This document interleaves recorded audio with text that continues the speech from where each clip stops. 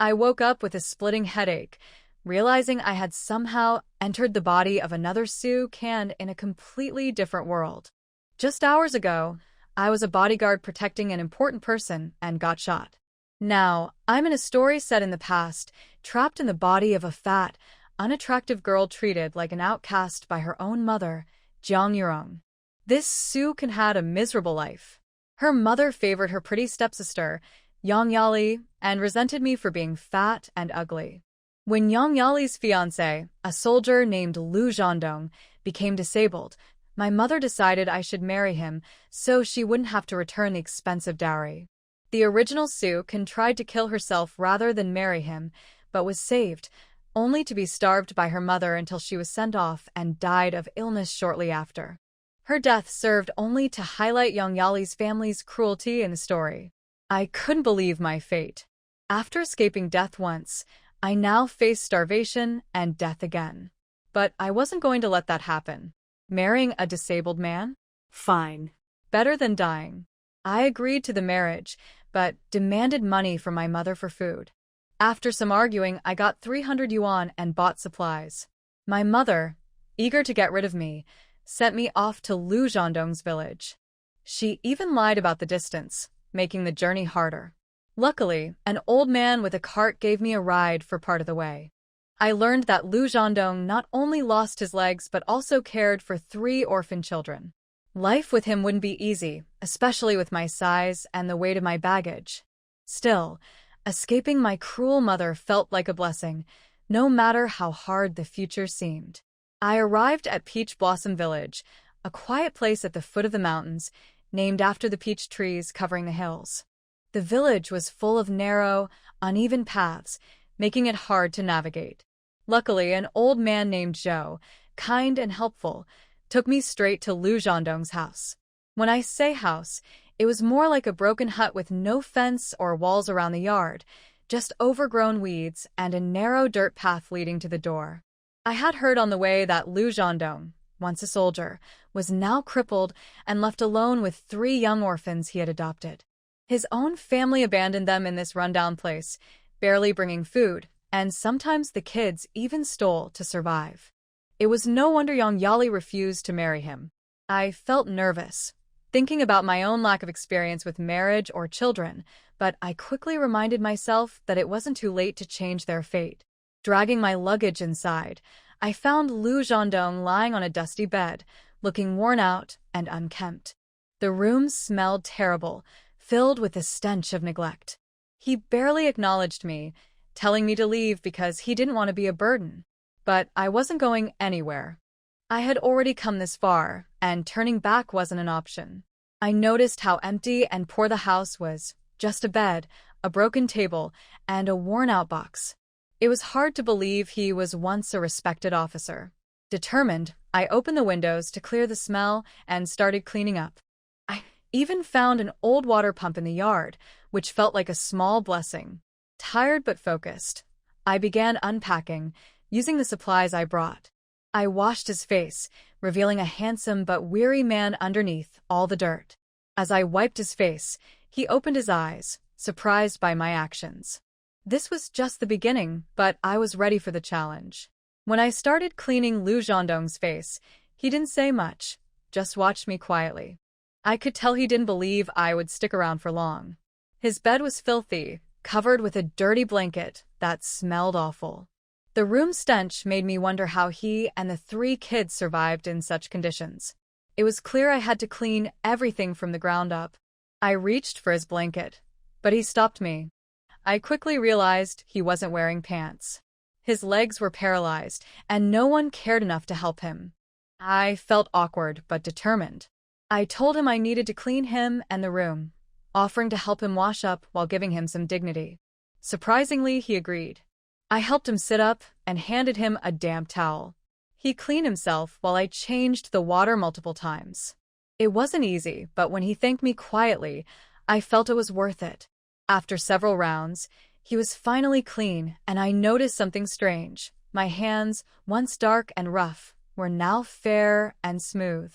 Curious, I washed my arms and face, revealing skin that wasn't naturally dark as I believed, but just covered in years of grime. My mother's lies about my skin disease became clear. If I lost weight, maybe I could even be pretty. When I returned, even Lu Zhendong looked surprised. I offered to clean his legs, but he hesitated, warning me about his severe injuries. I wasn't afraid. As a former bodyguard, I had seen worse. His legs were in terrible condition, with infected wounds and even a bullet still lodged in one. I was angry no one had taken him to a hospital. It was clear why he didn't survive in the original story. But I wasn't going to let that happen this time. I learned quickly that money was the biggest reason for Lu Zhendong's suffering. Despite sending most of his salary home for 3 years to provide for the 3 children he adopted, none of it was spent on them. When he got injured, no one in his family was willing to pay for his treatment. Still, I was hopeful when I found out he had feeling in his legs. I promised myself I wouldn't let him become permanently disabled.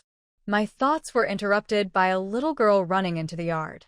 She was thin, dirty, and wearing oversized, torn clothes. Her shoes barely fit, with holes showing her toes and heels. She looked frightened when she saw me. Before I could speak, a boy ran in, just as dirty and barefoot, holding a rusty can filled with cicadas, excited about roasting them for food. It broke my heart. Their only meal was going to be bugs. Lu Zhendong introduced them as his adopted children, twins Wenhao and Xiaotian, and their older brother Wenyuan, who wasn't home yet. Wenhao, blunt and honest, called me a fat lady and worried I'd eat all their food.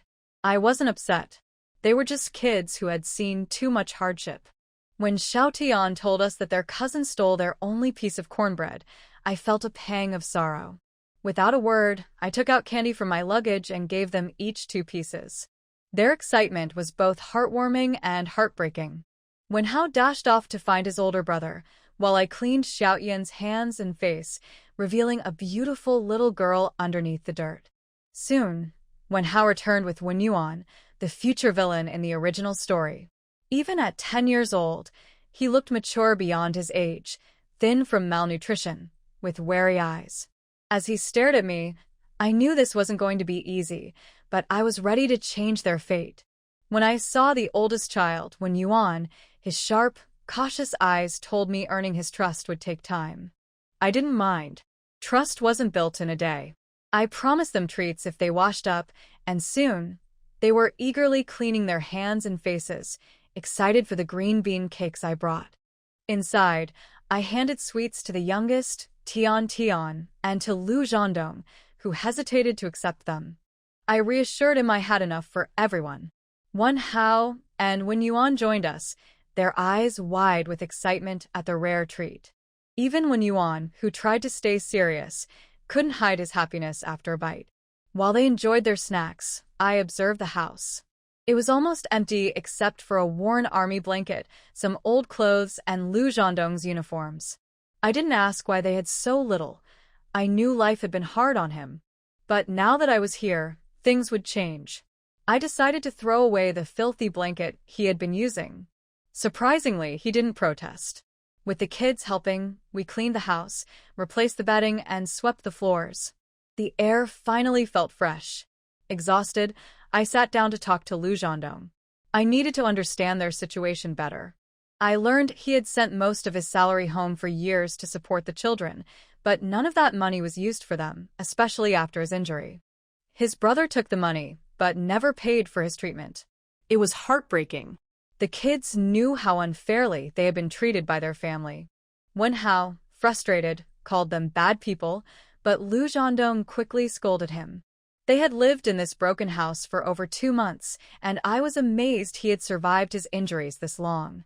I remembered from the original story that he would soon die without treatment. I couldn't let that happen. I asked the boys to take me to the village office. We couldn't survive without proper supplies, and I was determined to find a solution.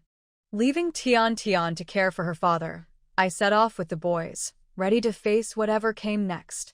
Lu Zhendong sat on the Kong, looking at her fat back through the window, feeling a little complicated. Is this woman really willing to stay for their impoverished family? Su Can walked a distance with the 2 children and stopped only after making sure that Lu Zhendong could not see the 3 people. When Yuan, when how, all the money your father earned before was withheld by your grandparents, and now they don't give us any food after the family division. The family is so poor that we don't even have a pot. Do you want to eat at home like other families? Yes. Lu Wenhao answered loudly. Although Lu Wenyuan didn't speak, he looked at Su Kan and nodded silently. I want it too much. I want to dream about it. When we go to grandparents' house, you have to listen to me. I promise to cook for you at home in the future, and you will all be full, and you don't have to wait for others to bring us food. Can you two do it? This time, both of them nodded vigorously. How could they not want such a good thing? Okay, I'll tell you. Su Kan lowered her voice and said a few words to the two children. The two little guys blinked their eyes and nodded at her. Taohua village is not big. It's almost noon now. When Su Kan followed the two children to the village branch, they still met some villagers. Because Su Kan's body is too big, in this era when everyone is hungry and cold, it is particularly eye-catching. Some people who are curious heard the news and ran out to see. When they saw her appearance, they all stared at her curiously, some with strange eyes, and some covered their mouths and laughed secretly. Anyway, there were all kinds of expressions. Su Kan didn't take it to heart at all. In her previous life, she was a bodyguard and was proficient in all kinds of training. Psychological training is even more of a piece of cake. What she is experiencing now is nothing to her. Because of eating white rabbit milk candy and mung bean cake, Lu Wenhao walked in the village with his head held high today. The candy wrapper turned into a flag in his hand, and he kept waving it in his hand. Su Kan wanted to laugh when he saw the little look. The village party secretary is Zhou Chongting, a very prestigious person in Taohua village. When Su Kan walked in with his two children, he unexpectedly ran into Uncle Zhou, who drove the horse-drawn carriage to pick up his leg today. After the greetings, he found out that Uncle Zhou was the elder brother of the village party secretary Zhou Chongting. He went to the market in the commune today to bring some things to Secretary Zhou's house. With Uncle Zhou around, Su Kan's words and actions became much more convenient. Uncle Zhou, I don't have any other requests. We don't even have a pot to cook at home, let alone treat Lu Zhandong's leg. Today, please go to the old Lu family to be a witness for me. I want to separate from my parents-in-law. Separation of the family is very common in rural areas. Almost everyone in the village knew about the situation of the Lu family. When they heard Su Kan say that he came for the separation of the family, Secretary Zhou nodded without saying a word. Zhandong's wife, there is no doubt about this. I will make this trip for you, Su Kan said gratefully. Before I came, Zhandong told me that Uncle Zhou took good care of him and the children, and asked me not to make things difficult for you. After the family is divided, I must come to thank you properly. Secretary Zhou waved his hand. Zhandong has made many contributions in the army. It is uncomfortable for us to see that he has been treated like this after returning to the village. Zhandong's wife, I tell you the truth, you can agree to marry Zhandong at this time, this is it. Secretary Zhou gave her a thumbs up. Who in the whole village doesn't know about Lu Zhandong's situation now? But everyone's situation is not easy, and no one can help such a family to make a living. On the way to the old Lu's house with Su Kan, Secretary Zhou specially called two village cadres. The two little guys, Lu Wenyuan and Lu Wenhao, were not idle either. On the way to their grandparents' house, whenever they met friends in the village, they would talk to them about the family division. They also specially asked their family members to watch the excitement. Taohua village was not big to begin with, and there was no farm work on the fields at this time. When they heard that the Lu family had divided, the good guys came quickly. How fast did the news spread? Before Su Kan, Secretary Zhou and the village cadres arrived at the old Lu family, someone had already told the Lu family the news. Hearing that Su Kan brought people to divide the family, the old Lu family was furious. Especially Mrs. Lu.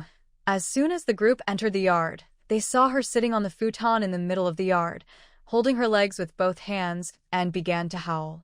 While howling, she told how difficult it was for her to raise several children over the years. She said that Su Kan, the new daughter-in-law, was here to take her life, and that Lu Zhandong was unfilial, etc. She cried with snot and tears. The families of the old Lu family, Lu Hongjun and Lu Hongwu, the second son, were all standing in the yard in full battle array. Lu Shuiyuan, the head of the family, squatted at the door, holding a dry pipe in his hand, puffing. Secretary Zhou did not expect that Mrs. Lu would do this. Old sister-in-law, this is your third daughter-in-law. It is only natural for her to come to you to divide the family property. We are all here to be witnesses. After hearing what Secretary Zhou said, Mrs. Lu stood up from the ground, pointed at the big tree next to her, and cursed. Who told you that she is our daughter-in-law? You can come to help her divide the family property today, but if anyone divides the family property, I will crash into the ground and die. Mrs. Lu cursed again, and Sukin could not understand some of the words. But it was definitely not something nice to hear. It looked like she had run into a tough guy. But she was not a pushover. Since he was a tough guy, she could only use force. On the way here, she asked Lu Wenhao which part of the house was the kitchen and which part was for furniture. She looked around and saw in the corner. Rural people use it diligently, and the surface looks shiny. She walked over without saying a word. She picked up the and went straight to the big water tank in the yard, swung the and smashed it down with all her strength. With a loud noise, the people watching the excitement around all screamed unconsciously. The water tank was broken into several pieces by her smash, and the full tank of water instantly flowed all over the ground. Sukin was fat, and after washing the dust on her face and arms, she looked plump and white. Not only the people of the Lu family, but also the people who saw her for the first time in Taohua village, all thought that she must be a lazy person. This kind of person has no strength, and she has just arrived in Taohua village. After the Lu family made such a fuss, she must have no tricks. But no one expected that she would do this suddenly. The Lu family was stunned. Su Kan threw the aside and put his hands on his hips. You don't want to live anymore, right? It doesn't matter. If we die together. I tell you, if you can't kill me today, I will go to the County Public Security Bureau this afternoon to sue you for abusing soldiers and their families. Let the public security comrades see what kind of life Lu Zhandong is leading now. He has been a soldier for so many years, and he saves money every month to send his allowance back home. But open your eyes and look, this kid doesn't even have a pair of shoes on his feet. Look how hungry they are. You are killing people without shedding blood. After Su Kan finished speaking, Lu Wenhao next to him immediately opened his voice and burst into tears. Lu Wenyuan beside him clenched his fists tightly and wiped his tears. They were young, and no one had ever stood up for them. Because if anyone dared to stand up for them, Lu Hongwu's family would scold them in the village for 3 days and 3 nights without stopping. As time went on, no one dared to touch this tough guy. In the 3 years since the 3 siblings came to the Lu family, they had not had a full meal in the 3 years because their father had been busy with combat missions and had not returned. Because Mrs. Lu started to curse, the Lu family's yard was already crowded with villagers who came to watch the fun, and many people nodded after listening to Su Kan's words. These 3 children are so pitiful. Have they ever had a full meal since they came to our Taohua village? That's right. People should not go too far, or they will be punished by God. How did the children get a penny of the allowance that Lu Zhandong sent back? Someone should have punished them a long time ago. I think this third daughter-in-law is good. She can speak up for the Zhan family at a time like this. I think if the third family really goes to the County Public Security Bureau, someone from the old Lu family will really have to go to jail. The villagers talked about it in a flurry. After all, everyone knew exactly what life was like for Lu Zhandong and his 3 children. Old Mrs. Lu looked at her broken water tank and wanted to wail, but after hearing Su Kan's accusations and going to the County Public Security Bureau to sue her, she suddenly became a little scared. Sister-in-law, the third son's wife is right. I went to a meeting a few days ago, and the people above said that anyone who dares to abuse soldiers and their families will go to jail. Party Secretary Zhou next to her looked at old lady Lu on the ground and reminded her earnestly. We have already divided the family. Why should we divide again? If you, woman, say one more word, do you believe that I will tear you apart today? Lu Hongwu, The second son of the Liu family clenched his fists, stared at Su-kan with a pair of bull eyes, and cursed. He is a well-known rough man in the village. He is a big and strong man, and no one dares to provoke him in the village. He yelled at the top of his voice, and the people around him were a little scared. Some people began to worry about Su-kan.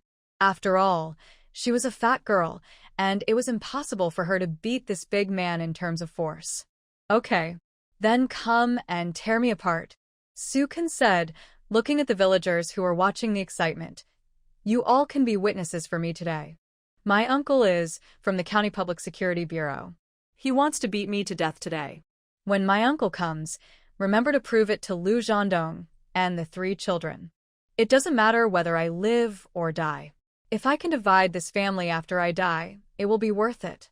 In fact, she was not talking nonsense, because the marriage between Liu Zhandong and Yang Yali was originally arranged by Director Fong of the County Public Security Bureau. The Yang family and Director Fong lived in the same compound, and the original owner was too fat, so he was considered a celebrity in the compound. It's just because Jiang Yurong cherishes her face and basically doesn't let her go out. But as long as she goes out, everyone in the compound knows whose child she is. You're full of. If your uncle was from the Public Security Bureau, how could you marry into a remote mountain village like ours? Liu Hongwu was actually a little scared, but he was used to being a boss in this village, so it was impossible for him to bow down to this woman all of a sudden. Su-kan sneered after hearing his words. Do you think any ordinary family can support my body? If our family's living conditions were not good, would I be so fat? I married here because Liu Zhandong is a soldier. It was because of my father's relationship in the army that I met Liu Zhandong. As soon as Su-kan's words came out, the villagers immediately talked about it. As the saying goes, a monk who has traveled a long way can recite scriptures, and Su-kan's words just now really fooled some people. And what she said is indeed reasonable. She is fat and has delicate skin and tender flesh.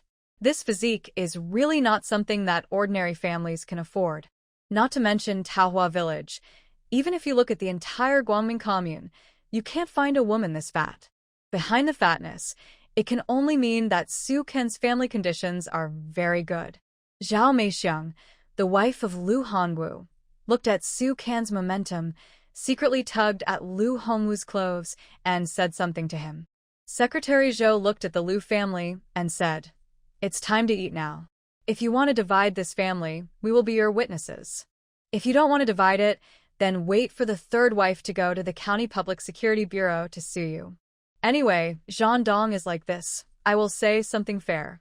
Once the case is determined in the County Public Security Bureau, I dare not say anything about the Liu family's wife, but all the men in your family can escape. Secretary Zhou finally looked at Liu Shuyuan, who had been squatting at the door of the main hall smoking a pipe. Brother Shuyuan, give me a word. Is this family going to be divided or not? If not, we will go back first. Not divided. Before his father could speak, Liu Hongwu shouted first. If it's not divided, will you go to jail? This was said by Liu Shuyuan, who had been silent all the time. He knocked the pipe in his hand on the stone at the door, and then stood up. Liu Hongwu was choked for a moment. Although he was physically strong, he was naturally discouraged when he heard that he was going to jail. Everyone knew that if he was arrested, his wife and children at home would never be able to hold their heads up in their lives. Of course, the most important thing was that prison was not a place for people. No matter how ruthless he was afraid of going to jail. The head of the family, Mrs. Liu, was still a little unwilling. She stood up from the mat on the ground and looked at Liu Shuyuan at the door. Liu Shuyuan looked at Secretary Zhou and raised his hand. Then let's split the family. Listening to what her father-in-law said, Su-kan was relieved in her heart. In fact, she was not afraid of going to the county to complain, but it was troublesome. As long as the old Liu family agreed to split the family, the next thing would be easy to handle. Splitting the family is a big deal in the countryside, but with the village secretary and village cadres present, Su-kan just watched from the side. Moreover, the villagers watching the excitement around her would automatically talk about the things that each family should pay attention to when splitting the family without her asking. She learned a lot just by listening. Finally, with the witness of the villagers, the family was finally divided. A total of more than 20 kilograms of grain, 2 kilograms of cotton, an iron pot, a noodle jar, and a cart full of miscellaneous things. When it came to dividing the money, Mrs. Liu didn't want to give it, so Sukin told her again about the allowance Liu Zhendong had sent home over the years. Let's not talk about anything else. The money Liu Zhendong sent back in the past 3 years since he became the head of the regiment alone is more than 3,000 yuan. He had been a soldier for more than 10 years before. Everyone, help us calculate how much money this is. Look at the children you helped raise. Look at how thin they are. I don't want more, just give me 1,000 yuan. The villagers looked at the two brothers Liu Wenyuan and Liu Wenhao, and the pot exploded instantly. More than 3,000 yuan, this is not an ordinary wealthy family in the countryside. Whose family can have so much money normally? They didn't know it before, but after hearing what Sukin said, they knew that the old Liu family was so rich. But with so much money, they still raise their children like this, which is simply conscienceless. It has come to this point. It is useless for Mrs. Liu to not want to divide it. Besides, Liu Zhendong has a leg injury now. If she doesn't give him money, he will just wait for death. The money has been spent a long time ago. Now the whole family can't afford 300 yuan. I can give you 100 yuan at most. She felt sorry for this money. How many good things can the whole family eat with 100 yuan? Sukin sneered. Liu Zhendong sent so much money home, and it was all spent? Then can you tell me where it all went? If Liu Zhendong has no money to see a doctor, and he dies of infection, I will have to go to the County Public Security Bureau to sue you. Anyway, I will go back to the county town by then, and we will see who can outlast whom. She could see that the Liu family in front of her looked arrogant on the surface, but in fact they were just paper tigers. Mrs. Liu was so angry that her stomach was bulging, and she wanted to tear Su Can's mouth apart. But he came from the county town, and was well informed. If he really got into trouble with the Liu family, her family would definitely have a hard time in the future. Unable to stand the discussion of the people around her, she finally gritted her teeth and took out 200 yuan. This was already very good for Su Can. Although this money could not be compared with the money sent back by Liu Zhendong, 200 yuan solved her big problem. After the division of the family, Secretary Zhou asked several strong villagers to help Su Can pull the cart back home. When Su Can left the Liu family with the two children, Liu Hongwu pointed at Su Can with a ferocious expression. You dead fat man. Wait for me. Su Can was happy when he heard it, and looked at the villagers around him and said, Grandpa, Aunt, Uncle, Aunt, you can be my witnesses. If our family has an accident in Taohua village, it is the second brother who did it. As soon as these words came out, Liu Hongwu's wife hurried over and dragged him into the house. On the way back, Liu Wenyuan carried a dozen eggs and a straw hat, and Liu Wenhao held an old hen. The two ran away in a flash. Sukin knew that the two children were happy. In fact, she was in a better mood at this time. All three children were fine, and Liu Zhendong's leg would be healed. She believed that with what she learned in her previous life, she would definitely be able to live well in this era. Not dying, that was the happiest thing. Several villagers helped Su Can pull the cart directly to the door, and helped carry the noodle jar into the house, and helped put the iron pot on the stove. Su Can hurried into the house and took a few pieces of white rabbit milk candy and gave each person 2 pieces. Although there were not many things, the villagers who got the candy left happily. After all, this thing is a rare thing in the countryside. I don't know how happy the children would be if they saw it. This trip made Su Can gain a lot. At least with these things, this home looks more like a home. After sending people away, when Su Can entered the house, he saw Liu Wenhao holding the old hen and making faces in the house, which made Liu Xiaotian cover her mouth and laugh. As soon as Su Can came in, the room suddenly became quiet. Liu Zhendong looked at her gratefully. Su Can, thank you. Hearing from his son that Su Can went to the Liu family to divide the family property and would bring back a cart of things, Liu Zhendong was grateful to this woman from the bottom of his heart. Su Can looked at him. Why are you always polite to me? We are a family now. You always thank me. Don't you regard me as your wife? Lu Zhandong looked at her deeply and said nothing. Sukin took out a few mung bean cakes from her bag, put some white rabbit milk candies in it, and then took out a can of malted milk to wrap it up. Looking at Lu Wenyuan, she said, "Go pick up some firewood nearby first, and I will make you delicious food when you come back." The little guy was not good at speaking, so he just looked at her and nodded. Sukin looked at Lu Zhandong again and said, "Please bear with it for a while. I'll go to Uncle Zhou's house and come back in a while." "Okay, Noheri." He saw that she was going to thank the village party secretary. Sukin looked at Lu Wenhao and said, "Wenhao, take the old hen and come with me to Grandpa Zhou's house." Lu Wenhao immediately hugged the old hen tightly when he heard it. "This is ours." He thought that the new mother was going to give the old hen away. Sukin smiled at his actions. "We don't even have a chicken coop at home now. Let's put this chicken in Grandpa Zhou's house for a few days. When the chicken coop is built, we will go and get it back." Hearing what Sukin said, Lu Wenhao was relieved, but he still stared at the small bundle in her hand. "Do we still have the things in that jar?" He saw the jar of malted milk. He had seen it before at his grandmother's house. He only saw a small grain of it on the table. At that time, he dipped his finger into his mouth. It was so fragrant and sweet. Sukin smiled and nodded. "Yes. This can is our thanks to Secretary Zhou for helping our family. We should learn to be grateful. When others help you, you should thank them sincerely, so that when you are in trouble in the future, they will lend a hand again. Don't you think so?" Lu Wenhao nodded after hearing her words.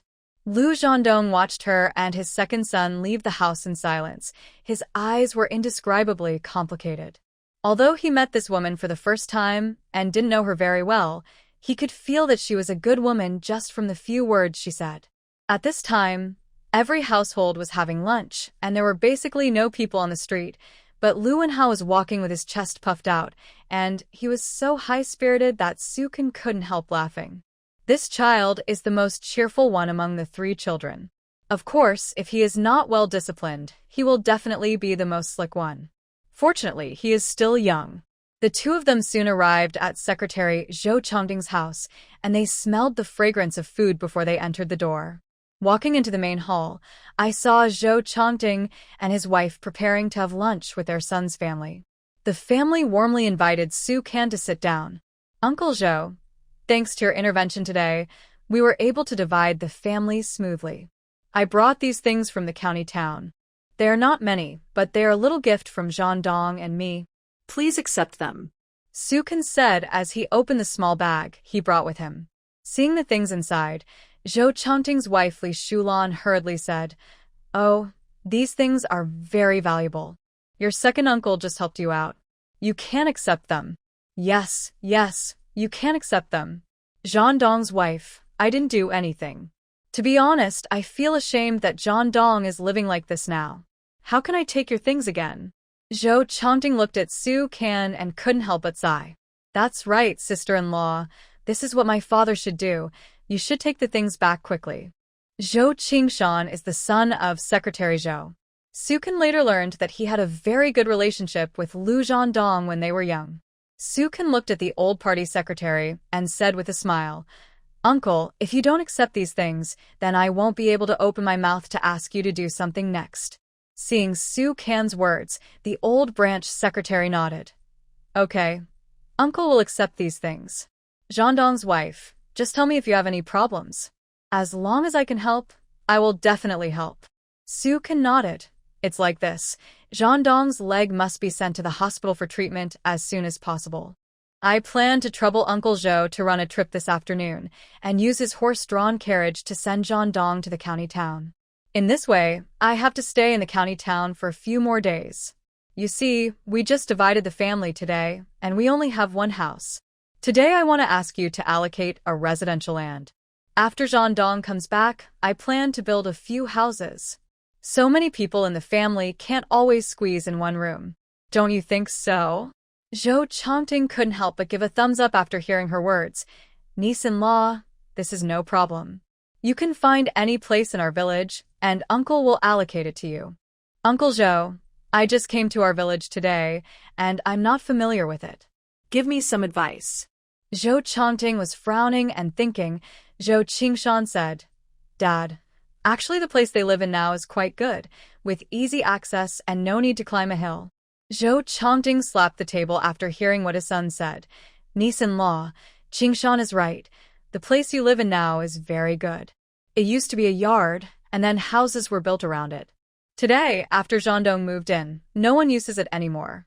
You see, the grass is more than 1 meter tall. Besides, the place is big and can accommodate 6 houses, and the yard in front is not small either. It is definitely a good place. Okay. Thank you so much, Uncle Zhou. Look at you, kid. Why do you only say thank you? If you need any help in the future, just come and tell me. You don't know, Qingshan and Zhandong in our family grew up together, wearing open-crotch pants, and they have a good relationship. Zhou Qingshan took over the conversation. Sister-in-law, if you have any problems in the future, just come to me. Su Kan smiled. I really have something I want to ask you for help. Sister-in-law, tell me, what is it? Su Kan continued. I will take Zhandong to the county hospital in the afternoon. No one will be looking after the things that were divided today. I would like to ask Brother Qingshan to sleep there for a few nights and help us look after the children and things at home. It's no problem for such a small matter. Don't worry. I'll go there after dinner today. Su Kan looked at Li Shulan again. Aunt, this old hen was given to us when the family was divided today. I can't keep it when I go to the hospital. I want to keep this old hen with you for a few days. You can keep the eggs it lays for yourself. Is that okay with you? The family was divided, but she had to keep the things that were divided. These words made Li Shulan laugh. It's just something that is easy for Aunt. Don't worry. I will definitely take good care of it for you. Many rural people are warm-hearted and can do such things easily. Zhou Qingshan came over and took the little guy to the chicken coop and put the old hen into the chicken coop. Su Kan looked at Zhou Chongting again and said, Uncle, if our family builds a new house, how much money will it cost? She had to know the total amount before she knew what to do next. Zhou Chongting thought for a while and said, that depends on how many rooms you build first. Do you want to build all 6 rooms at once? That might cost more. Let us build 4 rooms first. Now was a time when she was short of money, so she had to do what she could. There is a rocky mountain to the west of our village. People in the village go there to get the stones to build houses. 200 yuan should be no problem for 4 rooms. Li Shulan next to her interrupted. Zhang Qingxing's family in the south of the village built 4 houses, and they only had 50 yuan. But his relatives helped a lot. Some sent vegetables, some sent food. Even several people came, which saved him a lot of money. Zhou Chongting nodded. Anyway, I guarantee that you can build the house with 200 yuan. If you save a little, 150 should be about the same. Su Kan stood up and said, Okay, then I know what to do. Uncle, Aunt, you guys hurry up and eat. I have to go back to cook for them. The children didn't eat this morning, and they are all hungry. Li Shulan stopped her and said, Niece-in-law, we won't keep you here. So, you can go with me to the vegetable garden at the back to pick some vegetables. Su Kan didn't expect there would be such a good thing. When he was about to go out with her, he remembered something and turned to look at Zhou Qingshan. Brother Qingshan, do you have any razors or shaving equipment at home? Lu Zhandong hadn't shaved his beard for 2 months, and his hair was too long, so she had to change his look. Zhou Qingshan understood what she said.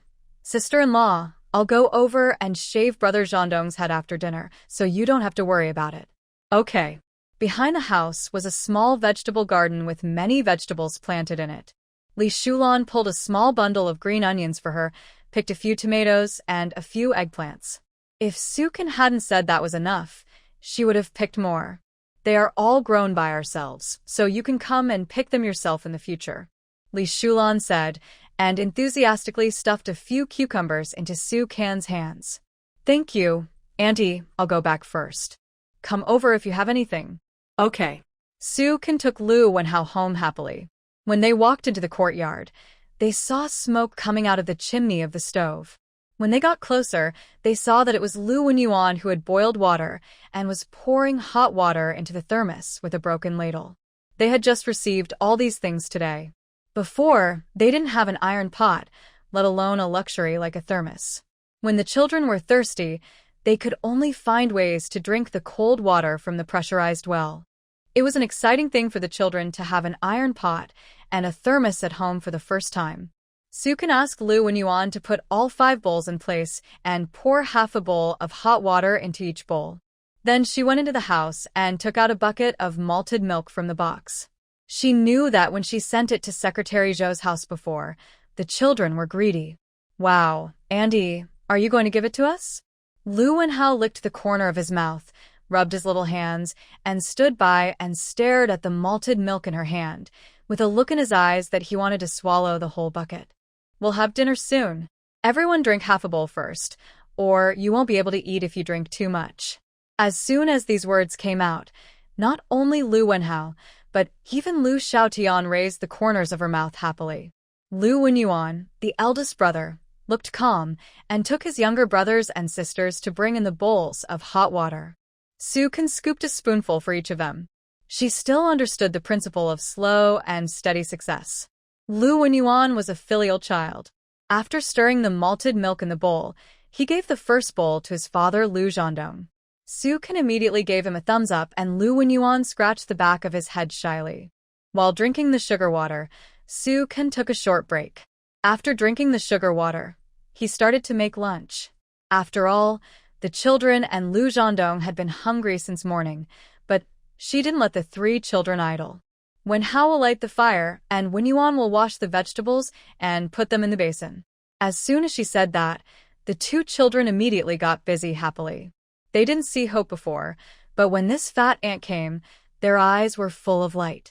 Today they ate good things that they couldn't eat during the Chinese New Year, such as white rabbit milk candy, mung bean cake, and malted milk. Every child was very motivated. Lu Xiaotian looked at Sukan's red face due to the heat and took the initiative to get her a stool. Sukan sat down and reached out to touch her head. The little girl smiled a little embarrassedly, and her little face also turned red. Lu Wenyuan quickly washed all the vegetables, put them in a porcelain basin, and brought them to Sukan. Sukan looked at the tomatoes in the basin, and then realized that there was not even a kitchen knife and cutting board at home. Wenyuan, who can borrow a cutting board from her house? Lu Wenyuan is not a talkative person, but Sukan asked him anyway. There are people living around the house where Lu Zhandong lives now, but she believes that Lu Wenyuan must know something about which family has better character. Sure enough, Lu Wenyuan looked around and raised his hand to point to a family in the southeast corner. Whose family is that? Third aunt. Sukan said with a smile. Then go and borrow the cutting board and kitchen knife from third aunt, and we will return them to her after use. Lu Wenyuan didn't say anything, but he turned around and ran out. Brother, I'll go with you. Lu Wenhao was so excited now, he ran after his eldest brother like a gust of wind. Looking at the backs of the 2 brothers, Sukan smiled and got up and went into the house. Lu Zhandong had already lain down. His legs hurt so much, his brows were slightly wrinkled, and it can be seen that he must be suffering every moment now. It's just for the children that he has been enduring. Hearing the noise of Sukan coming in, her brows immediately relaxed, as if the scene just now was just her fantasy. Lu Zhandong, this is what I planned. Sukan walked to the edge of the Kong and sat down. I have already greeted the old branch secretary when I went to his place just now. After lunch, I plan to take Uncle Zhou's carriage to send you to the county hospital. Your leg injury can't be delayed for another day, otherwise the wound will be infected. Brother Qingshan will come to help look after the house in the evening, so you don't have to worry about the 3 children. Aunt Zhou said that the children will go to their place for dinner during the days you are in the hospital. Lu Zhandong listened to her words with a complicated look in his eyes. If I go to the hospital for my leg, it will definitely cost a lot of money. Don't worry about the money. It will be a big deal if your leg recovers. Lu Zhandong's Adam's apple slid a few times, and some words came to his lips but couldn't be said. He wanted to say thank you to the woman in front of him, but he felt that these 2 words were too light. There is one more thing. I talked to the old branch secretary about the housing land. He said that the place we live in now is not bad. They will allocate housing land for 6 houses for us, and the yard will not be small. My original plan was to build 4 houses first, but we have to wait for you to come back from the hospital to figure it out. What do you think? Lu Zhandong looked at her in silence for a few seconds, his voice a little hoarse. This shouldn't be your concern. It has only been a few hours since this woman came to this house, but she has rekindled hope for this shaky home. I am a member of this family now. Of course I have to worry about it. Before you stand up again, I will be the head of this family. In fact, Sukin could see that he was full of gratitude to himself. But he didn't know that his leg could be saved, which was the most gratifying thing for her. Let's talk about building a house after I come back from the hospital. Okay. Sukin nodded. Fearing that he would be embarrassed, she got off the Kong and walked to the broken wooden box and opened the lid. Do you still have your underwear? If not, I'll cut a piece of this pair of military pants for you. He couldn't go to the hospital in such a shabby way, otherwise he would be laughed at. Look again, there should be another pair. Sukin rummaged through the things inside again, and sure enough, she found a military green bag at the bottom of the box, which also contained a brand new military uniform and vest, with a pair of military green underwear tucked inside the vest. She was immediately delighted. Although this thing was inconspicuous, it was really not good to be without it. Do you want to urinate now? To be honest, Sukin now only regarded him as a wounded soldier and did not take care of him as a man. Otherwise, how could she take care of him if she had to take care of such a private matter? Lu Zhandong shook his head. From last night to now, he could be said to have not taken a drop of water. How could he excrete excess water from his body? Then I'll put the underwear on your thighs, and then... Can you put it on slowly by yourself? Sukin was a girl after all, and she couldn't help blushing when she said this. Fortunately, she came from a modern society with advanced information, otherwise she wouldn't be able to speak. Okay. Although his legs couldn't move, his arms were fine. Sukin carefully put the army green underwear on his legs, fearing that it would touch his wound. When she moved up, she used her hands to deliberately support the upper part of the wound. It was easy to get over the wound, and then lift it up a distance, and the rest was left to Lu Zhandong himself.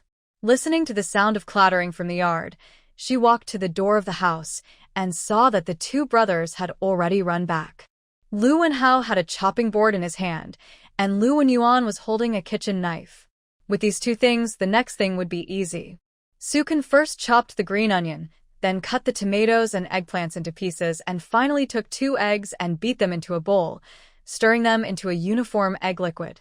When the family was divided, she was given more than 10 kilograms of white flour and dozens of kilograms of corn flour. She put more white flour, knowing that white flour was a rare thing in this era, and she put some corn flour into a thicker batter so that the amount could be larger. When mixing the dough, she put salt into water to dissolve it and poured it in, and then poured the diced eggplant into it and mixed it evenly. Finally, she asked Lu Wenyuan to light the fire and heat the oil in the pot. The family was divided into less than a bowl of lard. Seeing her scoop a large spoonful in, Lu Wenhao and Lu Xiaotian stared at her. Auntie, you put too much oil. Annie only puts a little when she cooks. Lu Wenhao couldn't help but remind Sukin. This bowl of oil will last for at least half a year. If the fat ant puts so much oil, it won't take long for the oil to be used up. It's a bit worrying. Lu Wenyuan, who was burning the fire, also leaned into the pot to look, and then looked at Sukin with an extremely worried expression. Seeing the expressions on the faces of the 3 children, Sukin smiled. Don't worry, as long as Auntie is here, I won't let you go hungry. Auntie, what delicious food are you going to make for us? Lu Wenhao was born with a chubby face and a pair of round eyes, looking so cute.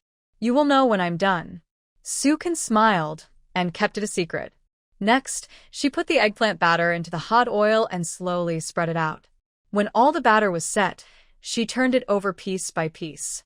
Under the frying of hot oil, the eggplant pancakes quickly turned brown on both sides, and the air was filled with a fragrant smell, which made the 3 children drool.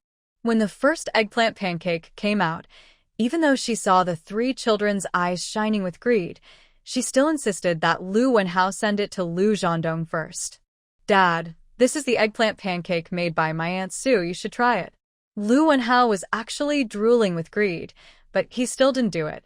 Lu Zhandong looked at the eggplant cake in the porcelain bowl, and his throat slid violently a few times. He didn't expect that a woman from the county town would be so smart and capable. "Have you eaten?" "Dad, there's more outside." Lu Wenhao turned around and jumped out of the house. From the happy little face, you can see how happy the children are. As soon as Lu Wenhao walked out of the house, he saw 2 eggplant cakes out of the pot. Knowing that he was starving, Su Kan asked the children to eat first. The 3 children tore a piece each, and when they put it in their mouths, they exhaled because it was hot. Lu Wenhao was grinning from the heat, jumping and jumping on the spot, making all kinds of faces, making Su Kan laugh. Lu Xiaotian was also amused and laughed while eating. Lu Wenyuan, who usually doesn't like to talk much, rarely raised the corner of his mouth. He took a bite of the eggplant cake in his hand, and it was so fragrant that he wanted to cry. From childhood to adulthood, he had never eaten such delicious food in his limited memory. While eating the delicious eggplant pancake, he secretly glanced at the fat aunt beside him, wishing she could stay. "Auntie, it's so delicious." Lu Wenhao ate the eggplant pancake in his mouth, and his words were slurred. Su Kan was amused by his appearance and looked at Lu Xiaotian next to him. Tian, is it delicious?" Lu Xiaotian nodded immediately. "Auntie, it's delicious." Although her voice was not loud, she rarely spoke.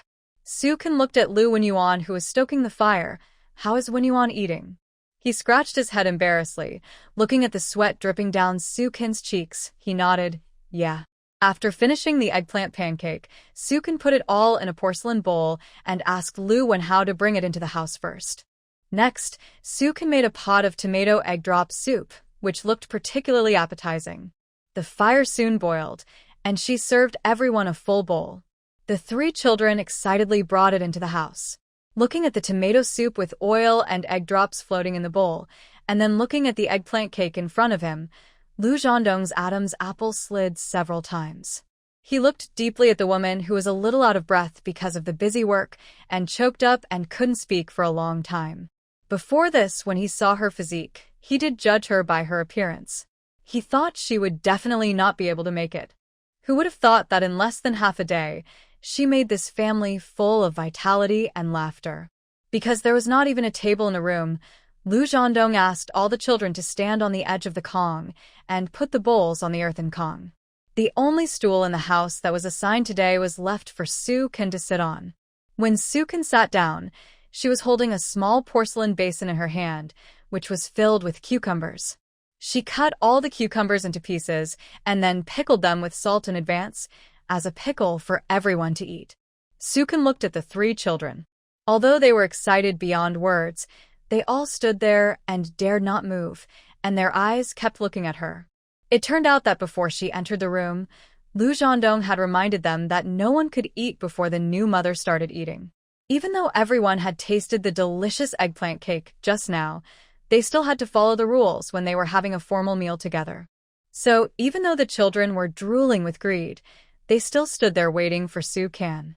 Su Kan saw what she meant, picked up her chopsticks and looked at everyone and said, "You must be starving, let's eat."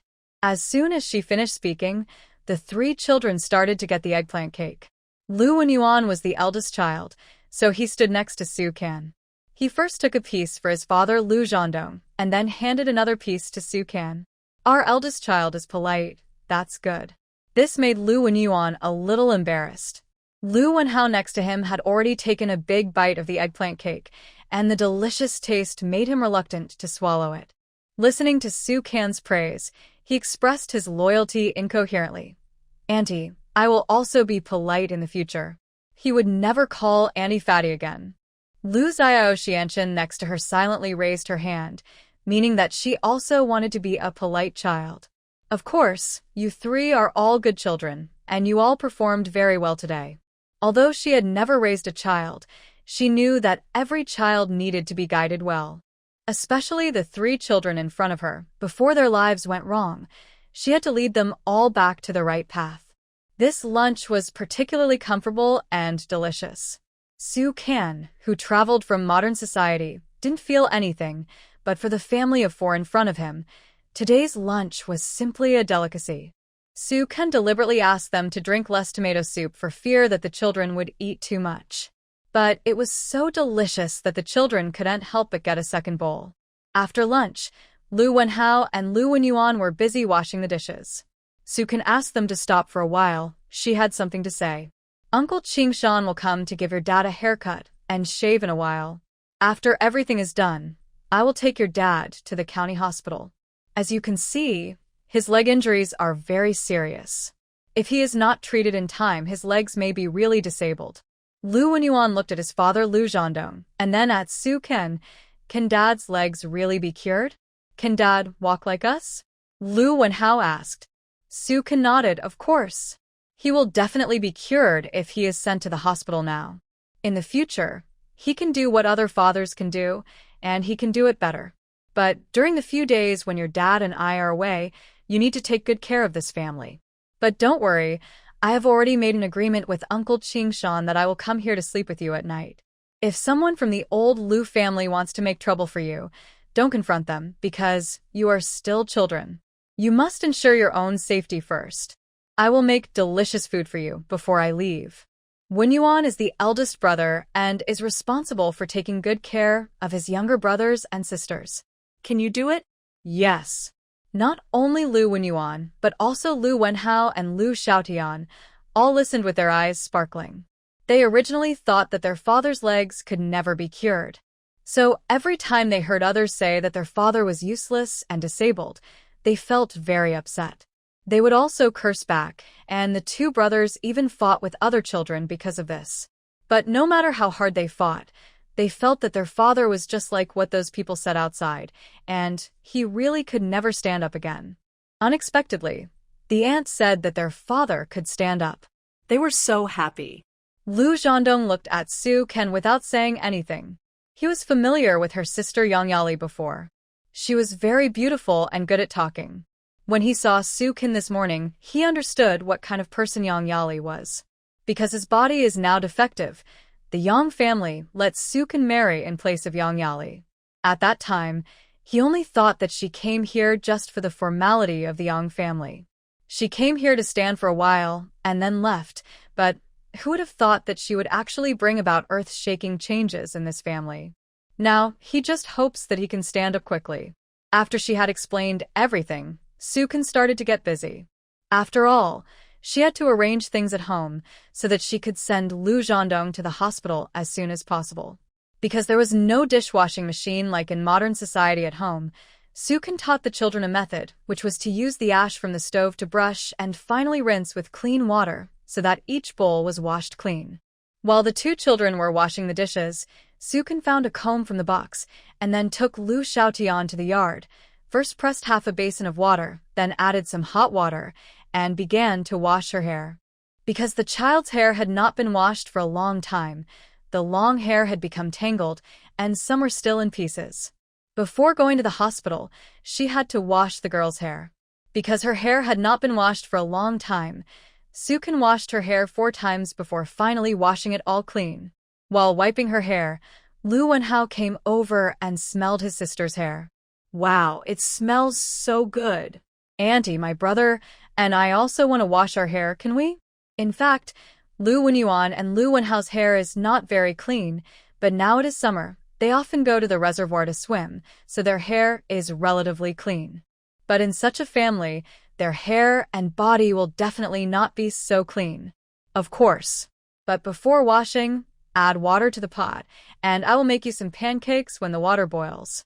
Before going to the county hospital, she still had to prepare meals for the 3 children for the next few days. When the 2 children heard it, they immediately ran over to press water, then poured it into the big pot and started to light the fire to boil water. After the water boiled, the 2 boys washed their hair, and Su Ken took out some cornmeal and mixed it, and then put the pancakes on the edge of the pot one by one. The original owner naturally would not do these things, but for her as a professional bodyguard, these are all trivial matters.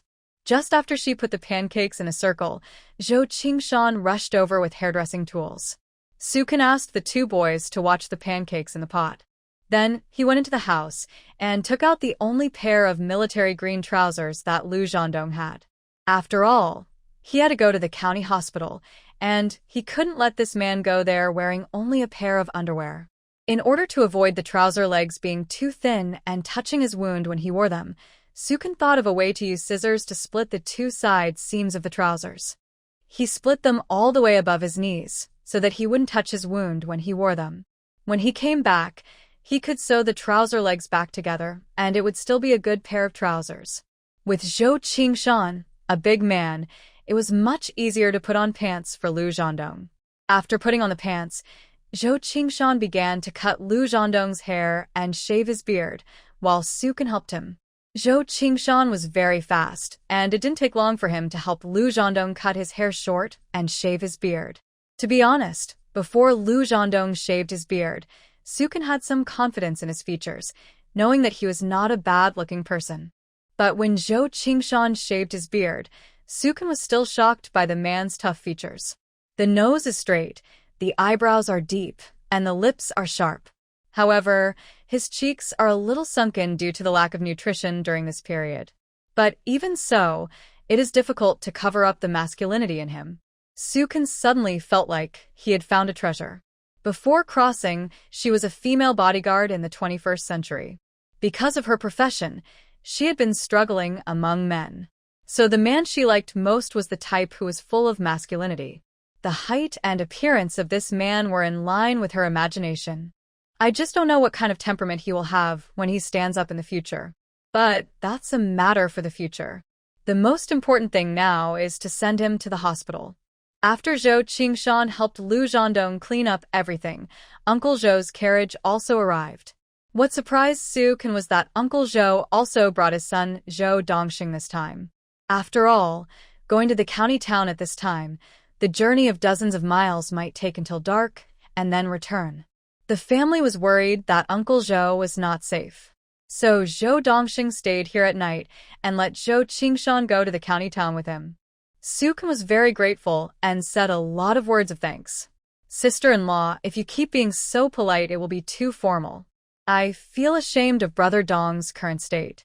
Before, Lu Hongwu was domineering in the village, and no one dared to control Brother Dong. It's a good thing that you came, otherwise Brother Dong's legs would really be useless. Zhou Qingshan has a good relationship with Lu Zhandong, but in Taohua village, few people dare to provoke Lu Hongwu. First, Lu Zhandong is his biological brother, and second, it costs money to treat his legs. In addition, Lu Zhandong has 3 adopted children to raise, so even if Zhou Qingshan has the heart, he doesn't have the strength. Now that Sukun is here, they can finally do something for Lu Zhandong. Sukun didn't say anything more. She kept this favor in her heart and would repay it when she had the chance in the future. She took out the only military blanket from the box and spread it on the carriage. Several people lifted Lu Zhandong onto the carriage, and Lu Wenyuan was sensible enough to take out a pillow to cushion his father. Sukun packed up his things, entrusted the 3 siblings of the Lu family to Zhou Dongxing, and then got on the carriage and set off. Before leaving, Sukun pulled Zhou Qingshan aside and whispered a few words to him. Zhou Qingshan nodded and just smiled and said, "Sister-in-law, just hold it." Because it was already afternoon, the temperature dropped a little. Many villagers in Taohua village who had taken a nap went out with cattail leaves fans, sitting in groups of 3 or 5 under the shade of trees to chat, and many sat on both sides of the road, where Sukun and his friends left. Today, the news that Sukun took Secretary Zhou to the old Lu family to divide the family had already spread from the head of the village to the end of the village like wings. It is not an exaggeration to describe it as becoming famous in one battle. At this time, the villagers saw Uncle Zhou driving a carriage with Lu Zhandong, Sukun and Zhou Qingshan lying on it, and naturally asked more questions. "Hey, Qingshan, where are you going?" Zhou Qingshan was sitting opposite Grandpa Zhou. When someone asked him, he stopped Grandpa Zhou and spoke in an unusually loud voice. "Send my brother Dong to the county hospital. Sister-in-law knows someone in the hospital. Get brother Dong's leg treated." "That's great. Zhan Dong is really a lucky man. He married a good wife." "Haha. Who says she isn't? Sister-in-law is not an ordinary person. She has people in the county, so it's easier for her to talk and do things than us. But there are only 3 children left in the family these days. Uncles and aunts, Please help take care of them at night, and don't let some people take advantage of them at this time. If something goes to the County Public Security Bureau, it will be a disgrace to our Taohua village. Don't you think so? Everyone agreed quickly, and some even said to Lu Zhandong, who was lying on the carriage, Zhandong, you can go and get your legs treated without worry. Don't worry about the children. As long as we are here, if anyone dares to cause trouble with the children at night, we Taohua village people will guarantee that he will not be forgiven. Yes, yes, yes. Anyone who dares to cause trouble at this time will be sent to the police station. Zhou Qingshan listened to everyone's agreement and smiled and bowed. Sukin thanked everyone at the right time. Uncle Zhou raised his whip and flicked it, and the carriage left quickly. On the way, they met several groups of villagers like this. Zhou Qingshan would say a few more words every time. When the carriage left Taohua village, the words he just said spread again like wings. In fact, Zhou Qingshan did this because Sukin specifically pulled him aside and told him before leaving. After all, she had a quarrel with the old Lu family today, and she also saw clearly what kind of person Lu Hongwu was. Although the old Lu family split up under pressure when the family was divided, she could feel that the second son of the Lu family, Lu Hongwu, was not a good-tempered person at all. What if Lu Hongwu took advantage of the dark to cause trouble for the 3 children after they left, and Zhou Dongxing alone would not be his opponent? The most important thing is that there is only one lonely house, and there is not even a wall around it. It is very easy for the Lu family to take action at night. So before leaving Taohua village, she must make the Lu family feel pressured. In fact, Sukin did not make a mistake. The Lu family agreed to the division on the surface and divided the things in front of the villagers of Taohua village.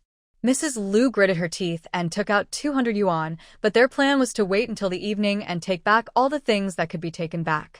Anyway, there is only one room for Lu Zhandong's family to live in now. Lu Zhandong's legs are already disabled. Sukin is not only a woman but also a fat man, so she is far behind in mobility. The rest are 3 children. The oldest Lu Wenyuan is only 10 years old. All of these people together are not a match for Lu Hongwu alone. After the division of the family, after Su Kan and the villagers left, the old Lu family discussed this result in the main hall. They gathered their breath and waited until it got dark. Lu Hongwu would go to the village to find a few people with whom he had good relations and go to the house where Lu Zhandong's family of 5 lived to rob things. After all, it was night time. Who could recognize them? But before it got completely dark, the people of the old Lu family heard a depressing news. Lu Zhandong's new fat wife actually took Lu Zhandong to the county hospital in Uncle Lu's carriage, and even Zhou Qingshan went with them. It was said that the 2 adults in the family had left, and only 3 children were left, so it would be easier for them to take action. But who knew that several people in the village would spontaneously go to Lu Zhandong's house at night to help watch the door? It was said that even the militia company in the village was dispatched. They were afraid that something would happen to the 3 children at night. When they heard the news, the old lady of the Lu family and Lu Hongwu were furious. The old lady sat on the Kong in the main room, shaking a palm leaf fan, her triangular eyes gloomy. Thinking that she had lost so many things today, she felt as uncomfortable as digging out her own heart. This fat woman, I think she is deliberately going against the Lu family. Lu Hongwu's eyes widened with anger. The 3rd son's wife did the right thing. The 3rd son should have been sent to the hospital long ago. Lu Hongjun, the head of the Lu family, spoke. Mrs. Lu snorted coldly. Boss, do you have a pig brain? How long has the 3rd son been lying on the Kong? You have seen the wound. How rotten are his 2 legs? No one from the army came to see. Why? Isn't it because the 3rd son's legs are already useless? There is no hope. Do you really think that the fat woman came to save the 3rd son? Isn't it just to scrape something out of him? Don't forget that the 3rd son is still receiving a subsidy from the state. Lu Hongjun said in a muffled voice. Mom, that's your own son. It's not fair to do this. He is a well-known honest man in the Lu family, and he usually won't speak. But today, seeing Su Kan's fierce side, there are some things he can't help but want to say. Old Mrs. Lu looked at him and scolded. I think you have in your brain, don't you? How could you be so unkind? The third brother's leg is broken, and we don't keep his money well. Are we going to give it to those 3 debt collectors? Don't forget, those 3 are here to collect debts, and they have nothing to do with our Lu family. They eat and drink our food every day. The third brother is so stupid that he lets people cheat him, and we in the Lu family can't be fools. Lu Hongwu agreed with his mother's words. That's right. Big brother, that fat guy has only been here for half a day today, and he came to divide our property. Even if the things are really divided, if the third brother dies in the end, and that fat Sue goes back to the county town, won't the things that are divided still fall into the hands of those 3 debt collectors? Are they our Lu family? When have you been generous enough to raise children for others? And you raise 3 at a time? You can do it. Third brother will definitely not die. Lu Hongjun retorted sullenly. Old Lady Lu glared at him with disgust. Okay, what can you figure out with your blocky head? Just do your job well. These words made Lu Hongjun speechless, frowning and smoking his pipe. He only had the job of working in this family, not talking. Lu Hongwu's wife, Zhao Meixiang, agreed.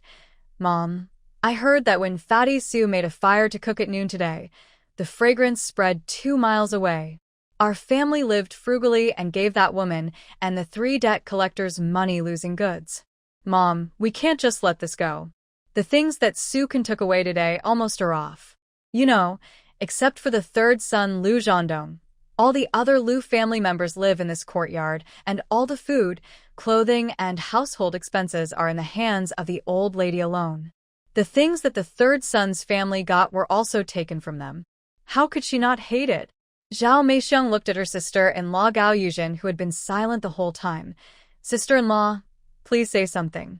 This matter affects our entire family's eating, drinking, defecating, urinating, and sleeping. Gao Yuzhen glanced at her husband, who was smoking a pipe, then nodded at Zhao Meixiang. Sister-in-law, you are right. Those 3 children cannot be raised by our Lu family anyway, but today, all 3 children took a share of the things they got. They are eating them with relish. But doesn't that make our own children suffer? Her husband was honest and couldn't say anything for a long time, but she was not a pushover. Naturally, she was heartbroken about the things that the third brother's family got today. Sister-in-law is right. If they eat more, our own children will eat less. Zhao Meixiang usually disliked her sister-in-law, but at times like this, they had to work together. Old Mrs. Lu waved a large palm leaf fan, then raised her hand and pounded her chest. Oh, my chest is so stuffy. People from the eldest family, the second family, I don't care what you do.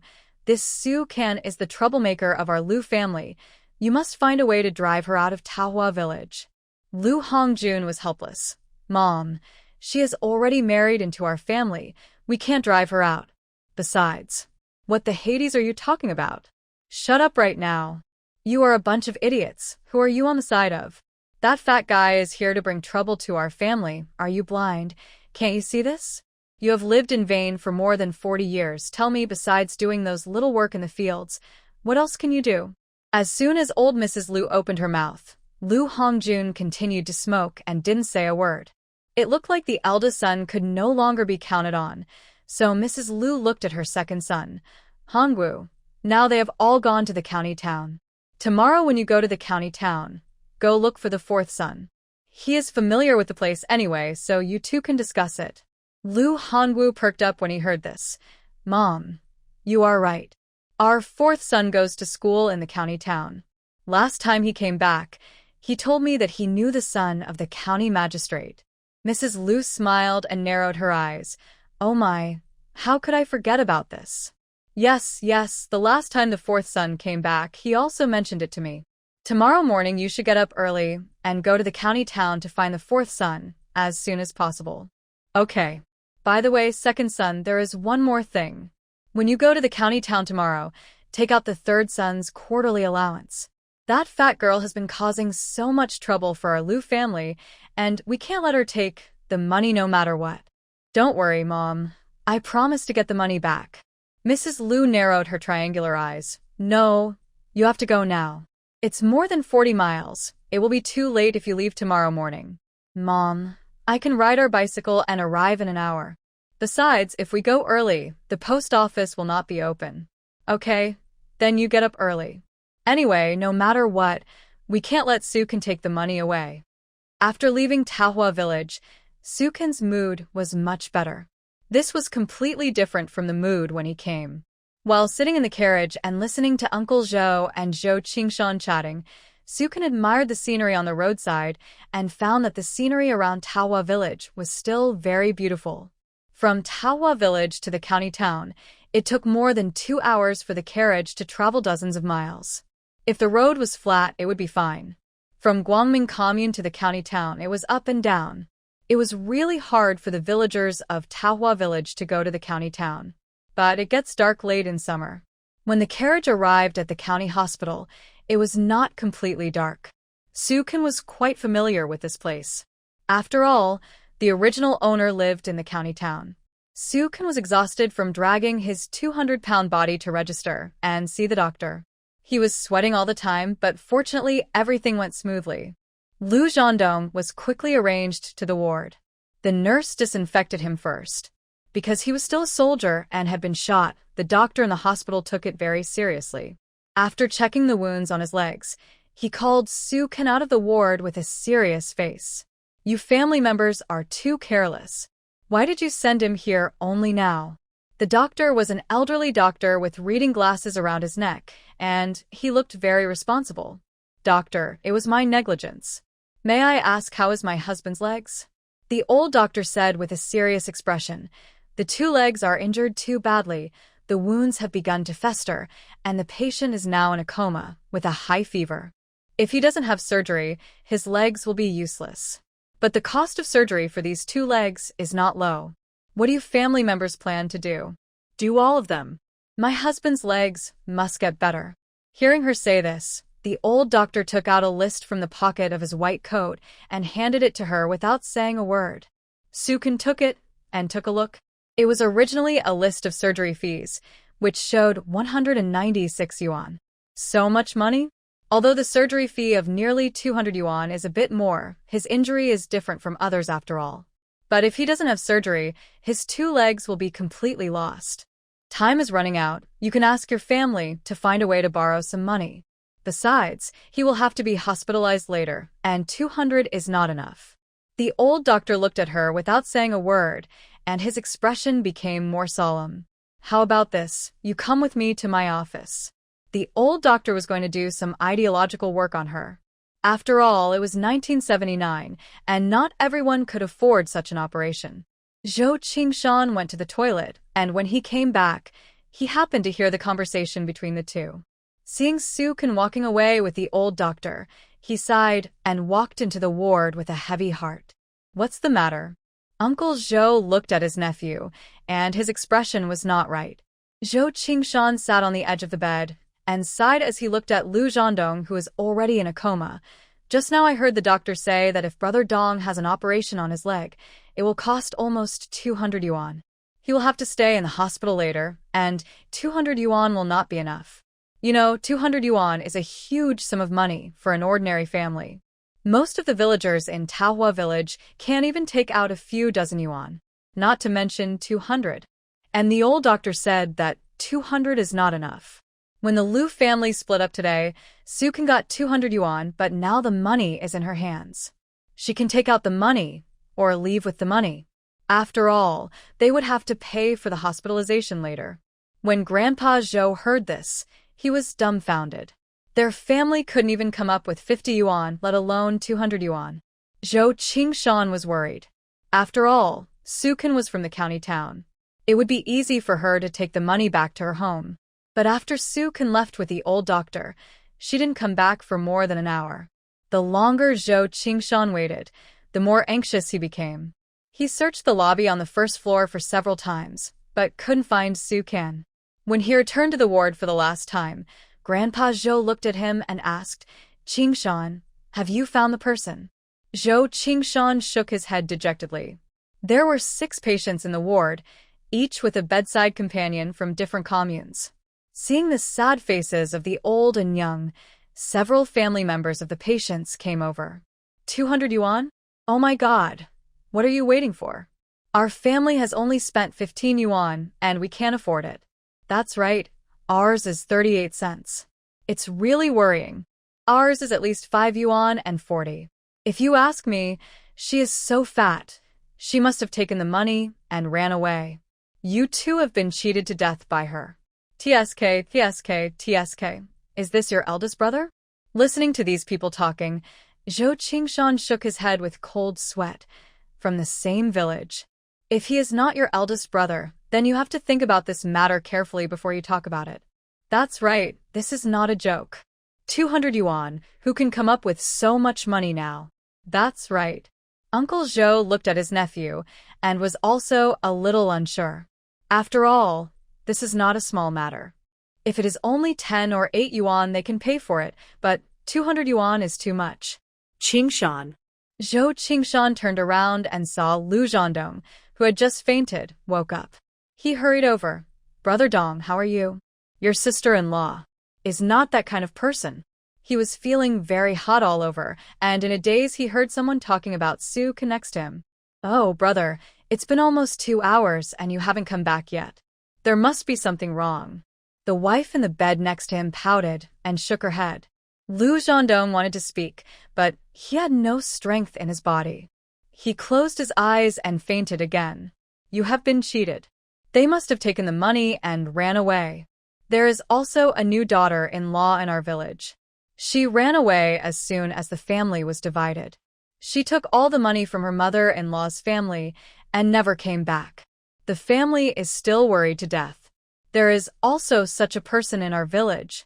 Listening to the discussions in the ward, Zhou Qingshan had no idea at all.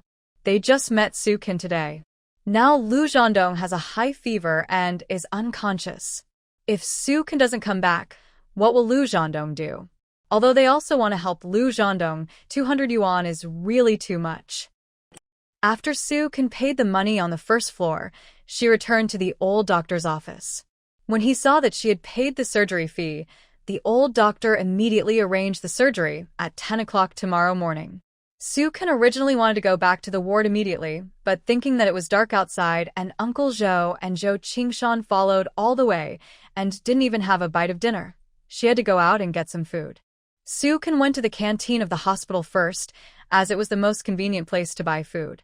But when she got there, she found that there were so many people queuing for food. She had no choice but to queue up at the back of the long line. Who knew that when it was finally her turn, all the food was sold out. The auntie who served the food probably saw that she was so fat and felt that it would be pitiful if she couldn't have dinner, so she told her that there was a steamed bun shop 2 alleys away from the hospital, where you can buy it without a ticket. Su Can hurried to the steamed bun shop when she heard it. Fortunately, the steamed buns were not sold out when she arrived. 5 cents a steamed bun. She looked at it and saw that there were about 40 or 50 left, so she took them all. In the end, the boss saw that she bought a lot and charged her 2 less buns. When Su Can passed by the small shop, she went in to buy something else. Then she hurried back. But this body was too fat and she was out of breath after walking for a while, and she was panting very hard. Fearing that Grandpa Zhou and Zhou Qingshan would get impatient, she didn't dare to rest for too long and finally returned to the ward after hurrying. As soon as she entered the room, she saw Grandpa Zhou and Zhou Qingshan sitting there with a sad face. Lu Zhandong on the bed had closed his eyes and didn't know whether he was asleep or fainted from a high fever. Grandpa, Qingshan, what happened? When Su Can walked in, everyone in the ward looked at her, and there was silence. Oh, sister-in-law, why did you come back just now? Zhou Qingshan hurried over and saw Su Can holding a few bags of food in her hands. Su Can smiled. I paid the surgery fee and went to the cafeteria, but I didn't have any food after queuing for a long time. The lady who served the food said there was a bun shop outside. Fortunately, they hadn't sold out when I went there, so I bought all of them. Su Can said as he put the buns in his hand on the cabinet at the bedside. Zhou Qingshan was so ashamed. Sister-in-law, I'm such a fool. I couldn't find you just now and thought, this is my fault. I should have told you when I went to the cafeteria. Uncle Zhou, Qingshan, you must be starving, right? Let's eat first. Sukin heard the implication of Zhou Qingshan's words and smiled to change the subject. But she didn't know that as soon as she said this, everyone in the ward was silent. Just now, I thought that this fat woman must have taken the money and ran away. Who would have thought that she not only didn't run away, but also bought so much food back? Big buns.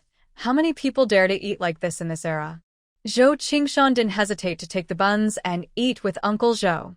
Sukin first took Lu Zhondong's military water bottle and drank a few sips of water, sat down and rested for a while, and felt that his body recovered, then took the buns and ate. Sister-in-law, you bought too many buns, didn't you? Zhou Qingshan said this, but his mouth was full of fragrance when he ate. He didn't have such good food at home. The buns were all made of white flour and were soft to the touch. He felt that he could easily eat 10 to 20 of them at a time. That's right. Niece-in-law, don't buy so many next time. Uncle Zhou felt a little embarrassed about what happened just now. Uncle, Qingshan, I have to trouble you to drive back at night tonight. There is no place to rest here. If you can't finish the buns, just take them home. Sukin took out a small bag with 4 boxes of daikyemin in it and gave 2 boxes to Uncle Zhou and Zhou Qingshan respectively. Oh, niece-in-law, you really embarrass me. Uncle Zhou felt a little guilty about what happened just now. The child was a good one, but he thought of him as a bad person. That's right, sister-in-law. We thought you ran away just now. I didn't expect you to buy food for us. You can see that we are too embarrassed to face this. Zhou Qingshan was even more ashamed and refused to accept the 2 boxes of cigarettes, no matter what. Sukin laughed. Uncle, Qingshan, don't worry. Not to mention that Zhondong's leg can be cured. Even if it can't be cured, I won't leave him. Don't you want to leave these cigarettes for me? I'm a woman, and I don't know how to smoke, so take them quickly. I'll be full after eating these. You can take these on the way. It's getting dark now, and it will probably take you 2 until the late night to get back. Zhou Qingshan heard her words and said quickly, Sister-in-law, how can we go back tonight? Donggo will have an operation tomorrow, and someone must take care of him here. Niece-in-law, Qingshan is right. We can't go back no matter what. Don't we have a carriage? I will sleep in the carriage later, and Qingshan will let him spend the night on the bench outside. Rural people are not so particular. Uncle Zhou also disagreed with Sukin's words. Then I'm sorry to bother you tonight. Sukin said and stuffed the cigarettes to them again. Then you must take this cigarette, otherwise it will be troublesome to put it here.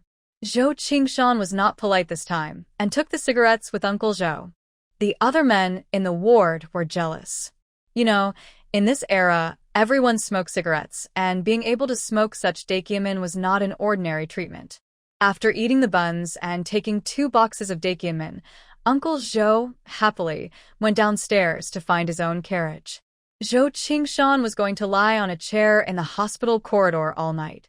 It was summer now, so he could fall asleep without covering himself. At most, he would get a few mosquito bites, but that was nothing for people of this era. It was still early, so he would stay in the ward for a while. When Sukin came back, she saw an 4 bottle hanging at the head of the bed. At first, she thought Lu Zhondong was asleep. She reached out and touched his forehead, which was extremely hot. She quickly got up and went to find the nurse. The nurse quickly followed her back and took Lu Zhondong's temperature again. Finally, she said, Don't be nervous. His fever will go away after this bottle of water is finished. Nurse, can you let him eat something when he wakes up? As long as the fever goes away. Okay. Sukin weighed 200 kilograms, but she didn't dare to eat too much when she ate the buns, but she ate 5. She had to lose weight no matter what. She was exhausted after going out to buy buns. After hanging up a bottle of water, Lu Zhondong's fever really subsided just as the nurse said. He regained consciousness, and a dark light flashed across his eyes when he saw Sukin. Brother Dong, you didn't trust the wrong person.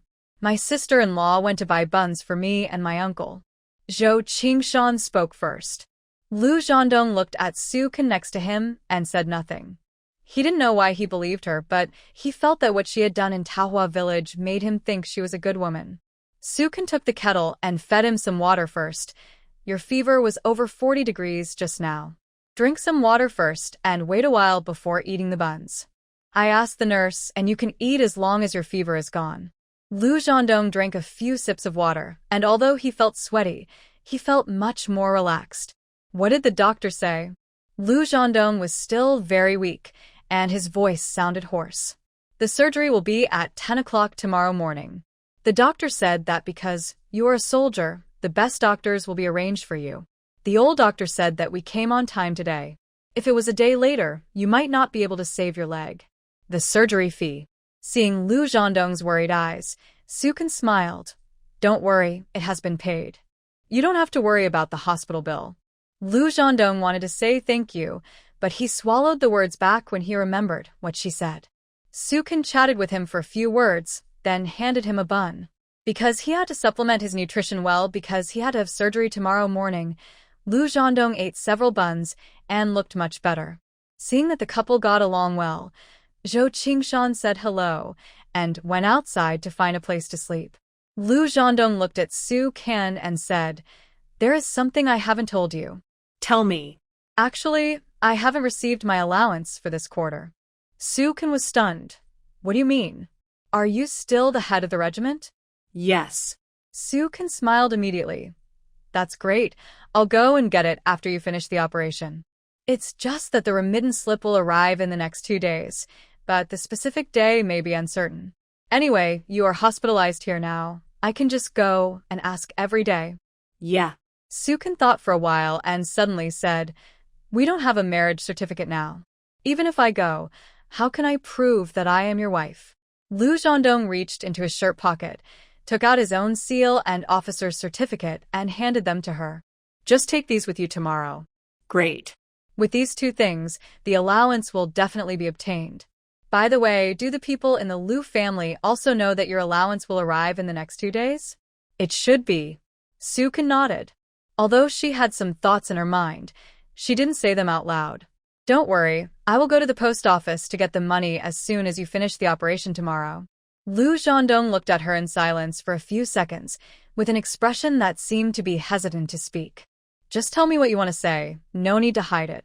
This should be my last time to receive the allowance. Lu Zhendong didn't look at her when he said this. Sukin was stunned for a moment. The last time? That means he is no longer a soldier. Did you make any mistakes? Lu Zhendong did not answer her question, but closed his eyes directly and answered her with silence again. Seeing that he didn't answer her, Sukin didn't ask any more questions. Judging from the current situation, this man is likely to have made some political mistakes. Otherwise, with Jiang Yurong's shrewdness, it is impossible for her to replace Yang Yali and marry him. Don't worry, even if you really made some political mistakes, we are not afraid. Even if this man leaves the army, she can still make this family prosperous in this era. But that's all in the future. Now his last allowance is not a small amount. If he can get it, it can solve a lot of problems. But today, because of the division of the family, the Lu family will definitely not let her get the allowance easily. Maybe the old Lu family will discuss this matter tonight. But she is too busy now, and she must be there for the operation tomorrow. Now she can only hope that the remittance slip has not arrived and that the Lu family will not come to the county tomorrow. Of course, even if the old Lu family takes the allowance away, she will never let Lu Zhendong and the 3 children starve to death. Today, Sukin took a car to Tahua village in Guangming Commune. This was a great happy event for Jiang Yurong's family. Lu Zhendong had previously used his connections to buy bicycles, sewing machines, and watches for the Yang family. Together with the previous 200 yuan betrothal gift, it was not a small amount of money. Even if they gave Sukin 300 yuan, the Yang family would have made a profit. As soon as Sukin left yesterday, Jiang Yurong hurriedly took her biological daughter Yang Yali to her good sister's house. This sister is called He Xiuhua. At a young age, she has become the vice principal of the No. 1 middle school in the county. The most important thing is not her position, but that her father-in-law is a retired old leader. He Xiuhua has been telling Jiang Yurong recently that the old leader has a good subordinate who made great contributions in the counterattack this time and has been promoted to deputy division commander. But he is not married until now. The old leader has always been thinking about this subordinate and hopes that He Xiuhua can help introduce a good partner. She felt that Yang Yali had good conditions in all aspects, with good upbringing and good looks. If this marriage was successful, Yang Yali would directly become the wife of the deputy division commander. Compared with the disabled Lu Zhandong, this marriage was more than one level better. It was simply overwhelming wealth. When visiting someone, it was natural to bring things. Jiang Yurong had already prepared it. As soon as Su Kan was sent away, she hurriedly took her daughter to He Xiuhua's house. There was another reason why He Xiuhua and Jiang Yurong had a good relationship, that is, their two families were more or less related. The two have always called each other cousins. Jiang Yurong is a few years younger than He Xiuhua, so she calls her cousin. He Xiuhua had already greeted her father-in-law in advance. When she heard that the girl who came today was the one introduced to her most capable subordinate, the old commander Xiao was very happy. When he saw Yang Yali, his words and deeds were elegant, dignified, generous, and decent. In addition, the family situation is not bad. Jiang Yurong is the workshop director of a textile factory, and her husband Yang Diji works in a government agency. Such a family makes old leader Xiao very satisfied. He Xiuhua sent the mother and daughter out of the military compound, smiling all the way. Yurong, this marriage is 100% confirmed. But my father-in-law still has to make a phone call to invite them over. I guess I have to stay for a few more days, and Yali will be able to meet the deputy division commander. Jiang Yurong was a little worried. Cousin, the deputy division commander doesn't have his own partner, right? She is not afraid of anything else now but this. What if the deputy division commander finds a young and satisfactory girl to date? Then her daughter's marriage will be a little uncertain. Don't worry, I met that deputy division commander a few months ago. He is handsome and capable. The old commander mentioned it to him at that time, and he said that he had given full authority to my father-in-law to make the decision. So, as long as my father-in-law likes it, the marriage will be 100% certain. Jiang Yurong was so happy that she couldn't close her mouth. Oh, that's great. Cousin, if this is successful, I will remember your kindness all my life. You are the benefactor of our Yali. He Xiuhua smiled and said, Isn't this far-fetched? We are a family, and we should not have different opinions, right? Yes, yes, yes. Cousin, then you should go back quickly. We will wait for your call then. Okay. On the way home with her daughter, Jiang Yurong and her daughter were very happy. Jiang Yurong also bought some delicious food on purpose. The whole family had to have a good time tonight. In the evening, after Yang Diji got off work, he heard about this and was particularly happy. You have to know that the other party was promoted to deputy division commander at such a young age, which is extraordinary. It won't be long before he will continue to rise. The Yang family will also rise with him in the future. Oh, old Yang, can you be transferred to the provincial capital in the future? Jiang Yurong's eyes brightened when she heard her husband's words. Of course, you wait and see. When our Yali becomes the wife of the deputy division commander, I may be promoted to the position of mayor or governor in the future. Oh, just thinking about this makes people feel motivated. Yang Diji seemed to have seen a bright future. He is just a section chief now. If his daughter doesn't marry a good person, it will not be an easy thing to move up.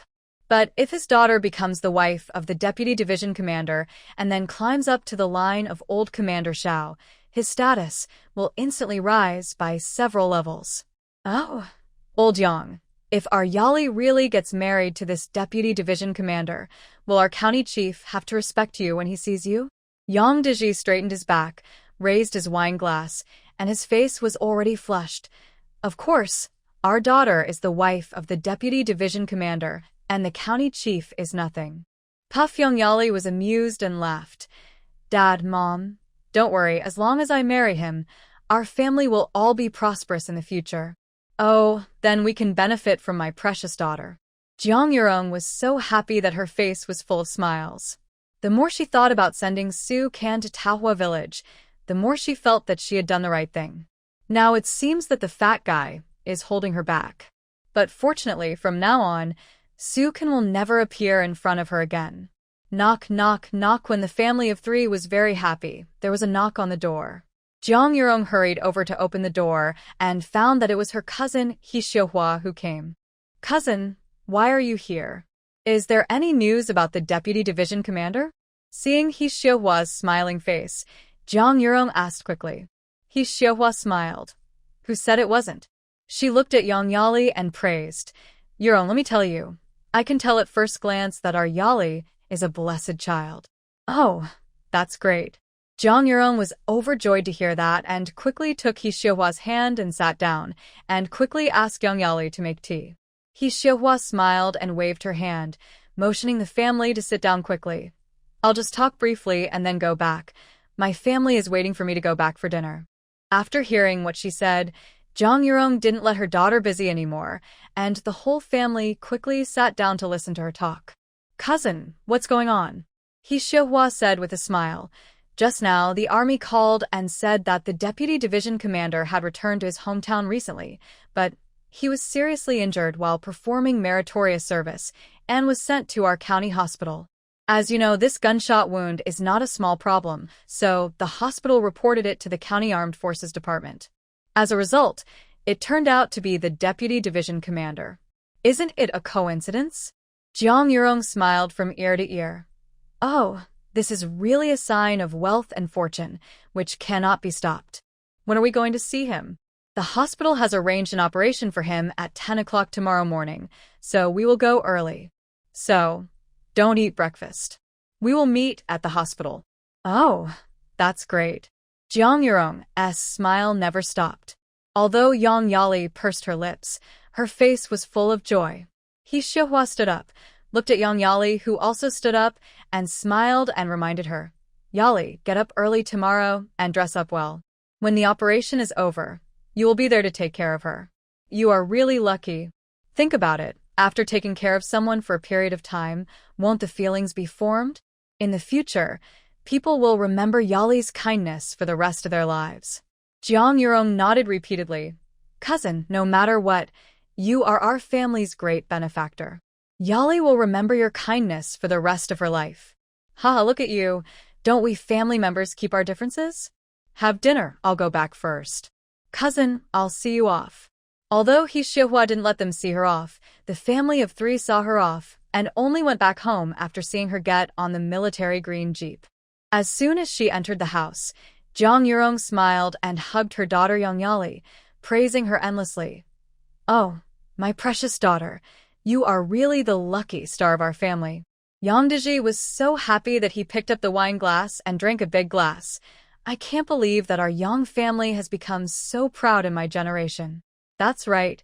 Who would have thought that our family would have a wife of a deputy division commander? In a short time, can she be called a chief? Jiang Yurong grinned. Yang Yali said excitedly. Mom, then I will be the chief's wife? Oh my God! When she thought about her bright future, she covered her face with excitement. She couldn't help but feel elated. That's right, I tell you, in the future, let alone the provincial capital, it is possible to go to Beijing. The more Jiang Yurong thought about it, the more she felt that the family's life would be smooth in the future. Anyway, this night, the family of three was so excited that they danced with joy. Early the next morning, Su Kan went to the hospital cafeteria to get food. Because Lu Zhandong couldn't eat before the operation, she only bought food for Grandpa Zhou, Zhou Qingshan, and herself. Afraid that it would be bad to let Lu Zhandong eat, Su Kan chose to eat outside in the corridor with Zhou's father and son. Just after finishing breakfast, she saw a female family member in the same ward running hurriedly from the corridor. Grandpa Zhou, is your horse on the willow tree in the yard? Yes, what's wrong?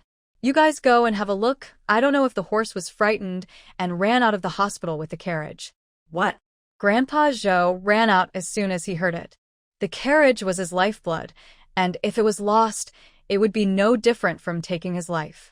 Sister-in-law, I'll go and have a look. I'll go with you. It was only 7:30 in the morning, and Su Kan also wanted to know what was going on. But she still walked to the door and looked inside. Lu Zhandong was lying on the bed sleeping. Anyway, there were still more than 2 hours before the operation.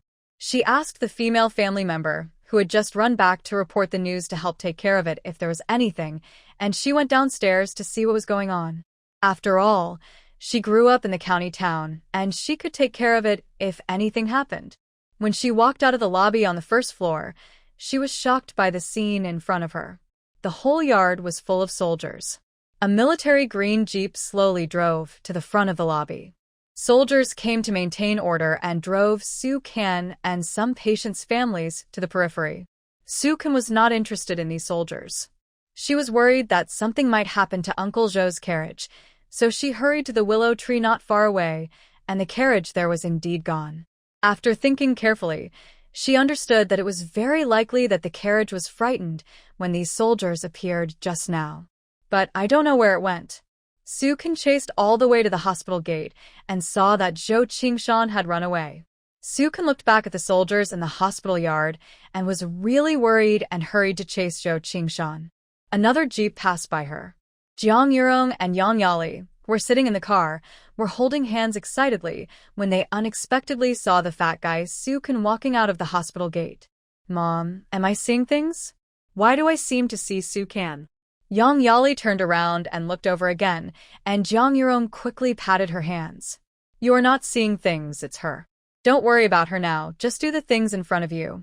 The most important thing for them now is to perform well in front of the old Commander Xiao and the Deputy Division Commander." Yang Yali nodded and saw that the car had stopped. She hurriedly got out of the car with her mother.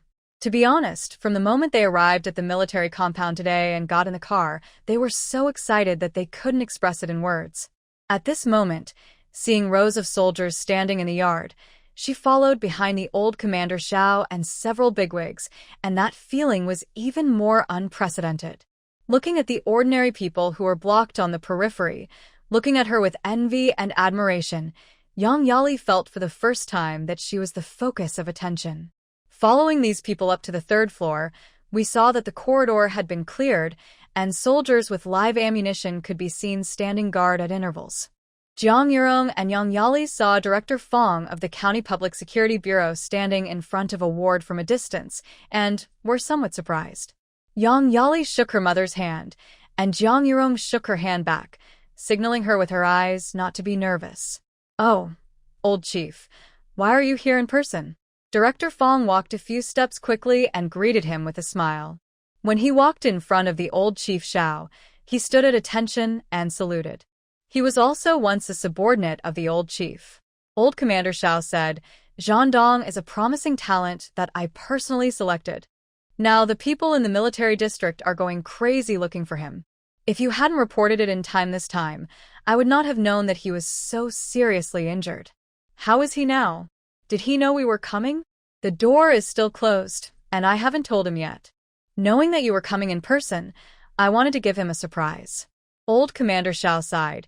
This brat was so badly injured on the battlefield that he secretly ran back here alone. I heard that if he hadn't been sent here in time, his legs would have been useless? Director Fong sighed. Who said it wasn't? The dean saw that it was a gunshot wound and reported the situation immediately. We then learned that he had been back home for more than 2 months. Old Commander Xiao frowned and said, "I don't care what method you use. You must find out everything about him during this period for me. A combat hero. Why hasn't he been sent to the hospital for more than 2 months after returning to his hometown?" "Yes. Don't worry, I will verify the situation and report to you." Director Fong saluted again. Old Chief Xiao waved his hand. "Open the door." "Yes." When Director Fong was about to turn around, he heard a woman calling him from behind. "Director Fong." Director Fong looked behind old Chief Xiao and smiled. "I didn't expect Zhang Dong's fiancée and mother-in-law to be here too." They never thought that the so-called Deputy Division Commander that the old Commander Xiao had been talking about was actually Lu Zhangdong, whom they wanted to break off their marriage. Although they were still a little confused at the beginning, after listening to the conversation between the old commander and Director Fong, they were 100% sure that the person in it was Lu Zhangdong. At that time, they thought he was a soldier with disabled legs. Who would have thought that his legs could not only be cured, but also promoted to Deputy Division Commander? What should they do? Yang Yali felt like someone had poured a basin of cold water on her, and she fell directly from heaven to Hades. Now Soo-kan has married Lu Zhangdong on her behalf, so wouldn't her wealth be given to Soo-kan for nothing? Jiang Yurong was actually very panicked, but she calmed down after a little thought. While the two people in front were talking, She whispered a few words in her daughter's ear. Sukin ran away secretly by himself, and it has nothing to do with our family. You just need to behave well. These words immediately gave Yangyali hope, and her panicked heart slowly calmed down. Yes, it is said that Sukin married Lu Zhendong. Where is the evidence? She is a fat girl, ugly, dark, and has skin diseases. Even if that woman comes, the old chief will not be interested in her.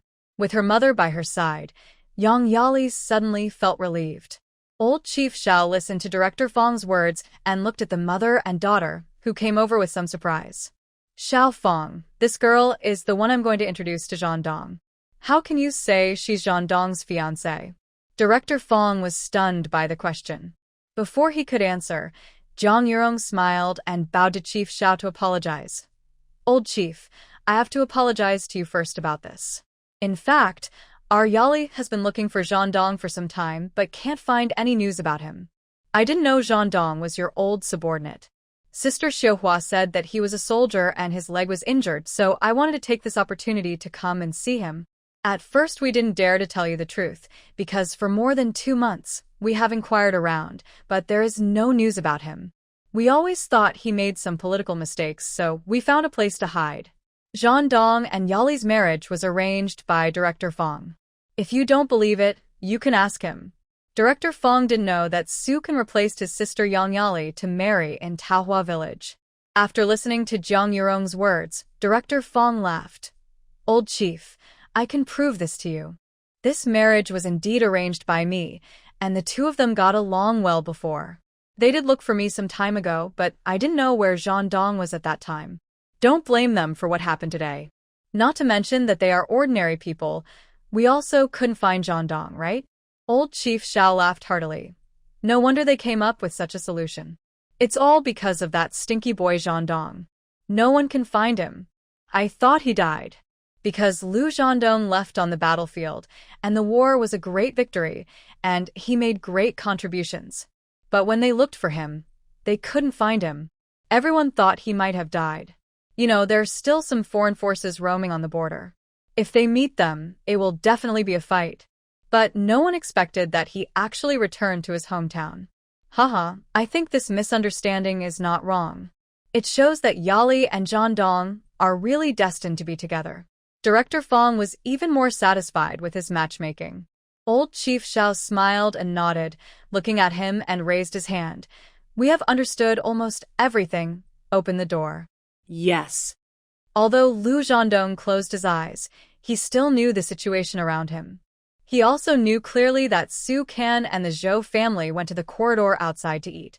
But not long after they left, several nurses came and transferred him to a separate ward. Lu Zhendong asked the reason and was told that it was to make arrangements for the next operation. Lu Zhendong naturally did not think much about it. When the nurse left, he specifically told the other party to tell his wife. But he waited in the ward for a quarter of an hour and did not see Sukin come back. When the door of the ward opened again, he actually saw an unexpected guest. Old Chief? Why are you here? Lu Zhendong looked at the old Chief Xiao who came in and hurriedly supported himself with his hands to sit up, but was quickly stopped by Director Feng. Old Chief Xiao walked to the bedside, sat down with a sullen face. Lu Zhendong, do you know that people from the entire military region are looking for you like crazy? Why didn't you report when you came back? Lu Zhendong still sat up and saluted old Chief Xiao. Report to the chief. Lu Zhendong made a serious mistake, which led to the sacrifice of Zhao Taizhu and a row of comrades to protect me. I originally wanted to go home and settle my 3 children and then return to the army to receive punishment, but my legs are not up to the task. Old Chief Xiao glanced at Lu Zhendong on the bed, raised his hand and pointed at him. You. I don't know what to say to you. Zhao Taizhu. Here. A soldier walked in from the door, walked to the bedside, and saluted. Lu Zhendong smiled at the man who was intact in front of him. Zhao Taizhu, you are not dead? Zhao Taizhu said loudly. Report to the regiment commander. I and all the soldiers in the 1st platoon are unharmed. When you detonated the bomb, we had already evacuated safely. When we looked for you, we found that you were gone. The old commander Xiao smiled and looked at Lu Zhandong with appreciation. You are worthy of being the soldier I brought up. You, a bad boy, killed them all on the battlefield. I didn't expect that you killed hundreds of enemies alone on the border and blew up their nests. But when we were cleaning up the battlefield, we found that this meritorious man was missing. You really made it difficult for us to find you. Tell me what happened. Lu Zhandong commanded very well on the border battlefield and defeated the enemy. Later, when Lu Zhandong led Zhao Tieju's platoon to clean up the border, he accidentally discovered a secret base of the enemy. Because it was too late to go back for rescue, Lu Zhandong asked Zhao Taiju to take people to scout the terrain. After deciding on the battle plan, they used to feint to the east and attack in the west to capture the base. But Zhao Taiju and his men never came out after they went in. When Lu Zhandong entered the base from the other side, he heard the enemy's conversation and learned that all the people Zhao Taiju brought with him had died. He rushed in alone in anger. There were more than 100 enemies, and he was still shot 3 times in the leg. After he killed all the enemies, he finally found a rag to tie up his leg injury. He originally wanted to go to the hospital, but found that because he was carried down from the battlefield, old Chief Xiao looked at him and said, I don't know what to say to you. You said you have been holding on like this for more than 2 months since you returned home? Don't you know to come to the hospital? Lu Zhandong didn't say anything. In fact, he wanted to come. But the Lu family only saw his quarterly allowance, so how could they really take care of him? Not to mention asking a doctor to send him to the hospital. They sent him and his 3 children to the room in the yard not long after they lived in the west wing of the old Lu family. Not only did they not send him there themselves, they also warned the people in Tahua village that they would fight anyone who dared to help him. But he couldn't say these words. Don't worry about this surgery. The doctor said there will be no problem. We guarantee that you will be able to stand up again. However, the army has its own discipline. We were going to promote you, but because you suddenly disappeared, we will put the commendation on hold until you recover and report to the army. Lu Zhandong saluted. Thank you, Chief. I'll give you half a year to recover. If you recover earlier, you can return to the army earlier. Yes. Chief Xiao looked at him and his expression eased a little. I brought you a surprise this time. He looked at Director Fong next to him. Let the mother and daughter come in. Yes. Lu Zhandong didn't understand what the old chief meant at first, but when he saw Jiang Yurong and Yang Yali coming in, he immediately understood. Oh, Zhandong, we finally found you. Jiang Yurong walked in with her daughter, her face full of emotion, her eyes red. Zhandong. As soon as Yang Yali opened her mouth, tears began to fall. Old Chief Xiao looked at Lu Zhandong and said, Look at you didn't even tell your fiancé, and they have been looking for you all this time. They all found me. Lu Zhandong's expression was a little serious. Old Chief, you misunderstood. I already have a wife. She is not my fiancé. As soon as these words came out, Old Chief Xiao and Director Fong next to him were stunned. Zhandong, if this is not your fiancé, then who is your fiancé? Director Fong and Lu Zhandong were comrades in arms in the past, and he was very clear about the matter of introducing a marriage. Lu Zhandong looked at him and said in a deep voice, My wife is Yang Yali's biological sister. Her name is Su Ken. I can come to the hospital for treatment because Su Ken found a way to send me here. Otherwise, you would never have the chance to see me. Jiang Yurong heard this and cried out, Zhandong, you can't talk nonsense. Our Su Ken is not engaged to you. How could she be your wife? Besides, she stole 300 yuan from home and ran away yesterday. We can't find her until now. How could she be your wife? Anyway, no one else knew that Su Ken went to Tahua village except the 3 members of the Yang family. Lu Zhandong didn't want to answer a question, but looked at Director Fong. Cheng Tao, she was having dinner with the father and son who sent me here in the corridor just now. You transferred me here. She must be worried, because she can't find me. Please go out and find her. I'm worried about her. The old leader appeared here, and he knew without thinking that many soldiers must have come. Su Ken might be stopped outside and not allowed to come in. Zhandong, Su Ken ran away secretly. How could she become your wife? You're so sorry to our Yali by doing this. Jiang Yurong was so anxious that she almost cried. She had to stick to her guns no matter what. Although Lu Zhandong was still the head of the regiment, judging from the situation, as long as he recovered from his injuries, it would only be a matter of time before he was promoted. Such a big and popular person, she said, would not let him fall to Sukan. Yang Yali was crying because of what Lu Zhandong said. Lu Zhandong, how could you do this? You are a soldier. You can tell me what I did wrong. You can't humiliate me like this. Are all you soldiers like this? This made the room fall into a brief silence. Old Chief Xiao looked at the crying mother and daughter and said, "This is not a trivial matter. We must find out." "You are right, Chief. We must find out. I will ask someone to find Sukan first." Fang Qingtao turned around and prepared to go out, and looked at the crying mother and daughter and said, "Sister-in-law, you two come out first. There are some things that the old chief must know from Lu Zhandong." Although Jiang Yurong was a little worried, the old chief Zhao's rank was here, and she would not let her do anything wild.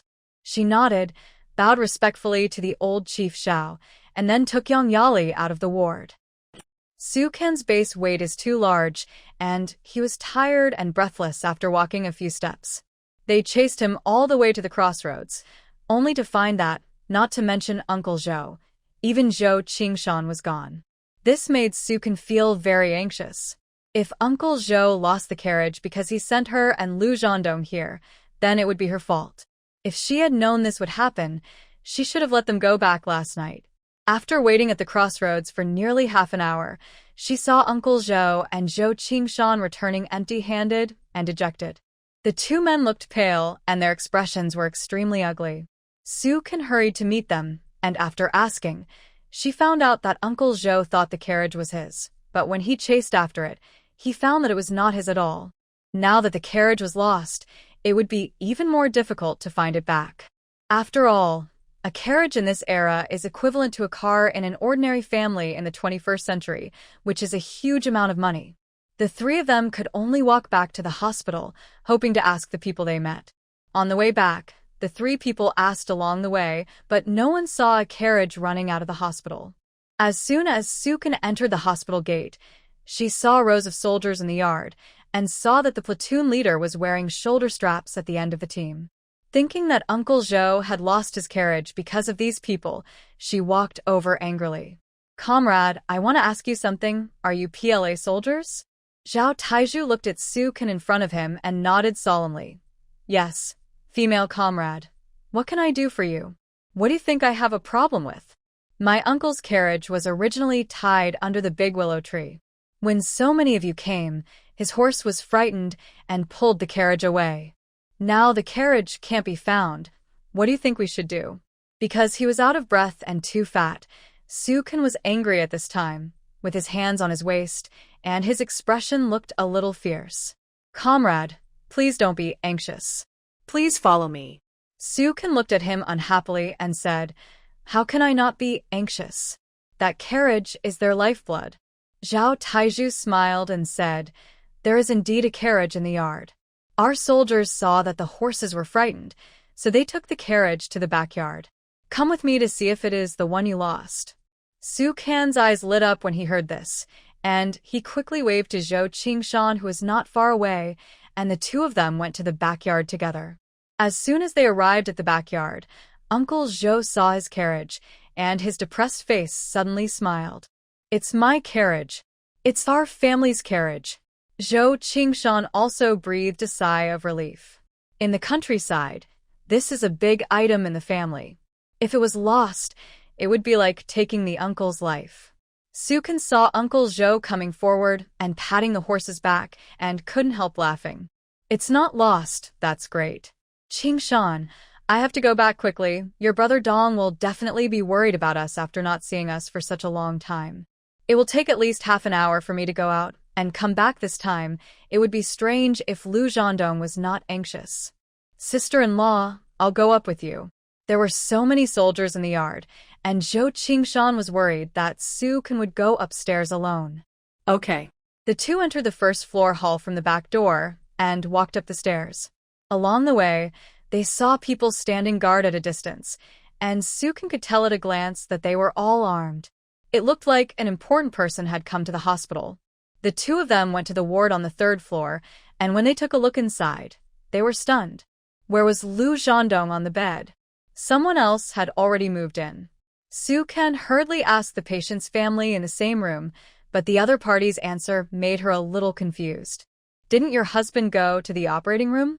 Ah? It's not time yet. The operation will start at 10 o'clock, and there is still more than an hour. The people in the ward were helpless. Su Ken looked for the cabinet and found that the kettle and bag she brought were all gone. She was immediately anxious because Lu Zhandong's name stamp and officer certificate were all in it. Su Ken hurriedly left the ward and was about to ask the nurse, but was blocked by the platoon leader who was downstairs just now. Comrade, are you Su Ken, the wife of Lu Zhandong? Su Ken nodded. Yes, you didn't transfer him away, did you? Did he make any mistakes? Suddenly thinking that Lu Zhandong was also a soldier, and now there are so many soldiers in the hospital, could it be related to Lu Zhandong? Don't worry, Captain Lu didn't make any mistakes. He was just transferred to a better ward. Please follow me. Hearing him say that, Su Ken felt relieved. Following Zhao Taiju to the end of the corridor, she saw two familiar faces as soon as she turned the corner. Su Ken frowned immediately. She brought Lu Zhandong here to treat his leg injury, but she didn't expect to meet Jiang Yurong and Yang Yali here. Well, Su Ken, I was wondering where you went with the money. Your family was looking for you everywhere, but you went to your brother-in-law with the money. You even lied to him that you were going to marry her in place of Yali. How could I have given birth to such an ungrateful daughter like you? Jiang Yurong took the initiative when she saw Su Ken appear and went up to accuse Su Ken. Sister, how could you do this? I usually save all the delicious food for you. How could you go to Tahua village in my name? I know you have always been inferior because of your fat, but you can't take revenge on me. Yang Yali cried as she spoke, and those who didn't know would think that Su Ken had done something against the will of heaven and earth to her. Su Ken looked at the superb acting skills of the two women in front of him and sneered. I say, what are you two doing to me? She understood more or less that Yang Yali had somehow learned the news that Lu Zhandong was sent to the hospital and found that his leg could be cured, so she regretted letting her marry in place of him. Jiang Yurong pointed at her angrily. How dare you ask us? You stole 300 yuan from your family and ran to Tahua village to tell your brother-in-law that your sister Yali didn't want to marry him and asked you to marry him instead of her. If we hadn't come here with Director Fong today, we wouldn't have known that you made up such a big lie. She had seen Director Fong coming over from the corner of her eye, and her voice was much louder. Su Ken is here? They all lived in the same compound, so Fong Chengtao naturally knew Su Ken. Apart from anything else, there were only a few people in the whole county with her physique. Not only was she fat, but she was also black. But the Su Ken in front of him surprised Director Fong. When did she become so white? But looking at that face, it was definitely hers. Director Fong, where is Lu Zhandong? Su Ken didn't waste any words and got straight to the point. Fong Chengtao looked at her and smiled. In the ward, don't rush to see him. I have a few questions for you. Su Ken understood as soon as she heard it, and he was looking for her to do an investigation. Do you also think that I stole the money from my family and ran away to Tahua village? Look, Director Fong, she is still being stubborn at this time. Jiang Yurong pointed at Su Ken angrily. Fong Chengtao looked at Jiang Yurong and said, Sister-in-law, don't worry. We will investigate this matter thoroughly. Su Ken snorted and said, Director Fong, there is no need to investigate this matter. Oh? Why? Need I say that? Your friendship must be deeper than mine. Whatever she says is the truth. Just let me meet Lu Zhandong before I leave. Let's part ways in peace. Director Fong put away the smile on his face after hearing her words. Su Ken, are you sure you want to do this? Of course. Okay, then come with me.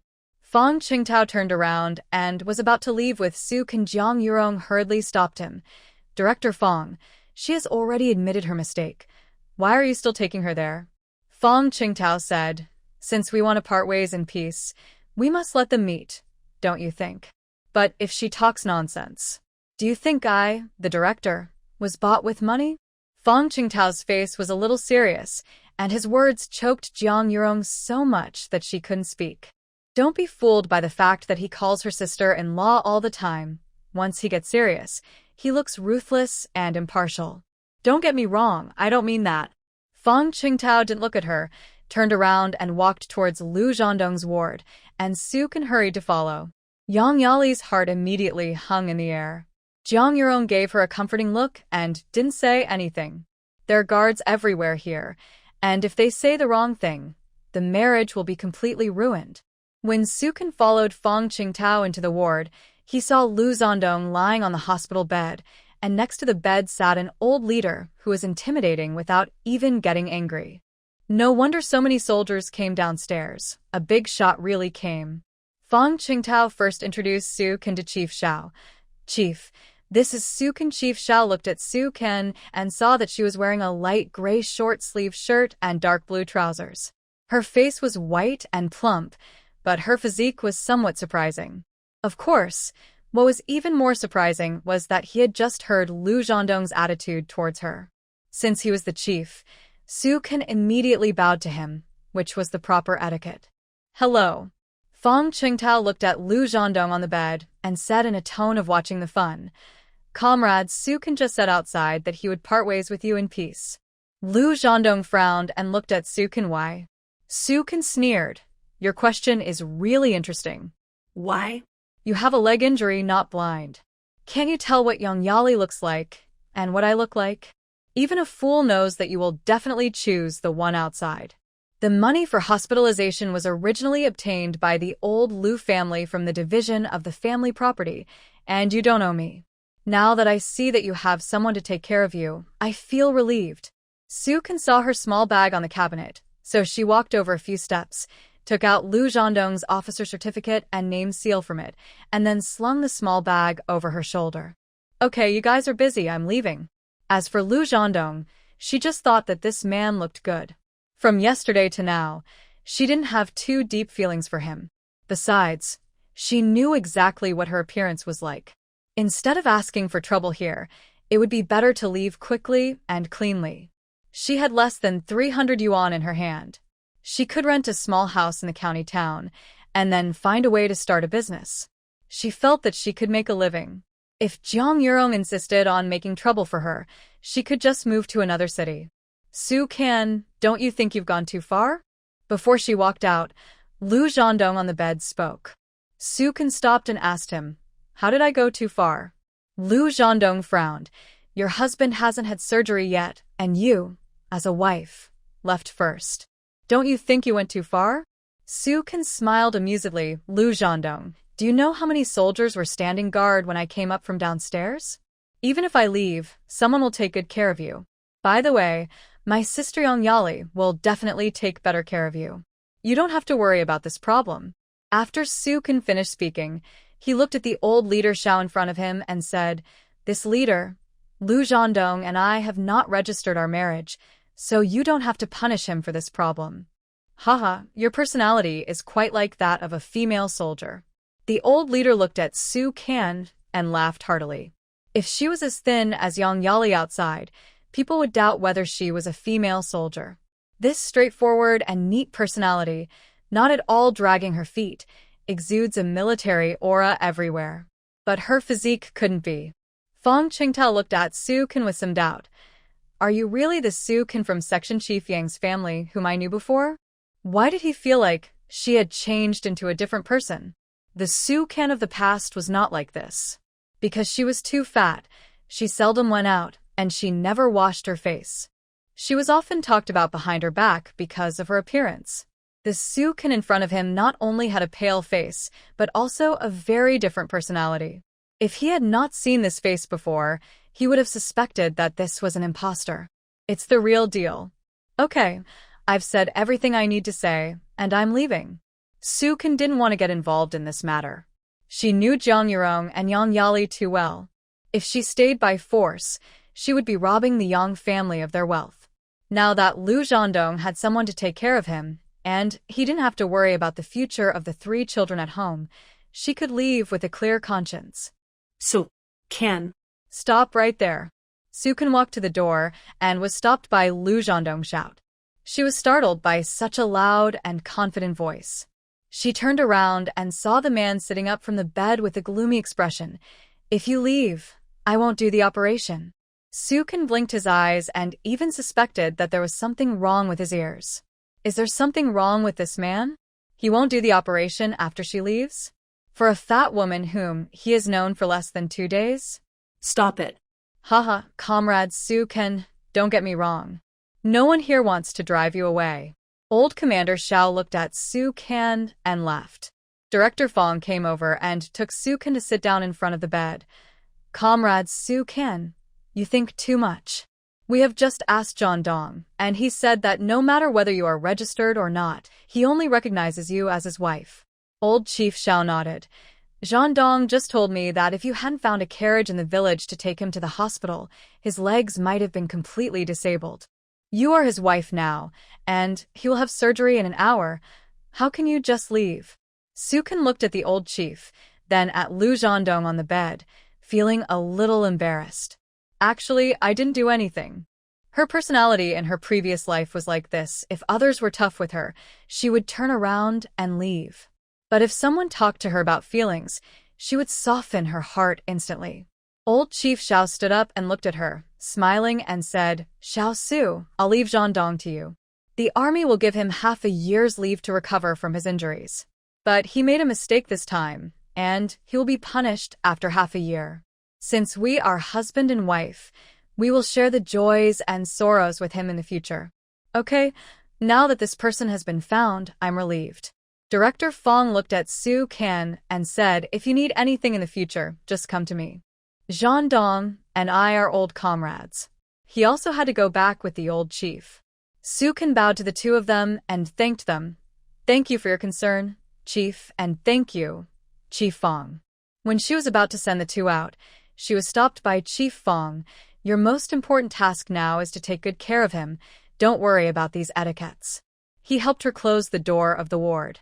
The ward instantly became quiet. Sukin looked at Lu Zhandong on the bed. The man still had a tense face, as if someone owed him tens of thousands of dollars. Her legs were tired and sore, so she walked to the bed and sat down first. Let me tell you, the young Yali outside is prettier and gentler than me. You will definitely regret it if you stay here. No matter how beautiful young Yali is, she is not as pretty as you. Sukin laughed out loud after hearing this. Captain Liu, do you believe what you said? Of course I believe it. The Sukin in front of him was a little fat, but he didn't think she was ugly. Sukin looked at the man's eyes and suddenly felt embarrassed to look him in the eye. The leader just now said that you made a mistake. What mistake did you make? I left the battlefield without saying goodbye. Sukin was stunned. Isn't that desertion? You will be shot. Are you scared? Sukin blinked, then smiled. Your leader was laughing from beginning to end. If you really made such a big mistake, he would definitely not come. She is not that stupid. Lu Zhandong curled his lips for a rare moment, and just as he was about to speak, he saw the woman slap her thigh. Oh no, if I had known this would happen, I should have asked them to send me to the post office. What if your allowance is taken away by the Lu family? That's a quarter's money, more than 300 yuan. Sukin regretted it a little. After all, there would be many places to spend money after Lu Zhandong returned. Seeing her anxious look, Lu Zhandong said lightly, Look in your bag. Is there something extra? Sukin was stunned, looked at him in confusion, and then took the small bag to check it. It would be fine if she didn't check it, but after checking it, she found that there was an envelope in the folded clothes. When she took it out, it turned out to be a stack of money. She roughly counted it, and it turned out to be a full 2,180 yuan. Sukin looked at him with surprise. What's going on? Because the army couldn't find me before, the allowance for this quarter was not sent back. Today, Commander Xiao came to see me and brought this money specifically. So the Lu family can't get it. That's great. But there shouldn't be so much money, right? 2,180 yuan, this is a huge sum of money. 200 yuan in this is the wedding red envelope given to us by the chief and Director Fong, and the surgery fee you paid yesterday. Because I have to rest at home for half a year, the rest is medical allowance and living allowance. In fact, there is a 1,000 yuan military merit award in it, but Lu Zhandong didn't say it. Wow, I'm a rich man now. Su can quickly wrap the money. Fortunately, the ward here is a single room, otherwise others would be jealous if they saw so much money. She put the money away and looked at him. You give me all this money for safekeeping. Aren't you afraid that I will run away with the money? No. Su can thought for a while. Then can I spend this money at will? Of course. Great. She now has at least more than 200 yuan in her hand, which was what she asked Jiang Yurong for when she left the Yang family. Add these 2,180 yuan, that is 2,400 yuan. She is now a small rich man. If there were no 3 children at home, and she had to consider the problem of future life, she could buy a house in the county town directly now. In this era, housing prices are cheap, and 1,000 yuan can buy a house of dozens of square meters. But she must plan for the future of this family. Su can half-jokingly said, it would be better if there were some more food coupons. After all, it would be very troublesome to buy things without food coupons in this era. Look in your bag, it should be there. Su can quickly flip through it and found a small stack of food coupons wrapped in a handkerchief, and they were all national food coupons. Su Can's eyes suddenly sparkled. You know, this is hard currency. It is valid throughout the country. Food coupons are issued according to Lu Zhandong's 6-month vacation, 45 kilograms a month. 6 months is 270 kilograms, but Su Can counted and found that 300 kilograms of food coupons were given. Great, now we don't have to worry about buying things. I really didn't expect that she would make a small fortune again. Uncle Zhou and Qingshan are still outside. I'll go out and tell them. Okay. When Su Can walked out of the ward, he saw Uncle Zhou and Zhou Qingshan sitting on the bench in the corridor outside. When they saw Su Can, they hurried over. Uncle, have you the carriage? It's. The guard is helping to watch it this time. It won't get lost again. Uncle Zhou was smiling. As long as the carriage wasn't lost, he would be relieved. Sister-in-law, how is brother Zhandong? Zhou Qingshan was a little worried. He's fine. Come on, I'll take you in to see. Su Can led the father and son into the ward. Seeing that Lu Zhandong was living in a single room alone, the father and son were very happy. Zhandong, your uncle is really enlightened this time. So many people suddenly came to this hospital. We never thought that they were here to see you. I have never seen such a high-ranking official in my life. Uncle Zhou and Zhou Qingshan knew everything from outside. The officers and soldiers in the yard just now were all here to see Lu Zhandong.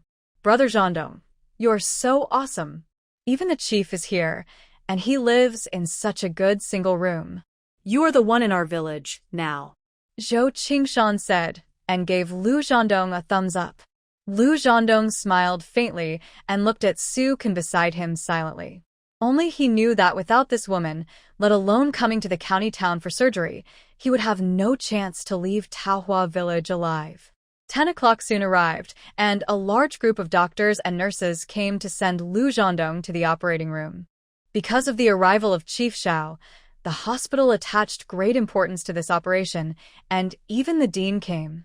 Tell Su Can not to worry, they sent all the best doctors this time, and there will be no mistakes. Su Can was completely relieved that the hospital attached so much importance to it. When Chief Xiao and Feng Qingtao left the hospital, they took Jiang Yurong and Yang Yali away directly. The mother and daughter didn't want to leave from the bottom of their hearts, but the two in front of them were big shots, especially Chief Xiao. No matter how much they didn't want to leave, they didn't dare to say a word. As soon as she got home, Yang Yali was so angry that she lay on the table and cried. Mom, what should I do? That fat guy has taken away all my wealth and glory. I am the future teacher's wife. She was anxious and angry, crying and kicking the table. At this moment, she wanted to cut Su Can into pieces. Fatty, stinky fat girl.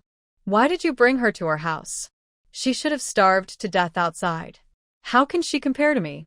She is ugly and black, just like a rat living in a rat hole. Why does she deserve to be the wife of a division commander? Is Lu Zhandong blind? Jiang Yurong was extremely depressed when she saw her. If I had known this would happen, I shouldn't have driven her to Taohua village. Who would have thought that she would have such a luck? But Yali, we are not without a chance. Yang Yali wiped her tears and gritted her teeth and said, Lu Zhandong has admitted that the fat girl is his wife. How can we still have a chance? They haven't got the certificate yet. Lu Zhandong is going to have surgery today, and he will definitely have to recuperate next.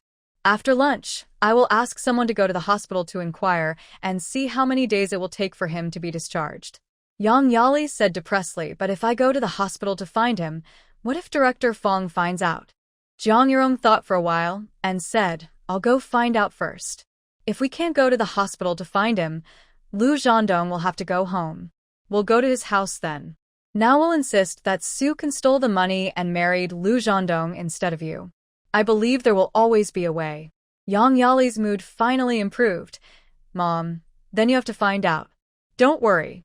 Jiang Yurong comforted her daughter, and then said, but I have to go to your Aunt Xiuhua and tell her about today's situation. Don't let her misunderstand us. Otherwise, this matter will be difficult to handle later. Well, then go quickly. Jiang Yurong found her at noon. After hearing what Jiang Yurong said, Xiuhua was surprised. I really didn't expect something like this to happen. Why didn't you tell me before that Yali and Lu Zhandong were originally a couple? He's the one who can't be found. Even old Commander Xiao can't find him. Sister Xiuhua, where do you think we should look for him? Xiuhua nodded in agreement after hearing this. You are right. He disappeared on the battlefield and was originally thought to have sacrificed his life. No one expected that he would return to Taohua village alone. At this point, she changed the subject. But there's something very strange. What is it? Since so many people can't find Lu Zhandong, how did your Sukin know that he was in Taohua village? Jiang Yurong immediately sighed. How else could she know? It must have been an accident. She stole so much money from me. With her physique, it is impossible for her to stay in the county town. I can find out where she is with just a little inquiry. But if she went to Taohua village, how can I find her? Xiuhua was silent for a few seconds. She always felt a little confused, but it seemed to make sense with Su Can's personality. Seeing that she didn't say anything, Jiang Yurong hurriedly continued. In fact, her original plan was to live there for free for a while, and then find a way to go to the provincial capital. But she didn't expect that when she arrived in the village, Captain Lu insisted that she take him to the hospital. She had no choice but to send him here. Who would have thought that Captain Lu would believe her words? Alas. Why is our Yali's life so miserable? Jiang Yurong wiped her tears and said, a good marriage was messed up by her sister. In fact, I'm not partial, but you know what our Sukin is like. If she becomes the wife of a division commander, wouldn't it be a disgrace to the army? She dares to steal 300 yuan from me now, and she will dare to steal 3,000 yuan in the future.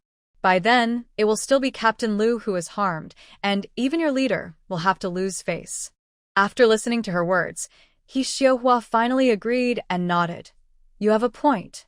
Such a girl is not suitable to be the wife of a teacher. Yurong, don't worry. I will talk to my father-in-law when I go back. We cannot let such a person with such a bad character become the wife of a teacher. Sister Xiuhua, I'll leave this matter to you. Well, don't worry. In order to get Lu Zhandong's allowance earlier than Su Can, Lu Hongwu rode his bicycle to the county post office early in the morning. In the past, Lu Hongwu basically came to collect the allowance because the name on the remittance slip was written by his father Lu Shuyuan. As long as he brought Lu Shuyuan's private seal and letter of introduction, he could withdraw the money. He set out from the village at more than 4 o'clock today, and it took an hour to get to the county by bicycle. He squatted at the door of the post office until more than 8 o'clock, when the staff came to work. But when he asked Lu Zhandong's name, the staff said that there was no remittance slip this month. This kind of thing has happened before, and the remittance slip will be 2 days late.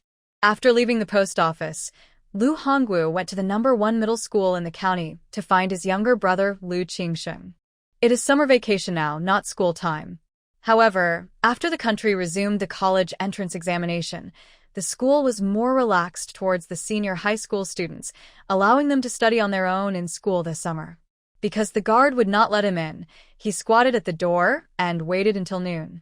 Lu Qingsheng then rushed over. Second brother, why are you here? Lu Qingsheng wore a pair of glasses, a pair of fashionable leather sandals, a white shirt, and dark blue trousers. He did not look like a student who was about to enter the third year of high school, but more like a gentle teacher. Lu Hongwu then told him about the division of the family after Su Kan went to the Lu family yesterday and about him coming to pick up the remittance slip today. After listening to this, Lu Qingsheng raised his hand to push up his glasses and sneered, "Is this kind of woman worthy of entering our Lu family's door?" Who said she wasn't? She took away a lot of things this time, and the money alone was 200 yuan. Think about it. It would be fine if all the money was given to Zhang Donghua. But there are 3 outsiders in the family. Why should our Lu family help raise other people's children? Lu Hongwu glared at him when he thought of this. Lu Qingsheng glanced at his second brother. "You are a grown man. How could you be controlled by a fat man? Where did your energy go before?" His second brother was very arrogant in the village, and few people dared to provoke him. He was actually managed to split the family by a new fat woman. It was really surprising. Didn't I tell you? That woman is more rude than me. She smashed the water tank at home right away. I was thinking of teaching her a lesson last night, but she sent the third brother to the county hospital overnight. We also hired someone to look after the house. Let's not talk about anything else. Didn't you say you knew the county magistrate's son? Find someone to find a way to get your third brother and his family out of the hospital. The third brother's legs are already crippled anyway, so it would be a waste of money even if he goes to the hospital. Lu Qingsheng snorted coldly. How do you know that woman spent money on the third brother? Lu Hongwu was stunned. You mean she didn't send your third brother to the hospital? Let me ask someone to go to the hospital to ask first. Wait, I'll go back. Okay. Lu Qingsheng quickly rode out on a bicycle, followed by a student riding a brand new bicycle, who looked better dressed than Lu Qingsheng. The 3 of them headed for the county hospital. In just a quarter of an hour, the 3 of them arrived at the entrance of the county hospital. Lu Qingsheng asked Lu Hongwu to watch the car at the door, and he and the student went into the outpatient building together. After about a quarter of an hour, Lu Qingsheng and the student came out. It was unknown what Lu Qingsheng said to the other party, but the other party quickly rode away on a bicycle. Fourth brother, how is it? Lu Hongwu asked hurriedly. Lu Qingsheng held the frame of his glasses and looked back at the outpatient building. Second brother, we really made the right decision to come here today. Lu Hongwu's eyes lit up. Fourth brother, tell second brother quickly, is it true that the woman didn't bring your third brother here at all? On the contrary, that woman not only brought my third brother here, but also sent my third brother to the operating room. The operation is not over yet. But this is not the most important thing. Lu Hongwu was discouraged when he heard it. The money has been spent, and this is not the most important thing? He was just thinking about the 300 yuan. Lu Qingsheng smiled, with a little pride in his eyes. Second brother, our family may be lucky. What did you say? Lu Qingsheng smiled and said, today an old chief came to the hospital, riding in a jeep with a security company. It is said that from the door to the door of third brother's ward, they are all armed with live ammunition. It was a huge scene. Lu Hongwu's eyes widened when he heard this. Does that mean your third brother has become rich? Can his leg be cured? The doctor said there is no problem. He has definitely become rich. Think about it, if my third brother is not rich, can the old chief come to see him? Lu Hongwu said depressedly, does that mean the 200 yuan will not be returned? If my third brother becomes rich, let alone 200 yuan, he will have to spend 2,000 yuan on our mother. Besides, that Su Kan is so fat. Once third brother's leg recovers, how can he possibly fall in love with her? By then, we don't have to do anything ourselves. That Su Kan will have to get out of the Lu family in disgrace. Hearing this, Lu Hongwu felt relieved. Ha, you rewrite. I don't like this switch anyway. Okay, let her serve your third brother first. This kind of free labor should be wasted. Yes, no matter what, we are connected to the third brother. So you don't have to worry about this for the time being. I'll keep an eye on the hospital these days. You go back to the village first. Okay, I'll be relieved in this case. Because both legs were injured and one leg was shot twice, the operation took 3 hours. At about 1 p.m., Lu Zhandong was finally pushed out of the operating room. Because he was anesthetized, he was still in a coma. But he was still sent to the single room before. The dean told Soo-kun that they would stay here until they went through the discharge procedures. And all the expenses in the future are free. Being able to live in a single room, free medical care plus the previous subsidies, this is not an ordinary treatment. And the scene when the old Chief Shao came, Soo-kun seriously suspected that Lu Zhandong did not escape from the battlefield, but was a hero who made great contributions. But since he didn't want to talk, she didn't ask. The doctor told Soo-kun that the time Lu Zhandong would stay in the hospital depended on his recovery, and it would be about half a month at present.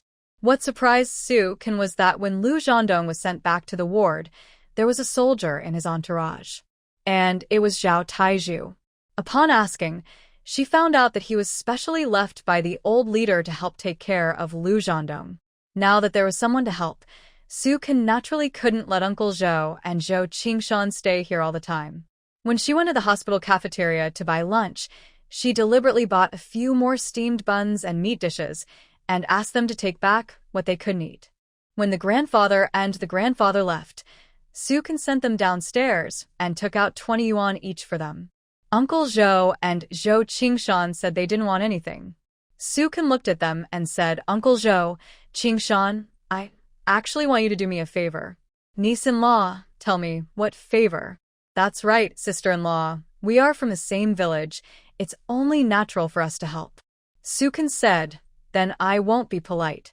You also know that the 3 children in our family are wearing rags, and the second child doesn't even have a pair of shoes. I would like to ask Uncle Zhou, could you please make another trip tomorrow to send the 3 siblings to the hospital? First, let them see Lu Zhandong, and second, I want to take them to buy some clothes and shoes. Uncle Zhou has a horse carriage.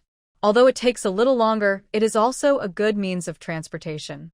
She can't leave now, so she can only ask the grandfather and the 2 of them. Niece-in-law, you can just tell me about this kind of thing. Why do you need so much money?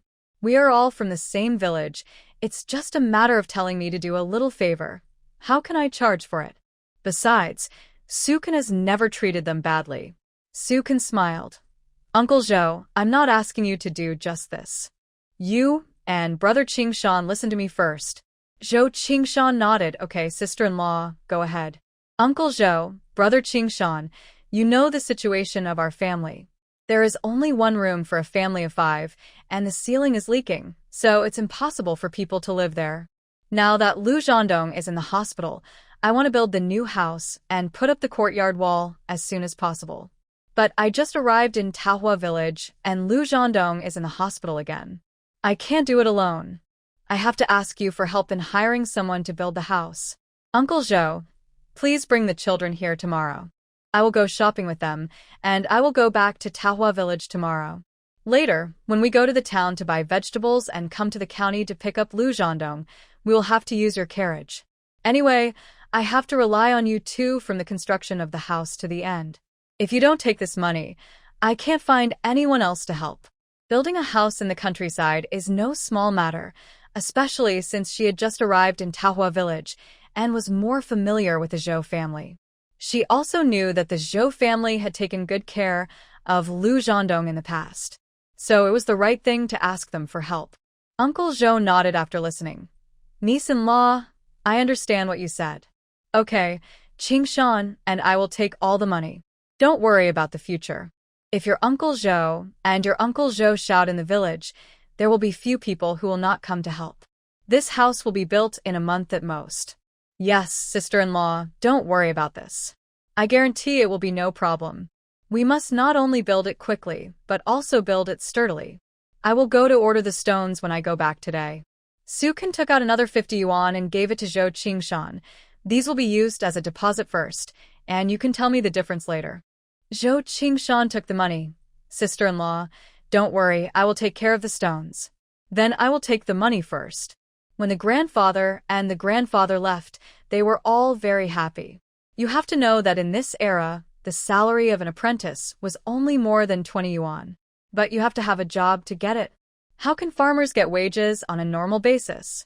Soo-kun's move was almost half a month's salary for an apprentice. Who would not be happy? After sending the father and son away, Soo-kun returned to the ward. When she was about to reach the door of the ward, she was stopped. Turning around, she saw a well-dressed, glasses-wearing, gentle young man walking towards her. "You called me?" The other party smiled slightly and said politely, "It seems that you should be my third sister-in-law. My name is Lu Qingsheng, and Lu Zhandong is my third brother, a real one." "Real third brother?" Soo-kun looked at him with some surprise. "Are you Lu Zhandong's biological brother?" Yes. "I have been studying in high school in the county town. After the summer vacation, I will be a senior. Now everyone is working hard, so I didn't go home during the summer vacation. I just came here with my classmates to wrap my hands and heard about my third brother. I wondered if it was fake, so I came here to confirm it." Hearing him say this, Soo-kun smiled. "I see. So, how many brothers do you have?" Lu Qingsheng smiled and said, "There is also an older sister and a younger sister. There are 6 brothers and sisters." Wow. This old lady Lu is really fertile. Soo-kun couldn't help but sigh in her heart, and after a moment of silence, she said, "Your third brother just had an operation, and it will probably take a few hours for him to wake up." Lu Qingsheng had a worried expression on his face. "Then can you let me see him?" Soo-kun thought about it and felt that there would not be any big problems. After all, Zhao Taiju was still there. So she nodded. "Okay, come with me. They are brothers. She can't even not let them see each other." And looking at the gentle and refined Lu Qingsheng in front of her, he looks much better than his eldest brother and second brother. But on second thought, she felt something was wrong. Lu Zhandong has been in Taohua village for more than 2 months, and no one from the Lu family has sent him to the hospital. It is impossible for the younger brother to not know anything about it. She still asked, "Your third brother has been in Taohua village for more than 2 months without being sent to the hospital. Did you know about this?" Lu Qingsheng was stunned for a moment, then shook his head.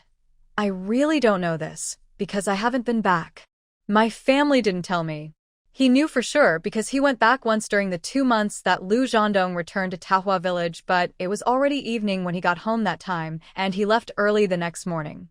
No one in the village saw him at all. Moreover, when his second brother Lu Hongwu came to pick up the remittance slip, he would bring him something. He also knew all about Lu Zhandong's condition after he returned. He heard that it would cost a lot of money to treat his leg. He also reminded his second brother Lu Hongwu at that time that if the army didn't care about Lu Zhandong, the Lu family wouldn't care either. Soo-kun nodded, said nothing more, and took him into the ward.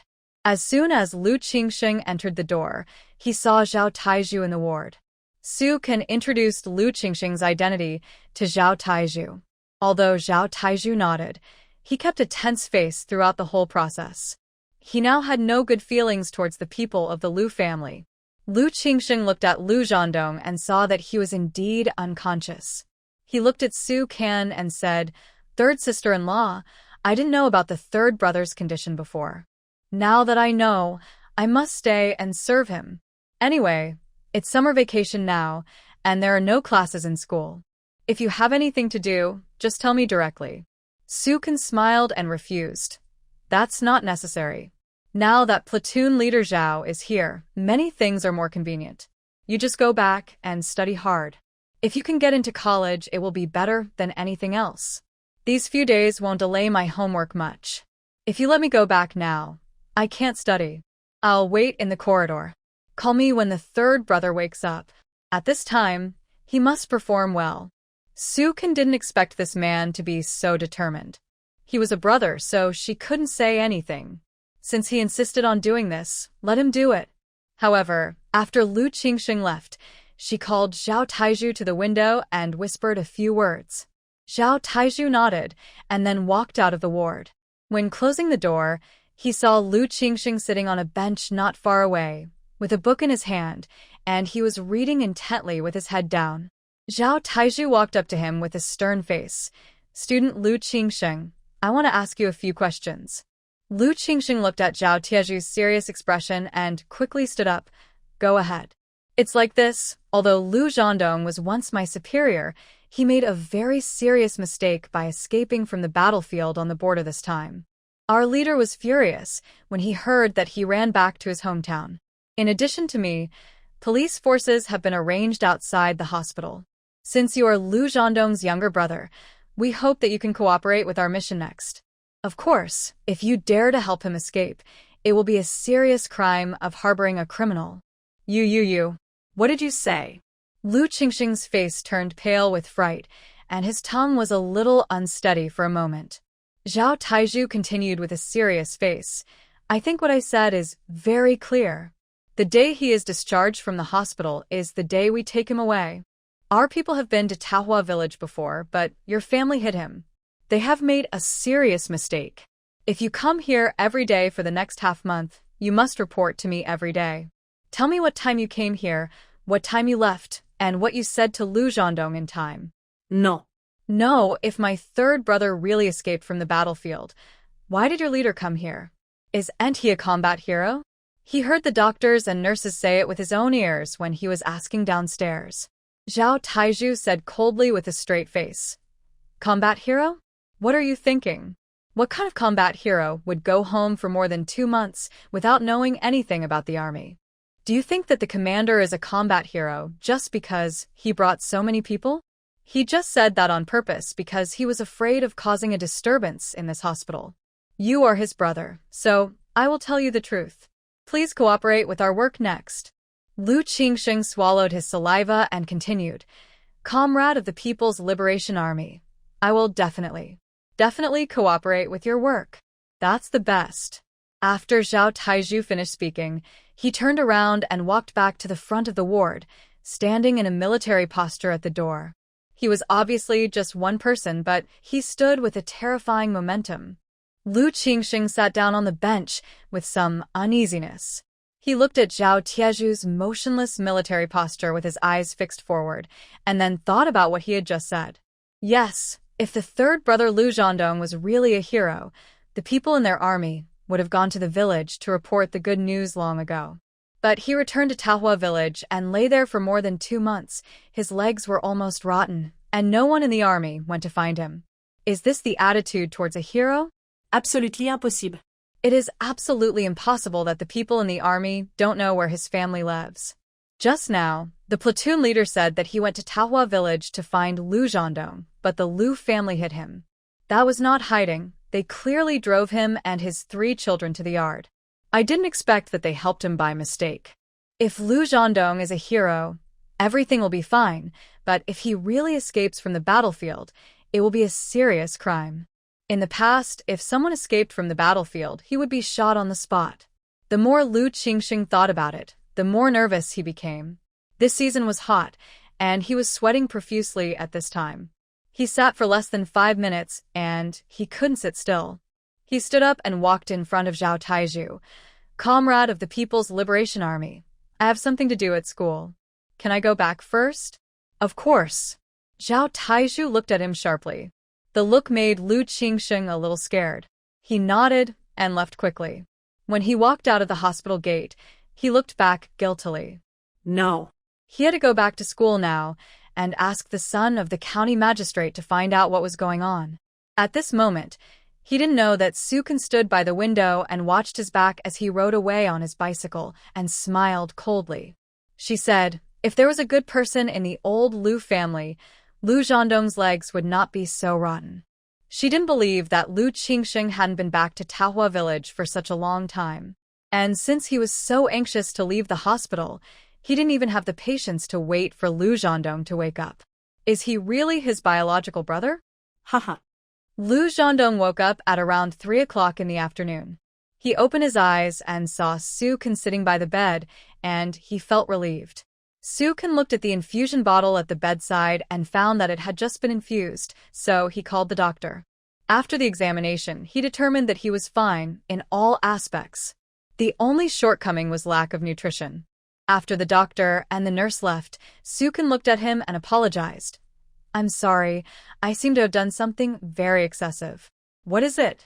Sukin then told her about how she asked Zhao Taizhu to scare Lu Qingxing away. Lu Zhandong looked at her without saying anything. But he had a new respect for her in his heart. This woman seemed to be 2 different people in appearance and in her heart. I was just testing him. Who knew he was so easily frightened? But if he comes tomorrow, I will explain to him. Sukin said this just to see Lu Zhandong's attitude. Lu Zhandong looked at her meaningfully. No need to explain.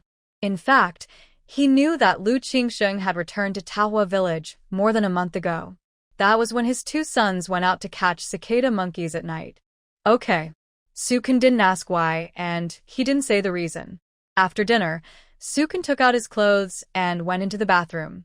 In addition to Lu Zhandong's ward, there were 3 empty beds. Originally, he didn't want this kind of treatment, but the hospital director said that it was arranged by the chief. Moreover, this ward was on the top floor of the hospital, and usually no one lived in it. Although the director said so, Lu Zhandong didn't believe it, but he couldn't move now and had no right to say no.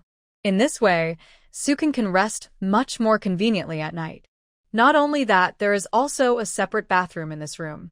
Although the conditions are very simple, it is enough for Sukin to have a place to wipe her body in seclusion. In this season, coupled with her body, she is sweating profusely when she walks a little. She feels that the black and dead skin on the unwashed parts of her body are almost soaked off because of the sweat of the past 2 days. Fortunately, this ward provides a wash basin. She filled a basin with water and scrubbed it over and over again. You don't know until you wash it, and you will be shocked when you wash it. The water is black, and Sukin can't bear to look at it. However, the memories of the original owner began to become clearer and clearer in her mind. I don't know since when, Zhang Yurong said that the original owner had a skin disease and couldn't touch water or take a bath.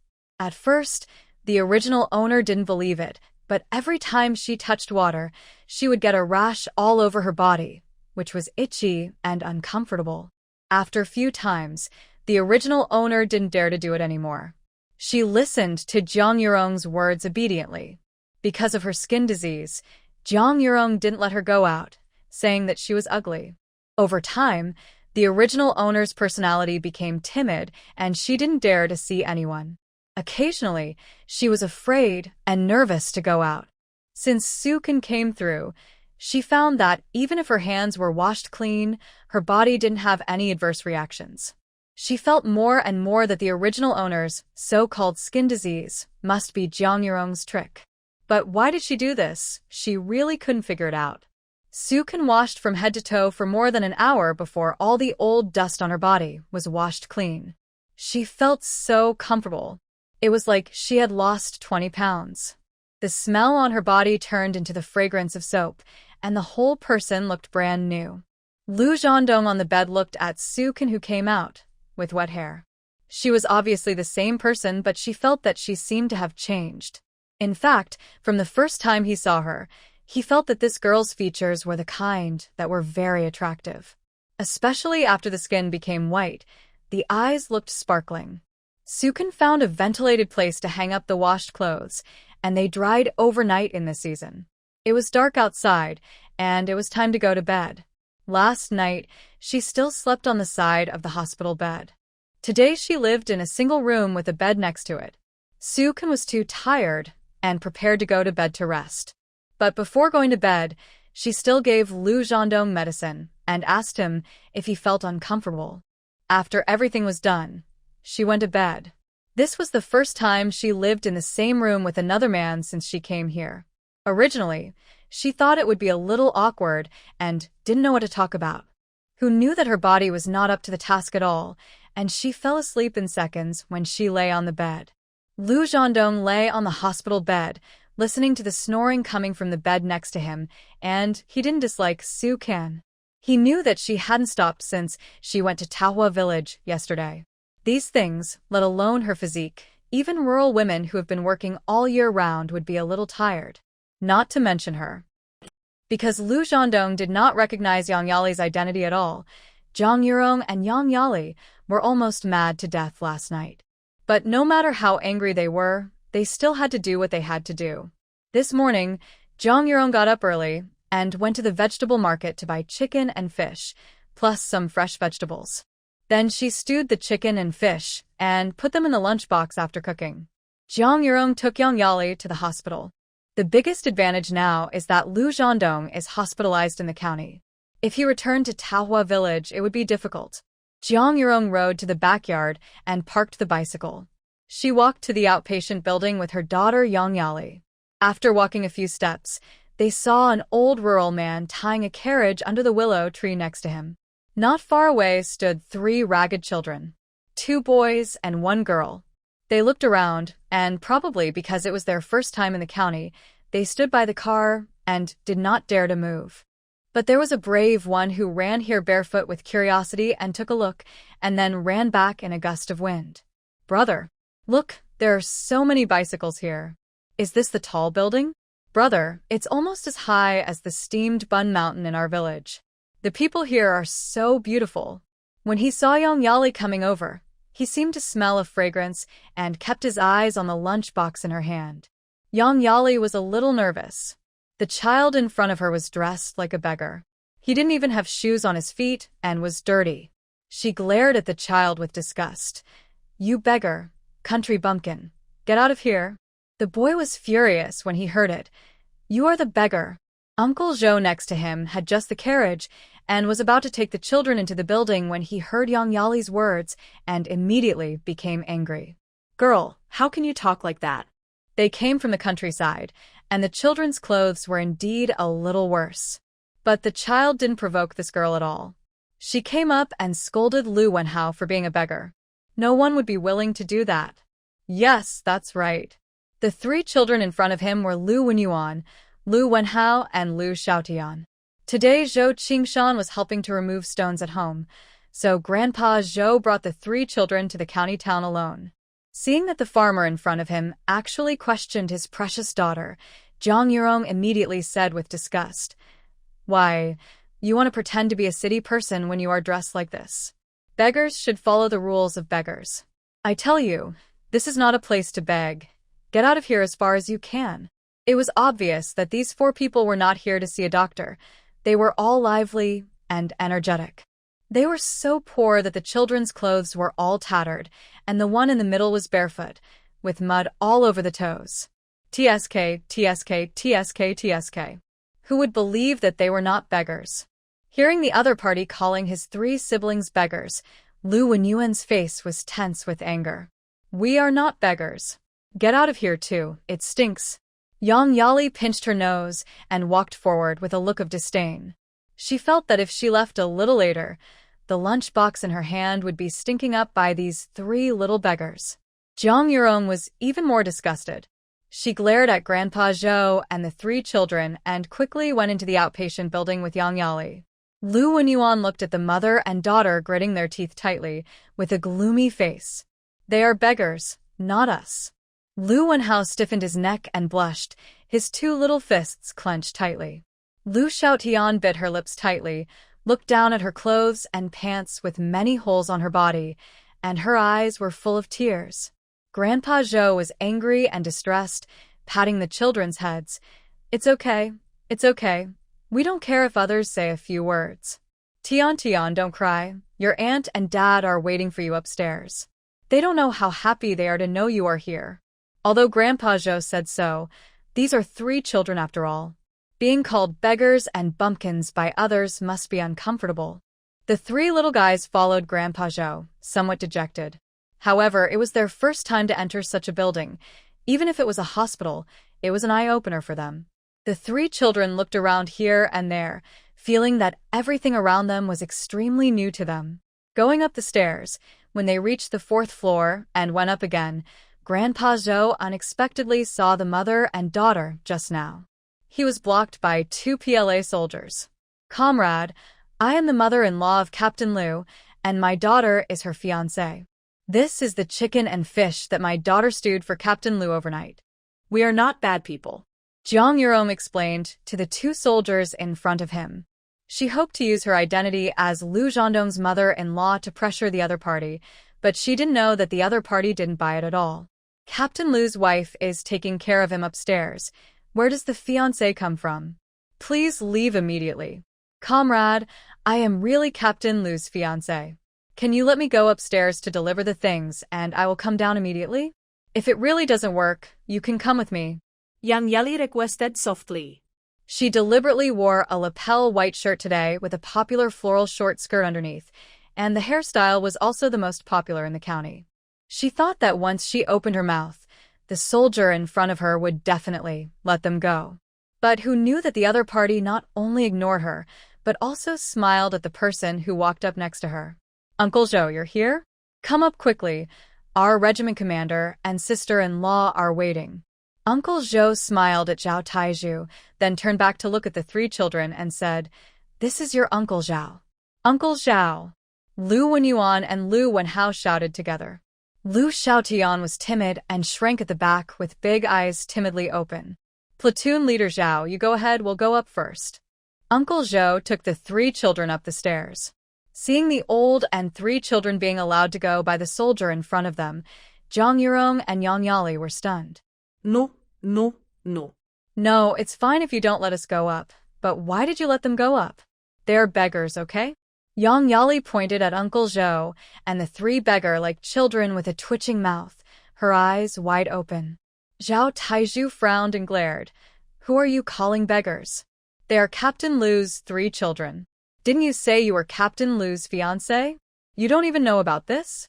Yang Yali was so scared that her face turned pale, and she froze in place as if struck by lightning. Lu Wenhao puffed his cheeks and made a face at her. "Humph. Wait a minute, I'll tell my dad that you called us beggars. Wait a minute." After saying that, the three siblings followed Uncle Zhou away. Jiang Yurong was also shocked by the identities of the three children, especially when she heard Lu Wenhao's words. She turned pale and apologized quickly. "Platoon leader Zhao, I'm so sorry. We said the wrong thing just now, and didn't know they were Captain Lu's children. Can you let us go up and apologize now? This is a misunderstanding." Zhao Tieju's face became colder. "Please leave here immediately." After saying that, he never spoke again. Jiang Yurong begged several times again, but the other party was ruthless and didn't respond to her at all. Originally, she wanted to wait a little longer, but the incident with the three children just now made Jiang Yurong feel at a loss. Fearing that things would get worse, she did not dare to stay with Yang Yali any longer and left in disgrace. At this time, Su Kan and Lu Zhandong had already had breakfast. Knowing that the three children were coming, she even bought a few more steamed buns and meat dishes. The three little guys were growing up, and from now on, she would never let them down. Grandpa Zhou knocked on the door of the ward, and the three children had already run in. "Dad, I'm so..." "Oh, our three babies are here." Su Kan smiled and stood up, asking Grandpa Zhou to sit down and rest quickly, and went to pour him a glass of water.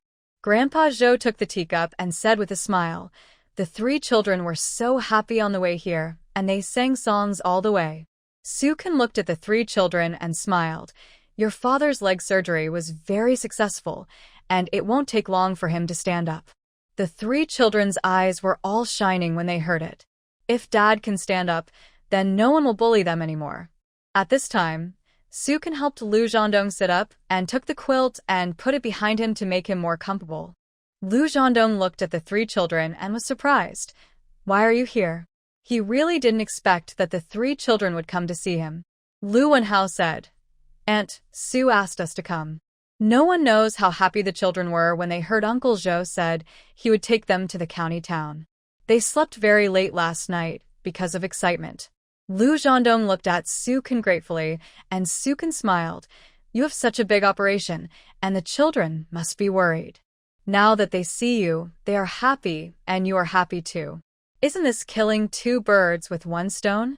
Lu Zhandong nodded, reached out and touched his daughter's head leaning against the bed, and then touched Lu Wenhao's head on the other side.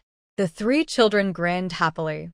Needless to say, it can be seen that they are very happy. "Uncle Zhou, have you had breakfast with them?" Yes, they did. The three kids were eager to see you, so they brought some cakes to eat on the way. Su Kan quickly took 3 lunch boxes from the cabinet and opened them. "You must not have eaten enough. Uncle Zhou, this is what I made for you this morning. It's just right to eat now." The 3 lunch boxes were full of meat and vegetables. Su Kan took out a few white flour buns from the bag next to him, and the 3 children's eyes lit up immediately. They ate the buns that Uncle Zhou brought back, and they were so delicious. Uncle Zhou looked at Lu Zhandong with emotion and said, "Zhandong, you really married a good wife this time." Unlike the one you were engaged to before, who just kept calling her a beggar downstairs. How can there be such a big difference between them? Lu Zhandong frowned. Uncle, are you talking about Su Can's sister Yangyali? Grandpa Zhou nodded. Yes. They are the mother and daughter, who came with the old leader when you were in surgery yesterday. You two don't know, when I just took the 3 children to the backyard to tie up the animals. The mother and daughter went to park their bicycles, and the 3 children probably looked at that Yangli a few more times, and then she chased and scolded them.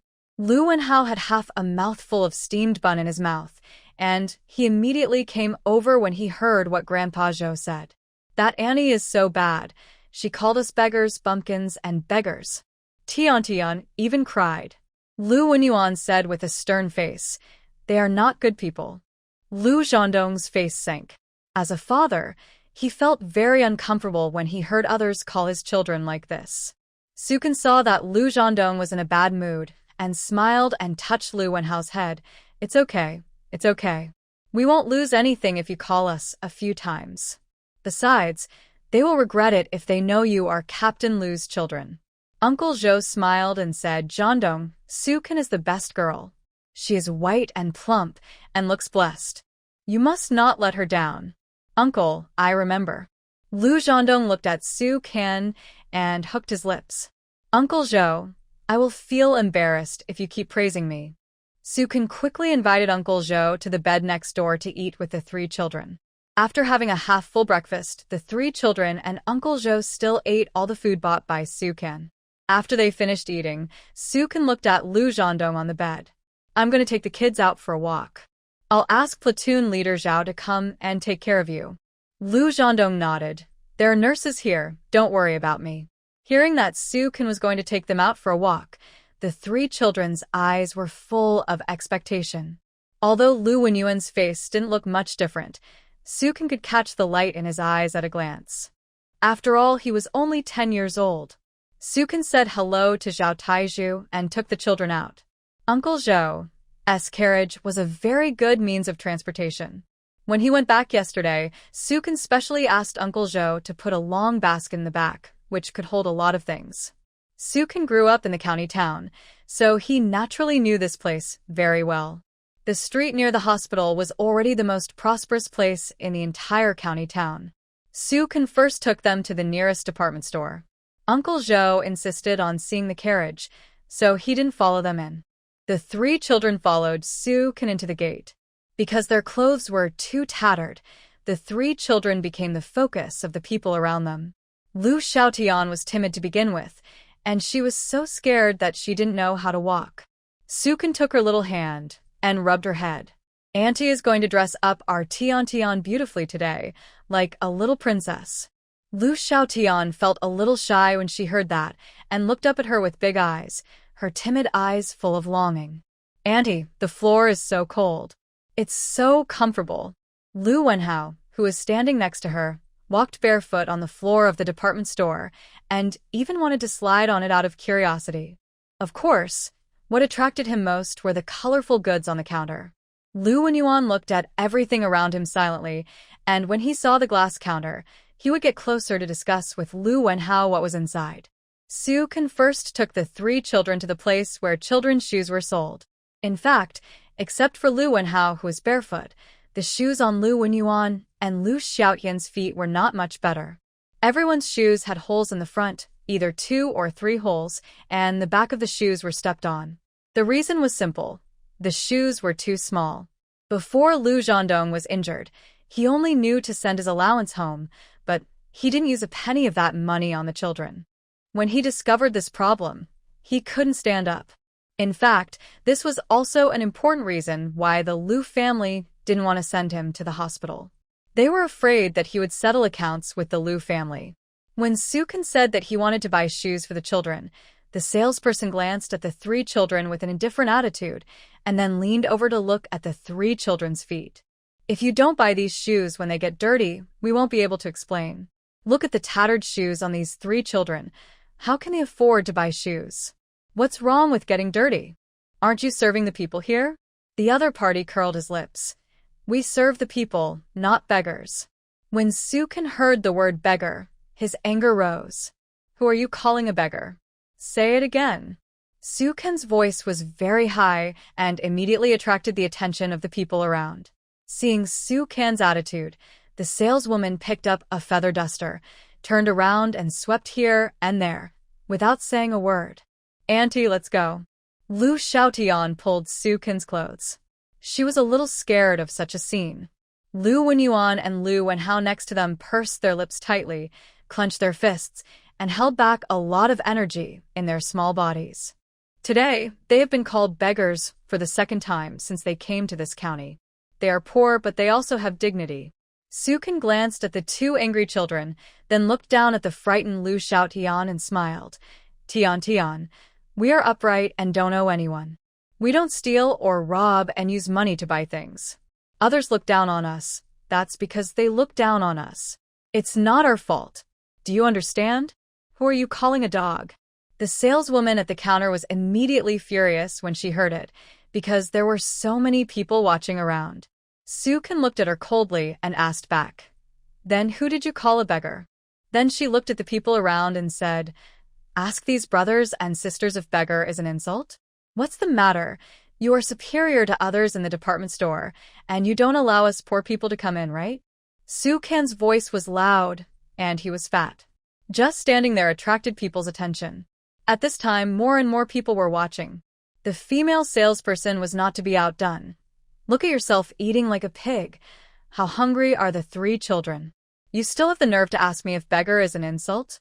Is there a mother like you? I think you are a stepmother?" This was very insulting. But this remark really touched the hearts of some of the onlookers. This fat man must be more than 200 pounds, but the three children are all skinny, and their clothes are tattered.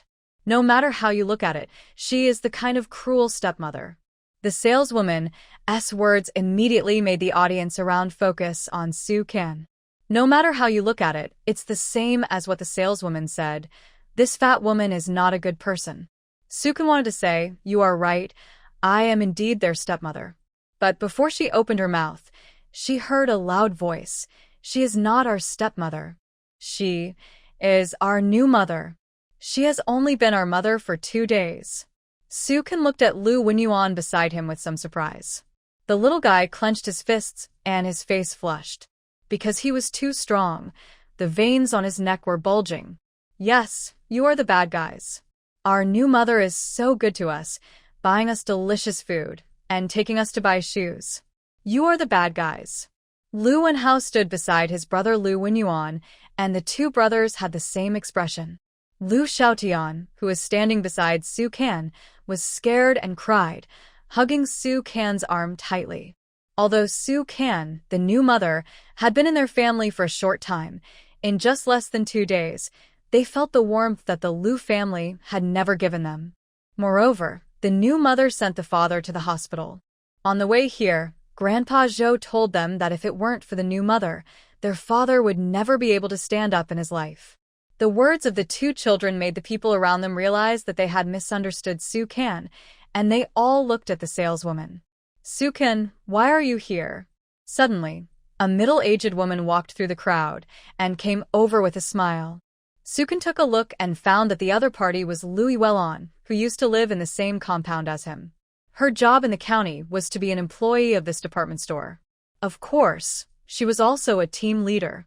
Most of the things Suken bought before going to Tahua village were bought by her. Aunt Zhang. "Suken, what's going on?" Louis Wellon asked. Suken told the truth. Louis Wellon frowned and first evacuated all the onlookers with another colleague. Then she looked at the salesperson at the counter with a stern expression. "Xiao Gao, your service attitude is not good. If this matter gets out of hand today, you will lose your job." Although Louis Wellon is a team leader in the department store, she has a wide network of contacts. She can be related to many powerful people in the county. The saleswoman admitted her mistake and apologized to Suken. "Comrade, I'm really sorry." Suken said to the woman coldly, "You don't have to say sorry to me. You have to say it to my 3 children." She knew very well that if the harm suffered by the children at this time was not compensated in time, it would seriously hurt their self-esteem. There was no way. The saleswoman could only apologize to the 3 children. With her character in her previous life, she would have done everything to make the saleswoman look good today, but for Lu Yuelan's sake, she didn't care. Lu Yuelan arranged another saleswoman for her to try shoes on the three children. After Su Kan thanked her, Lu Yuelan went to work. The saleswoman had a very good attitude. She asked the children to measure their feet barefoot on a cardboard and brought suitable sandals for the three children. The eldest and the second child both wore the popular khaki sandals, while Tian Tian wore a pair of aqua red. The three children were so happy, especially the second child, Lu Wenhao, who walked back and forth after putting them on, grinning all the time. I have shoes. I have shoes. The bad episode just now seemed to have disappeared. After buying sandals, Su Kan bought a pair of yellow rubber shoes for the whole family. They would definitely have to work when they returned to Taohua village, and this kind of shoes would be the most suitable. Of course, Lu Zhandong was also indispensable. He had been lying on the Kong for more than 2 months after returning to Taohua village, and he didn't even know who took away his shoes. After that, she took the children to the children's clothing area. The county department store in this era was basically one floor. Su Kan's commotion just now was seen by many people. And seeing that she bought 3 pairs of shoes at once, the salesperson selling clothes was very enthusiastic to her. Su Kan first bought a beautiful dress for Tian Tian, and then a short-sleeved shirt and long pants. After all, the dress was dirty, and there was no change of clothes. She bought vests and shorts for the 2 children, plus a popular navy shirt and dark blue trousers. Su Kan paid the money and put all the long-sleeved and long trouser clothes into the bag. After changing the old clothes, they were all thrown away, because they were really torn and could not be reused. The 3 children wore new clothes, and the corners of each of their mouths were raised. Lu Wenhao ran around happily in front. He was the most cheerful and lively among the 3 children. Although Lu Wenyuan looked relatively calm, how calm can a 10-year-old be? The corners of his mouth couldn't be suppressed at all. Xiaotian followed Su Kan happily, looking up at her from time to time, and then looking at the counter next to her. Her eyes seemed to be filled with stars. Su Kan went to the men's clothing counter again and bought him a white shirt and dark trousers according to Lu Zhandong's size. He also went to the place selling men's underwear and bought him 2 pairs of underwear. Before leaving, Su Kan saw the military green school bags on the counter, and Su Kan bought 3 directly. These 3 children are already of school age, especially Lu Wenyuan, who is already 10 years old and has never been to school. Thinking of this, Su Kan once again concluded that Lu Qingxing's character should not be much better. He is in high school in the county, and his 3 nephews and nieces can't even go to elementary school. He didn't know anything about it for such a long time? How is it possible? When the school bag was on his back, Lu Wenyuan lowered his head and gently touched the red 5-pointed star on the flap, with his mouth tightly pursed. Every time he saw other children in the village go to school, no one knew how much he longed for it. He often took his younger brother Lu Wenhao to the outside of the school classroom, leaned on the windowsill to look inside, and followed the teacher inside to read the text. Looking at the neat rows of students sitting inside, he really hoped that one day he could go in and attend classes. But they couldn't afford the tuition. Su Kan then bought an enamel wash basin and 2 teacups, toothbrushes, toothpaste, and some of the most commonly used daily necessities, and of course condiments. Although she had bought a lot before, she didn't know that there were 3 children in the family at that time. This time she even bought kitchen knives, scissors, needles, and thread. There was no way, there were too many things missing at home. Even so, she didn't dare to buy more. There was only one room in the house, and it was a problem to put things. But daily necessities must be bought. Su Kan took the 3 children out of the department store and put the things on the carriage. At this time, Uncle Zhou was smoking and squatting at the wall with an old man chatting about family matters. Seeing Su Kan come out, he stood up and walked over with a smile. "Grandpa Zhou, look, my aunt bought us new clothes. And new school bags." Lu Wenhao ran over to show off. Grandpa Zhou laughed. "Oh, the 3 of you are wearing new clothes? Not bad, not bad. Aunt Su is really good to you." He was not lying. He had known Su Kan for 2 days, and this girl's style of doing things was so generous and straightforward. The 3 children grinned. Su Kan saw it and was happy in his heart. Niece-in-law, where are we going next? Grandpa Zhou asked everyone to get on the carriage, and he got on and drove away. Sukin was familiar with this place and said another way. This time, Sukin brought them to the Xinhua bookstore in the county. With 3 children in the family, the Xinhua dictionary is indispensable.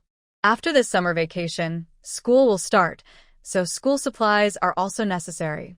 The 3 brothers and sisters couldn't move their legs at the comic book store, so Sukin picked it up and looked at it and asked them to choose one each. Now that she has enough money, she also bought the 4 great classics. There are no abridged versions of books from this era. Based on Sukin's experience in her previous life, these classics are very good spiritual food for children. After coming out of Xinhua bookstore, Sukin asked Uncle Zhou what else he needed to build the house. We can go to the market in Guangming Commune to buy other things. There are markets everywhere in our area. We can go to the market when the time comes. Okay, I'll listen to you. Sukin got on the carriage and the group returned to the hospital. Because there were things in the carriage, Uncle Zhou was waiting for them downstairs, and Sukin took the children into the building. When she reached the stairs on the 4th floor, she was stopped by someone. Third sister-in-law, why did you come back just now? Sukin looked closely and found that it was Lu Qingsheng who had been scared away before. What are you doing here? Sukin asked, pretending not to know. Lu Qingsheng pushed his glasses frame angrily. Isn't it because of the soldier upstairs? He actually lied to me that my 3rd brother was a deserter, but I went to ask someone, and it turned out not to be the case at all. He asked the son of the county magistrate to inquire about this matter, but it was not easy to ask about such things at the beginning. Later, when he asked as a family member, he found out that Lu Zhandong was not a deserter, but a battlefield hero. Lu Qingsheng was furious after hearing this and hurried back to the hospital. Who knew that the platoon leader who had lied to him before did not admit it at all. Not only did he not admit it, he also did not allow him to go upstairs to see his 3rd brother. Sukin said, "Oh," and took the children upstairs. It's not the 3rd sister-in-law. You can take me up with you. Lu Qingsheng wanted to go up with him. Sukin turned his head and looked at him, feeling that it was not just ironic. As a real uncle, there were 3 children standing in front of him, but he still didn't notice who these 3 children were. What does this mean? It means that in his stereotyped cognition, the children are just the same tattered appearance as before. I can't help you with this. I'm just a family member, but I have to follow orders for all actions. Don't let me make any mistakes. After saying that, he continued to walk up. Lu Qingsheng followed him up, but when he reached the stairs, he was stopped by 2 soldiers. These 2 were soldiers of platoon leader Zhao, and they stayed behind to ensure that Lu Zhandong's leg could be treated smoothly. Although Lu Qingsheng was angry, he had no choice. He looked at the 3 children around him depressedly as they walked up, and suddenly frowned, grabbing Lu Wenyuan at the back. Lu Wenyuan? You. Why are you dressed like this? Lu Qingsheng suddenly reacted, and quickly looked up, only to find that the 3 children following Sukin were actually the 3 adopted by his 3rd brother. He was stunned. You. Lu Wenhao turned around and made a face at him. 4th uncle, didn't you recognize us? Lu Wenyuan pushed him up the stairs. Sukin had already reached the 5th floor and looked down at Lu Qingsheng. So, what do you think they should wear as an uncle? Lu Qingsheng's mouth twitched. Seeing her leave with the 3 children, he went downstairs with a gloomy face. Since the 3rd brother is a hero, he must have a lot of money, and all the money went to Sukin. Originally, the money should have been his. But the woman spent it on those 3 little rascals. Today, they all wore brand new clothes, 3 sets. How much did it cost? 3 outsiders. Why should they spend their Lu family's money? Why should they spend his Lu Qingsheng's money? When Sukin walked to the door of the ward, he did not go in first, but let the 3 children go in first. Dad. After 3 crisp voices, Lu Zhandong saw 3 children in brand new clothes running in front of him. After a brief shock, there was surprise. Dad, do you think my dress looks good? Look at my sandals. Now I finally have shoes. And a school bag. Lu Wenhao was the first to show off loudly, as if he was afraid that Lu Zhandong couldn't see it. Lu Wenyuan was not so ostentatious, but he still said, Aunt Sue bought it for us. The little guy tried his best to act calm, but he couldn't suppress the upturned corners of his mouth. Dad, is my dress good-looking? The smile on Tiantian's face was as sweet as her name, and she happily turned around twice in front of the bed. She liked her dress so much. It looks good, really good-looking. Lu Zhendong smiled and nodded, looking at his sons and then at his daughter. In addition to the clothes they were wearing, what surprised him most was that they were carrying military green school bags. Sukin even thought of this. Looking at Sukin, who came in, his voice was a little hoarse. Did you take them to buy clothes? Yes, and I also bought some things the family needs. Sukin sat down beside the bed, looked up at the infusion bottle, then looked at him and said, Lu Zhendong, I will take the children back to Taohua village in a while. Here is platoon leader Zhao, 2 soldiers and a nurse. I can't do much if I stay here. Uncle Zhou has already sorted out the homestead issue, and I have asked Uncle Zhou and the Qingshan brothers, and they will help us build the house. It will take at least a month. We plan to build 4 rooms first. There are many children in the family, and now there is no place to live. Our family is building a house, so I have to go back. Lu Zhendong looked at her deeply. Be careful when you go home. The Lu family may cause trouble for you. He knew very well what kind of character his family had.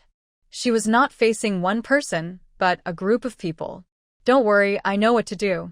Sukin looked at the 2 little guys beside the bed and joked with a smile. Besides, don't we have 2 men in our family? They will protect me. Although they were still little kids, the 2 little guys actually clenched their fists and nodded seriously. Dad, we will protect Aunt Sue.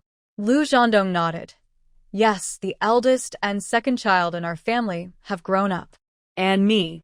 Tian spoke in a low voice beside him, her little face flushed and a little shy. Lu Zhendong smiled. Our Tian has grown up too. Dad, Aunt Sue also bought us picture books and several books as well as pens and notebooks. Look. Lu Wenhao still couldn't control his inner joy and opened his school bag to show Lu Zhendong. Lu Zhendong smiled and touched his head. Study hard. Sukin continued. After the summer vacation, I plan to send them all to school. When Yuan is 10 years old and should have gone to school a long time ago. The 2 younger ones are also old enough to go to school. Lu Zhendong nodded. Okay, all up to you. What she is planning now are all what he wanted to do before. How could he not support her? Don't worry about the hospital. I feel very good now. Okay. Then we'll go back first. Lu Zhendong looked at the 3 children. When Yuan, take your brother and sister out first. I'll talk to Aunt Sue. The 3 children nodded obediently and went out. Sukin watched the door close, then smiled at him. What do you want to tell me? Lu Zhendong looked at her in silence for a few seconds. Thank you for your hard work during this period. Sukin smiled. It's okay, it's a good time to lose some weight. I'll try to go back as early as possible. No, if you go back early, we don't have a place to live. I think it's better for you to live here until the house is built. Lu Zhendong understood what she meant and didn't refute. Okay. Don't worry about things at home. I'll go back first. Sukin stood up and prepared to leave, but someone grabbed her hand. She looked down unexpectedly, then looked at the man on the bed and felt her heartbeat stop. For some reason, Sukin chuckled and was amused by his words. You miss me with my physique? Don't tease me. Okay, I'm leaving. Lu Zhendong looked at her back helplessly. This woman. He was not joking, he really would miss her. When Sukin went out, he talked to Zhao Taizhu alone for a few more words, naturally asking him to take good care of Lu Zhendong. After that, he took the children downstairs and met Lu Qingxing again. Third sister-in-law, have you told my third brother? Can I go upstairs now? Lu Qingxing thought that as long as Sukin went upstairs, he would have to tell him about his visit to him. Sukin glared at him and said sarcastically, I didn't see you so active when his leg was rotten. He finally had the operation. You'd better not provoke him. I didn't know that my third brother had a rotten leg before. No, I am my third brother's biological brother. How could I provoke him? Lu Qingxing followed Sukin downstairs unwillingly. You ask me, how do I know? Sukin didn't even look at him. This man just looks like an intellectual, but his heart is not much different from the Lu family. The 3 children are dressed like beggars. It would be fine if they didn't know if he didn't go home for 2 months or half a year. But Lu Wenyuan and his two siblings were sent to the Lu family 3 years ago. Lu Zhandong only sent an allowance in the past 3 years because he had heavy combat missions and had no chance to go home. Poor these three children have suffered countless scorn and insults in the 3 years in the Lu family. Just by looking at the mouth of Mrs. Lu, you don't need to think about what the children are living. Lu Qingsheng in front of him doesn't know? Are you kidding me? Lu Qingsheng was choked by her words and then changed the subject.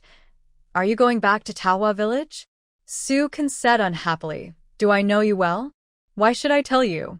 Lu Qingsheng was choked, but now he needed Su Ken's help, so he couldn't turn against her. He looked up at the upstairs, then at Su Ken and the three children, and after a moment of hesitation, he followed them downstairs. Lu Zhandong couldn't run away anyway, so he had to go see where Su Ken and the others were going. After going downstairs, he saw Su Ken and the three children all got on Uncle Zhou's carriage and left the hospital. Lu Qingsheng looked at the basket behind the carriage and saw that there seemed to be a lot of things in it, but it was covered with a piece of cloth and he couldn't tell what it was. He frowned and was silent for a while, but turned around and went back upstairs. The woman went back to Taohua village. Maybe he would have a chance to meet his third brother Lu Zhandong. After entering the lobby on the first floor and walking towards the stairs, he was bumped by someone. He turned around and wanted to lose his temper, but he found that it was a beautiful girl wearing a white short-sleeved shirt and a knee-length skirt. At the bottom was a pair of black women's leather sandals. Lu Qingsheng's eyes behind his glasses lit up. Although he was only in the 3rd year of high school at the beginning of the school, he was not young, he was 26 years old. He has reached the age to start a family and build a career. However, he has always been self-righteous and thinks that ordinary women are not worthy of him. The woman in front of him is so beautiful that she is definitely a great beauty in this era. She apologized to him and then took her mother's arm to go upstairs. Lu Qingsheng was so absorbed in watching that he didn't react for a while. He watched the two of them go up a few steps before he hurriedly followed them. He originally wanted to see which floor the other party was going to so that he could take the opportunity to say hello and get to know them. Unexpectedly, the other party went all the way up and stopped downstairs of Lu Zhandong. He was stopped by the soldier who stopped him before. "PLA's soldier, can you please make an exception and let us meet Captain Lu?" Jiang Yurong begged humbly. "I got up early today and originally wanted to ask for a good deal in front of Lu Zhandong, but who would have thought that I would meet his three children?" And Yang Yali treated all three children as beggars. On the way back, Yang Yali cried all the way. She regretted so much that her intestines turned green, and she thought that she would adjust her mood this afternoon and come to apologize to Lu Zhandong. The two soldiers turned a deaf ear to her words and did not move. At this time, Zhao Taizhu came up the stairs and said to Lu Qingsheng behind them, "Lu Qingsheng, you can come up." "Okay." Lu Qingsheng did not expect that this time when he went upstairs again, his third brother agreed to see him. Jiang Yurong and Yang Yali immediately looked at Lu Qingsheng behind them. This elegant man smiled at the mother and daughter and introduced himself. "Hello, that's my third brother upstairs, and I am his younger brother Lu Qingsheng." Jiang Yurong immediately nodded with a smile on her face. "Really? Then you can go up quickly." Yang Yali also nodded politely. Seeing that he had achieved his goal, Lu Qingsheng hurried upstairs. Jiang Yurong watched his figure disappear and quickly pulled her daughter away. "Yali, I think our chance has come." Yang Yali looked at the stairs. "Mom, are you talking about this Lu Qingsheng?" "Yes, you see, we haven't seen this person since we came here. He was very nice to us just now, which means he may not know what happened before. If we can make good use of him, maybe you can marry Lu Zhandong again." Yang Yali nodded immediately after hearing this. "Mom, you are right. Then we wait for him downstairs?" "Yes, wait." When Lu Qingsheng walked into the ward, he saw Lu Zhandong half sitting at the head of the bed, leaning against the quilt behind him, and both legs were wrapped in bandages. He hurried forward and said nervously, "Third brother, I can see you. How are you? Did the operation go well?" These words were all considered by him downstairs. Lu Zhandong looked at him with a somewhat indifferent expression. "You care about me so much?" Third brother, you said such a big thing, but I didn't know. Lu Qingxing took off his glasses and raised his hand to wipe his red eyes. Lu Zhandong looked at him without saying anything. Third brother, you won't blame me, will you? Lu Qingxing put on his glasses, looking guilty. Lu Zhandong's face was gloomy. You don't know that my leg is injured, and you don't know that the 3 children are so hungry, right? You haven't been home for several years? Lu Qingxing was choked, and his tone was a little innocent. Third brother, you also know. I don't have the final say in our family. Really? You don't have the final say, but the money is spent on you. Looking at what the fourth brother is wearing, and then looking at what his 3 children are wearing, he knows everything clearly, without checking. Lu Qingxing looked embarrassed and quickly changed the subject. Third brother, I saw that fat woman. She said she was my third sister-in-law. Is that true? When did you get married? How come I didn't know? Lu Zhandong looked at him indifferently. It's normal not to know. Haven't you always been unaware of the Lu family's affairs? Lu Qingxing twitched his mouth. Third brother, that woman is too fat and ugly. Don't let her use you. When I went upstairs just now, I saw her bringing her 3 children downstairs. Is she going back to Tahua village?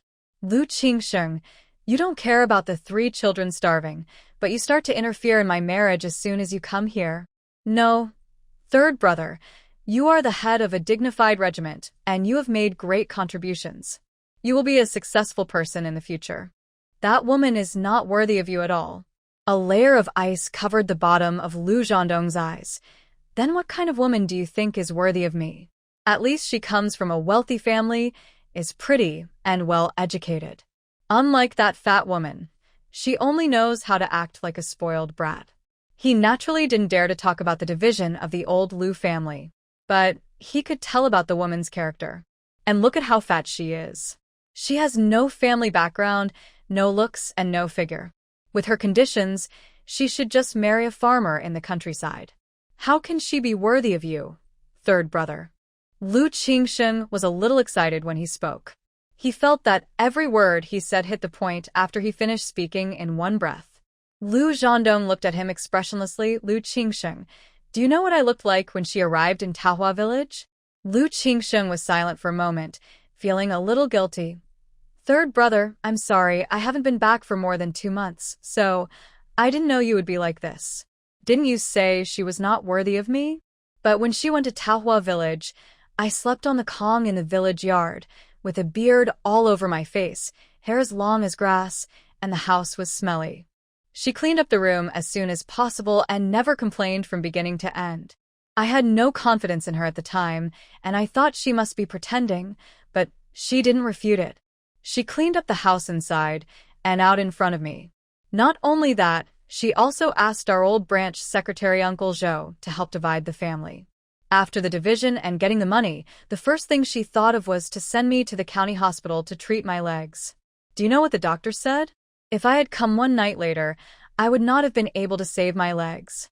Didn't you just say that she was not worthy of your third brother? You are wrong.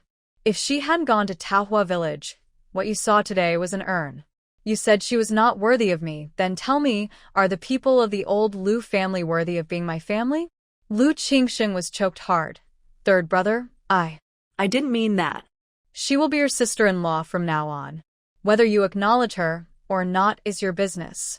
But if you dare to say bad things about her in front of me, get out. Third brother, I'm sorry. Lu Qingxing apologized quickly when he saw that his third brother was angry. Do you have anything else to do? Haven't you gone back yet? I'm injured now and need to rest. Lu Zhandong's face was gloomy and not good-looking at all. Lu Qingxing felt guilty and regretted it.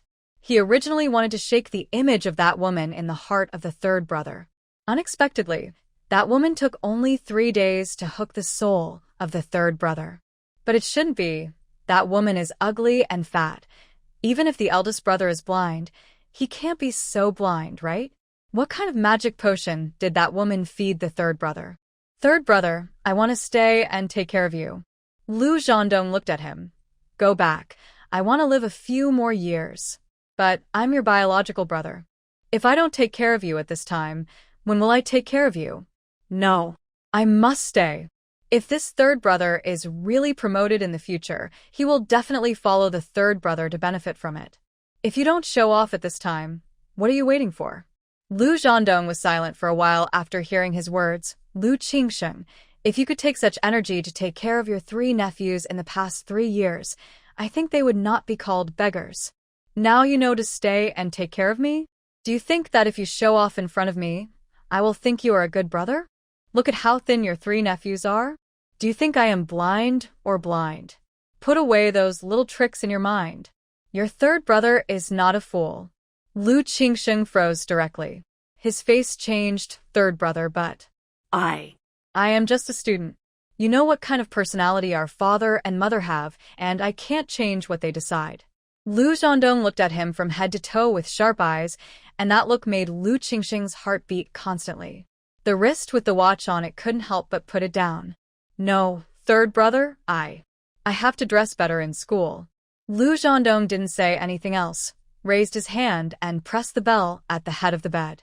The door of the ward opened quickly, and Zhao Taiju walked in.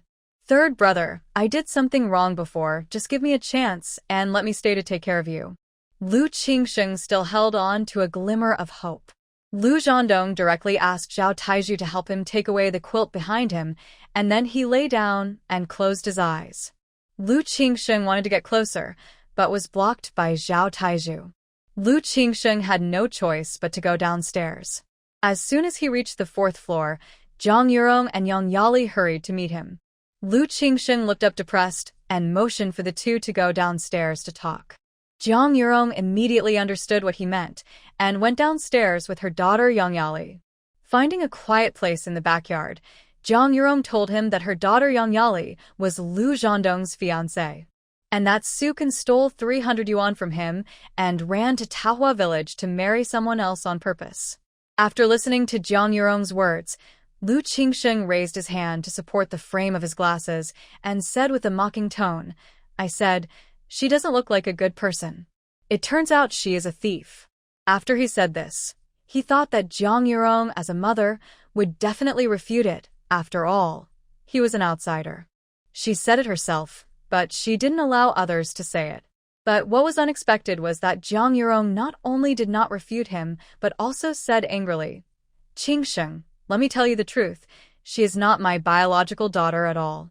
But I raised her since she was a child. Not only does she not know how to be grateful, but she also deliberately ruined her sister's marriage. How can she be a good person? Qingsheng, I tell you, she has been a thief since she was a child, lazy, greedy, and bad-tempered. If I didn't pity her, how could she live to this day?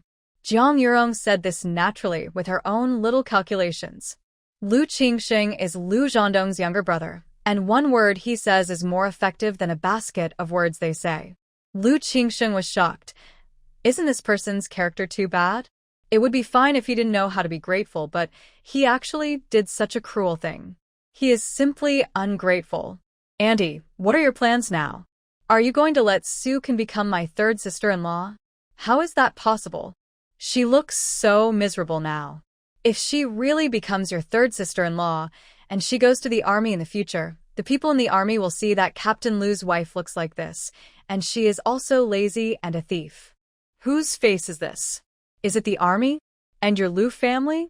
Lu Qingsheng nodded in agreement, but she has returned to Tahua village with the children. It will be difficult for you to see her again. What?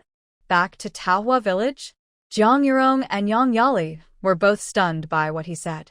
Mom, what should I do? If she goes back to the village and advertises that she is Captain Lu's wife, how can I marry her in the future? Yang Yali was about to cry in anxiety. After meeting Lu Zhandong yesterday, she was not allowed to see him again. To be honest, she was a little panicked. Don't worry, you were introduced by Director Fong, and you are the legitimate fiancé of Captain Lu. Now you have been snatched away by the ungrateful Su Can. As long as we make the facts clear, the matter will surely become clear.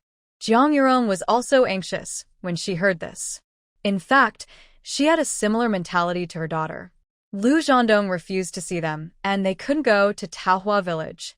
If this goes on, the chances of this marriage being successful will become smaller and smaller. Lu Qingxing looked at the mother and daughter and said, "Actually, I have a way." "What solution?" Jiang Yurong and Yang Yali looked at Lu Qingxing at the same time. Lu Qingxing looked at Yang Yali. "You don't have to worry about accommodation in Taohua village. Since you are my third brother's fiancé, you can just live in our house. Besides, in our hometown, only with the consent of our parents can you really enter our house. My parents don't recognize her at all now. My third brother can't be an unfilial son for her, right?" Jiang Yurong looked at his daughter after hearing his words and said in silence for a moment, "Our Yali grew up in the county town since she was a child. She has never been to the countryside. If she goes there now, she will be isolated and helpless." Lu Qingxing said, "It happens to be my summer vacation now, so I can go back to help for more than a month. I think more than a month is enough.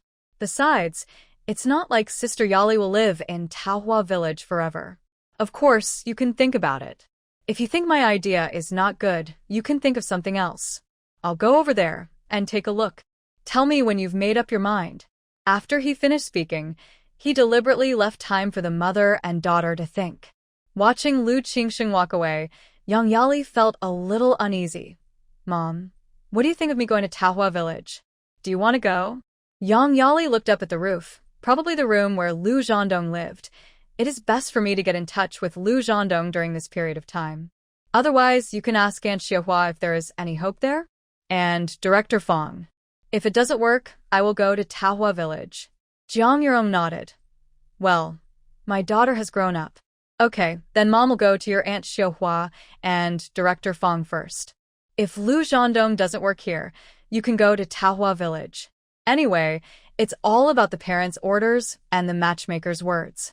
No matter how powerful Lu Zhandong is, he has to listen to his parents. Yeah. No matter what, there is still hope for this matter." When the mother and daughter had almost discussed it, they called Lu Qingxing over and communicated their ideas with him. Lu Qingxing didn't say anything. He told them the location of his school dormitory and left. In fact, he had his own plans for letting Yang Yali go to Taohua village. The Yang family lives in the county town. Judging from the clothes and living conditions of the mother and daughter, they are not bad. If he helps Yang Yali this time, she will definitely treat him as a benefactor in the future. Third brother Lu Zhandong will be promoted to Deputy Division Commander and then Division Commander in the future.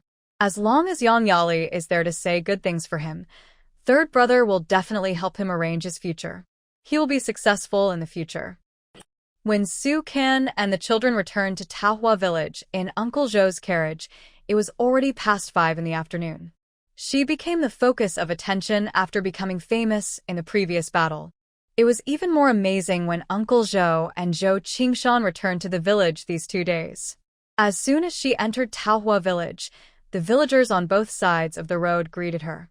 Su Kan didn't know the people, so he asked Uncle Zhou to introduce himself in advance. He called them aunt, uncle, and uncle all the way.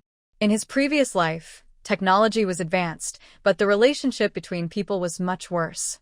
Su Kan liked the feeling now. The carriage soon arrived at the new home in the yard. When he got off the car, Su Kan was a little stunned. All the weeds in the yard were completely removed. Not only that, the foundation of the east side of the house had already been laid, and the foundations of the 4 houses had been clearly planned. The stones of the surrounding walls were all pulled in, and 40 or 50 men were working shirtless in the whole yard. Some were digging the foundation with hoes, some were moving stones and small carts, large carts, and carts were all on. Su Kan was a little stunned. As soon as Uncle Zhou's carriage entered the yard, everyone stopped, and Zhou Qingshan and Zhou Dongsheng led everyone over. "Brother Qingshan, isn't this too fast?" Su Kan was moved and excited. Zhou Qingshan smiled and said, "What we have the most in Taohua village is people. We just gave a shout that night, and everyone came. Niece-in-law, Zhan Dong is a soldier. It would be a disgrace to our Taohua village if he lives in this kind of house." "That's right. Don't worry. We promise to build the house within a month and build it well. Zhan Dong's wife, you don't have to worry about this house. Although our village is not very eye-catching, there are many skilled people.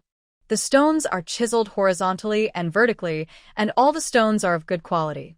It's warm in winter and cool in summer. That's right, it's guaranteed to be the best. A group of big men talked a lot, but their words were all the most heartwarming. Sue Ken was deeply moved. Grandpas and uncles, I want to thank you on behalf of Jean Dong. Jean Dong's wife, don't be so formal. Jean Dong's legs were not good before, and we couldn't help him. I felt very uncomfortable. That's right. We are all from the same village. There's no need to be so formal. We can't help with the money, but he still has the strength. That's right. Zhou Qingshan waved his hand. Okay, let's work for another 2 or 3 hours. The house will be slower, but the courtyard wall should be put up as soon as possible. As soon as he opened his mouth, everyone went back to work immediately. Su Kan and the children moved the things into the house and consulted with Zhou Qingshan and Uncle Zhou. They learned that they had to cook for everyone every day during the month of building the house. After all, in the countryside, there was no salary at all in this era. Everyone came to help out of their warm hearts and to have a full meal. And today is the real first day. Because the nearest place to the yard is the home of Lu Zhandong's cousin Lu Jianxing, Zhou Qingshan agreed with the couple to install the stove there in the next month. However, Su Kan still had to talk to them personally about the money. As soon as Su Kan heard it, he asked Zhou Qingshan to take him there to have a look. On the way there, Su Kan asked Zhou Qingshan if anyone from the old Lu family came to cause trouble. After Brother Zhandong went to the county town, many people in the village came here at night, and the village militia also came. No matter how powerful Lu Hongguo is, he dare not do such a thing. Besides, the director of the County Public Security Bureau has such a close relationship with Brother Zhandong. No one dares to cause trouble in the old Lu family now. Hearing him say this, Su Kan's hanging heart finally fell to the ground. Zhou Qingshan took Su Kan to Lu Jianxing's house.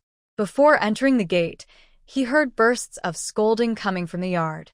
There were many people gathered at the gate to watch the excitement, and they took the initiative to talk to Su Kan when they saw him. Jean Dong's wife, please go in and take a look. Your old lady has been cursing here for almost an hour. That's right. Since she can't deal with you and Jean Dong, she ran to Jianxing to curse. Anyway, she cursed all kinds of ugly things, and Jianxing's wife was scolded to tears. Su Kan listened to the words of the aunties and aunties around him and hurried in. As soon as he entered the yard, he saw Mrs. Lu sitting cross-legged on a futon, stroking her legs and cursing. Some rural women gathered around to persuade her, but she would curse anyone who persuaded her. Hey, old lady, who are you scolding?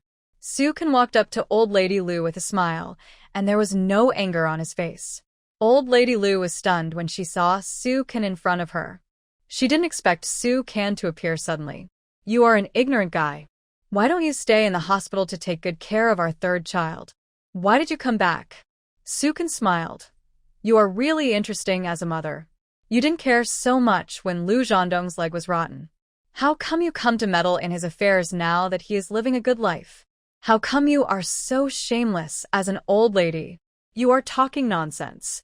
Do you believe that I will tear your mouth apart? Old Lady Lu stood up from the futon in anger. Tear my mouth apart?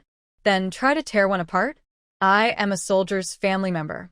If you dare to tear mine apart, I promise to sue you in the county. You are talking nonsense. You are a soldier's family member, and I am still a soldier's mother. Old Lady Lu refuted her confidently. Su Kan smiled. Well said. You are the mother of a soldier, then let me ask you, how did you take care of him as a soldier? The doctor in the hospital said that if he was sent one day later, Lu Zhandong's legs would not be saved. If you are his biological mother, you are really cruel. There is no one else like you in Taohua village. Of course I am his biological mother. Could it be that he jumped out of in the stone? Haha. A biological mother watched her son's legs rot like that and did nothing about it? Knowing that this is where her son builds a house and cooks, she ran here to make trouble. Is she a biological mother? I think she is more like an enemy. The villagers who were watching around also whispered to each other. Old Lady Lu has always had a bad reputation in the village, especially today, when she came to cause trouble like this, which is really unbearable. The old lady sided with Su-ken as soon as she saw it, and sat back on the futon with a plop, cursing without thinking twice.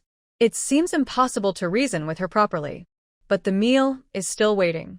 Su-ken first comforted Zhao Jing, the wife of Lu Jiansheng, and then asked a few aunts who were leading the cooking. Finally, they decided to move the cooking site to their own yard. Although it was a bit crude, it should not be a problem to build a temporary shed. Of course, in addition to building the shed, 2 new stoves should be built. After all, 1 stove is not in time. Just do it. With Zhou Qingshan, it is enough to call everyone to build a shed and a stove. A few pieces of wood were stuck in the ground, and the roof was put on top, and the tent was ready. The yard in front of the house was very large. Su-ken specially asked Zhou Qingshan to build a few more pillars and flatten them with sorghum stalks so that the shade would be larger. When everyone was tired from working, they could come and sit and drink water. Although it was a bit crude, it was more convenient. Zhou Qingshan took a few people to the village to borrow a few tables and a dozen long benches. The shed was built, and the stove was almost ready. Zhou Qingshan went directly to his home to move the pot over, and Lu Jiansheng also moved his pot over. Because the mud on the stove was just built and was still a little wet, someone had the fire lit first. The next thing was cooking. 1 pot for cooking, 2 pots for steaming buns. Even so, the buns had to be steamed twice. After all, there were too many people helping with the work. Today, when Su-ken passed Guangming Commune by horse carriage from the county town, she bought a bag of 50 kilograms of flour. The main reason was that there were many people and things on the car, otherwise she would have bought more. Zhao Jing brought a leaven from home, which was used to make dough, which is actually the yeast now. With 7 or 8 rural women helping together, steaming buns was easier. As long as there was something, no one would let Su-ken do it. After all, everything was under her control. Su-ken walked around the foundation of the house, and Zhou Qingshan told her the detailed process of building such a house. When the main body is up and the beams are put up, there are things to pay attention to. Brother Qingshan, is there anyone in our village who can make furniture? Yes, my eldest brother-in-law Zhao Chang'an can. He made the doors and windows of your house. Su-ken had previously entrusted the matter to Zhou Qingshan, and all he had to do was to specify the size of the doors and windows, so Zhao Chang'an had never come. Su-ken naturally didn't know him. Is he in our village? Yes, he lives in the alley in front of the brigade. Whether it's furniture or a big or small cart, as long as it's made of wood, he can make it. Su-ken nodded. That's great, but what should we do if we don't have wood at home now? That's easy. There's the most elm in our village. It can be said that every household has it. But the furniture must be made of old elm rafters that have been stored for 3 to 5 years. I'll ask him when we have dinner later, and I'll negotiate the price then. Sister-in-law, I promise not to let you spend more money. Okay. At 8 o'clock in the evening, the last 2 large pots of steamed buns were all out of the pot, and 2 full winnowing baskets were put in, with more than 200 large steamed buns. You have to know that one of these steamed buns is equivalent to 2 or 3 of Su-ken's previous life. To be honest, in this era, when people in the village built houses before and steamed buns, they would also mix some corn flour in it. The main reason is that no one can afford pure flour buns. But it tastes great that way. When kneading the dough, an aunt mentioned this to Su-ken, asking her to add some cornmeal to it so that she could save some money. But Su-ken refused. She couldn't help with anything now, so she couldn't treat everyone badly when it came to food. So when the steamed buns came out of the pot, everyone looked at the big white and soft steamed buns and drooled. The dish in the pot next to it was a big pot of beans. Because there was no time to buy meat, Su-ken told the ants who were cooking to put more oil. Each person had 3 or 4 big steamed buns plus a bowl of beans, and everyone's eyes lit up while eating. Su-ken personally served the dishes to everyone so that she recognized everyone who came to help. Finally, the 3 little guys also came with bowls. It was less than half a day, and the 3 of them seemed to have been reborn. There was light in their eyes, and their backs were straighter than before. Although Su-ken didn't pay attention to them after she came back, she occasionally glanced at them from a distance and saw that they were all surrounded by the children in the village. You don't have to think about how proud the 3 children were at that time. Aunt Sue, they all said that my clothes and shoes are beautiful. Lu Wenhao, who is very conspicuous, came over first. He was so happy today. He had new shoes, new clothes, and new school bags. All the little friends in the village looked at the three of them. Don't mention how envious they were. Su-kan didn't pay attention to the three of them after he came back. Now looking at his vest, it was rubbed dirty and his face was covered with sweat stains. But for children, this is normal. Su-kan smiled and said, "Did you run to show off in front of others?" No. "I didn't show off." Lu Wenhao stiffened his neck and firmly denied it. Lu Wenyuan next to him exposed him. "You told Lu, who that you bought new clothes." "I only told him once, it doesn't count." Lu Xiaotian followed up and exposed him. "You also said that you bought a new school bag and new notebooks." "Humph, I don't want to play with you anymore." The arrogant Lu Wenhao wanted to run with the bowl in his hand, but he walked out and ran back again. Ansu, what's wrong?" Lu Wenhao was a little anxious. It's over. Lu Daqiang and Lu Erqiang are here. They must be here to steal our food. Su-kan didn't react for a moment. "Who are Lu Daqiang and Lu Erqiang?" Lu Wenyuan looked at the direction of the shed with a tense face. "My second uncle's family." After saying that, he put down his bowl and ran away. Lu Wenhao saw his eldest brother running over, so he put down his bowl and chased after him. Su-kan looked in the direction of the gate and saw a group of children coming in, led by two boys, one tall and one short, both of whom were very strong. The second uncle of the children was naturally Lu Hongwu's children. Looking at their height and physique, they really took after Lu Hongwu. Lu Wenyuan and Lu Wenhao went straight for them. "Don't enter." The Lu Wenyuan brothers blocked the way of several children. They knew exactly what the brothers were here for, just to steal their steamed buns. In fact, the four children were about the same age, but Lu Wenyuan and Lu Wenhao had not eaten enough all year round, so they were naturally inferior to the brothers in height and physique. Lu Daqiang pushed Lu Wenhao in annoyance and pushed him down directly. The little guy refused to admit defeat, so he got up and started fighting with Lu Daqiang. Lu Wenyuan also wrestled with Lu Erqiang. The four children were fighting, and the adults around them couldn't help but persuade them. In fact, the adults knew that Lu Daqiang and Lu Erqiang just listened to the instigation of the Lu family and ran over to get the steamed buns to eat. When Su-kan brought Lu Xiaotian to the gate, Lu Xiaotian told Su-kan that there were 3 children from the old man's family among the group of children. The brothers Lu Wenhu and Lu Wenliang, and the girl Lu Xiaoli next to them was the old man's daughter. The 3 siblings just watched from the side and didn't step forward. The adults around them persuaded them, but how could Lu Daqiang and Lu Erqiang listen? Lu Wenyuan and Lu Wenhao didn't stop either. Before Aunt Sue didn't come, 6 out of 10 meals that Lu Daqiang and Lu Erqiang sent to them were stolen by them. Sometimes they didn't even give them food to the dog. Now they want to steal their steamed buns. No way. Everyone thought that Su-kan would come over to separate the two, but she just stood by and watched, doing nothing. On the first day she came to Taohua village, she heard Xiao Tian timidly tell Lu Zhandong that the biscuits she ate were eaten by Lu Daqiang and Lu Erqiang. Looking at the child's pale and thin appearance, it was obvious that they must have been bullied by the Lu Daqiang brothers in the past. She was a bodyguard in her previous life, and she knew too well the importance of fists when facing such unreasonable people. Regardless of whether this fight was a win or a loss, she had to let the child fight. Lu Daqiang. Lu Erqiang. A short middle-aged man walked out of the crowd and pulled the 4 children apart.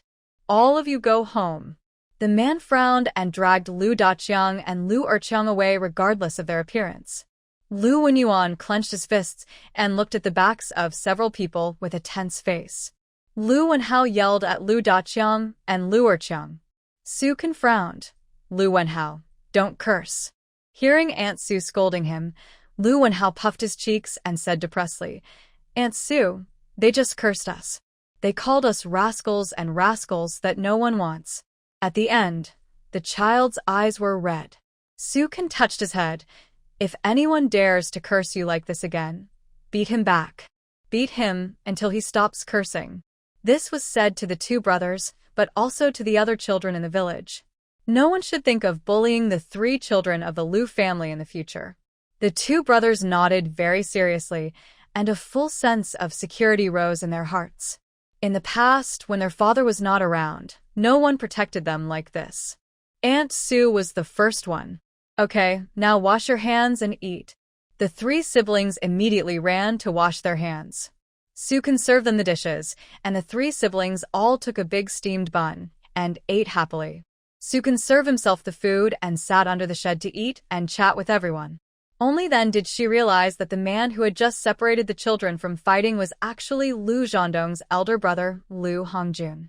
I saw him working over there.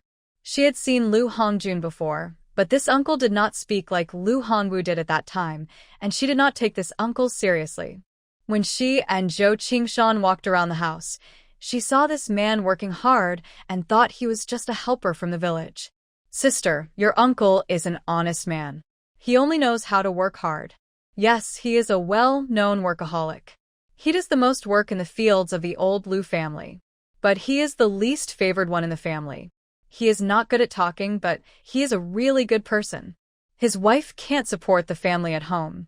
It is her job to make fire, cook, and wash clothes. The couple does the most work at home, but the old lady still scolds them to death every day. Your uncle came to help today. First, he felt sorry for Zhandong, and second, he is very good at building walls. He works carefully and builds the walls vertically and horizontally. Anyone who builds a house is willing to invite him. This person is not picky about food. Even if you give him cakes and pickles, he will still do the job for you. After listening to everyone's explanation, Sukin was surprised. Then why didn't he help his brother before? Just watched his legs rot like this? Even though people around said that Liu Hongjun was a good man, Sukin still couldn't understand. If he was a good man, why did he remain indifferent when he saw his own brother and 3 children living this kind of life? He took care of the 3rd child the most, but Liu Hongwu wouldn't let him. The 2 brothers even had a fight. You can see that he walks with a limp. That's because Liu Hongwu hit him with a. Because of this incident, your old woman scolded him as soon as she opened her eyes, and she scolded him for 7 days and 7 nights without stopping. He was not allowed to enter the house for several days. He didn't like to talk.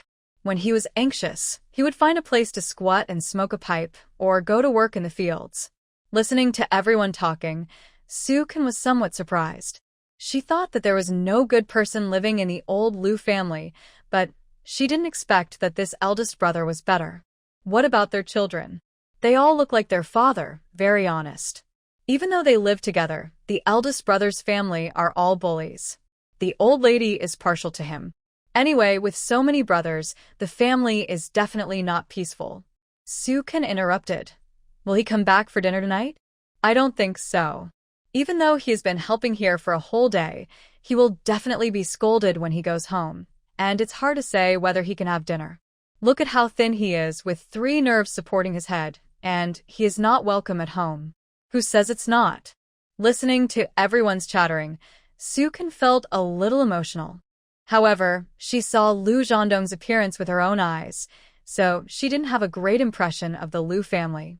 The uncle came to help probably because he saw that Liu Zhandong's family was living a good life, so he came to get close to them, right?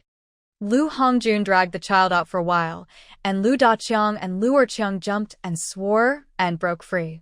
As for this uncle, the 2 children, like their father, did not take him seriously at all.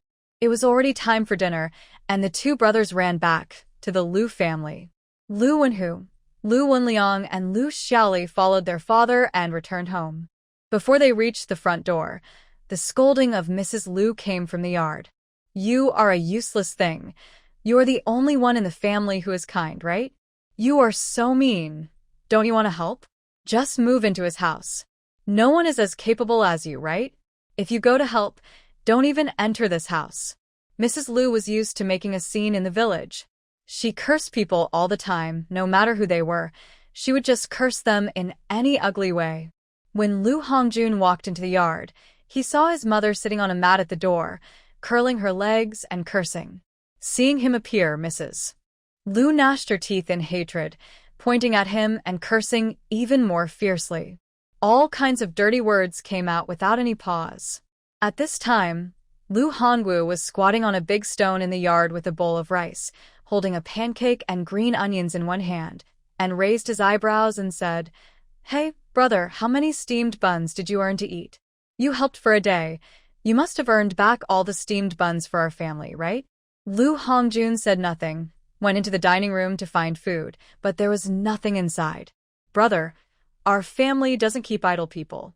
Since you like to go to the third brother's house so much to help, I think our mother is right. It is right for you to live there. If someone steals things at night, you, as the eldest brother, shouldn't you keep an eye on them?" Lu Hongwu spoke in a sarcastic tone. Gao Yuzhen came out of the east wing and tried to smooth things over for her husband.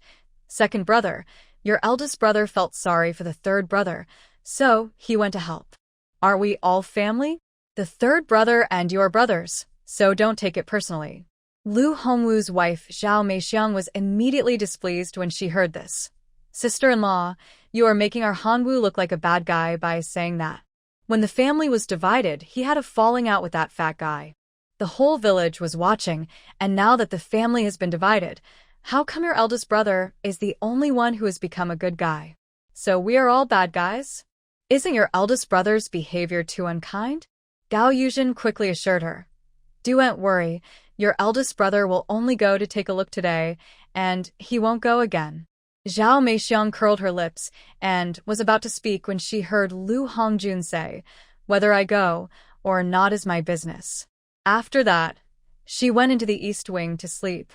Hearing this, Lu Hongwu got down from the stone, put down the bowl, walked to the outside of the east wing, and shouted at the window, "Then you try tomorrow. If you dare to go, I will kill you with a..." Gao Yuzhen was so scared that her legs went weak and her face changed color. "Oh, second brother, don't be angry. Your eldest brother is just joking with you. He will definitely not go tomorrow." Lu Hongwu snorted coldly. "You'd better persuade him. Anyway, this is how I do things. If he makes things difficult for me, none of you can stay in this family. Get out." After that, he took the bowl and went into the main room. Zhao Meixiang said sourly, "Sister-in-law, please persuade my eldest uncle. Otherwise, he will not be able to be a good person and even stay in this family. They came from the county town and have money to build a house. If you are chased out by our mother, you probably won't even have a place to sleep." Gao Yuzhen watched the couple enter the house, then looked at the 3 children at the door who were looking in with fear. Her eyes turned red and she turned into the east wing, looking at Lu Hongjun on the Kong, and began to wipe her tears. "Let me tell you, you heard everything they said just now. If you dare to go there again, we won't live in this house anymore." Lu Hongjun didn't say anything, and there was no response. After Jiang Yurong returned from the hospital with her daughter Yang Yali, she first went to see Fang Qingtao, the county public security chief who lived in the same compound as her family. In addition to living close, he was young, so it would be easier to talk to him. But when she got there, she found out that Fang Qingtao hadn't gotten off work yet and she wouldn't be able to see him until the evening. Jiang Yurong had no choice but to find Xiuhua and ask her to take her to see the old chief Zhao. That was Lu Zhandong's former superior, and his words were the most effective. But she waited outside the gate of the compound for 2 or 3 hours and was not allowed to enter the gate. Xiuhua came out and conveyed the old chief Zhao's intentions. "Yurong, I'm afraid the work with the old chief can't be done. It seems that I can't help you with this favor." Xiuhua was helpless. Jiang Yurong hurriedly said, "Captain Lu was promoted by him. Did the old chief just watch him get deceived? You also know what kind of person Su Qin is. If she really becomes a soldier's family member, it will be a loss of face for the soldiers in the future, from the Lu family to the whole country. Sister Xiuhua, although Su Qin is also my daughter, her character is really bad, and she stole money and ran to Tahua village. Have you explained all these situations clearly to the old leader?" Xiuhua nodded. "Everything is explained clearly. But my father-in-law said that he believes in Lu Zhandong's vision. He will not interfere in this marriage." Jiang Yurong was anxious when she heard it, but Lu Zhandong has been lying in Tahua village for more than 2 months. What kind of vision can he have? Xiuhua looked at her with some blame. "In fact, this matter was also unclear to me at the beginning. since Yali was originally the fiancé of Captain Liu.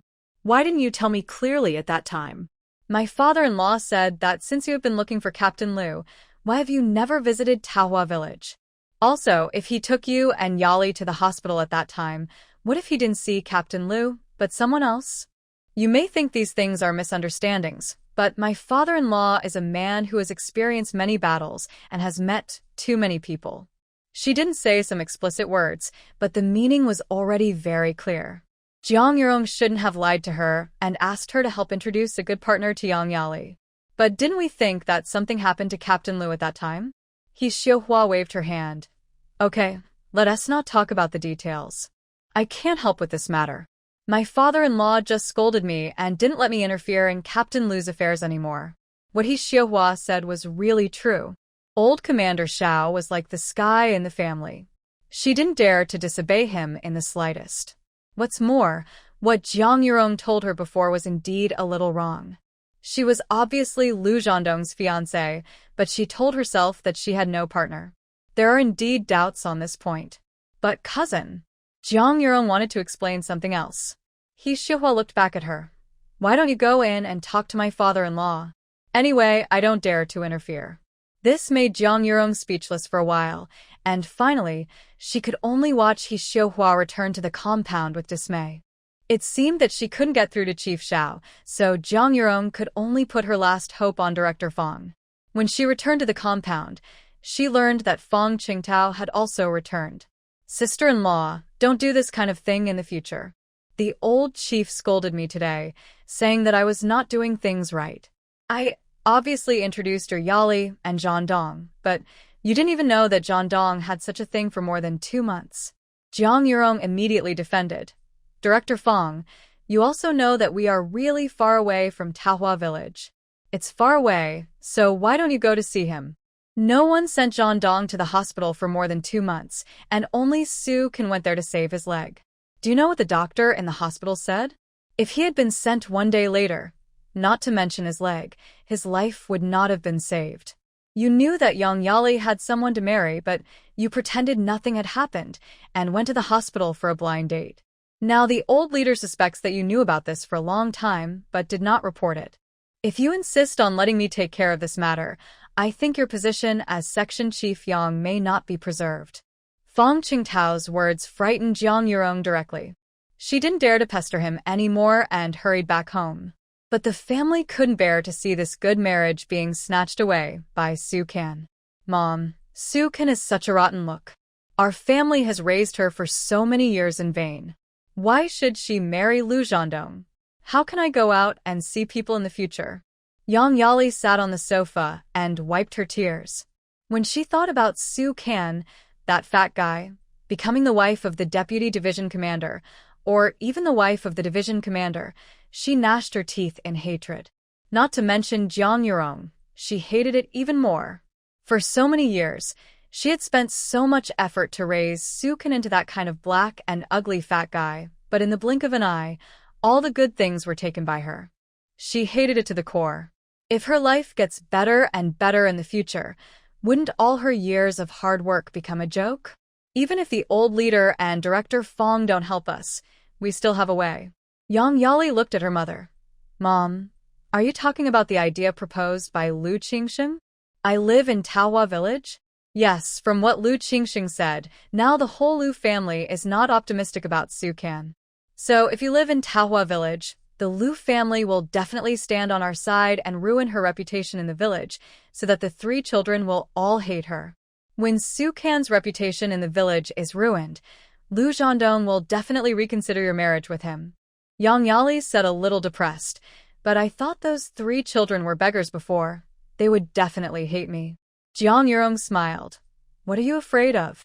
Since they are children, they must have weaknesses.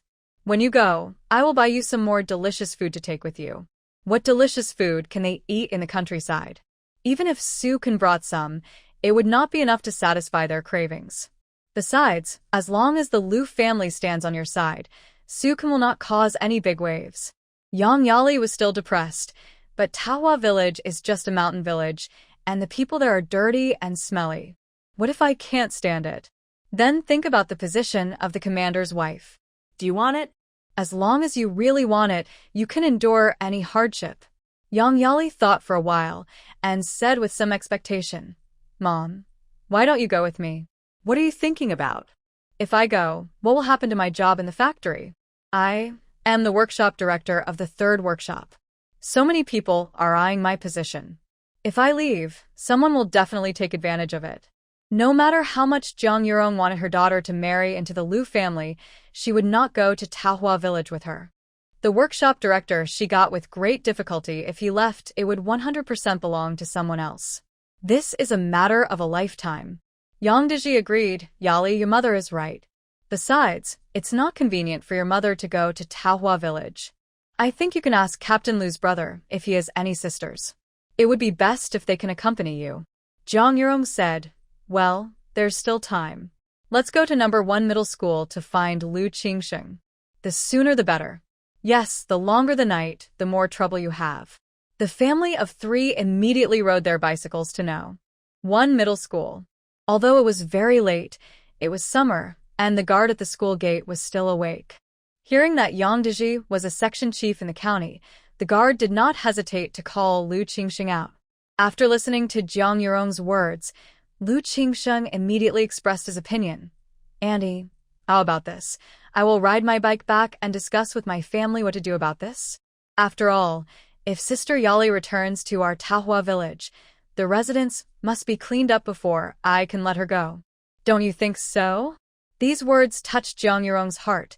Qingsheng, you are absolutely right. Then I'll have to trouble you to make the trip this time. Jiang Yurong said as she stuffed 20 yuan into Lu Qingsheng's hand. She also handed him 2 bags of snacks, a pound of white rabbit candy, and a can of malted milk powder that she had brought from home. These are for your parents, and a little gift from our whole family. Lu Qingsheng didn't expect such a good thing to happen. Aunt Yang, you are really being polite. This is originally our family's business. Jiang Yurong felt particularly comfortable hearing this. Qingsheng, it's a good thing you are here, otherwise we really would have no way out. Lu Qingsheng patted his chest and assured, Aunt Yang, don't worry, as long as I and my family are here, Su Can will soon be exposed. That's great. Lu Qingsheng took the things and quickly rode his bicycle back to his hometown. The 3 members of the Yang family watched him disappear into the night, and they felt a little comforted. Jiang Yurong said, Yali is going to Taohua village. We have to prepare things quickly. Let's go back.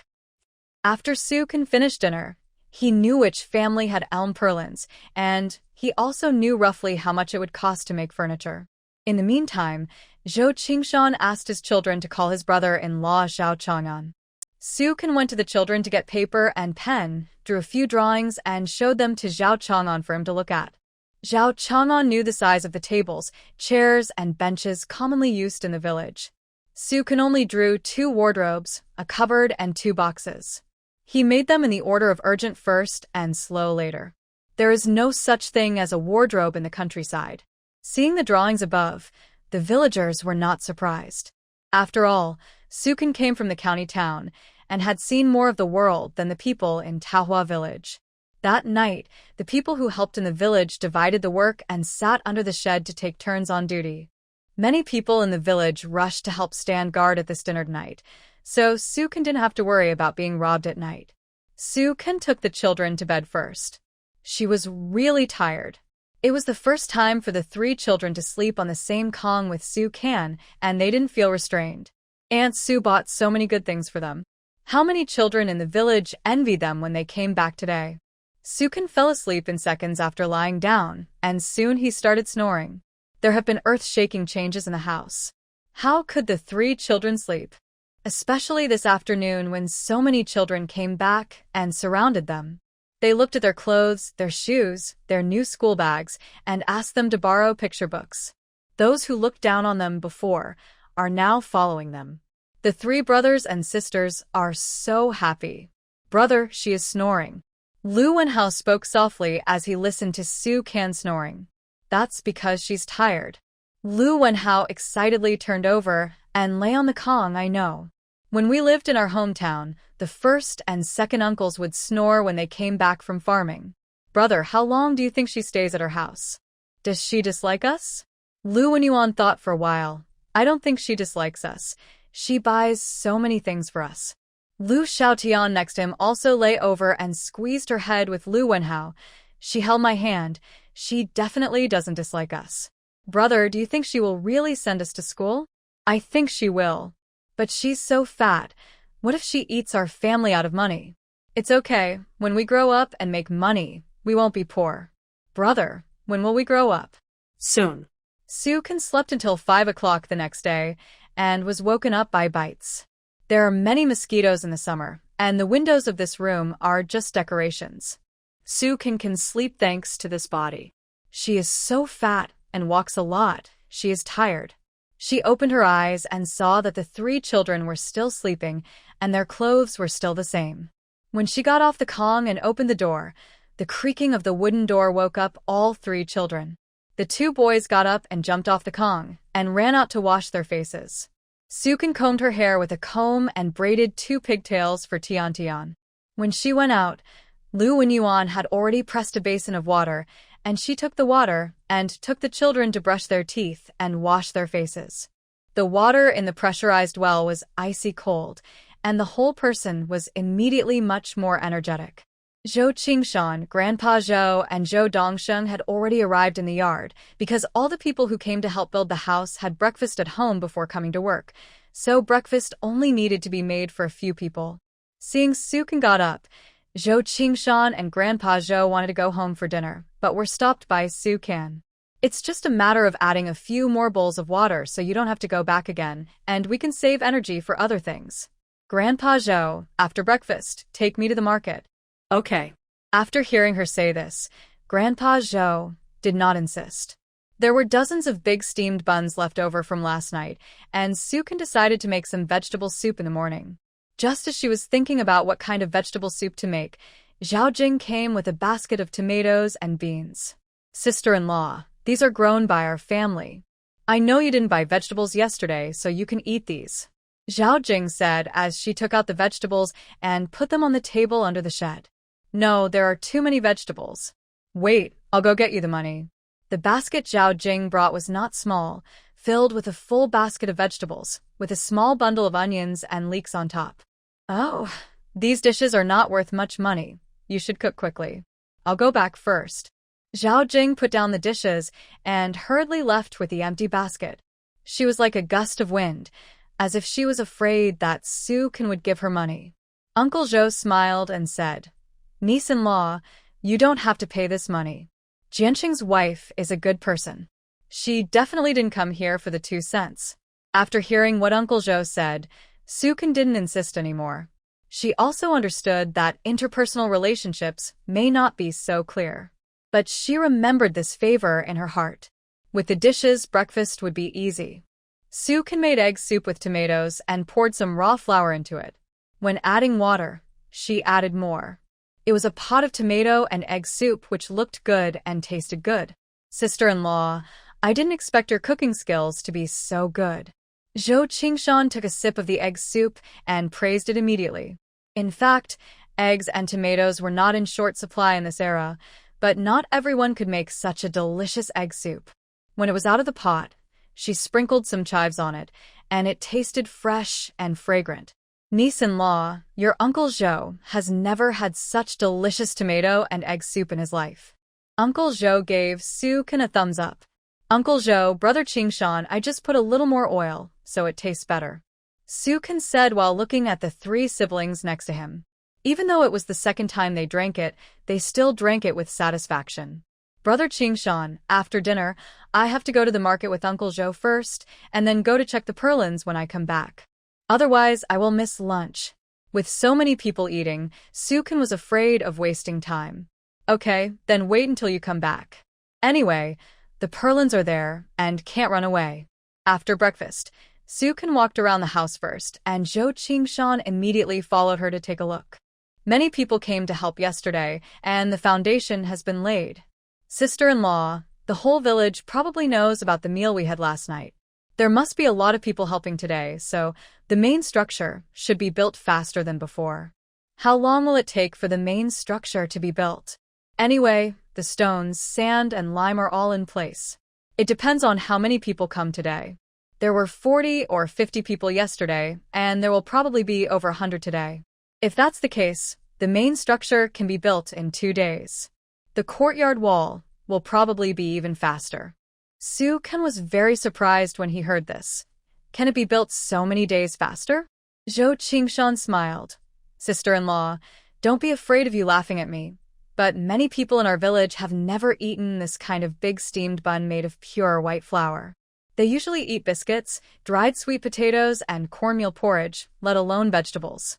Everyone basically has pickles for 3 meals a day, and they have to save them.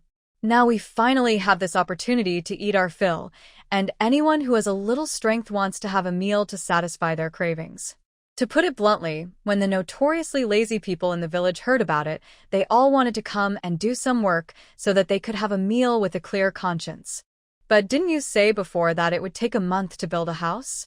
When other people build houses, they only provide lunch, and most of the steamed buns are mixed with cornmeal, so the dishes must not be very delicious. The most important thing is that the quantity is small, so there are probably only about a dozen people a day before the main beam is put into use, and everyone is a little bit slacking off. Now you even provide dinner with steamed buns and vegetables. Who wouldn't want to come? Su-kan nodded. It was indeed true in this era of material scarcity. I understand. Tell everyone that there will be meat and vegetables for lunch today, and everyone can eat as much as they want. We will have big steamed buns for every meal. Sister-in-law, your expenses will go up like this.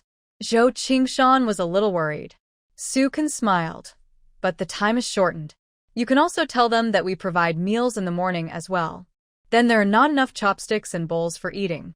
I'll go borrow some more. Okay. I'll buy some pots and bowls at the market today.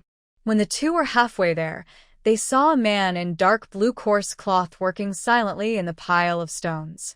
Brother Hongjun has been here a long time ago. He has been working for about an hour. Zhou Qingshan pointed at Lu Hongjun in the distance and pointed to Su-kan. Lu Hongwu didn't even bother him. This situation surprised Su-kan yesterday. She thought that if Lu Hongwu knew, he would definitely not let Lu Hongjun come here to help again. Probably because he came too early and didn't see it. I heard that the old lady scolded for half the night last night and didn't even leave him a bite of food. Zhou Qingshan glanced at Su-kan and hesitated when he said this. Brother Qingshan, I won't go over. How about this? You take a few steamed buns and a bowl of tomato soup and send it to him. Regardless of whether he had helped Lu Zhondong in the past, now that he came to help build her family's house, even those who came to help from the village had to be provided with food. She couldn't be too fussy. Sister-in-law, I'll get it now. Just now Zhou Qingshan wanted to send some food to Lu Hongjun, but he was worried that Su-kan would disagree with the people of the old Lu family, so he didn't say it. Unexpectedly, Su-kan actually brought it up himself. Looking at the back of the silent working figure, Su-kan turned around and went back to the yard. She called the 3 little guys into the house and gave them a thorough talk. Now there are many people helping, many children, and the family is full of eyes, so the 3 of them must take good care of the family's property. In fact, there are many kind people in the village, but after all, there is Lu Hongwu, and his 2 children yesterday did not look like someone who is easy to mess with. She must raise the children's safety awareness. Aunt Su, we are not going anywhere today. Lu Wenyuan's little face was particularly serious. Lu Wenhao nodded. Yes. Aunt Su, they are all here to see us. We will not go out. Tian also nodded beside him. In fact, after they came back from the county town yesterday afternoon, more than half of the children in the village came. This family is now the focus of attention of the whole village.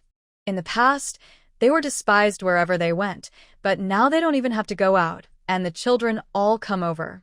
Well, that's good. After Su-kan gave instructions, he took his bag and went out. Zhou Qingshan came back with the steamed buns and the bowl of tomato soup and shook his head at Su-kan. Brother Hongjun won't eat, no matter what he says. Su-kan was a little surprised and looked at the busy figure in the distance. Brother Qingshan, you must persuade him to eat something at noon. Okay, if he is embarrassed to come to eat, I will send it to him. At this time, Zhou Qingshan's motherly Shulan brought his daughter-in-law Yang Xiufang and a group of aunts and sisters to help. In the morning, they had to steam buns to prepare for lunch. Sukan told them to steam the remaining flour first. If it was not enough, she would continue steaming it after she bought flour, and she would cook the dishes after she bought meat. After that, she set off in Uncle Zhou's carriage. This time they were going to Xingfu Village Market, which was 6 miles north of Taohua Village. When they left the north end of Taohua Village, Su Kan unexpectedly saw a red brick school here. The teaching building had 3 floors and was a very modern building. Su Kan was surprised to see such a building in such a backward place. You know, this is the highest place in Guangming Commune and the poorest place. Uncle Zhou smiled and said, "Niece-in-law, don't underestimate our Taohua village. It is more advanced than other places. What is this in front of you?" Su Kan immediately looked in the direction he pointed. As the carriage walked out of the north end of the village, Su Kan was surprised to see a spectacular scene.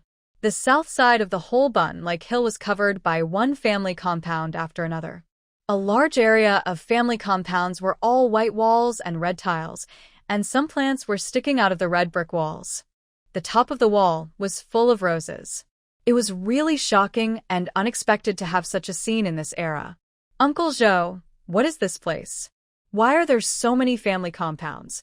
Is there any factory here?" Uncle Zhou introduced the origin of this place to Su Kan while driving the carriage. It turned out that there was a chemical factory in the north of Taohua Village. This chemical factory was approved by Chairman Mao when he was in power. It is said that tens of millions of yuan have been invested in the factory, and it has just been in production for a year. As for what is produced, the villagers are not too clear. Su Kan smiled. "Although our village is backed by mountains, I thought it was the kind of stuffy everywhere, but it turned out to be quite developed. There are not many factories of this kind in the county, and it is unexpected that there is such a large factory hidden in the depths of such a mountain." Uncle Zhou said, "Don't look at our village backed by mountains, but it is the northernmost end of the entire county, just bordering Lin County. In fact, this chemical factory belongs to the next county, and the Xingfu Village Market we will go to later is also from the next county." Su Kan smiled and nodded, and at this time she remembered that there was indeed such a factory in the original text. However, after decades of changes, this chemical factory ended up with no one left. For safety reasons, the chemical factory used a mountain to separate the living area and the production area, and a cave was used to connect them in the middle. Zhou Qingshan said that the family compound had everything, including dormitories, schools, auditoriums, staff clubs, canteens, bathhouses, post offices, grain stores, libraries, motorcades, and lighted stadiums. Even the doctors were invited from the provincial capital. They were highly skilled and had complete medical equipment. Su Kan was speechless when she heard this. Why didn't the Liu family send Liu Zhandong here that time? In this way, she wouldn't have to send Liu Zhandong to such a far place. All the facilities in the family are only open to employees. How can we, the rough guys, get a turn? Besides, some of the things in there would be much more expensive if we bought them. The old Liu family took Zhandong's allowances very quickly, but it was difficult to get a penny out of them when they spent them. Uncle Zhou smiled and said, "It was not easy for you to get so much money from the old lady at that time. If it happened to someone else, let alone 200, even $2 would take a lot of effort." Su Kan understood it immediately. Some factories are indeed like this.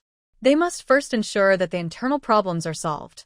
The chemical plant has a special bus to the provincial capital, but only their family members and employees can ride, and it's all free. We are not allowed to ride even if we pay. Su Kan nodded. This really opened his eyes. He originally thought that Taohua Village was a secluded place, but he didn't expect that there was such a large factory here. Su Kan's mind was spinning rapidly, and suddenly he seemed to smell the smell of money. Xingfu Village is the largest market in the surrounding area. Su Kan came here mainly for vegetables and pork, and to see if there is anything he wants to buy to broaden his horizons. In this era, pork must be purchased with meat coupons, and meat must be bought at the state-owned food store in the commune. It happened that there was one near this market, so Uncle Zhou took Su Kan directly there. Pork is 72 cents a pound, and Su-ken directly bought 20 pounds of fatty pork.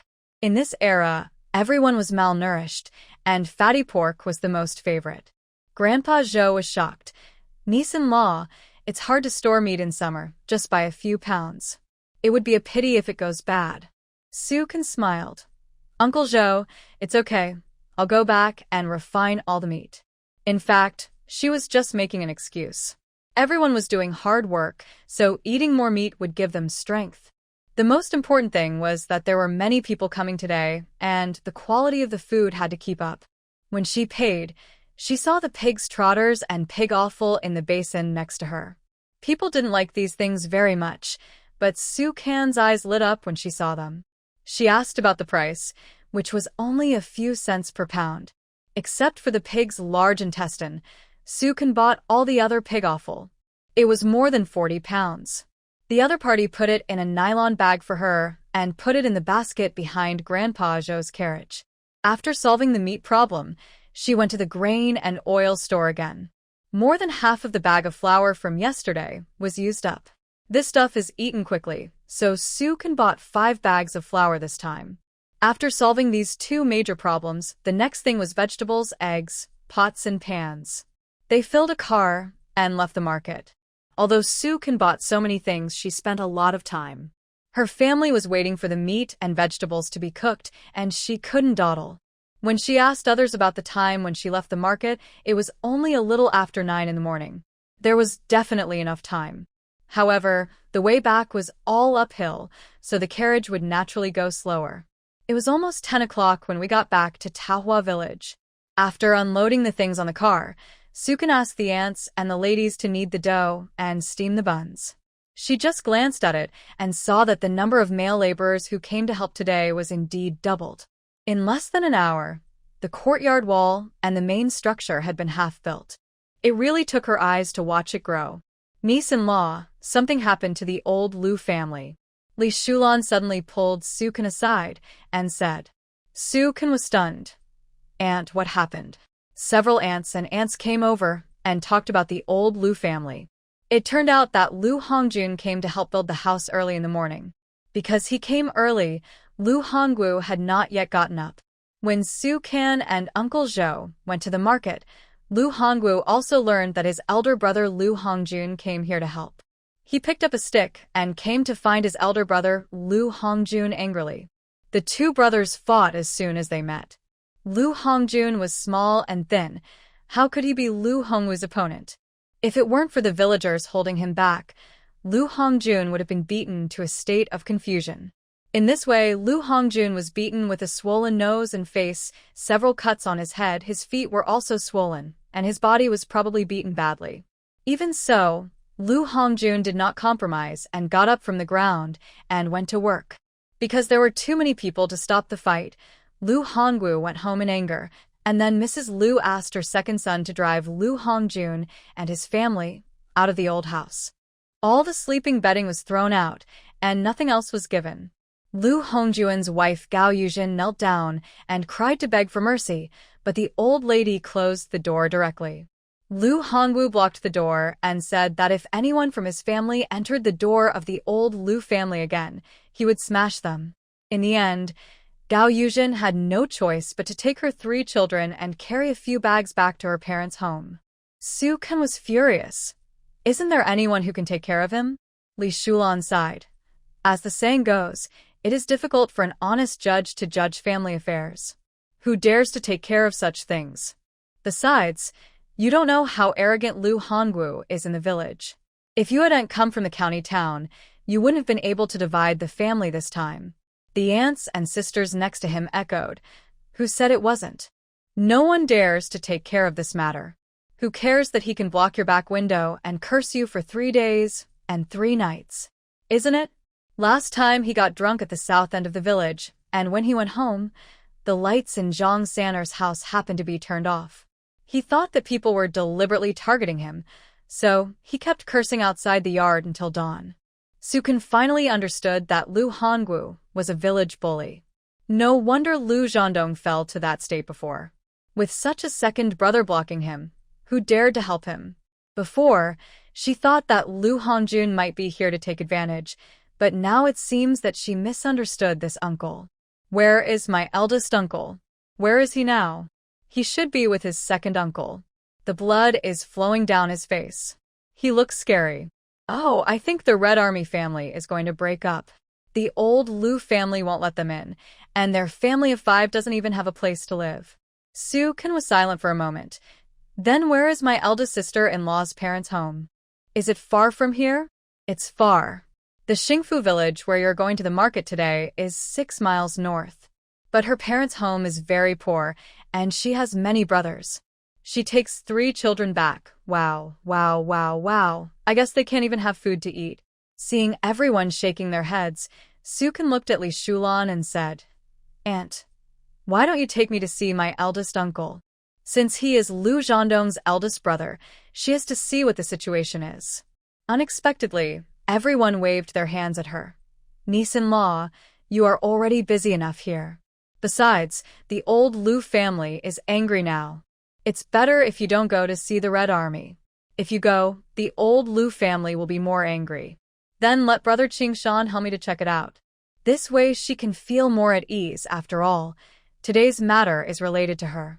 Zhou Qingshan came over quickly. Sister-in-law, I will go to check the situation. Don't worry too much. Sukin didn't think about it anymore. After all, there are many things waiting for her to do now. Leave the dough kneading to the ants and ants. When she took out the meat, the eyes of the people around were shining. Oh, niece-in-law, you are so generous. Li Shulan gave Sukin a thumbs up. Sukin smiled. There are more than 100 people coming today. We probably have to prepare a lot of dishes. 10 pounds of meat for lunch and 10 pounds of meat for dinner. More than 100 people eat 20 pounds of meat, and it is divided into 2 meals, which is not much on average. Everyone thinks it's too much, but it's just that people in this era eat too little meat. Okay, then I'll listen to you. Li Shulan handed the meat to her daughter-in-law and asked the young ones to cut the meat quickly. Sukin bought 2 steel-top pots, 3 wash basins, and some new bowls and chopsticks today, and took them all out. Of course, there are also more than 40 kilograms of pig offal. When these things were taken out, everyone was a little surprised. No one knows how to handle them, so no one will do these. Sukin knew this, so she handled all these things. She bought enough pepper and star anise at the market and even bought white wine. There are so many people today, she wants everyone to have a good meal. The injuries on his body are basically skin injuries and they're not serious. Hearing him say this, Sukin was relieved. Because there were so many people, there were not enough sheds and tables and chairs for eating. Zhou Qingshan led people to build 2 more sheds and borrowed some tables, chairs, and benches. I heard that there would be a lot of vegetables and meat at noon today, so everyone worked very hard. At lunch, Sukin finally turned all the pig offal into a pot of delicious meat dishes. She put chili peppers in many dishes and put cooked pig liver, pig lungs, pig heart, etc. in them. However, when serving the dishes, everyone tried them tentatively first, mainly because someone had made these things before, and they were all fishy and made people feel sick. But the ones made by Sukin were fragrant and spicy, and some were even with rich soup, which was delicious. 7 or 8 pots of cold meat dishes were all eaten up. When Sukin sat down to eat, she was soaked all over. But looking at the half-built courtyard wall, she felt that today's busyness was really worth it. There were a lot of people coming to help, and it looked like the main ones would be built to the beams tomorrow afternoon. This house was built like a rocket. And so, Liu Wenhao ran from the gate to Sukin like a gust of wind. His little face was covered with sweat. Unlike his brother Liu Wenyuan, he has been helping in the yard since she came back. You're hungry, and you know to come back? As soon as she came back from the market, the little guy ran out. Liu Wenhao squatted in front of her, staring with a pair of round eyes, and said, Aunt Sue, my 4th uncle brought that bad aunt back to the village. She called us beggars, and bumpkins. She lives in my grandmother's house now. My aunt will raise you and watch you grow up. Aunt will make delicious food for you and teach you knowledge. Aunt will never leave this home. When Liu Wenhao heard this, he grinned before tears fell. Aunt Sue, this is what you said. Sukin smiled and rubbed his head. Of course. Aunt keeps her word. Don't believe others' words easily in the future. Come back and ask Aunt in person. Remember? Yes, I remember. Lu Wenyuan, who was next to him, looked at Su Ken without saying anything and suddenly stood up and ran towards the gate.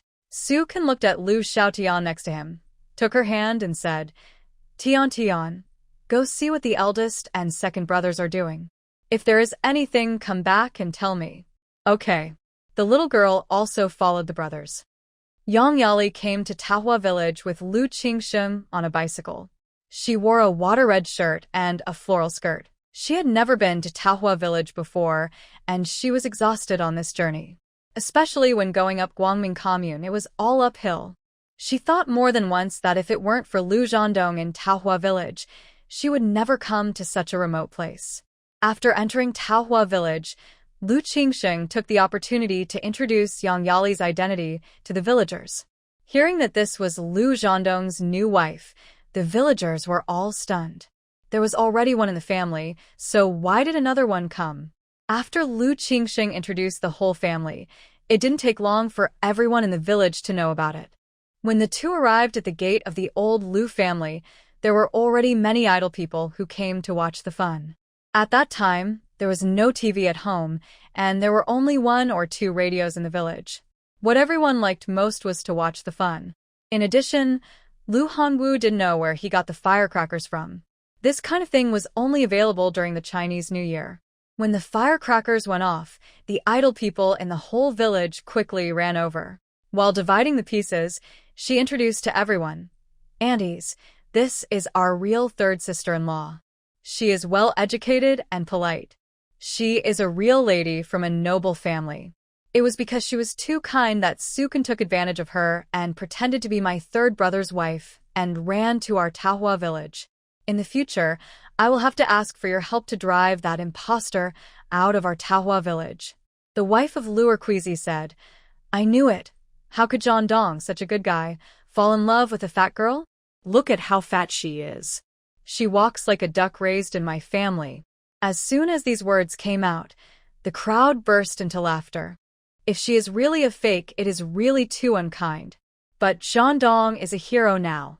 Not to mention that she is a fat man. Even if she is pretty, she would want to marry into the Lu family.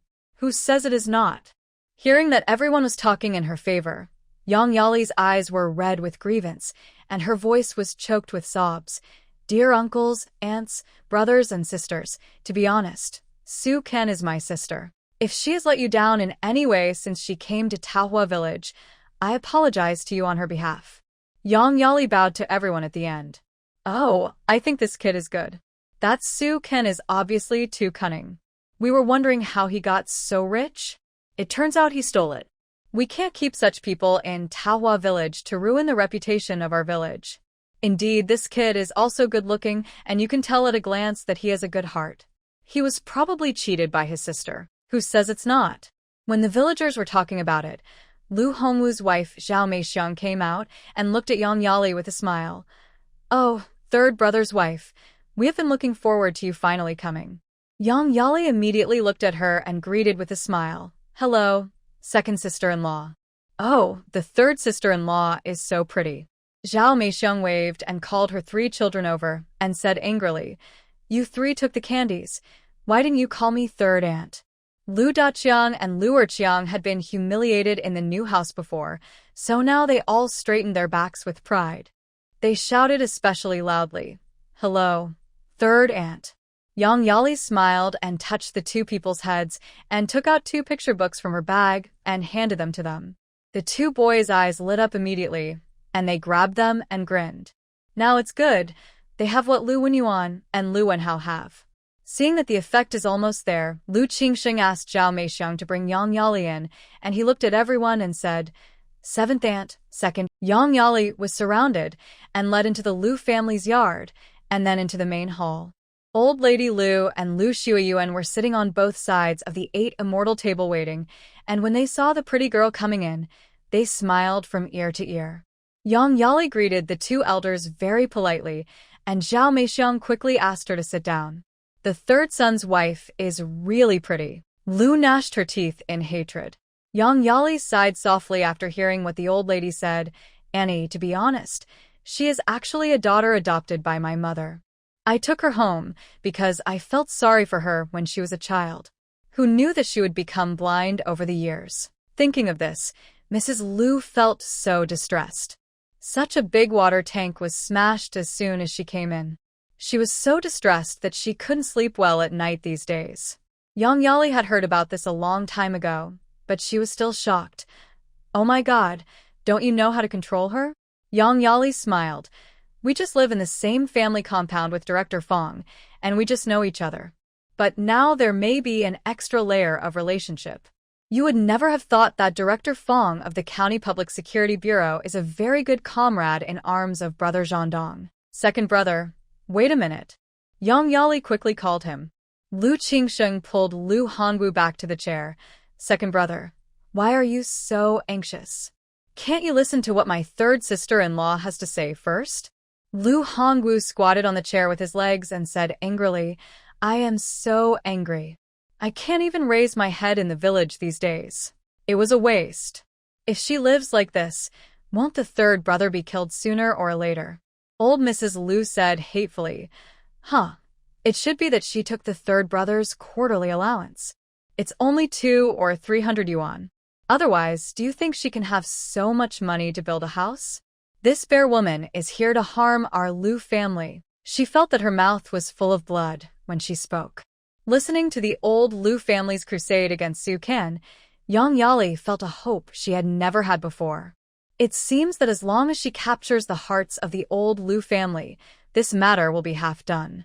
Lu Zhandong is a soldier. Now we can't drive Su Kan out of Taohua village directly. Why? You, the real owner, are here.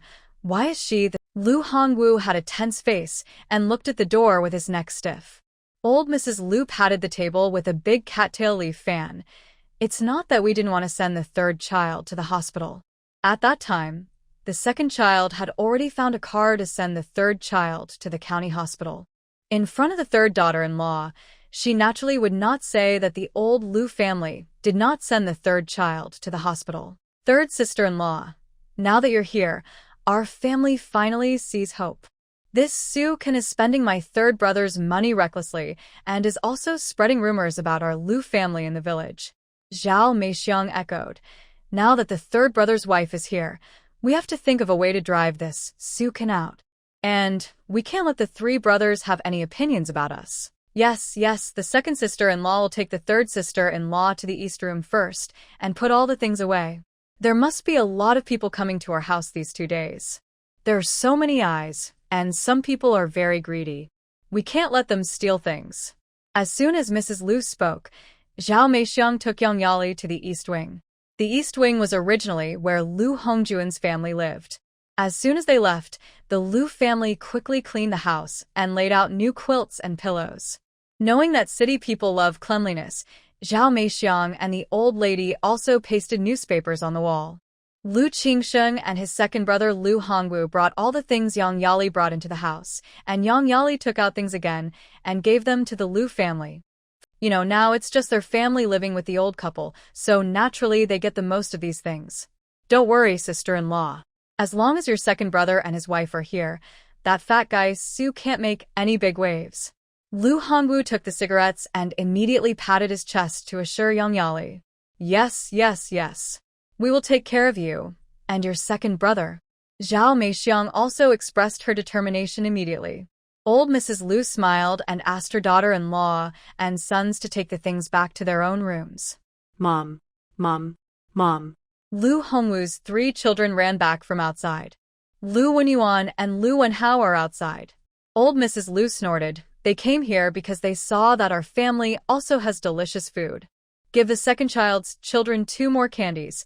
Go out and feed them. Old Mrs. Liu frowned. 3 money grubbers. They are not from the Liu family, but they still eat and use the food of the Liu family. Old Mrs. Liu's face was filled with displeasure when she mentioned the 3 children. They had been so depressed these 2 days.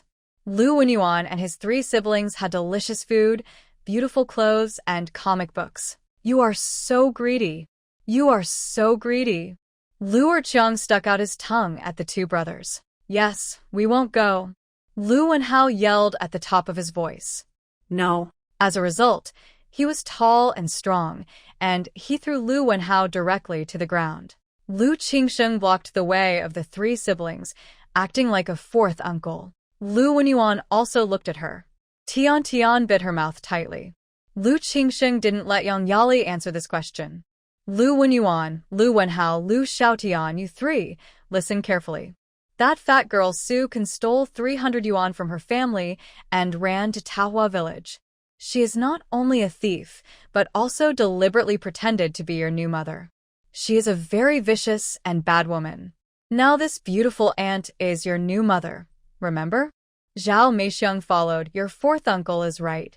That fat girl just wants to fool you all. Don't you see how fat she is? If she really becomes your new mother, will you still have food to eat? You will starve to death. Seeing the three children with stern faces and not speaking, Yang Yali squatted down and kept a gentle look. Actually, there is one thing you don't know. The Aunt Su Can who is at your house now is my sister. That night she overheard me saying that I was coming here to take your father to the hospital, so she secretly took the money from home and ran over. You are still young and don't understand the grudges between adults. But she is a thief.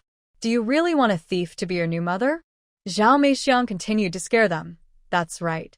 Stealing other people's money is something that would get you arrested by the police. When she is thrown into jail, what will you three do?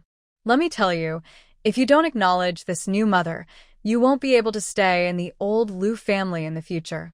Your father went to the army and Su Can was arrested. Won't you three starve to death? We won't starve to death. Aunt Su will definitely take care of us. She is not a thief.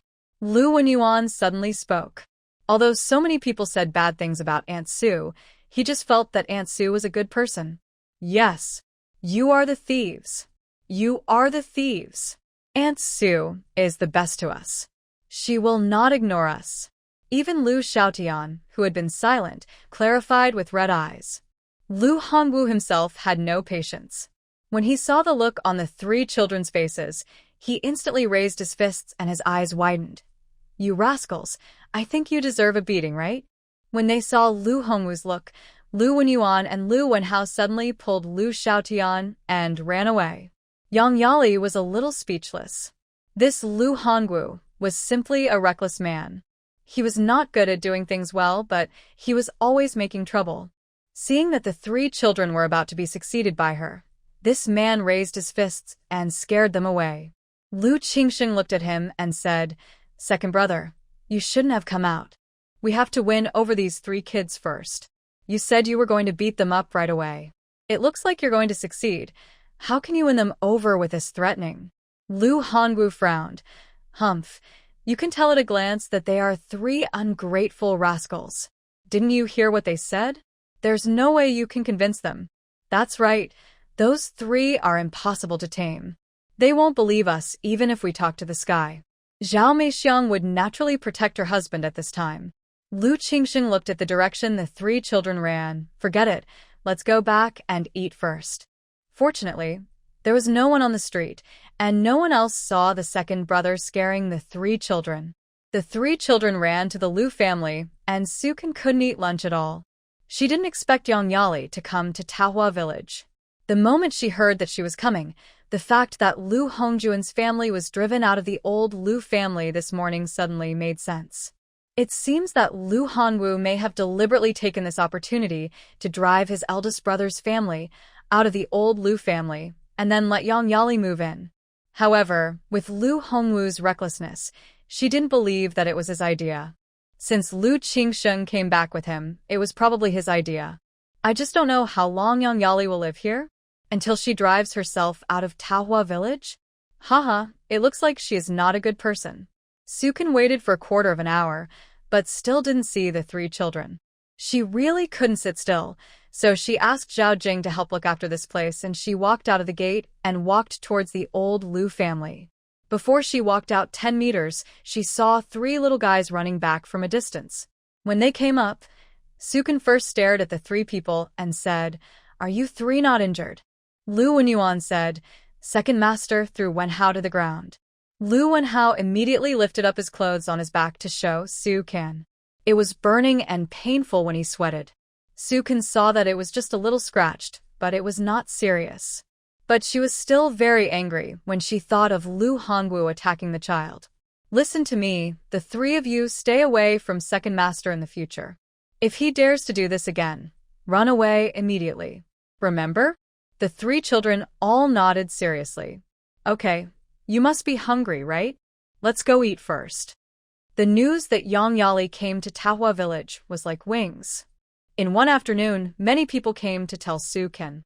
Listening to the gossips of these aunts and sisters, she knew something. Yang Yali lived in the east wing of the Lu family's old Lu Hongjun family. When Lu Qingsheng came back with her, he brought a lot of suitcases. It looks like she's going to stay here for a long time. Lu Qingsheng is going to stay at home for a while during the holiday. It's no wonder that he's going to help Yang Yali clear her name in Tahua village. Of course, in addition to these, the most popular rumor in the village is that Su Kan is an ungrateful adopted daughter and a thief. When Su Kan heard this, he was not angry, but wanted to laugh. In this way, it means that Jiang Yurong and her daughter were defeated by Lu Zhandong, and because they couldn't find a solution, they came to Tahua village with Lu Qingsheng. Lu Zhandong believes in himself, which is what makes her most relieved. She doesn't want to do anything else for the time being, and will build the house first. But just because she doesn't want to, it doesn't mean that others want to let her go. At around 4 o'clock in the afternoon, there was a commotion at the gate of the courtyard.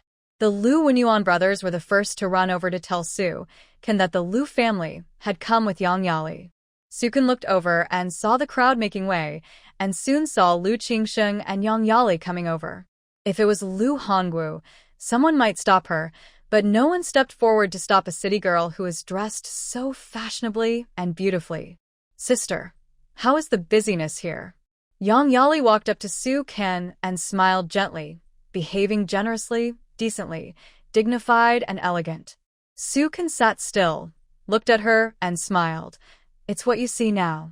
How do you have time to come to Tahua village to see me? Yang Yali chuckled, then looked at the onlookers. Sister, you are really good at joking. This is the new home of Zhandong and me, so of course I have to come. You must have been exhausted for the past 2 days building a house for Zhandong and me, right? Now that I'm here, you can go back to the city and have a good rest. Su Kan stood up after hearing what she said. You make sense. I am indeed exhausted. It's time to have a good rest. Then she looked at the 3 siblings around her. Wenyuan, Wenhao, Tian, how about you go with me to the city to see Dad? Okay. The 3 siblings all answered with a stern face. Hearing her say that she was going to the county town to see Lu Zhandong, Yang Yali suddenly felt guilty. Lu Qingsheng next to her took over the conversation. Su Kan, are you too shameless? My 3rd sister-in-law didn't turn against you, because you are sisters. The Yang family has raised you for so many years. Not only are you ungrateful, but you are also ungrateful and pretended to be your own sister to marry into our Tahua village. Not only that, you also stole 300 yuan from the family. How can your conscience be so bad? Aunt Su is not bad. This aunt is a bad aunt. She calls us beggars and beggars. She is a bad aunt. Lu Wenyuan suddenly shouted at the top of his voice, and the villagers sighed when they heard it. She is a bad guy. Grandpa Zhou saw it. She called me a stinky beggar. As soon as his brother opened his mouth, Lu Wenhao also shouted at the top of his voice, and the blue veins on his neck bulged. How can you 2 brats talk nonsense? Lu Qing was so angry. These 2 rascals were really talking nonsense. Yang Yali, who was standing next to her, was actually feeling very guilty. With so many people looking at her, she raised her hand to wipe her eyes, and her voice choked up when she spoke. You must have recognized the wrong person. How could I do that? Sister, you can't educate your children like this. It's really not good for them. Lu Qingsheng raised his hand and pointed at Su Kan and said, That's right. You fat woman are too much. You are obviously a thief and an ungrateful person, and now you are framing my 3rd sister-in-law. How can you be so vicious? Lu Erqueezy's wife clicked her tongue at the side. This person is so fat. She doesn't look like a kind person at all. Our Taohua village can't take in such a black-hearted woman.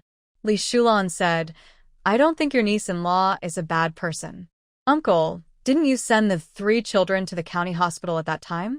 Tell everyone what happened? Yes, yes, yes. Uncle Chongsheng must know. Uncle Zhou had been squeezed to the back, and only then did he have the opportunity to come to the front. As soon as he saw Grandpa Zhou, Lu Qingsheng immediately spoke up. Everyone in our Taohua village knows that Grandpa Zhou has been sending her to buy groceries and go to the hospital these days. He must have been bribed by this woman. Don't believe what he says. Yang Yali had already told him what happened before, so he naturally couldn't let Zhou Chongsheng speak. Qingsheng, you can't believe what I say. But what about these 3 children? Children won't lie.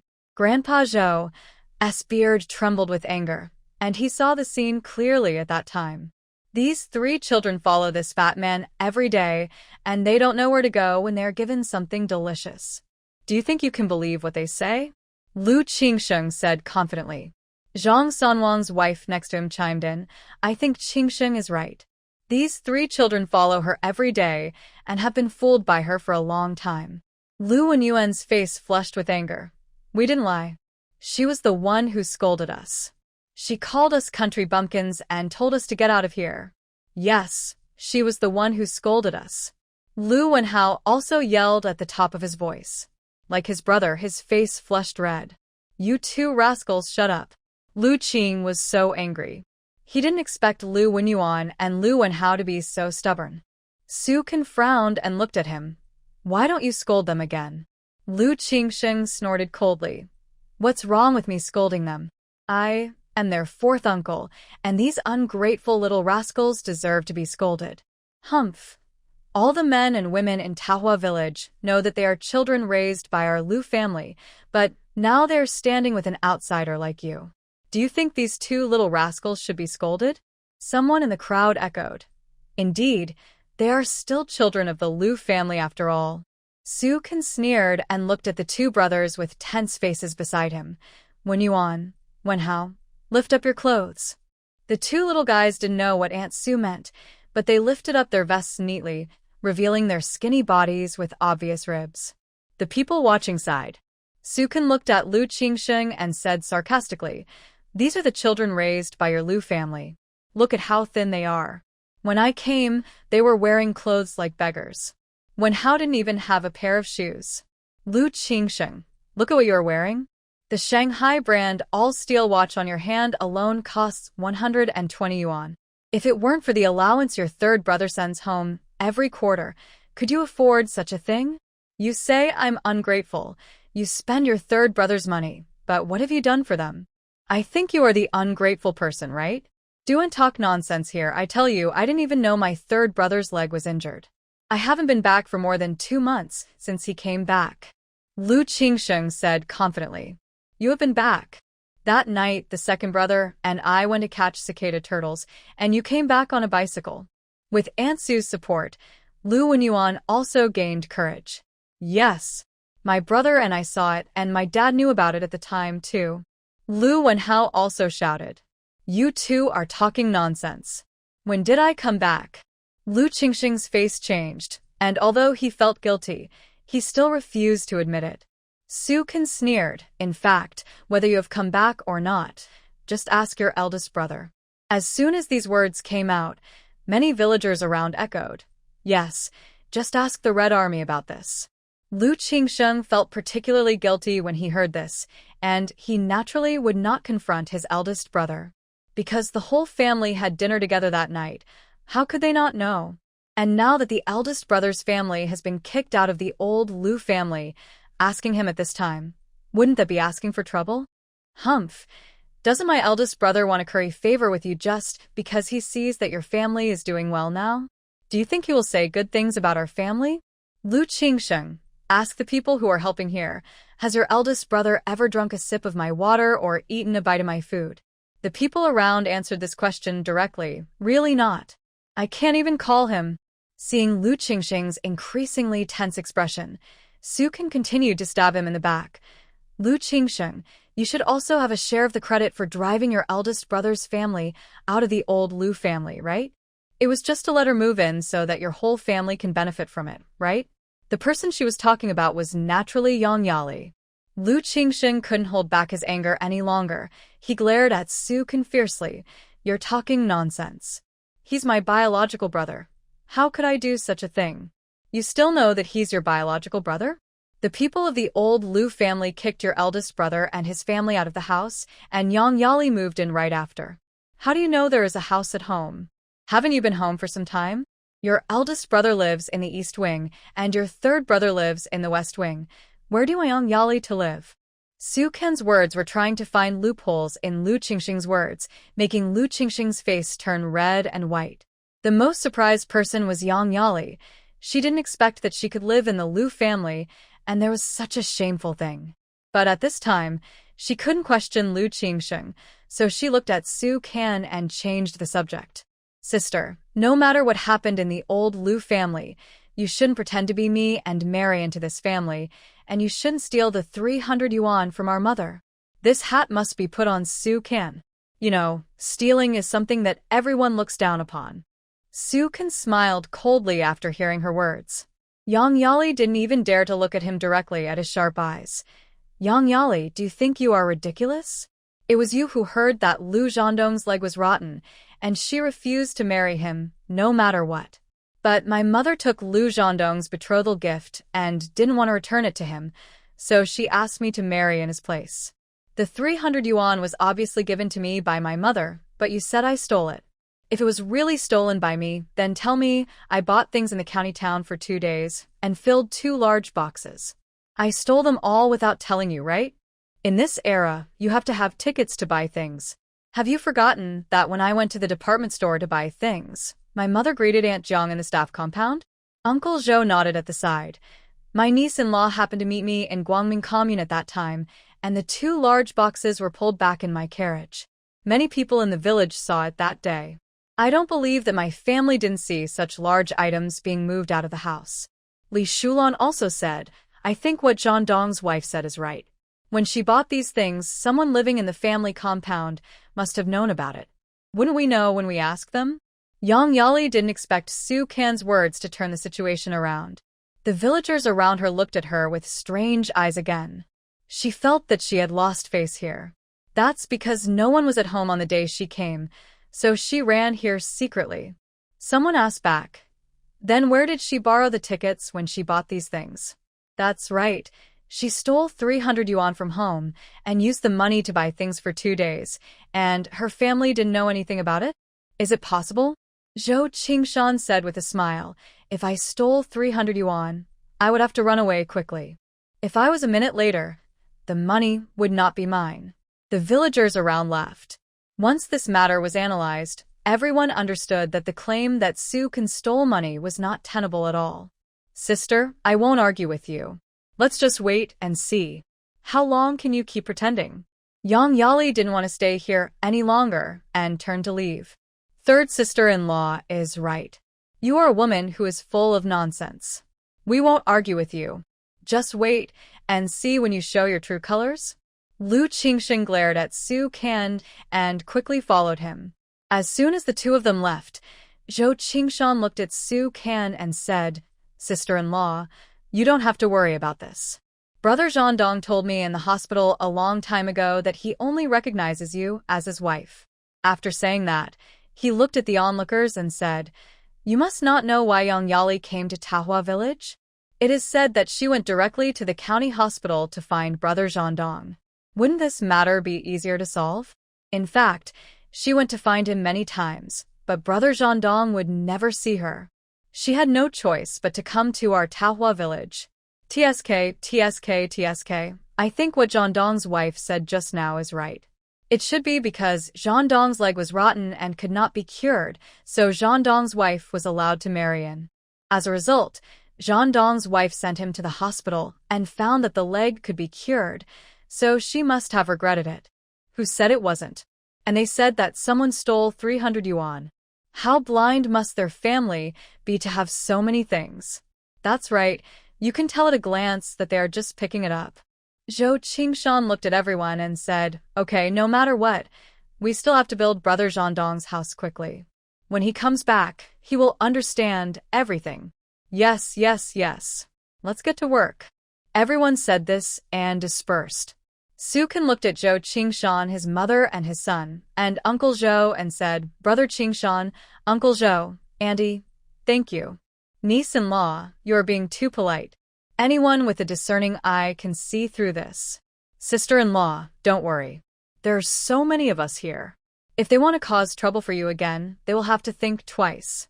Niece-in-law, don't worry. We are all clear about this." Sukin nodded gratefully, yeah. After everyone was busy, Sukin took the three siblings to one side, took a stool and sat down, first pulled the timid Lu Xiaotian into his arms, then raised his hand and touched the heads of the two little guys. "The two men in our family have grown up and know how to protect Aunt Sue. They did a great job today."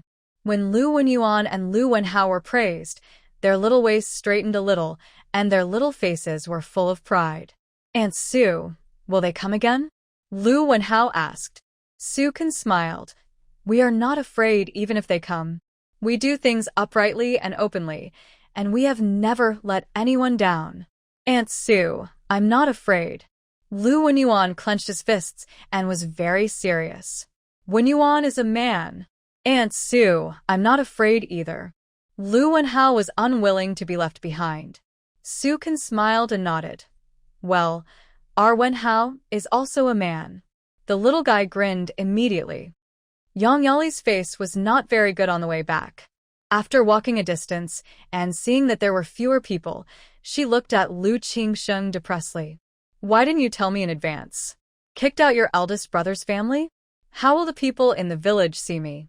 She just knew that Lu Hongjuan's family was kicked out of the old Lu family. If Lu Qingsheng told her in advance, she could be mentally prepared. "Third sister-in-law, it's all Su Kan's fault. My eldest brother went to build a house for her family. Humph, he said he was going to help, but he just wanted to get a bite of delicious food from her family. Then why did you kick your eldest sister-in-law and the children out? Where do they live?" He went back to his mother's house. "Then where is your eldest brother?" "I heard he's at my second uncle's house. But kicking them out has nothing to do with me. I originally wanted you to live in the West Wing, but it was my second brother who kicked out my eldest brother's family." Yang Yali was indescribably depressed. "I think you have to bring your eldest brother back first." Lu Qingsheng expressed helplessness. "Third sister-in-law, I really can't make the decision on this matter. I have to ask my mother." He didn't want his eldest brother's family to move back from the bottom of his heart, otherwise he would be the first to suffer. And the fact that he came back at night more than a month ago could definitely not be concealed. Yang Yali said depressedly, "If I had known this would happen, I would not have come to find her. You didn't tell me the actual situation and let her catch me off guard. What should I do next?" "Third sister-in-law, you can't back down. Now Sukin is so arrogant because the village party secretary is on her side." Yang Yali was stunned. "Village party secretary? Which one of those people just now is the village party secretary?" There was no village party secretary among those people just now, but the old man driving the carriage is the party secretary's eldest brother, and Zhou Qingshan, who spoke for Su Kan, is the village party secretary's son. There is also an aunt who is dressed more cleanly and is the village party secretary's wife. By the way, even the village party secretary's daughter-in-law is there to help cook. Yang Yali's eyes lit up and said, "Since Sukin can win over the village party secretary, then we can definitely do it. As long as we pull the village party secretary to our side, don't we have to worry about not driving Sukin out?" "Third sister-in-law, you are so awesome. The village party secretary is always alone at home before dinner, so it's just right for us to go." "That's great." In the past 2 days, all the family members went to help Su Kan, and only Zhou Chongding and his grandchildren were at home to eat. Just as he brought the hot pancakes and porridge to the table, he heard someone calling him in the yard. In a moment, he saw Lu Qingsheng and a well-dressed girl enter the house, both of them holding things in their hands. "Uncle Zhou, let's eat." Lu Qingsheng greeted with a smile and put the gift in his hand on the table. Zhou Chongding looked at him and smiled. "Aren't you studying in the county? Where did you get the money to buy these things?" Seeing that he had a good attitude towards him, Lu Qingsheng continued. These things were not bought by me, but by my sister Yali. She came to see you tonight specially. Uncle Zhou, hello. Yang Yali smiled and greeted, being polite and generous. Zhou Chongting looked at her, then looked at Lu Qingsheng and wondered, when did your family have a sister? In fact, he already knew who the young woman in front of him was. Taohua village is so small, and the Lu family is setting off firecrackers and throwing candy, so he has to know. Moreover, in the afternoon, these two people went to Lu Zhondong and Su Kin's new house and made a big fuss. I heard that they left in disgrace. I didn't expect that they would set their sights on me. Lu Qingsheng smiled and said, Uncle, to be honest, she is not my sister. In fact, she is my third sister-in-law. Zhou Chongting's face darkened a little. Qingsheng, I think you have gone crazy because of going to school in the county town? Isn't your third sister-in-law building a house? How come another third sister-in-law suddenly appeared? Lu Qingsheng sighed. Uncle, to be honest, that Su Kin is my third sister-in-law's sister. Seeing my third sister-in-law marrying such a good man like my brother, she became jealous. She stole 300 yuan from the family and secretly ran to our Taohua village. You are the backbone of our Taohua village. Now the people in Taohua village have preconceived ideas and have been bribed by Su Can with a few meals. You have to make the decision for our Lu family. After Lu Qingsheng finished speaking, he took out 5 10 yuan big unity notes from his pocket and placed them in front of Zhou Chongting. This time, Lu Qingsheng and Yang Yali came here and spent a lot of money. Lu Qingsheng knew that the village party secretary's family was likely to be bribed by Su Can. It was heard that Su Can specially sent some good things on the day of the division of the family. So this time they came, not only took things but also took 50 yuan. He believed that no matter how generous Su Can was, it was impossible for him to give so much money to the Zhou family. As the saying goes, people die for money, and birds die for food. He didn't believe that Zhou Chongting would really be indifferent to so much money. Hey, Qingsheng, what are you doing? Zhou Chongting glanced at the big unity on the table, looked at Lu Qingsheng in front of him, and smiled. Seeing the smile on his face, Lu Qingsheng felt that there was definitely hope for this matter. Uncle, you are the backbone of our Taohua village. Everyone in the village listens to you about everything. My third sister-in-law is too honest. She was clearly engaged to my third brother at the beginning and even gave the betrothal gift. It was also the matchmaker, Director Fong, the director of the Public Security Bureau in the county, who acted as a matchmaker. But now she has been replaced by her sister. My third brother is a soldier. If he marries a thief, wouldn't he be laughed at to death? Uncle, don't you think so? Zhou Chongting did not answer his question, but asked in return, Qingsheng, what do you want me to do for you? Lu Qingsheng leaned forward. Uncle, that Su Can is not only a liar but also a thief. However, she has stayed in Taohua village and built a house there in the name of my third brother. Now the whole village thinks that she is my third sister-in-law. As the party secretary of our village, you must not let such an evil person stay in the village, let alone let her ruin the reputation of my third brother. I hope you can take the lead and drive that Su Can out of Taohua village. Zhou Chongting let out a long oh. If it is true as you said, she is indeed a liar and a thief. I will definitely drive her out of Taohua village. But there is still a party missing in this matter. What party? Your third brother. Qingsheng, you don't think that I, the party secretary, will believe you just by listening to your one-sided words, right? This kind of thing must invite all the parties involved together. This is called fairness and justice. Don't you think? Lu Qingsheng's face changed. Uncle, you just don't believe me. Zhou Chongting slammed the table. His expression suddenly became stern. Lu Qingsheng, I really don't believe you. Do you think you can bribe me with these things and money? He raised his hand and pointed at Yang Yali and said, You said that your third sister-in-law pointed at 3 children and cursed them in the county hospital. Can I believe what such a person said? And you, Lu Qingsheng, why was your eldest brother's family kicked out of the house this morning? Don't you have any idea? Lu Qingsheng's face turned red and white, and Yang Yali was also embarrassed. Uncle, My eldest brother's affairs have nothing to do with me. You know my second brother's temper. Okay. Zhou Chongting waved his hand impatiently. We are from the village, and I will tell you the bottom line. When you came back at night more than a month ago, I saw it clearly. At that time, you didn't know that you had a third brother. Now you know that you have a third brother? I don't want to say anything more unpleasant. Take your things and money and leave quickly. The eldest brother and son told him everything that happened in the county in the past few days. The moment he saw Lu Qingxing walk in, he knew what these two people were here for. Lu Qingxing's face was extremely ugly. Seeing that Zhou Chongting no longer paid attention to him, he knew that there was no point in talking anymore. He had no choice but to take his things and money and leave Zhou's house with Yang Yali. Yang Yali was so depressed that she walked to a deserted place and asked Lu Qingxing, "Why are all the people in your village on her side? What should we do now?" Lu Qingxing was even more depressed.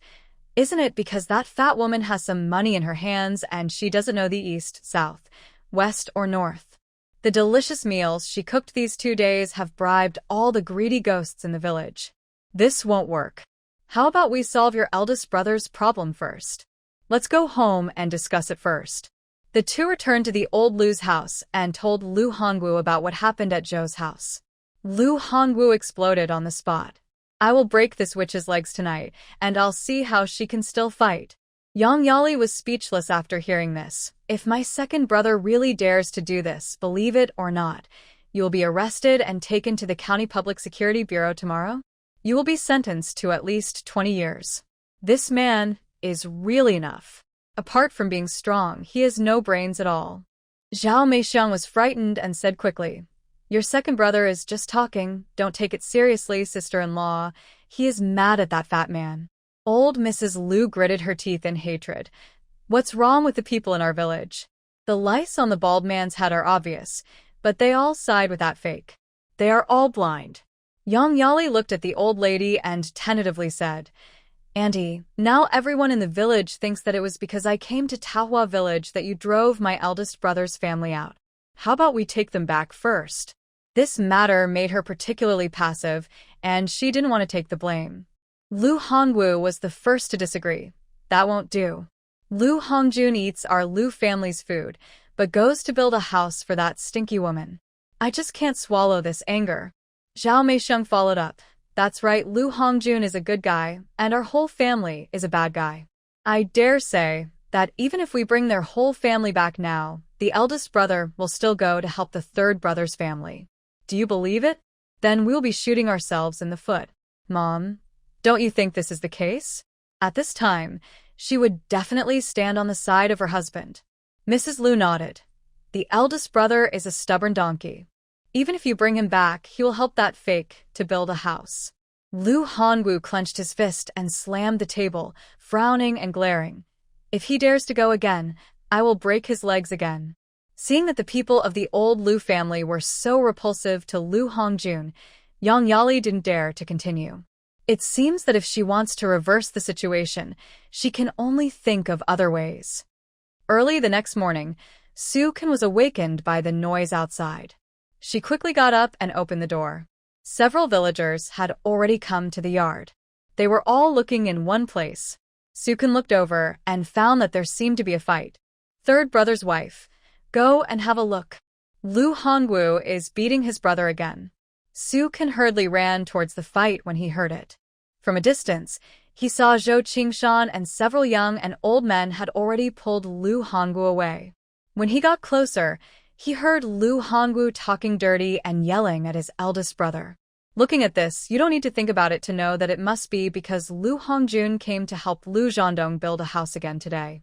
Brother Qingshan, let my eldest brother go. Doesn't he want to smash my eldest brother to death? Let him smash it.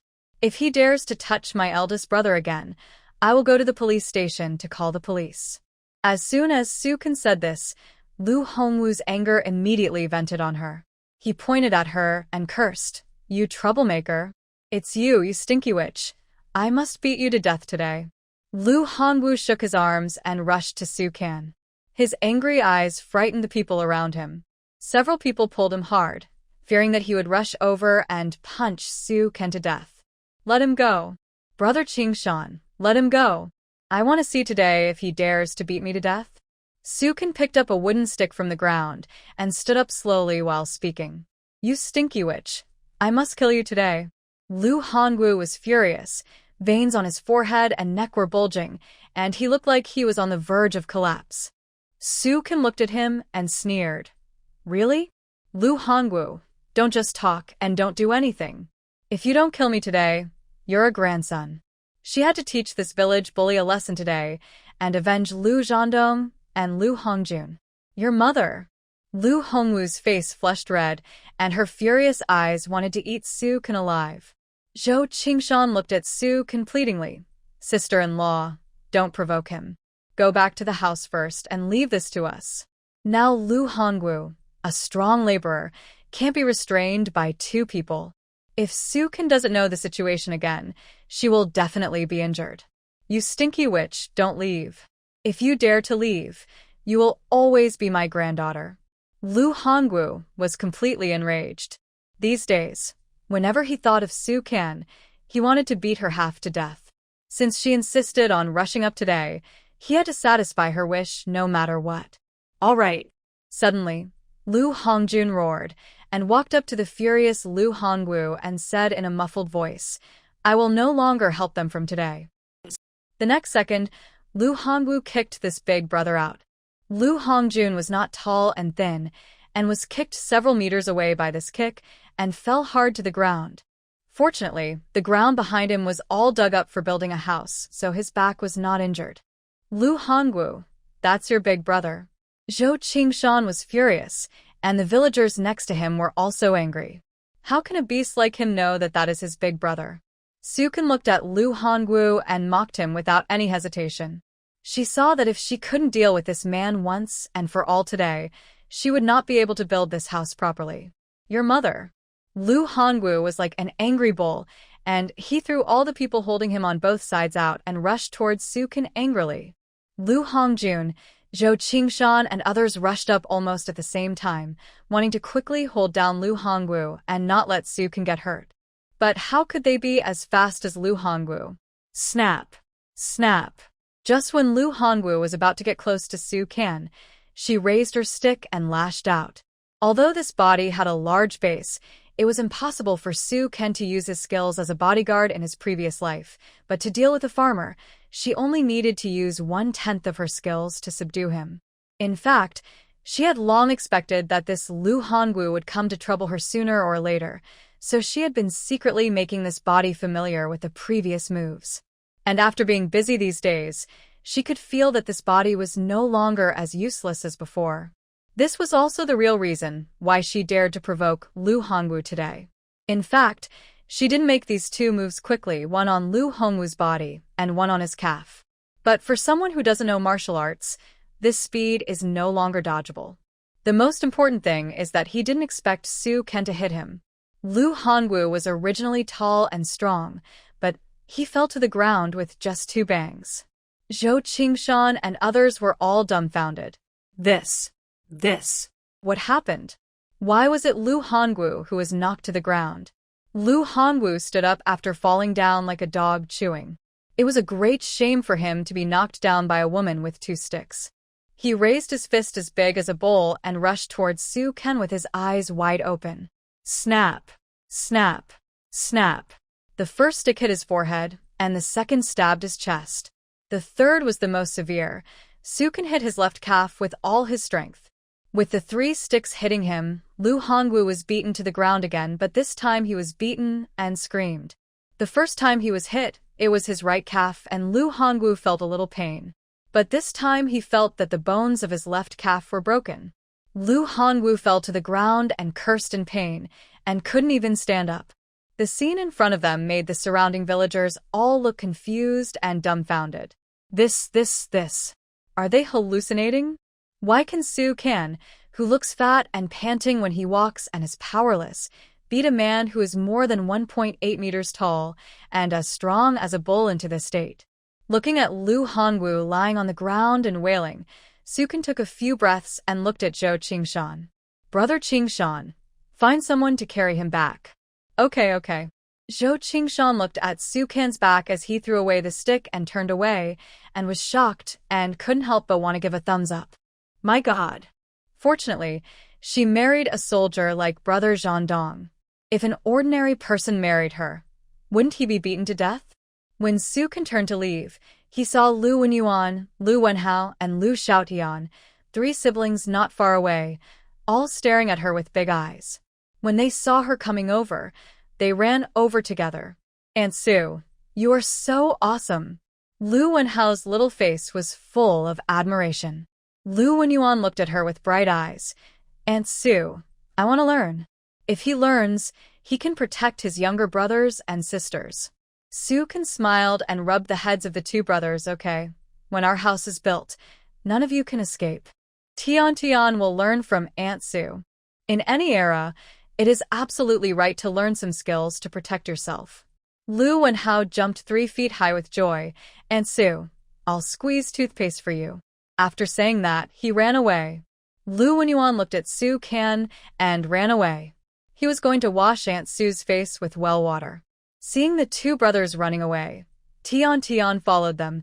She wanted to get a towel for Aunt Su. When Su Kan walked under the shed in front of the house, he saw Zhou Qingshan arranged 2 strong villagers to carry Lu Hongwu away directly. She raised her eyebrows and hummed a song as she walked. Today is a good day. Everything you dream of can come true. After Su Kan and the children finished washing up, Zhou Qingshan also came over. Sister-in-law, you are so awesome. Zhou Qingshan finally gave her a thumbs up this time. Su Kan smiled and said very modestly, I don't know what happened. It's like a martial arts master is possessed. It's just blind and reckless. Oh my God. You're so awesome. That's Lu Hongwu. Sister-in-law, let me tell you this. No one in our village has been able to beat him for so many years. Whenever he fights with others, he is the only one who gets to beat them. There are a lot of people in Tahua village who have been bullied by Lu Hongwu. Relying on his tall and strong body, he has a younger brother who is a soldier and another younger brother who goes to school in the county. It is not an exaggeration for Lu Hongwu to act in a domineering manner in the village. Who would have thought that he would fall into Su Kan's hands this time? The problem is that she is so fat that she looks like she has no strength at all. But she beat Lu Hongwu with just 5 sticks. And judging from the pain he was in, he was seriously injured. It's incredible. Su Kan smiled. Brother Qingshan, can you help me? Zhou Qingshan said quickly, Sister-in-law, if you have anything to say, just tell me. Su Kan looked at the figure working silently not far away. Go and talk to my eldest uncle. From today on, he must stay here for meals. I can't help with the accommodation for the time being, but there will be no problem with meals. Today she saw that Lu Hongjun really wanted to help from the bottom of his heart. Especially when he was kicked to the ground by Lu Hongwu and saw Lu Hongwu was going to hit him, he still rushed up desperately to protect himself. This is not something that everyone can do. Zhou Qingshan nodded. Sister-in-law, don't worry. I promise to convince him today. There should be no problem. He didn't eat here before, probably because he was afraid of getting you into trouble. Now the higher the house is built, the more he needs people with his skills. He is also very clear about this, so he came here today, even though the swelling on his legs and feet hasn't subsided yet. How can that be possible? It's too dangerous for him to climb the wall like this. Don't worry, sister-in-law, there is a scaffold, and he is also an old hand at this kind of work. He must know what he is doing. Hearing him say this, Su Kan was relieved. Okay, then you must convince him. Okay. Lu Hongwu was carried back to the old Lu family by 2 strong laborers in turn. There was no other way. This man was 1.8 meters tall and strong, and he was really too heavy. At this time, no one in the old Lu family had gotten up yet. Zhao Meixiang heard the noise and hurried down to open the door. Seeing her man being put on the bed, with some bruises on his forehead and calves, she was stunned for a while. Hey, what's going on? The villager who carried Lu Hongwu back did not answer her. He put Lu Hongwu down and left quickly. Boss, what's going on with you? Who the Hades beat you? Zhao Meixiang looked anxious and surprised. You know, for so many years, no one in Tahua village dared to beat Lu Hongwu because no one could beat him. Lu Hongwu was in pain and angry, and his teeth were about to break. Isn't it that fat woman who did it? Fat woman? Which fat woman? Zhao Meixiang was confused. She thought that her man was so badly injured that he must have been beaten by a man. Who would have thought it was a woman? But Lu Hongwu's next words made her even more confused. Isn't it that fat man that the third brother married? Zhao Meixiang's eyes widened several times. You. Are you talking about Su Ken? At this moment, she even wondered if there was something wrong with her ears. She actually heard Su Ken's name. Who else could it be but her?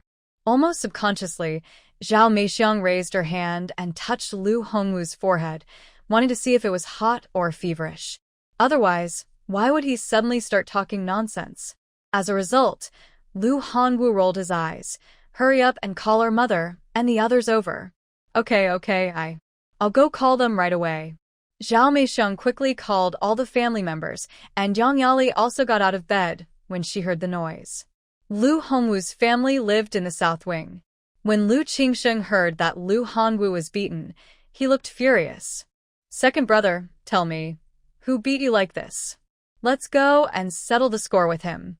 Old Mrs. Lu sat on the edge of the Kong, looking at her second son's two swollen legs, with the left leg swollen particularly high, and couldn't help cursing. Which rascal beat our second son like this? The Lu family has never been bullied like this before. He really thinks there is no one left in our family, right? Second son, tell me, who was it? Lu Hongwu was lying on the Kong, sweat pouring down his forehead due to the pain. He frowned and said depressedly, Who else could it be? It's that fat guy. What did you say? Old Mrs. Lu thought she had heard wrongly. Zhao Meixiang, who was standing next to him, said angrily, Mom, Hongwu went to the third brother's place early in the morning to look for his eldest brother, but he was beaten like this by that Su Ken. Mrs. Lu glanced at her daughter-in-law. He was beaten so hard that he was confused. Are you confused too? That fake girl was out of breath after walking a few steps, and the second brother could knock her down with just one finger. The old lady looked at Lu Hongwu on the Kong and continued, Second brother, tell me the truth. Who beat you? I'm going to find him now. Lu Hongwu looked impatient. Didn't I tell you? It was that fat guy who beat you with a stick. Second brother, did you get a head injury? Otherwise, why did he start talking nonsense? Although Lu Qingsheng also hated Su Ken, what his second brother said sounded mysterious. How could Su Ken, who was so fat, hit someone? Even if she knew how to hit someone, she couldn't have beaten her tall and strong second brother into this state. Believe it or not, Zhou Qingshan and the others were all there. Lu Hongwu looked at Yang Yali. Why didn't you tell us that your sister knows martial arts? This made everyone confused. Lu Qingsheng widened his eyes. Second brother, you said Su Ken knows martial arts? Impossible. I grew up with her and she never knew martial arts. She stayed at home and slept all day. With her body shape, do you think it's possible? The people of the Lu family were shocked, and Yang Yali found it even more incredible. Okay? She grew up with Su Ken. How could she not know if Su Ken knew martial arts? Lu Hongwu frowned. What's going on? Anyway, I didn't touch her from beginning to end, and she beat me like this. If you say she doesn't know martial arts, I don't believe it anyway. He can be said to be the one who fights the most in the village. Not to mention in Taohua village, he has also fought in the surrounding villages, but no one can beat him. So, he usually walks sideways in the village. Su Ken's physique was such that she could beat him up like this. So, who would believe that she can't fight? Old Lady Lu finally came to her senses. Second brother, were you really beaten up by that fake? Lu Hongwu said unhappily, Mom, why would I lie to you? So many people were watching. Impossible? That woman doesn't look like a martial artist at all. This is too weird. Because he didn't see the scene with his own eyes, Lu Qingsheng still couldn't believe it. I swear, she absolutely can't know martial arts. If it was really Su Ken who beat my second brother like this, then there is only one explanation. It must be a ghost. Yang Yali refused to believe it anyway. She grew up with Su Ken. That woman was usually introverted and had always been the kind of person who allowed others to bully her. When she said this, Mrs. Lu was shocked and said, I know, She must be possessed. Someone has died in that yard before. The old lady looked at Lu Shuiyuan at the door. Old man, do you remember that Yang Erwanzi's father in the south of the village was gored to death by a cow? Lu Shuiyuan nodded in silence. Her father's name is Yang Dainiu, and he does know some kung fu. It was summer at that time, and the production team was drying wheat in the yard of the third brother. As a result, the cow in the production team went crazy and butted people everywhere, and no one could control it. He was tall and strong, so he went up to try to subdue the cow, but the cow's horn directly pierced his intestines. He died on the spot and was dead before he was taken to the hospital. Lu Shuiyuan usually didn't talk much, but at this time he still explained this past event clearly. Look, Yali also said that Su can never knew martial arts. But now she has become so powerful, she must have been possessed by something dirty. Old Mrs. Lu has always been superstitious, and she believed it even more at this time. Mom, this is unlikely, right? Lu Qingsheng didn't really believe in this kind of thing. Old Lady Lu looked at Yang Yali. Is it possible? Why don't you just ask Yali if that fake can do martial arts? Lu Qingsheng looked at Yang Yali, and she immediately shook her head and clarified again. Absolutely impossible. I grew up with her, let alone the fact that she can do martial arts. Even her current eloquence makes me feel strange. In the past, my mother scolded her at home many times, but she never said a word. Not to mention going out. When she saw the uncles and aunts in the family compound, they all walked along the wall. But look at her now. Her tongue is not ordinary. I don't think she is the Su Can I knew before. These words were definitely from the heart of Yang Yali. She has been feeling very strange during this period of time. The former Su Can was not like this now. Listen. Yali grew up with her, and she said so this fake is 100% possessed by Yang Dainiu. Old Lady Lu was sure of this matter again. No one in the Lu family objected, because no one could find a second reason except this one. Lu Hongwu's legs were hurting more and more, and he kept lying on the bed crying out in pain. The Lu family had no time to settle with Su Can, and of course they didn't dare to settle with Su Can before they figured things out. They could only find a car to take Lu Hongwu to the county hospital. Yang Yali felt that this was a good opportunity for her to get close to Lu Zhandong. In addition, she was familiar with the county hospital and knew doctors and nurses there, so the Lu family was naturally happy to let her go with them. Zhou Changsheng was the only one in Taohua village who had a carriage, but now that the old Lu family had fallen out with him, they naturally didn't have the face to borrow one. Lu Shuiyuan went to borrow a donkey cart, and after a few people helped Lu Hanwu onto the cart, old Lady Lu suggested that she also wanted to go. I have to go and ask the third brother. Does he not even recognize me as his mother now? Lu Qingxing agreed with both hands. Mom, your idea is good. He refused to see me and the third sister-in-law, so he will definitely see me if you go. Yang Yali also thought it was a good idea. No matter what, Mrs. Lu was still Lu Zhandong's biological mother. If he refused to meet her, he would be caught. Lu Qingsheng and Yang Yali also went out together on bicycles, but they went a step ahead and waited for them at the hospital. During breakfast, Su Can finally saw Lu Hongjun in the crowd. Now she also provides meals in the morning, so many people come. During breakfast time, the news that Su Can injured Lu Hongwu spread throughout Taohua village like wings. Many people who had been bullied by Lu Hongwu before, who helped build the house here, would come to praise her. Even some introverted people would watch her from a distance. Su Can knew that this incident would definitely cause some commotion in the village, but she didn't take it too seriously. Now, as long as Lu Hongwu doesn't come to trouble her, that would be the best. Because there is strength in numbers, the courtyard wall and the toilet can be built this morning. The main structure of the 4 rooms has been built to the place where the beams are raised, and the beams will be raised early tomorrow morning. So today she has to go to Guangming Commune to attend the market with Uncle Zhou. After buying firecrackers and offerings, she also has to buy some red paper and other things. Before leaving, Su Can saw Zhou Qingshan and a villager calling her. Sister-in-law, this is Zhao Daliang, an electrician in our village. He came here with wires to pull the wires. He has been helping in other villages for the past 2 days, so we didn't pull the wires.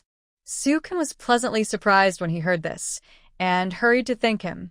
Zhao Daliang said, "Sister-in-law, go to the market today and buy some light bulbs. All the electricity in our village comes from the chemical plant in the north, and it's free to use. You can buy a 100-watt one." Is there such a good thing? Sukin was very surprised. The more he knew about this village, the more amazing it became. It was obviously a village that relied on the mountains for its livelihood, but it seemed to be much more advanced than other villages in some aspects. Zhou Qingshan explained with a smile, "This is because the chemical plant in the north occupied a part of the forest in our village, which can be regarded as compensation. Besides, our village is not big and the electricity bill is not much for the chemical plant. So that's it." Zhao Daliang quickly went to work, and Zhou Qingshan told Su Ken that the things ordered today would arrive.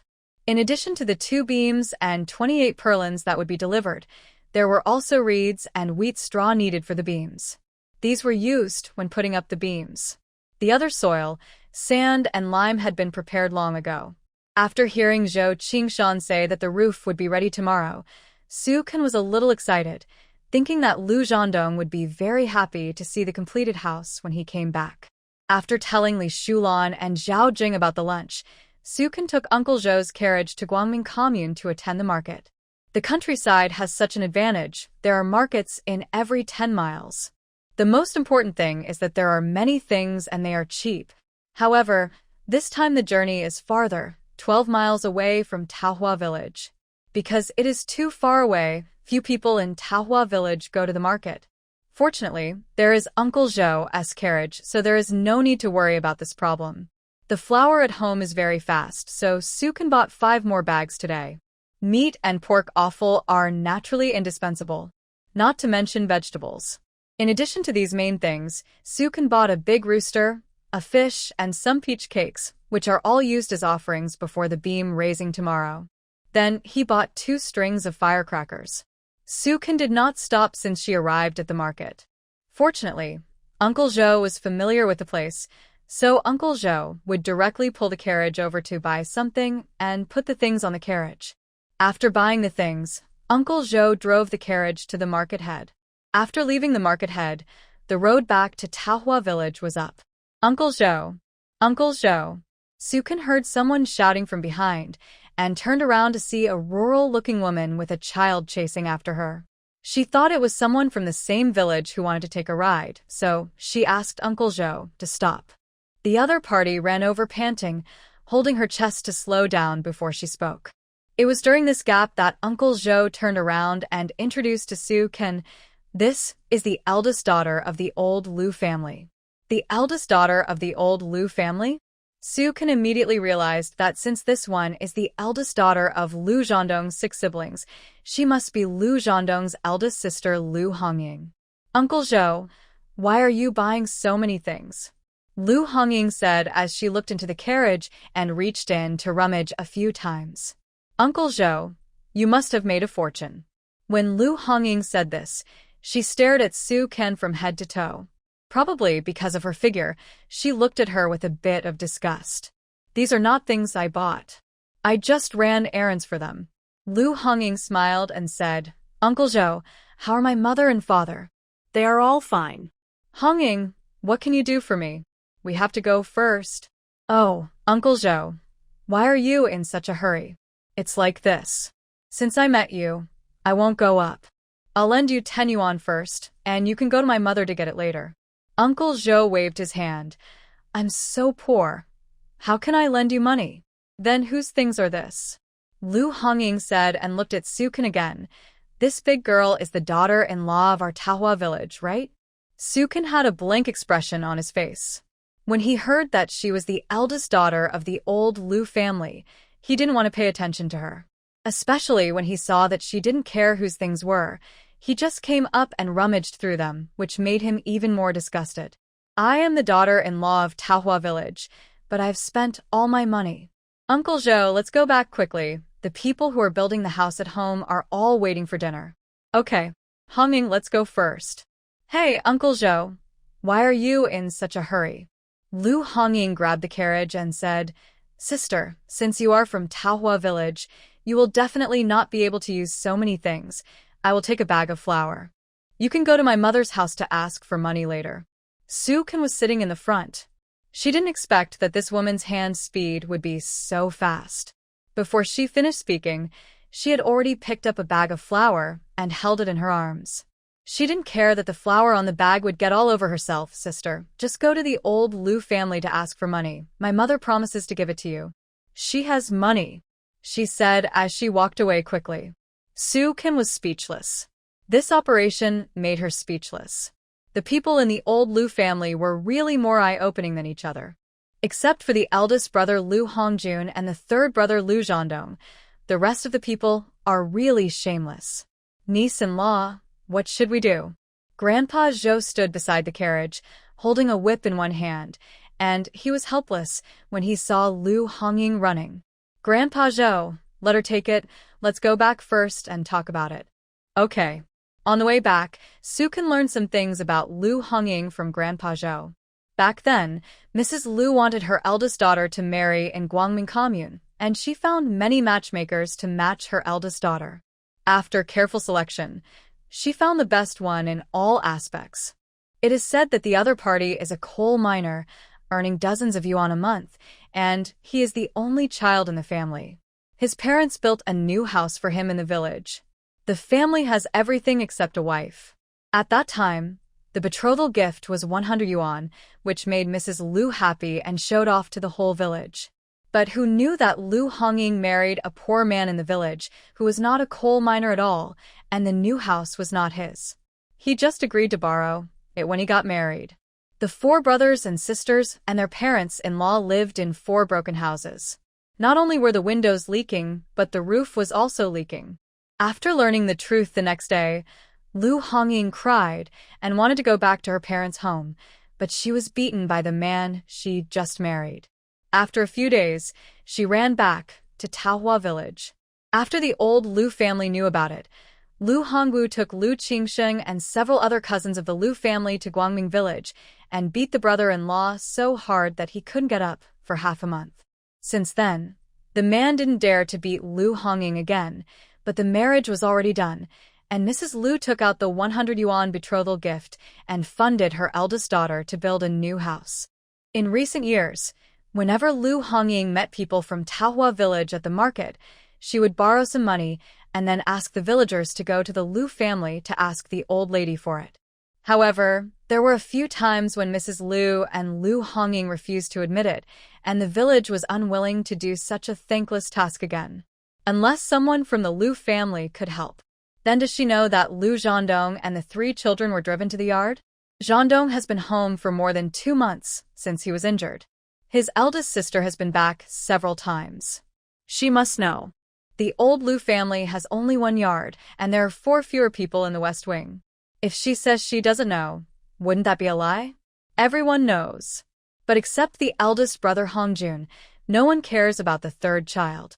Even those who want to care can't. Look at Hongjuan's legs. He was beaten so hard that he limped and he still had to work in the fields. Don't look at Liu Hongwu, who is so strong. All the work in the old Liu family's fields is done by his eldest brother and his father. The father and son are equally honest. Well, it's his father's turn. Soo-kun nodded. Doesn't he have a younger sister? Why didn't I see her in Taohua village? You are talking about Hongxia. She is in the county town. She said she found a rich partner. He is a relative of our county magistrate. He is very powerful. They will get married in the autumn. A relative of the county magistrate? That's impossible. How old is this sister? Liu Qingsheng is still in high school. How could a sister be getting married soon? This was a bit confusing. Uncle Zhou said, Qingsheng is not young anymore.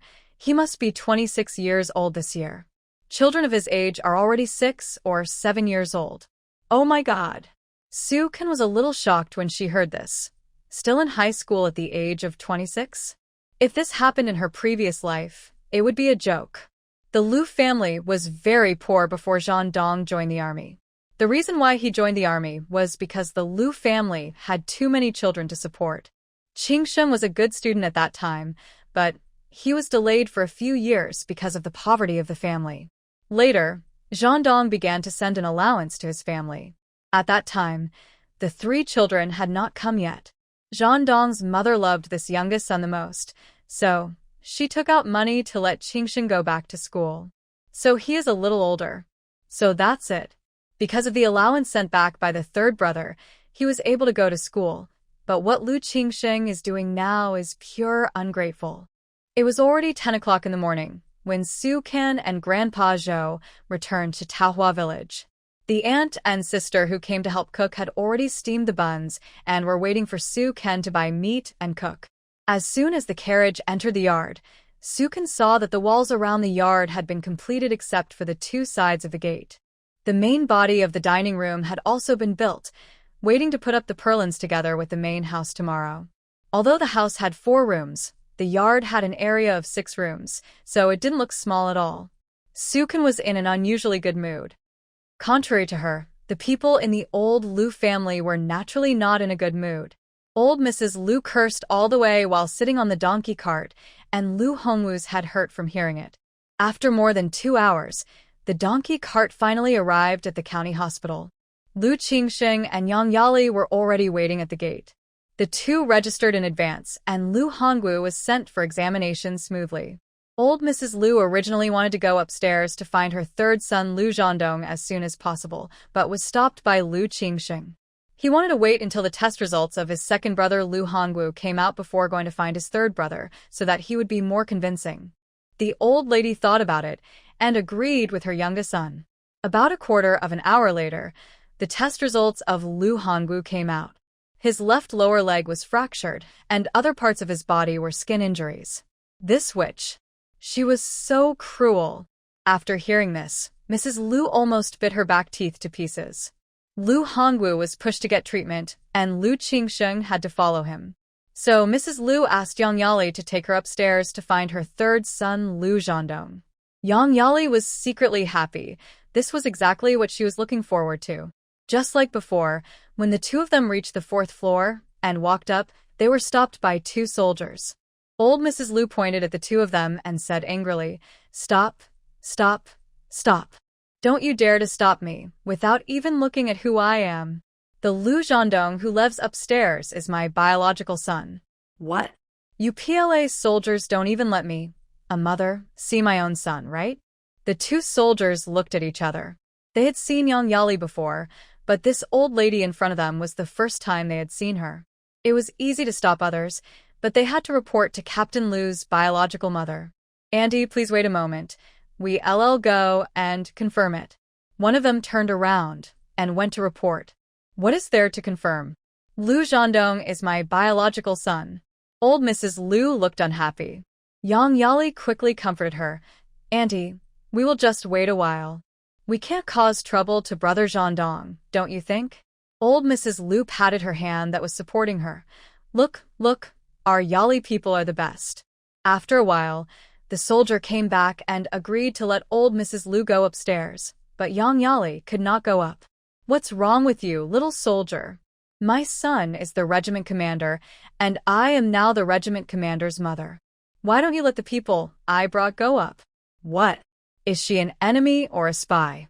If so, show me the evidence. If not, let her go quickly. I can tell you I am over 60 years old this year. If I get angry with you, none of you will be good." Old Mrs. Lu took advantage of her age and her son's status as the regiment commander to show off her power. She has always been fearless in the village, and it is even more impossible for her to be angry with these 2 men who are her son's subordinates. The 2 soldiers had no choice but to ask again. They could stop others, but the old lady was the mother of the regiment commander. This identity alone was enough to make people feel uncomfortable. One of the soldiers just turned around and saw Zhao Taizhu coming over. "Let someone come up." As soon as platoon leader Zhao said this, the 2 soldiers stepped aside. Yang Yali immediately helped old lady Lu upstairs. This time they entered Lu Zhandong's ward smoothly. "Mom, why are you here?" Lu Zhandong spoke first.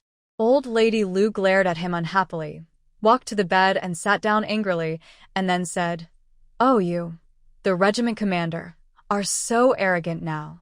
As a mother, I have to get the approval of the People's Liberation Army to see my son.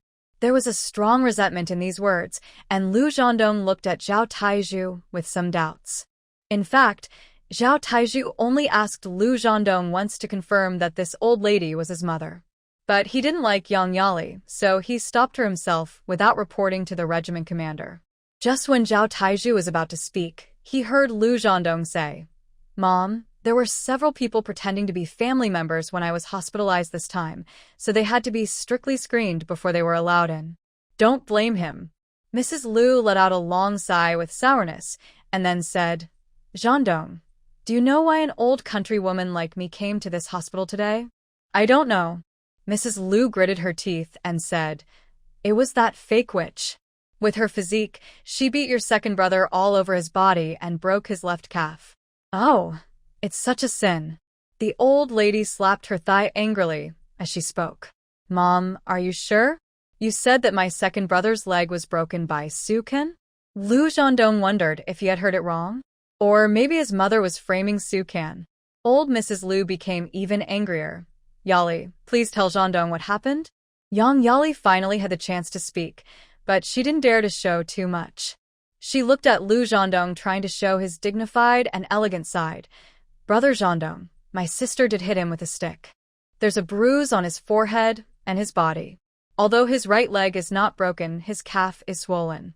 The most serious is his left leg, the leg bone is broken. We borrowed a donkey cart in the village to bring my second brother here, and the doctor is still treating him." Lu Zhandong frowned. "You guys are upstairs, so who's with him?" "Your brother is with him to celebrate his birthday." Old Mrs. Lu clapped her hands on the edge of the bed several times. Look. This is the trouble caused by the fat woman you married." "Oh, you don't know what a mess this troublemaker has made for our family in the past 2 days?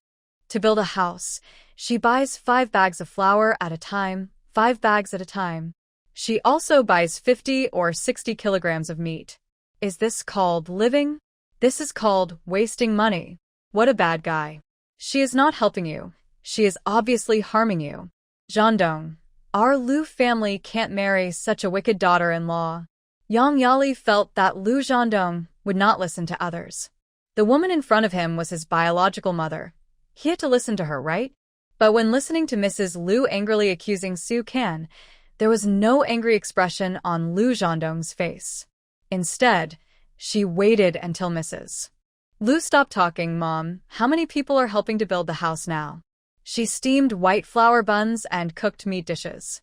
Which family can have such good meals? Anyone with a little strength must have gone to eat for free. She said she was your wife, but I didn't see her bring a bun or a bowl of vegetables to our Lu family. If your second brother couldn't stand it, would he have gone to find her? Lu Zhandong nodded calmly. According to what you said, there must be at least 100 people in our village who went to help. My leg is injured now, and I can't help Su Ken at all. She can only let everyone eat better to thank these elders and villagers. Mom, I think she did the right thing. Mrs. Lu was furious when she heard it on the spot. I said, have you been fooled by her? What kind of magic potion did she feed you? If you want to be in shape, she has no figure, no looks, and her temper is terrible. Let me ask you, how can she compare with our Yali? While you two haven't done the formalities yet, get that fat wife away. Our old Lu family will never want such a daughter-in-law. I only recognize one daughter-in-law now, and that is our Yali. Named by her future mother-in-law, Yang Yali pursed her lips tightly, stood obediently beside Mrs. Lu, and looked at Lu Zhandong with some expectation. In fact, she couldn't figure it out. She was obviously many times better than Su Ken. Even if Su Ken sent him to the hospital, he should like herself. Lu Zhandong looked serious and didn't even look at her. Mom, Su Ken is already my wife. As for other people, I don't like them. I hope you can respect Su Ken and treat her better. Oh my, you still want me to treat her better? Is your brain muddled? She beat your second brother like that. How can you let me treat her well? If you can't go down yourself, let the soldier go and see your second brother. She really wanted to kill him. Does she treat us as a family? She obviously treats us as enemies. What do you want her to do with such a person? Mom, but I still don't believe that Su Ken could hurt my second brother. This situation was too unexpected. He was a soldier and naturally knew what Lu Hongwu's physique represented. A big man of more than 1.8 meters tall and strong, while Sukin was out of breath when walking. She said she hurt Lu Hongwu? How is it possible? Let me tell you, do you know why she could beat your second brother like this? Without waiting for Lu Zhendong to answer, the old lady slammed the bed loudly. She is possessed by Yang Daniu from our village. In the past, Yang Daniu was killed in the yard by a bull. The fake girl you married now not only ruins the things in the house, but also gets involved in dirty things. If you live with her, I tell you, you will die on her in less than half a year. When you go to bed at night, she will definitely absorb the yang energy from your body. It's useless even if your leg is cured. She will kill you sooner or later. Zhao Taizhu couldn't listen anymore. Auntie, you are not the biological mother of our Captain Lu, are you? Old Lady Lu immediately glared at him. Who said I am not? Go to Taohua village and ask around to see if your Captain Lu was born to an old woman like me. Zhao Taizhu looked puzzled. But I don't think so. I've been taking care of our leader for a few days. There are many mothers in this hospital who come here with their sons who are injured. Those sons have longer legs, and the other has shorter legs. Since you came in, I haven't heard you ask our leader Lu about his leg injury. It is said that mother and child are connected by heart. I think you are definitely not our leader's biological mother. Are you a fake? Her words and deeds seemed to want to tear that daughter-in-law into pieces. She came to the hospital immediately after her second son's leg was broken, but her third son had a leg injury for more than 2 months, and not only was she not sent to the hospital, but she was also driven out to wait for the wound to fester and rot. He wanted to ask what kind of mother this was? Old Mrs. Lu was furious. I'm already here. What do you think I'm doing here? Didn't I come to see my son? Zhendong, look at the soldiers you brought with you. Get him out, right away. I don't want to see him. Although she was an old rural woman, she knew that her son now held a higher rank than Zhao Taizhu. Without waiting for the commander to speak, Zhao Taizhu quickly apologized to old Mrs. Lu. Oh, Auntie, please don't be angry. I'm not doubting you. It's mainly because you don't look like our commander's mother. How about this? I'll go downstairs to see the commander's second brother. Is he really injured? Old Mrs. Lu waved her hand with disgust. Go and see. If I lied to you, I'll punish you with all my might. Zhao Taizhu looked at Lu Zhendong, who nodded in agreement. What kind of person is this? So you knew that I was your son. Not to mention that I, a soldier, doubt your identity. Even I feel that I am not a member of the Lu family. Otherwise, how could my whole family watch my leg rot? Old Mrs. Lu is choked, but she has always been thick-skinned and didn't take such words seriously at all. Our family didn't understand what happened before. We thought your leg was incurable. By the way, third brother, can you arrange a position for your second brother in the army? Sure, but you have to be prepared for him to never come back. The old lady was stunned. Why? When the army finds out what he did after I returned to the village injured, he will be sent to prison. Old Mrs. Lu swallowed her saliva in fear. Then let him stay in the village. Yang Yali was speechless about the old lady's suggestion. What kind of brain could come up with such a question? Seeing her son's cold expression, the old lady returned to the original question. Then I'll tell you now, no matter what, you have to divorce that fat wife at home. Your legs are not good now. As long as you nod, I will take care of it to kick her out of Taohua village. I guarantee that she will get out of Taohua village as soon as possible. If you dare to kick her out, I will send Lu Hongwu to jail. Old Lady Lu raised her finger at him angrily. Tell me, how could you, a blockhead, fall in love with such a thing? What's so good about her? She saved me. If it weren't for Su Ken, would I be here to treat my legs? She is not only my wife, but also my lifesaver. I advise you not to hit on her, otherwise I don't mind sending Lu Hongwu to jail. The old lady's face turned red with anger, and she was panting badly. How is she your savior? Let me tell you, the night before she sent you to the hospital, your elder and second brothers had already borrowed a donkey cart, thinking of sending you to the hospital early the next morning. She just took advantage of the opportunity, understand? Lu Zhendong looked at her and said coldly, It was already noon when Su Kan arrived at Taohua village that day. If the Liu family really wanted to send me here, Su Kan would never have seen me. Mrs. Liu was choked for a moment. All her previous words were made-up lies. Naturally, she did not expect that there would be such a problem with the time.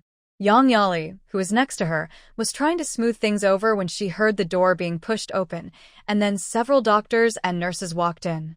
They said that they would examine Liu Zhandong and asked the family members to wait outside first. Mrs. Liu stood up with a gloomy face and was helped out of the door by Yang Yali and sat on the bench outside. I think the third son is really blinded by greed. He treats a fake who is ugly and fat as a treasure. How can he be so blind when he can become the head of a group? Old Mrs. Liu couldn't understand why her son would go down such a wrong path. Auntie, I think Brother Zhandong is still angry that the Liu family didn't send him to the hospital for treatment. He looked quite disgusted just now. If you continue to persuade him like this, he will definitely not listen to a word.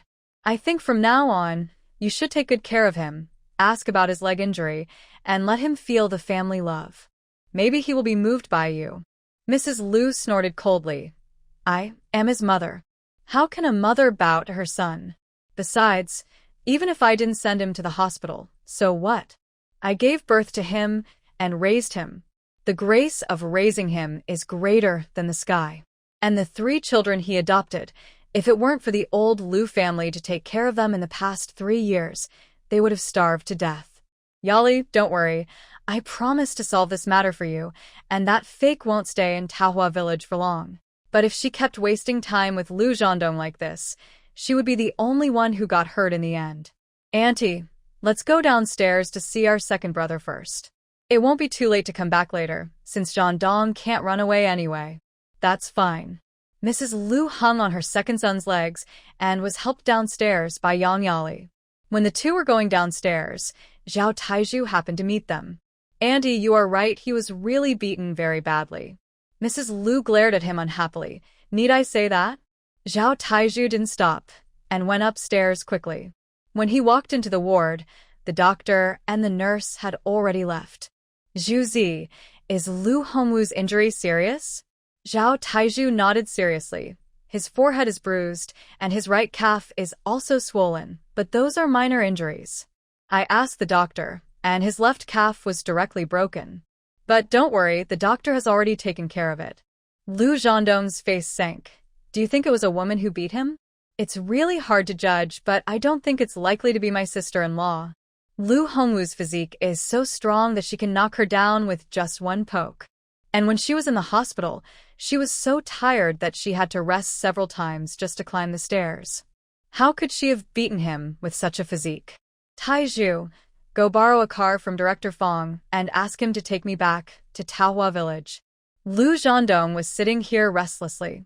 If the wounds on Liu Hongwu were really caused by Su Ken, then Su Ken must have been injured as well.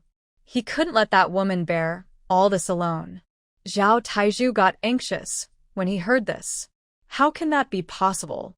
Commander, today is only the 4th day after your operation, and the wound is still recovering.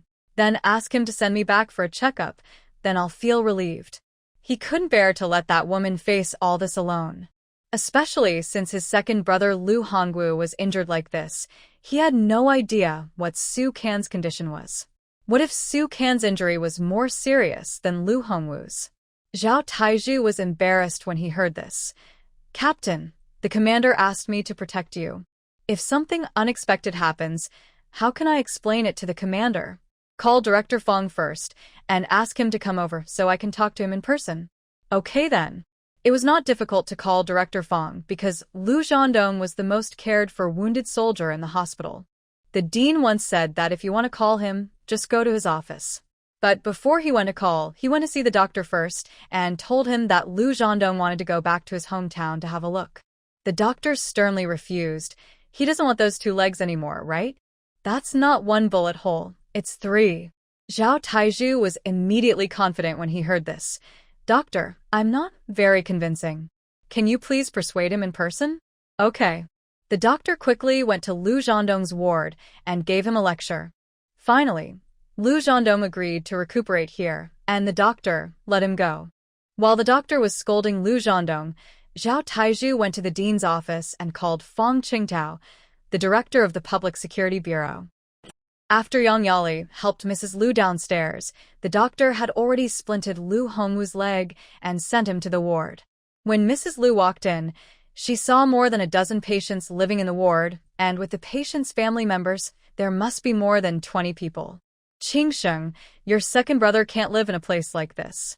Your third brother lives in a single room on the 5th floor, and there are only 3 empty beds in it. Let your second brother move there. There were many people and noise in the ward, and it sounded messy. Lu Hongwu was naturally happy to hear this. Our mother is right. Qingsheng, you should go and talk to the third son. I have to move in with him. It's too messy here.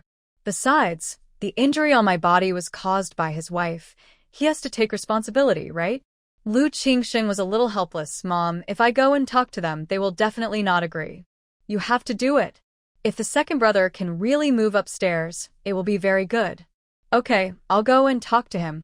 The old lady was still very confident about this. Of course, the most important thing is that the injury on the second son was caused by Su Kan, who would be responsible if Lu Zhandong didn't take responsibility. Because Lu Qingsheng had to stay to take care of Lu Hongwu, it was Yang Yali who helped the old lady Lu upstairs this time. The old lady was in her 60s, with bound feet, and she was exhausted after climbing the stairs the first time. This was the second time she climbed the stairs, so she walked slower.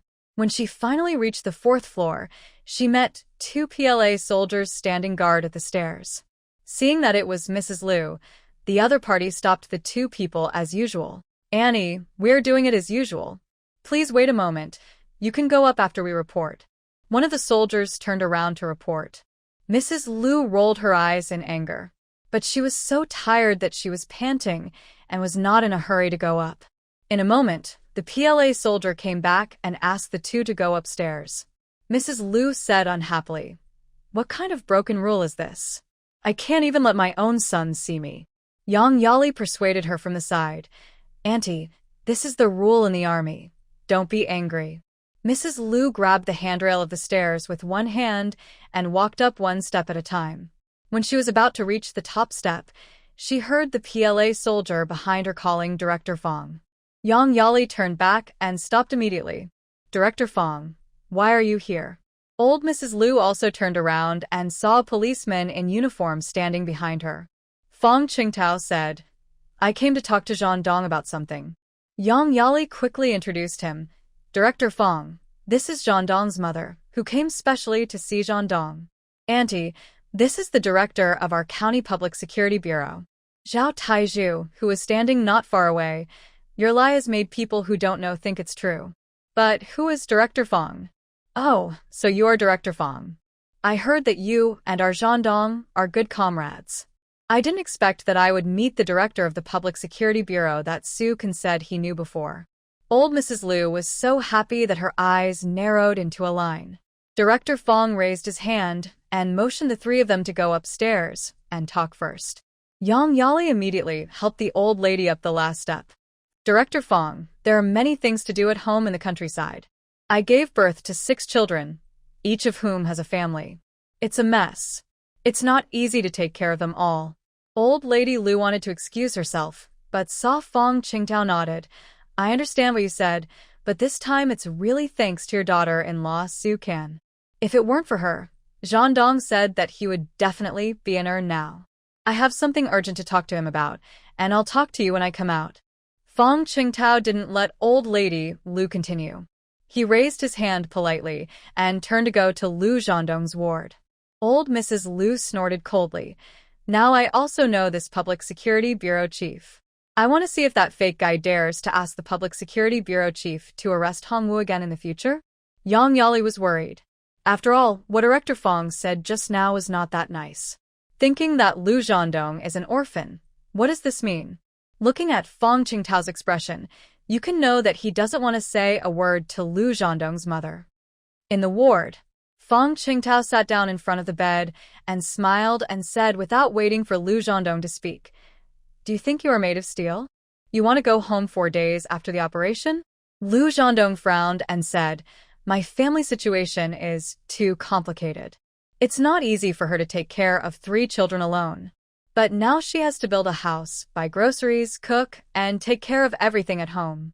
I must go back to see her. Otherwise, I really can't let it go. You ask someone to send me back. I will come back as long as I see that she is okay. Fang Qingtao smiled and joked. Hey, you haven't registered your marriage yet, but you're so worried about him? Lu Zhendong's expression was serious.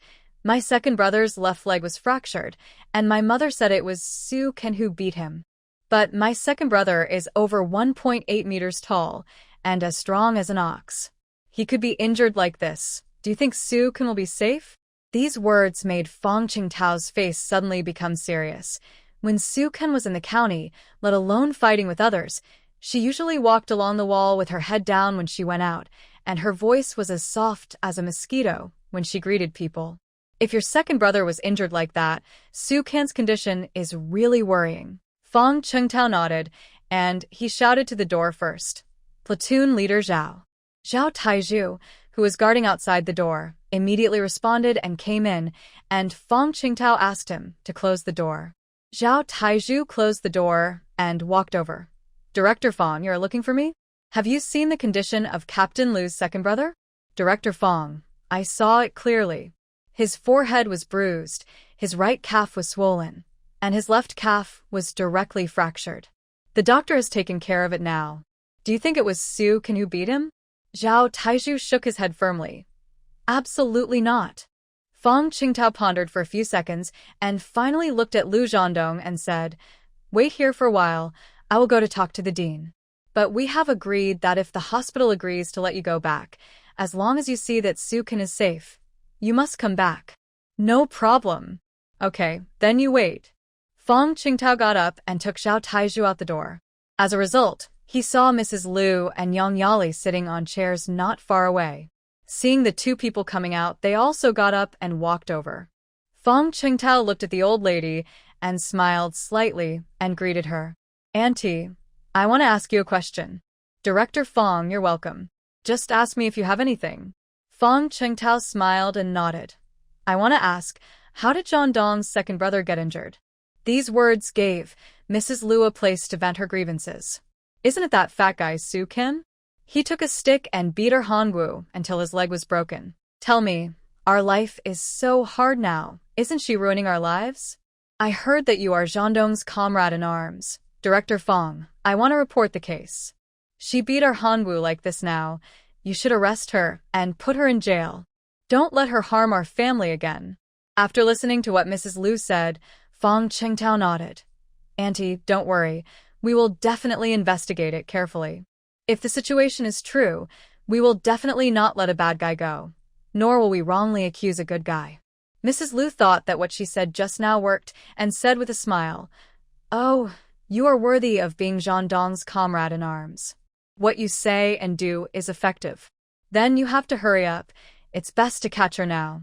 She now wished that Su Ken would go to jail immediately so that she could relieve the hatred in her heart. I'll go and get busy first. Fang Qingtao nodded slightly and went to find the dean first. Mrs. Lu grinned, then patted Yang Yali's hand, her face full of pride. Yali, it seems that your good days are coming soon. The old saying is right. It's easier to be an official if you have someone in the city. You see, it's really like that. Humph. Wait for Director Fang to send someone to arrest that fat guy and put him in jail. Let's see what those people in Taohua village who are on her side will do. Yang Yali was not as optimistic as her. Auntie, but when we get to Taohua village, what if those people all speak on Su Ken's side and Director Fang doesn't believe us? Besides, he is a comrade in arms of Brother Zhendong. If Brother Zhendong speaks on Su Ken's side, I think this will definitely be bad for us. This is an obvious thing, right? If they don't distinguish right from wrong, then I won't let them off. Let's not talk about it for now. Let's go find Zhendong first. Okay. Zhao Taizhu stood at the door of the ward, watching Mrs. Lu and Yang Yali coming over, and he had to ask. Mrs. Lu glared at him. What's wrong with you, a soldier? My own son is in here. Why, you won't let me go in to see my own son, right? Auntie, am I not doing this to protect the safety of the regiment commander? Please understand, Zhao Taizhu said as he helped them open the door. Mrs. Lu walked into the ward with a sullen face. Zhandong, I just want to see your second brother. Oh my god, your second brother's injury. All his bones are broken. There are more than a dozen patients in the ward where he is staying now, plus those who are accompanying him. There are 20 to 30 people in one room. Do you think he can recover in that situation? Look how quiet it is here. There are still 3 empty beds. Okay, it's settled. I'll ask Qingxing to send your second brother up now.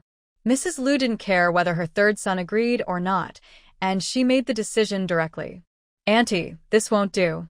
This is a room that the hospital has arranged for our captain. It's so that he can recover here, without being disturbed. You are violating the rules. Zhao Taizhu got anxious when he heard it. He didn't like the Lu family for a long time. Especially after hearing that Lu Hongwu bullied a woman, he even had the audacity to live in Captain Lu's ward. You bullied someone's wife. I really don't know what's going on in your mind.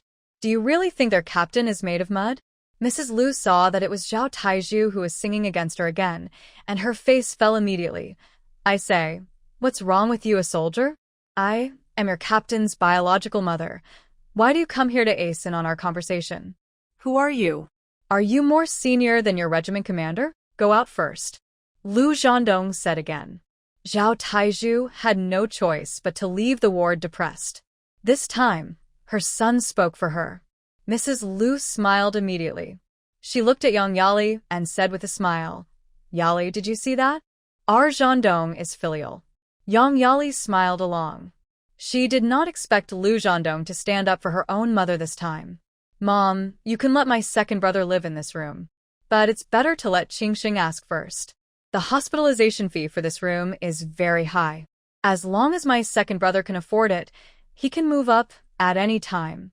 Old Mrs. Lu stared. What did you say? You have to pay to live here? Aren't you the head of the group? Don't they let you live here for free? Why does your second brother have to pay? What's the logic? Lu Zhandong explained. My bed is the only one in this room that is free. If other patients want to move in, they must pay a certain amount of hospitalization fee. It's better to ask clearly. That's impossible, Zhandong. Are you deliberately scaring me? You are the head of the group now. Aren't you still a hero? Shouldn't this hero's biological brother also be taken care of? Old Mrs. Lu didn't believe her son's words were true. Lu Zhandong said coldly. The elder brother sent his younger brother to the yard? The elder brother starved the 3 children to death. There are some things I don't do now because I can't move easily. If he has a little self-awareness, he will stay away from me. Mrs. Lu waved her hand impatiently. The 3 children eat and drink the food of the old Lu family. Then she turned around and looked at Yang Yali and said, Yali, go downstairs and tell Qingxing to carry his second brother upstairs. Just tell him what I said. Yang Yali looked at Lu Zhandong with some worry, but if Lu Hongwu lived here, she would have a closer chance to contact Lu Zhandong. This is definitely a good thing for her. Auntie, I'll go right away. Old Mrs. Lu has learned her lesson this time. Not to mention that going up and down the stairs is exhausting. The 2 soldiers standing guard at the stairs always stop her. This time she won't go anywhere, just wait here. She wants to see who can do anything to her, an old woman in her 60s. Lu Zhandong looked at his mother with a calm expression. As a biological son, he knew his mother's character too well. Before old Mrs. Lu could wait for her second son Lu Hongwu to be carried up, she saw a doctor and 2 nurses walking in at the door. One of the nurses was pushing a wheelchair. When her second son Lu Hongwu came up, there was no one to stop him. So when she saw Lu Zhandong being pushed away, she even asked the doctor how long the examination would take. It's hard to say. Let's see how his legs recover first. The doctor walked on without stopping. Mrs. Lu clapped her hands and quickly looked around the ward to see which bed would be best for her second son after he came up. But she didn't know at this time that Lu Zhandong was carried all the way downstairs, pushed out of the hall, and finally carried into a jeep. Then Zhao Taizhu followed and sat in the passenger seat, and the jeep quickly left the county hospital. Fang Chengtao looked at Lu Zhandong and smiled. How about it? Are you satisfied now? Lu Zhandong nodded. Just tell me what help. Old Mrs. Lu was waiting in the ward for Lu Qingxing to carry Lu Hongwu up, but she waited and She found that her youngest son Lu Qingsheng was sweating and panting while carrying Lu Hongwu on his back. He was holding the handrail of the stairs with one hand and supporting Lu Hongwu with the other. He looked shaky. The two PLA soldiers stood in front of him and refused to let him go upstairs. "What's wrong with you?" "This is Lu Zhandong's second brother. I am your Commander Lu's mother. I have come up several times. Don't you know?" Mrs. Lu was furious and walked downstairs with her small feet. The PLA soldiers watched her walk down and said calmly, "We must protect Commander Lu's safety. Words are not enough. You must show your credentials to prove your identity before you can go upstairs. He is very strong and tall, and his body is extremely heavy." Lu Qingsheng felt that he was on the verge of collapse. He took great pains to carry him up, but was still stopped. Lu Hongwu looked at the two soldiers, raised his hands and pointed at them, saying hatefully, "Let me tell you, I am Lu Zhandong's second brother. If anything happens to my legs, none of you will have a good life." The two soldiers looked ahead expressionlessly, motionless. Old Lady Lu said angrily, "Don't worry about them. I will talk to Zhandong. You guys just go ahead. I'm just going to see today what they can do to an old woman like me. If anyone dares to stop you, I will jump down from here." The old lady's words really worked. The two soldiers finally made way. "Hongwu can stay here for a few more days. Yali can also come to take care of Zhandong every day. This way, it will be good for our whole family." Young Yali was relieved when she heard that. Since he was just for a checkup, he would definitely be back in a while. Lu Qingsheng collapsed in the chair, and he finally breathed a sigh of relief. He stood up and walked to the bed next to him and lay down on it. "Oh, second brother, you are too heavy, aren't you? You are really tiring me." Lu Hongwu looked at him and said, "You should be content. If it weren't for my leg, how could we get here? Next, our whole family must talk to Zhandong about how that fat guy harmed the old Lu family." Of course. Lu Qingsheng was also holding his breath. "Needless to say, Mrs. Lu. Anyway, this ward is free. Let's stay here for 10 days or half a month, and then we will go back to Tahua village after your legs are healed. By then, Zhandong and Yali will have a deep relationship, so we can go back to Tahua village together and get rid of that fat guy." Yang Yali couldn't help laughing when she heard it. She was a little worried before, but now she thinks her worries are unnecessary. With so many people helping her, what else does she have to worry about? Sukin handed over the steaming of buns and cooking to Li Shulan and Zhao Jing. She handled the pig offal as she did yesterday.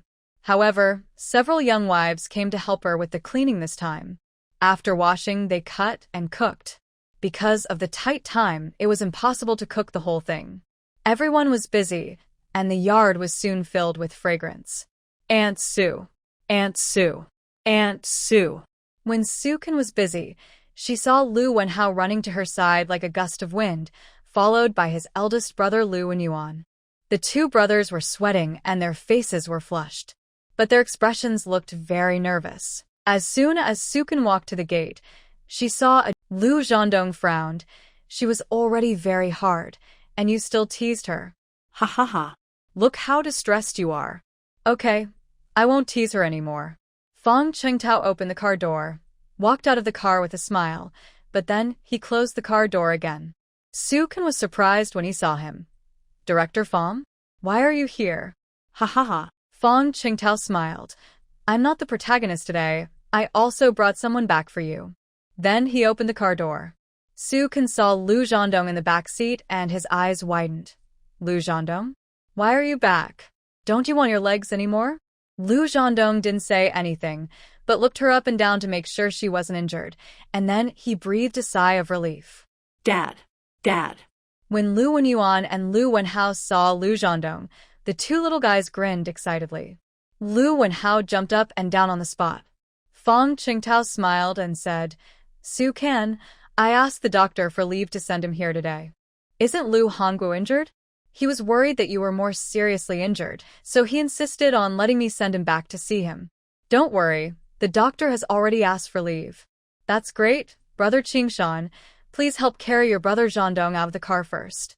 Zhao Taizhu had already brought down the wheelchair he had prepared. Fong Qingtao looked around. "Oh, they are really busy.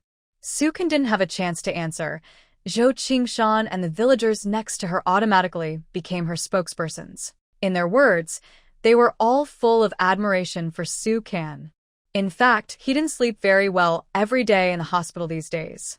He knew best what his family was like, especially his mother and second brother, who were notorious in the village for being unreasonable.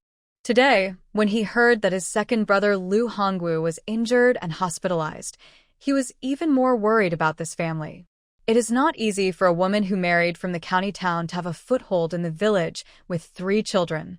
What he didn't expect was that Sukin in front of him looked energetic and calm. In just a few days, the changes can be seen on the faces of the 3 children. Their faces are more rosy and their eyes are sparkling. This woman is more capable than he thought. Because some places in the yard have not been dealt with, there are stones and piles of earth, which makes Lu Zhandong's wheelchair inconvenient. Fang Qingtao and Zhao Taizhu went around under the leadership of Zhou Qingshan, and after returning, they sat under the shed and chatted with the villagers.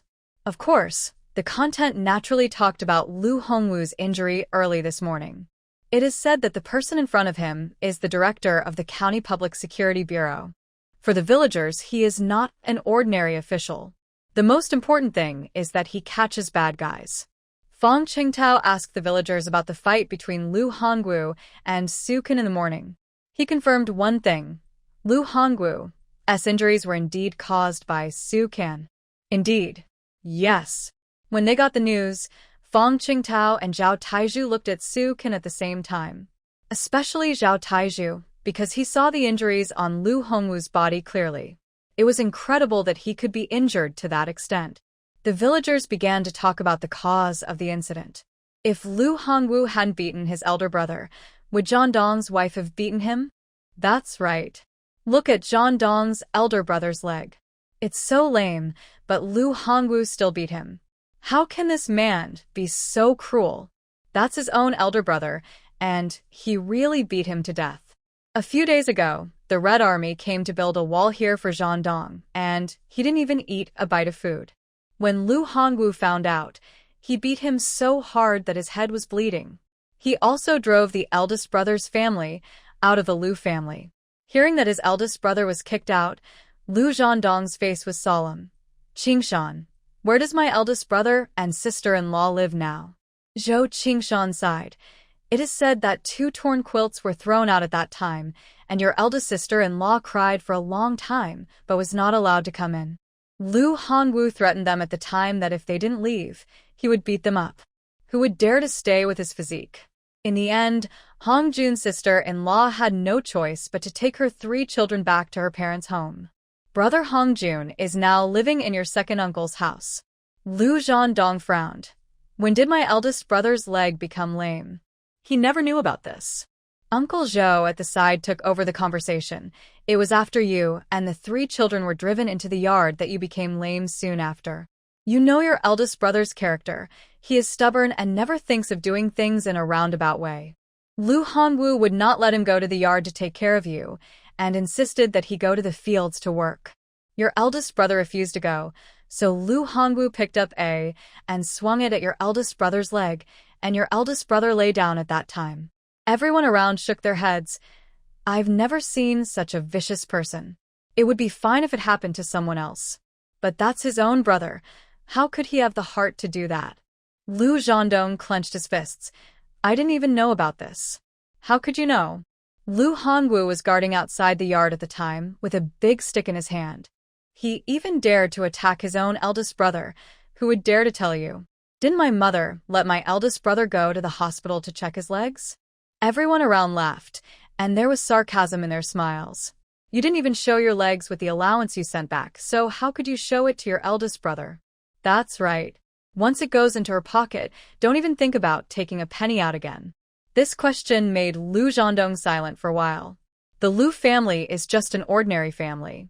If it weren't for the allowance sent back by Lu Zhandong, their lives would be no different from other families. He originally sent the money back to improve the living conditions of his family, but he never thought it would be like this now. He couldn't understand why his eldest brother, who was honest and kind, abandoned him and his 3 children when he was most helpless. Now he knows that not long after he and his 3 children moved to the yard, his eldest brother's legs were crippled. By the way, Brother Zhandong, do you know who moved into the East Wing after Hongjuan's family was driven out? Zhou Qingshan looked at him and suddenly said, "Are you celebrating your birthday?" Zhou Qingshan shook his head, and someone next to him took over the conversation. "It's your engaged wife. What's her name?" "Yang Yali." "Yes, yes, yes. Yesterday, your brother celebrated his birthday and brought her here to make trouble, saying that Sukin stole 300 yuan from the family and ran to our Tahua village. He also asked her to leave quickly, saying that this is her and your new house. Zhandong, you're back now. Tell us, how come you have 2 wives? Which one is your real one?" After hearing what the people around him said, Lu Zhandong looked at Sukin next to him and said, "I, Lu Zhandong, have only one wife, and that is Sukin. Yang Yali couldn't see me in the hospital, so she came here. Don't believe anyone else in the Lu family except me." Everyone sighed after hearing this. "I see. This woman is really shameless. She comes to cause trouble to her sister just because Zhandong doesn't like it. What do you think she is thinking? Who said it wasn't? Zhandong, you don't know that when she came, your second brother and Qingsheng were setting off firecrackers and handing out candies. It was so lively." Lu Zhandong frowned when he heard this. He didn't expect such a thing to happen. Seeing his face, Sukin changed the subject. "Director Fong, when are you going back?" Fong Chengtao smiled after hearing her words. "Are you afraid that we will eat here, so you are looking forward to us leaving quickly?" Sukin also laughed. "How is it possible? If you eat lunch here before leaving, I will go to get busy first. Otherwise, everyone is waiting to eat at noon." Lu Zhandong looked at her and wanted to let her rest, but there were indeed so many people working on the scene. He felt a little sorry for this woman. Since she came to this family, she has been worrying about everything in this family. Fong Qingtao said with a smile, "Then we have to stay and taste your cooking skills. If you need anything, just tell platoon leader Zhao." Sukin smiled and waved his hand. No. How can we ask platoon leader Zhao to work in Tahua village? You guys just sit here and drink water and chat. We'll have dinner in a while. Okay, you go and get busy." Sukin looked at Lu Zhandong, said hello, and went to the stove to get busy. After the pigs are cooked, they have to go through several procedures. No one else can do this job except her. After Sukin left, the old and young men who came to drink water and rest also hurried to work. Only Uncle Zhou and Zhou Qingshan were left under the shed to accompany them. Fong Qingtao looked at Lu Wenyuan and his 3 siblings who were surrounding Lu Zhandong and said, "Do you too like this new mother?" "Yes." Although the voices were high and low, they all answered without any hesitation. Lu Xiaotian leaned timidly beside Lu Zhandong's wheelchair and nodded timidly. "Did you see what happened this morning?" Lu Wenyuan nodded seriously, and Lu Wenhao replied, "I saw it. Aunt Sue was so awesome. She took a stick, and just like this. Swish, swish, swish." Lu Wenhao stepped back a few steps and kicked and gestured, trying to recreate the scene at that time. In the end, the second uncle was knocked down. The little guy talked about the process with admiration in his eyes.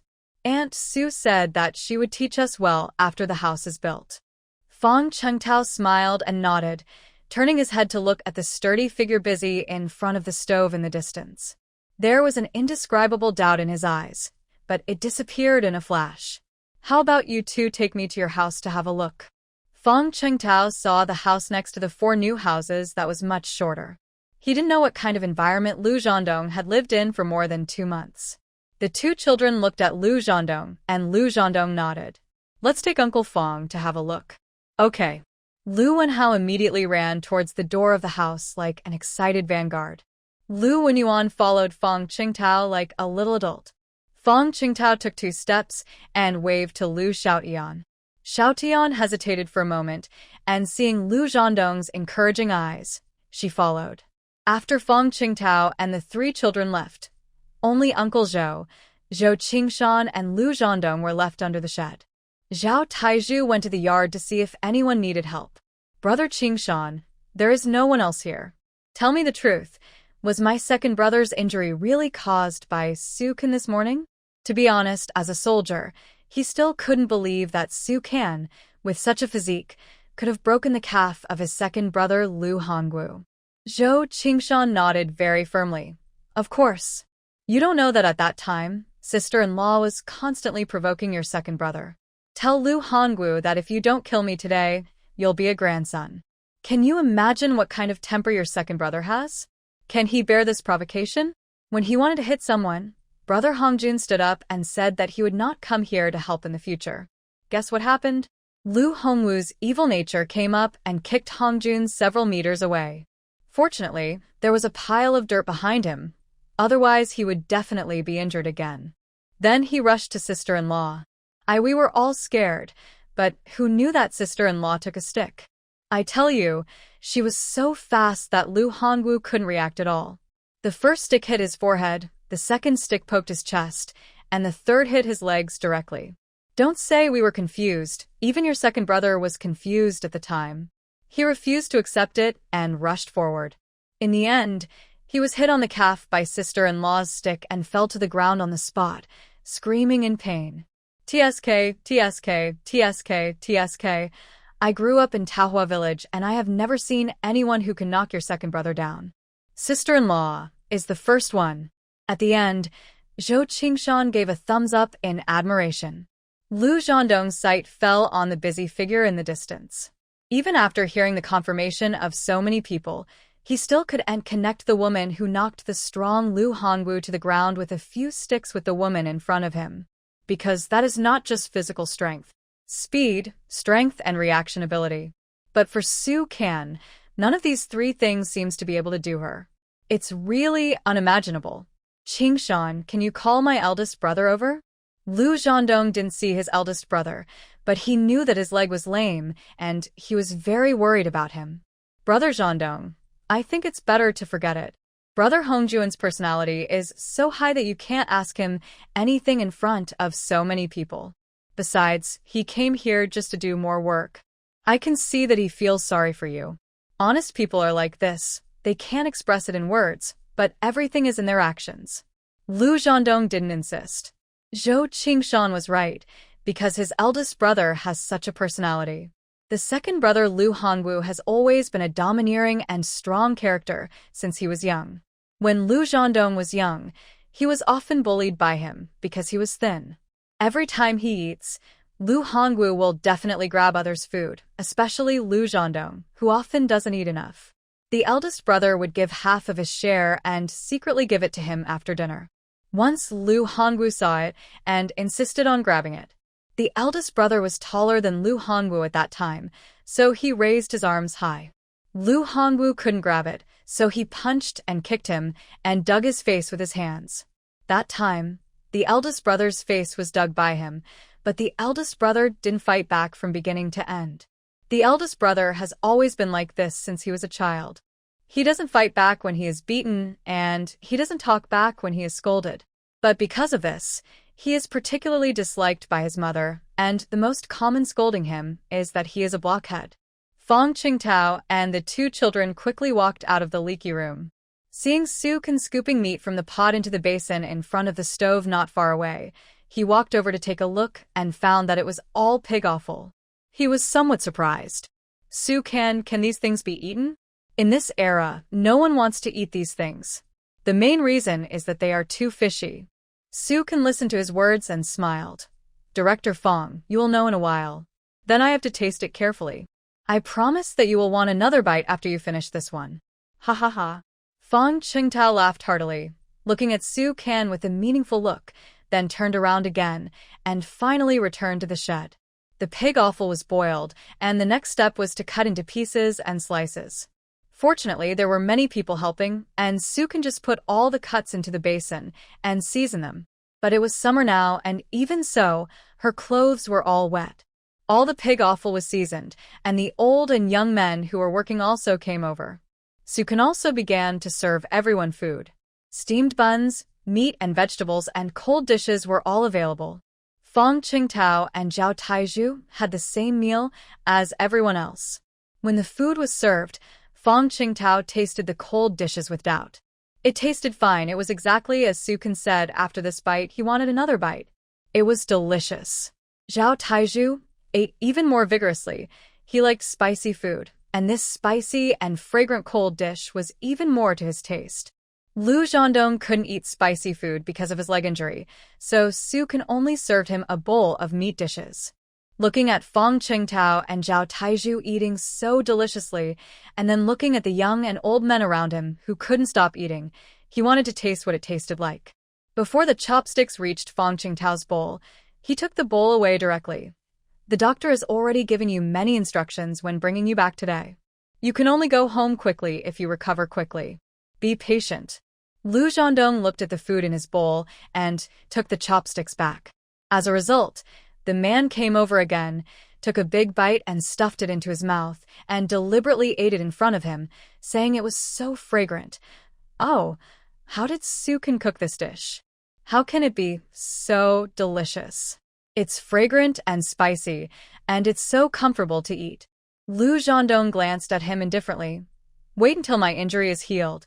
There will be plenty of opportunities in the future. Fong Qingtao looked at Sukin next to him and smiled. Sukin, look, you accidentally started to show off. Sukin was amused by his words. This lunch was particularly enjoyable, and Sukin's cooking skills opened the eyes of all three men. Of course, the most surprising thing was that Sukin could actually organize the house building so enthusiastically. Although this matter would not be accomplished without the help of the elders and fellow villagers, it was also because of Sukin's generosity that everyone was willing to help. Not long after lunch, Sukin urged Fong Qingtao to take Lu Zhandong back to the hospital. After all, it was busy and chaotic here, and she didn't have extra time to take care of them.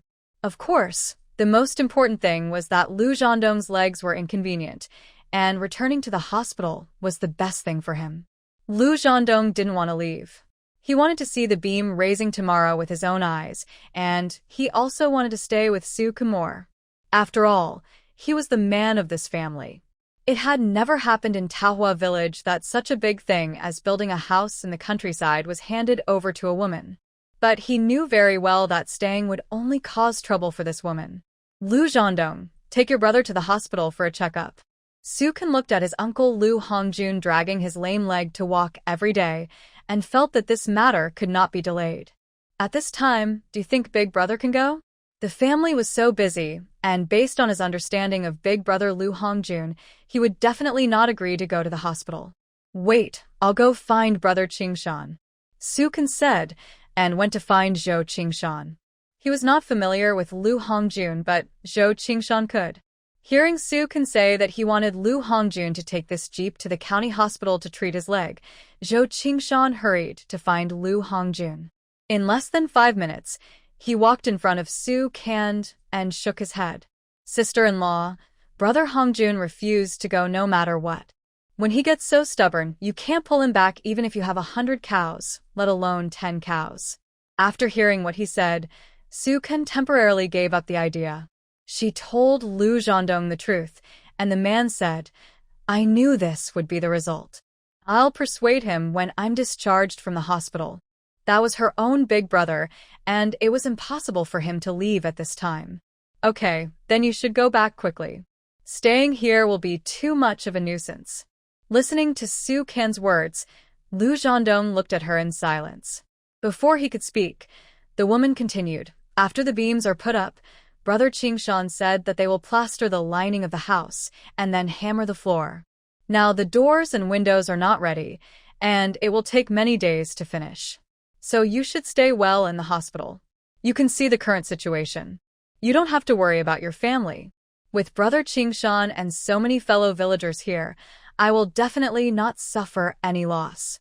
Just put your mind at ease. When everything is ready at home, I will take the children to the county town to pick you up.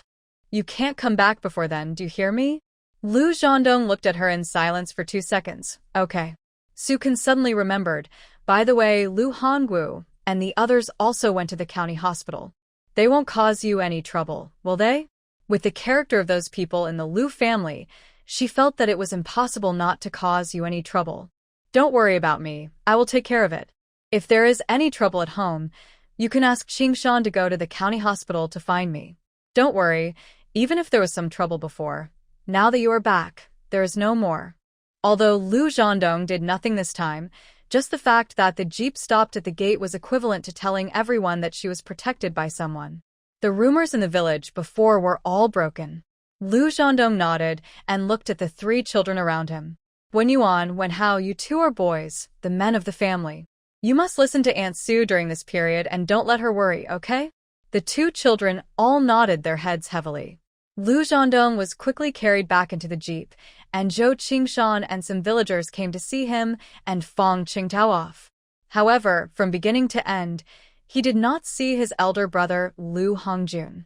Zhou Qingshan said that he was working on the shelf in the house. He was asked to come and see Lu Zhandong off, but he refused to come no matter what. The jeep started and left quickly. When turning the corner, Fang Qingtao looked back at Su Kan, who was at the front of the crowd, with an indescribably complicated look in his eyes. Just say it if you have something to say. Lu Zhandong had long seen that Fang Qingtao had been holding back a lot of words since he came here. Fang Qingtao touched his chin and thought for a while, do you think this person really becomes a different person just because he or she moves to a new place? You mean Su Kan? Fang Qingtao nodded. To tell you the truth, I live in a family compound with her parents, and we usually see each other all the time. Su Kan is not usually like she is today. What kind of personality is that? Introverted, inferior, and afraid to talk to others. Because she is too fat, it is impossible for her to go out without attracting other people's attention. Wherever she goes, people point at her. So she rarely goes out, and even if she goes out and sees someone, she dare not say hello. When I talked to her before, her answering voice was almost like a mosquito. You couldn't even hear it. She always walked along the wall when she went out. How come she became so cheerful after marrying you? Not only that, the injuries on Lu Hongwu were really caused by her. With your second brother's physique, even a grown man would hardly be able to beat him. But she is still unscathed. Don't you think it's strange? Lu Zhandong glanced at him calmly. You mean, is she really possessed by some dirty thing? This topic was simply nonsense to him. That's not what I meant. I just think it's strange. It's no exaggeration to describe the change of Su Kan as earth-shaking. I think it's normal. Everyone looked down on her in the county before, but on the first day she came to Taohua village, she found that there were people who had suffered worse than her, and they were the ones she married. If she didn't hold on, the family would definitely collapse. I don't think there's anything strange about beating Lu Hongwu. She hardly goes out in the county, and she is usually criticized by others. She may be holding back her anger. Fang Qingtao smiled after hearing what he said. Forget it. I think it's hard to explain. But I'm really happy for her that she can become what she is now. The most important thing is that she saved your life. He saw that it was hard to explain. A person's changes may change with the environment. In any case, it's a good thing. Lu Zhandong nodded, not minding Su Kan's change. But you will have a good meal in the future. I have to say, Su Kan's cooking skills are really good. It looks like she worked a lot at home before. It's just that her mother said she was lazy and gluttonous. At this point, Fang Qingtao suddenly changed the subject. By the way, your mother and your second brother will definitely move to your ward when you go back this time. I'll ask the dean to change your room. Those are all small things. You have to do me a favor. What favor? Tell me. The Lu family has been so happy since they moved to Lu Zhandong's special ward. Especially Mrs. Lu, who sat cross-legged on one of the beds, with a large palm leaf fan brought from home, waving the fan while singing in Zizai tune. You have to cheer up now, and take advantage of this time to do some ideological work on the third child. Mom, don't worry, we know what's going on. Lu Qingsheng half lying on the bed, his head resting on the quilt folded up in the hospital, his legs crossed and shaking his toes. Mom, you said that the third child should bring us some delicious food when he comes home, right? Lu Hongwu's leg pain was not so severe this time. Old Mrs. Lu smiled. Of course, the third child is now a combat hero and a man who has made great contributions. He will be promoted to Deputy Division Commander in the future. Even though she is from the county town, She has to flatter us and curry our favor. Not long after Lu Hongwu was admitted to the ward, Yang Yali rode her bicycle back to her home to visit. Lu Qingxing touched his rumbling stomach and looked at the time on his watch. I'm starving. She's so slow, isn't she? It's been more than an hour. Why hasn't she come yet? Our Lu family is her savior now. If we don't hurry up at this time, we are really reacting poorly. Old Mrs. Lu said with a stern face. Don't look at her as a person from the county town. We should give her a good scolding when necessary. Don't let her think that we are trying to curry favor with her. Now, it's the other way around. She can't wait to marry your third brother. Mom, we can't scold her now. We should wait until we drive that fat guy out of Taohua village. Lu Qingsheng understood this truth. Fourth brother, go and see what's going on. Does she want to starve us to death? Does she still want to marry into our Lu family? Lu Hongwu already had leg pain, and now she was hungry, so her temper became even worse. Second brother, wait a little longer. Lu Qingxing said so, but he was also very hungry. It was already past 12:30. He had ridden such a long way in the morning and carried his second brother, Lu Hongwu, on his back. It would be strange if he wasn't hungry. After hesitating for a while, he sat up again, looked at the time, put on his shoes, and prepared to go out. The family didn't know that Yang Yali and Jiang Yurong were standing in the corridor outside the door at this moment. The door was ajar, and the conversation inside was heard clearly, which made the mother and daughter look very ugly. Jiang Yurong happened to be off work today, so Yang Yali and Lu Qingxing arrived at the hospital in advance. In fact, she went home in advance at that time. She told Jiang Yurong about Lu Hongwu's hospitalization. At this time, Jiang Yurong naturally wanted to show off in front of the Lu family, so she hurriedly stewed chicken and roasted fish at home. She was busy for most of the day, waiting for her daughter Yang Yali to come back, and the mother and daughter hurriedly sent the prepared meals over. Who knew that as soon as I walked to the door, I heard the conversation between Mrs. Lu and her two sons. Jiang Yurong turned around and wanted to leave, but she saw that the door of the ward in front of her was opened from the inside. Third sister-in-law, Auntie, why don't you come in? Lu Qingsheng didn't expect that the mother and daughter were standing at the door. Jiang Yurong is a workshop director after all, and she usually deals with workers and leaders a lot. Naturally, her psychological quality is stronger than that of ordinary people. The next second after seeing Lu Qingsheng, her face was full of smiles. Didn't you just get to the door? I was about to knock on the door and you came out. Lu Qingsheng smelled the rich aroma of rice, and hurriedly smiled and made way. Auntie, please come in. My mother has been talking about you. Really? Then we have to talk about it. Jiang Yurong walked into the room with a smile on her face. Yang Yali couldn't be as comfortable as her mother, and she gritted her teeth and her nails dug into the flesh. Lu Qingsheng quickly introduced his mother to Jiang Yurong. Oh my, I thought Yali's mother was about the same age as me. I didn't expect her to be so young. If you didn't tell me, people walking on the street would think you two were sisters. Jiang Yurong laughed. Sister-in-law, you flatter me too much. How can I be so young? Young. Very young. You look younger than our eldest daughter-in-law. Haha, sister-in-law, you really know how to talk. No wonder you can raise such an outstanding son, like Zhan Dong. Jiang Yurong said and stepped forward to ask about Lu Hongwu's injury, and then took out the food she brought. Chicken, fish, and braised pork, not many vegetables. Mrs. Lu stared at her. Oh my sister, your cooking skills are so good, right? We have to try it first. Mrs. Lu quickly asked her youngest son Lu Qingsheng to take the bowls and chopsticks to serve the food. Jiang Yurong looked at the old lady and said, Sister-in-law, you guys eat first. I'll take Yali home to change clothes and take a bath. You can take a nap after eating. I'll ask Yali to come back around 4 or 5 in the afternoon. That's fine. We won't see you off. After a few pleasantries, Jiang Yurong took Yang Yali out of the ward. The moment she walked out of the door, her face immediately fell. Yang Yali's mood was naturally not much better. The mother and daughter returned home with a lot of anger. As soon as she entered the door, Jiang Yurong angrily threw the bag in her hand on the table. What? If it wasn't for the fact that her son is a soldier, would I serve their family? Yang Yali was even more angry. They really think of themselves as ancestors. When I was in Manhwa village before, I thought they really treated me as one of their own. I didn't expect them to have such a face. So disgusting. Daughter, do and be anxious.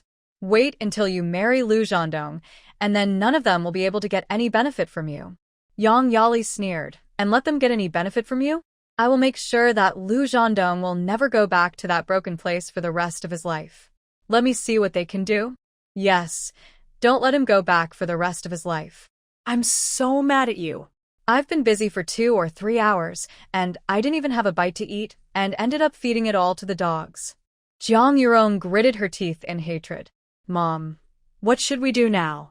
Don't expose yourself yet. I will go to work tomorrow, and I don't have time to serve these ancestors. Just let them go to the restaurant downstairs to buy food. Okay. Mrs. Liu and her 2 sons enjoyed this lunch so much. They had never eaten such delicious food in their lives. Oh, Mom, this is so delicious. You have to talk to the 3rd sister's family.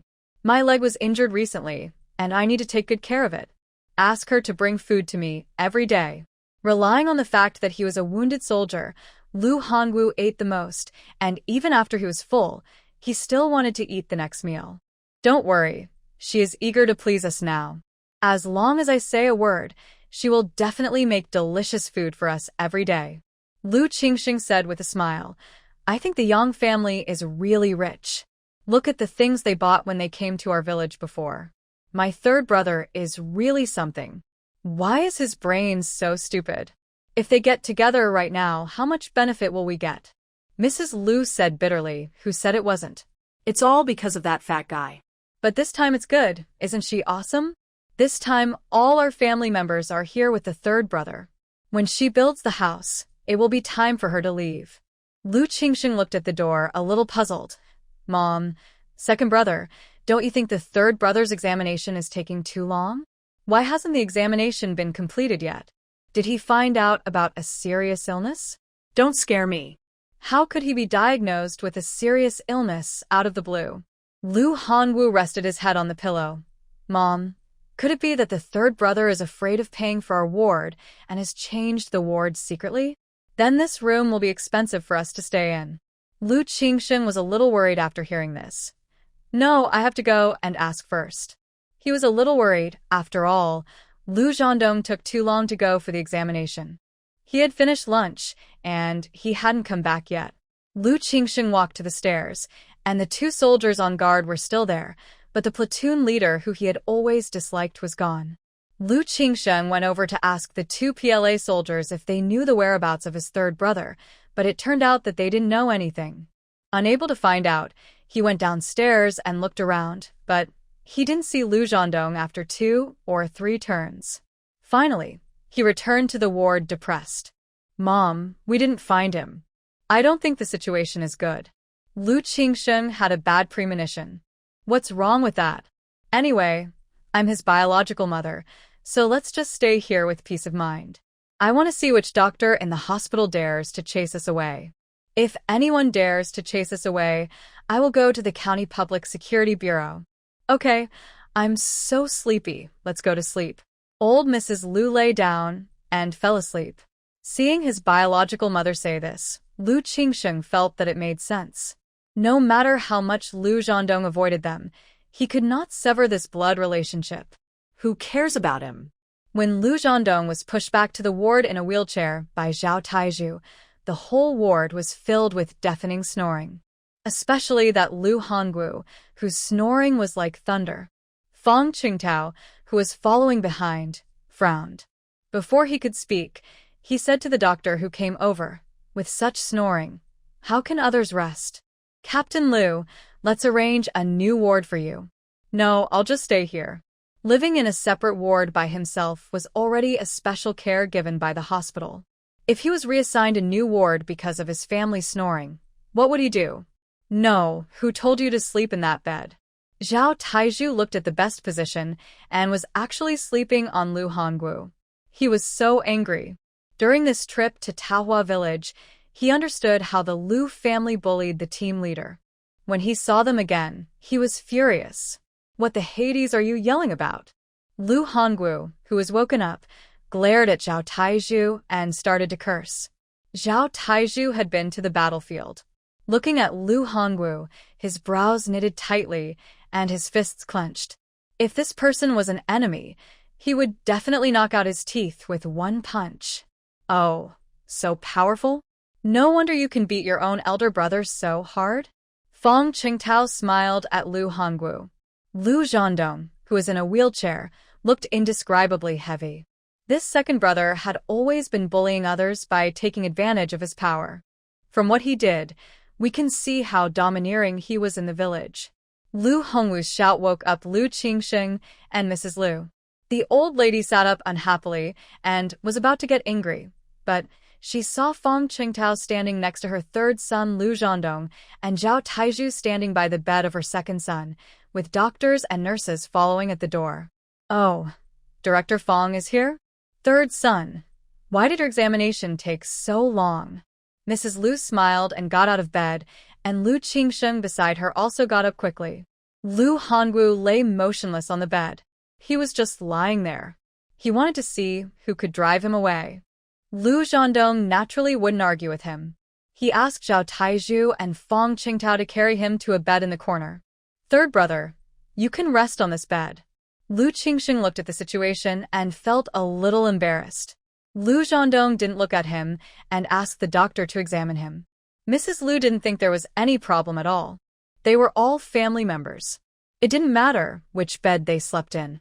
While the doctor was examining Lu Zhandong, Fong Qingtao walked to Lu Hongwu's bed and looked down at him. You are Lu Hongwu, right? Lu Hongwu looked at him indifferently. Yes, what's wrong? It's like this. In order to investigate the matter of you being beaten, your third brother and I went back to Taohua village. Lu Hongwu's face changed immediately. Mrs. Lu next to him came over. What? You went back to Taohua village? Lu Qingsheng also became nervous. Fong Qingtao's face turned serious. Annie, didn't you say before that you wanted to report a case? Since you want to report a case, then as police officers, we naturally have to investigate it thoroughly.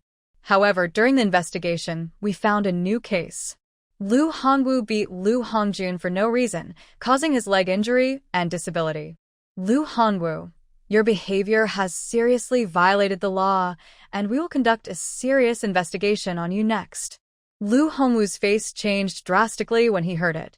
Mrs. Lu was even more frightened. Oh, Director Fong, I was just talking. Don't take it to heart. Besides, the eldest brother is his eldest brother, and any conflicts between brothers can be handled by ourselves. I won't bother you, the public security comrades. She didn't expect that the director of the Public Security Bureau in front of her actually took what she said fiercely before seriously. Fong Qingtao looked at her with a frown. Andy, reporting a crime is not something you can just do as a joke. And today, during this trip to Taohua village, I learned why Comrade Zhandong was not sent to the hospital for such a long time. Auntie, you just said that Lu Hongjun is his biological brother. I want to ask you, is Lu Zhandong your biological son? Doesn't the Lu family know about the situation in the courtyard house where he lives? Doesn't the Lu family know how hungry he and his 3 children are? Do you know that what you have done is suspected of abusing soldiers and their families? This crime is very serious. No. Aren't we thinking that he and his 3 children can live a better life? Mrs. Lu was really scared when she heard this. No matter how ignorant she was, she knew that the man in front of her was the director of the Public Security Bureau. I don't think so. Today I went to the room where they live and took a look. Anyone with a conscience can see what the situation is. Look at you now. This room was specially arranged by the soldiers in the hospital to take care of him, but you insisted on moving in with Lu Hongwu. You can imagine what kind of state John Dong and his 3 children were in when they were in Taohua village. You came to the hospital from Taohua village, right? Hurry up and heal your leg injury and prepare to go to jail. When Fong Qingtao said this, his face was extremely gloomy. When he went to the house at the entrance of Taohua village today, he felt indescribably complicated and heavy. If it weren't for Su Kan, it would be a problem for Lu Zhandong to leave Taohua village alive. No, Director Fong, we were wrong. Zhandong, this is your second brother. You should quickly plead with Director Fong. Old Mrs. Liu was frightened and looked at Liu Zhandong pleadingly. Third brother, we won't live here anymore. Please don't take it personally. We were wrong in this matter. Liu Qingsheng also felt the seriousness of the matter and quickly pleaded with Liu Zhandong. He knew that as long as the third brother raised his hand, the matter would be over. Yes, we won't live here anymore. Zhandong, please spare your second brother for the sake of your mother giving birth to and raising you. Seeing Fong Qingtao's gloomy face, the old lady also hurried to plead with her third son. Lu Hanwu didn't care about the pain in his legs and didn't dare to lie down, so he sat up directly from the bed. Liu Zhandong looked at Fong Qingtao and said, Director Fong, they are all my family. I won't pursue this matter. You don't pursue it, but the country will. Director Fong's words scared the old lady Liu's legs so much that they softened, but he continued. Let's see how you perform next. Go back to your own ward now. Yes. We'll leave right away. We'll leave right away. Liu Qingsheng hurried forward to pack up. Mrs. Liu was also busy packing up the small bag she brought. Liu Qingsheng was originally a little troubled about carrying his second brother down again, mainly because he was too heavy. Unexpectedly, this time Liu Hanwu directly supported his shoulders and stood up, limping out of the door with a dark face. Liu Qingsheng. Others. The family of three left quickly, and the room suddenly became quiet. Fong Qingtao walked to the door and looked to make sure that the three had left, then returned to the room. Zhao Taizhu had already remade the bed that Liu Hongwu had slept on, and then he and Fong Qingtao moved Liu Zhandong to this bed again. Director Fong, thank you for what you did today. Fong Qingtao sighed. You are really patient. Okay, you should have a good rest first. I'm going back. Okay. Even though she was in a bad mood, Yang Yali still went to the hospital after lunch. There was no way because Liu Zhandong was the deputy division commander who was about to be promoted. As soon as she walked into the door, she was stopped by Liu Qingsheng. Third sister-in-law, we and second brother have moved back to the original ward. Why? Liu Qingsheng told her about his third brother Liu Zhandong and Fong Qingtao returning to Taohua village together. Yang Yali's face changed after hearing this. He returned to Taohua village? Then your third brother must have known about my return to Taohua village, right? Of course he knows, and now I have something not so good that I need your help. What is it? Qingsheng said anxiously. Director Fong knows that my second brother broke my eldest brother's leg, and he said that he will arrest him and put him in jail when his leg recovers. You have to help us with this matter no matter what. Yang Yali was stunned. Impossible? After all, he and your third brother are comrades in arms. He will definitely give this face. Besides, the fight between your eldest brother and second brother is their own family affair. As long as your eldest brother doesn't go to complain, even the Public Security Bureau will not arrest him easily. But he was very serious at the time. I guess he wanted to drive you out of the ward and scare you on purpose, right? No matter what, he will let your second brother go for the sake of brother Zhandong. Liu Qingsheng breathed a sigh of relief. If you say so, then I'm relieved. He was just trying to scare you, and you really believed it.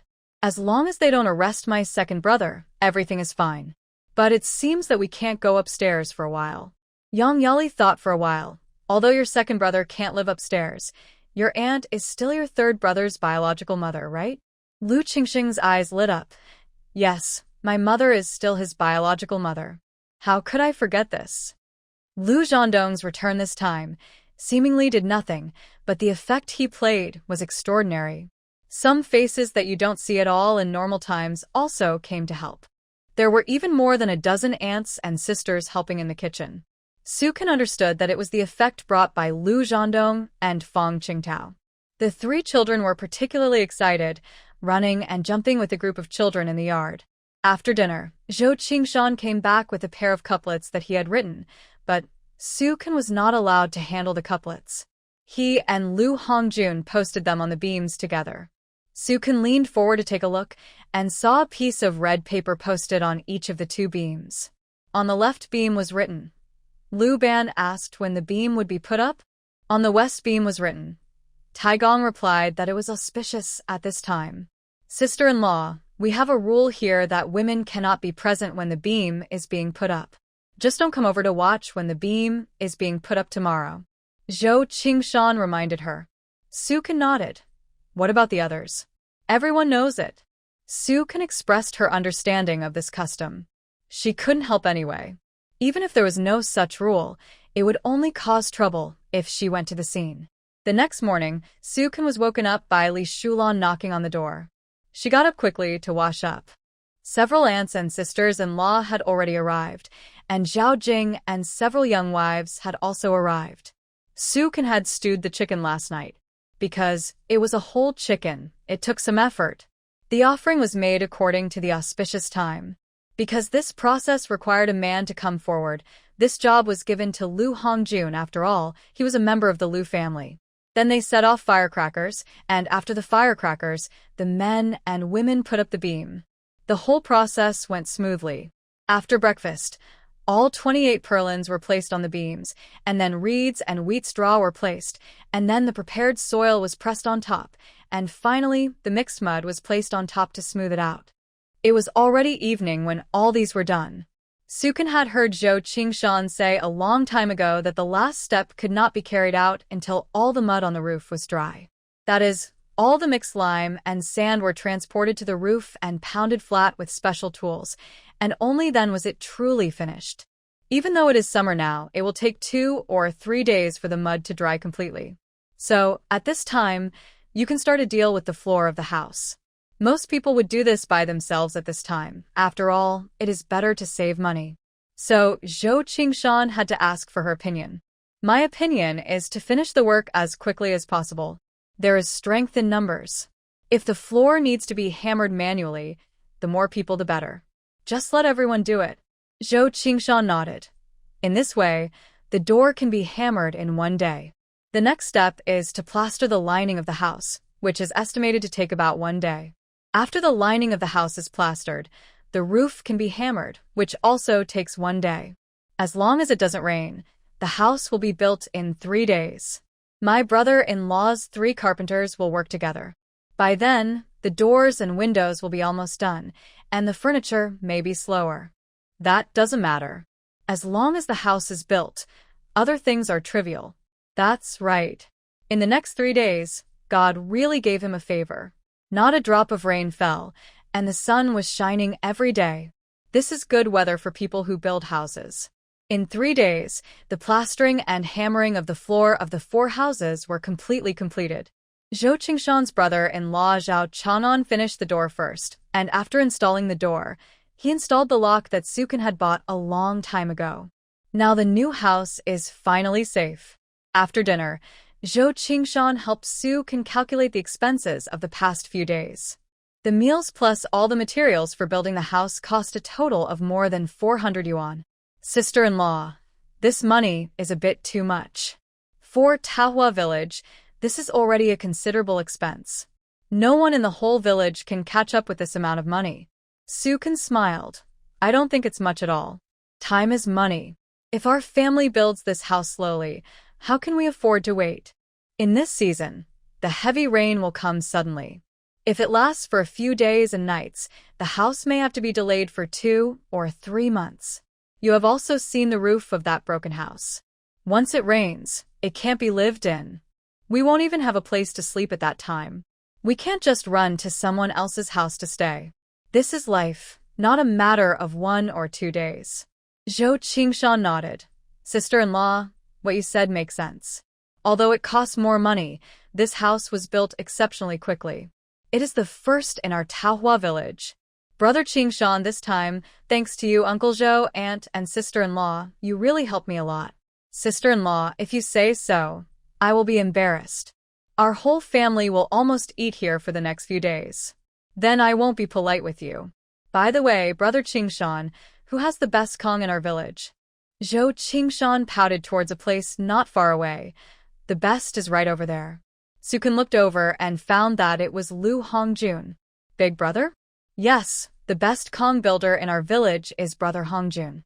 Don't be fooled by his silence. He is very smart. He can learn anything at a glance. Others in our village are not convinced. When they build a Kong, the chimney is blocked and the smoke always flows back.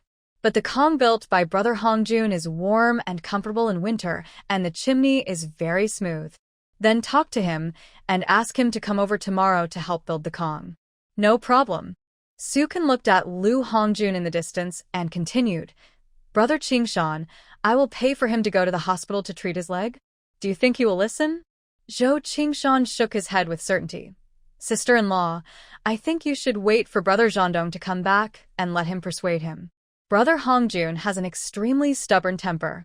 Besides, he will feel embarrassed as the big brother if you pay him to treat his leg. Besides, have you talked to him since he came to work until now? Sukan shook her head. I never said that. It's not that she deliberately distanced herself from her elder uncle Lu Hongjun, but as long as she saw that she was approaching, Lu Hongjun would go to work farther away. What you said makes sense, so I'll listen to you. When Lu Zhandong comes back, let him persuade Big Brother to treat his leg. After a pause, she continued, Brother Qingshan, after I move my things into the new house, I plan to let Big Brother live in the current room temporarily, and then bring Big Sister-in-law and others back. I will ask my uncle to help mark out a residential plot. Do you think they can live there? Of course, as long as they are willing to live in the new house, there is no problem. I'm just afraid that Big Brother will not accept it. In fact, there will be no problem with Big Sister-in-law Gao Yuzhen and the 3 children, but she knows that although Lu Hongjun seems stubborn on the surface, he is actually a very principled person. Zhou Qingshan shook his head. Sister-in-law, I think we should wait until Brother Zhandong comes back. Brother Hongjun won't live in an old house, let alone a new one. Then I'll ask Uncle Zhou to accompany me to Chonglu village tomorrow to pick up sister-in-law and the children first. That's no problem. Even after moving to a ward with more than a dozen people, Mrs. Lu went upstairs every day to nag her third son Lu Zhandong for a long time. She was really afraid that her second son Lu Hongwu would be arrested. That means going to jail, and no matter how domineering Lu Hongwu is, he is afraid of this. At first, Yang Yali went upstairs with the old lady, but this time the soldier on guard would not let her go up, no matter what. Only the old lady was allowed to go alone. After what happened before, Mrs. Lu didn't dare to be so tough. Yang Yali could only wait on the 4th floor. In fact, on the first day, Lu Zhandong promised the old lady that he would not hold the Lu family responsible. After all, they are a family, and he couldn't be so cruel. It was just that Fong Qingtao couldn't bear it and deliberately frightened them. Hearing that her third son would not hold her responsible, Mrs. Lu breathed a sigh of relief and came here every day to complain in the next few days. She talked about how it was not easy to raise several children when she was a child and cried when she was moved. Mom, I said I won't hold my second brother responsible, so you don't have to worry anymore. Mrs. Lu wiped her tears. You won't hold him responsible, but Director Fong said the country will hold him responsible. I'm an old woman, and I have to take care of such a big family, and in the end I have to watch your second brother go to jail. My life is so miserable. My dear mother, please open your eyes and take a look. What's the point of me living? At the end, she sat down on the ground, stroking her legs and crying in a long voice. Zhao Taizhu, who was outside the door, heard the noise and pushed the door open. He saw the old lady sitting on the ground crying loudly and was speechless. Lu Zhandong raised his hand and pinched his eyebrows. While she was taking a breath, he said, Mom, I told Director Fong that I won't hold my second brother responsible anymore. Is that okay? He knew that the purpose of his mother doing this was to prevent Director Fong from holding his second brother Lu Hongwu responsible. Old Mrs. Lu didn't cry until she saw the coffin, then asked him to come over. I want him to say it in front of me. Anyway, as long as the Public Security Bureau chief doesn't give in, she won't give up. Lu Zhandong looked at Zhao Taizhu, called Director Fong, and asked him to come over. Yes. After a call, Fong Qingtao really came to the hospital. When he went up to the 4th floor, he ran into Yang Yali, who was waiting there. Uncle Fong. Yang Yali hurriedly greeted him with a smile. Fong Qingtao nodded and smiled unexpectedly. Come to see why Zhandong doesn't go up? Yang Yali didn't expect that he would be so nice to her. She hurriedly looked at the two soldiers at the stairs with a little grievance. They won't let me go up. She thought Fong Qingtao would continue her words and take her upstairs, but Fong Qingtao said, "Then uncle can't help. I'll go up first." Okay. Fong Qingtao smiled and looked at her, and went upstairs. If there were some things he wanted to say to Yang Yali before going to Taohua Village. But after going to Taohua Village and seeing Su Cand and the lively scene, he felt that some things were redundant. When Fong Qingtao walked into the ward, he saw the old lady sitting cross-legged on the bed next to Lu Zhandong, sitting there with a gloomy face. Fong Qingtao smiled. "Hey, who are you angry with, Annie?" Old Mrs. Lu glanced at him. "I dare not be angry with you no matter who I am angry with, because you are the director of the County Public Security Bureau. What if you get angry and arrest me, an old lady? What should I do?" "Oh, my dear aunt, I dare not arrest anyone but Zhandong's biological mother. You are the one who gave birth to him. How could I arrest you? I just felt sorry for him when I saw Zhandong's legs were rotten like that before." Fong Qingtao was naturally dissatisfied with this old lady. He and Lu Zhandong were comrades in arms, and he knew exactly what those two legs looked like before the operation. Even if all the ideas were from the old lady, he would not have sent Lu Zhandong's biological mother to jail. He was just threatening them out of anger. Old Lady Lu stared at him and continued, "You don't dare to arrest me, so are you going to arrest my sons?"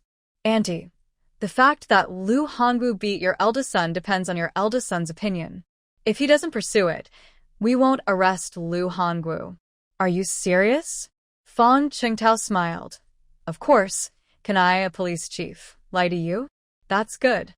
After hearing what Fong Qingtao said, Old Lady Lu got off the bed, without saying a word, tiptoed out of the ward, and went downstairs with Yang Yali to the ward of her second son. It is said that Fong Qingtao promised personally that as long as the eldest brother Lu Hongjun did not pursue the responsibility, the matter would be over. Lu Hongwu snorted coldly. "Mom, don't expect me to go and apologize to that blockhead. He had never bowed his head in his life. His elder brother was a coward. How could he apologize to a coward? No way." Old Mrs. Lu looked at Lu Qingsheng, "Fourth brother, carry me back on your bicycle, and I will go talk to the eldest brother. I don't believe that he will not listen to his mother's words." Lu Qingsheng looked embarrassed. "Mom, it's more than 20 miles from here to our village. Besides, there are so many ups and downs along the way. How can my body hold up? What's more, he doesn't even have a place to live now. The eldest sister-in-law and the children have returned to their parents' home. He must be very angry now. What will you do if he hides and doesn't see you?" Old Mrs. Lu gritted her teeth and said, "He dares? Mom, he may not have dared before, but now he has the support of the third brother and the fat man. This won't work, and that won't work. So tell me, what should we do?" Lu Qingsheng frowned and said nothing. Yang Yali at the side said, "Annie, I do have an idea. I'm just afraid you'll be angry if I tell you." Mrs. Lu raised her hand. "Third brother, just tell me. I promise I won't be angry."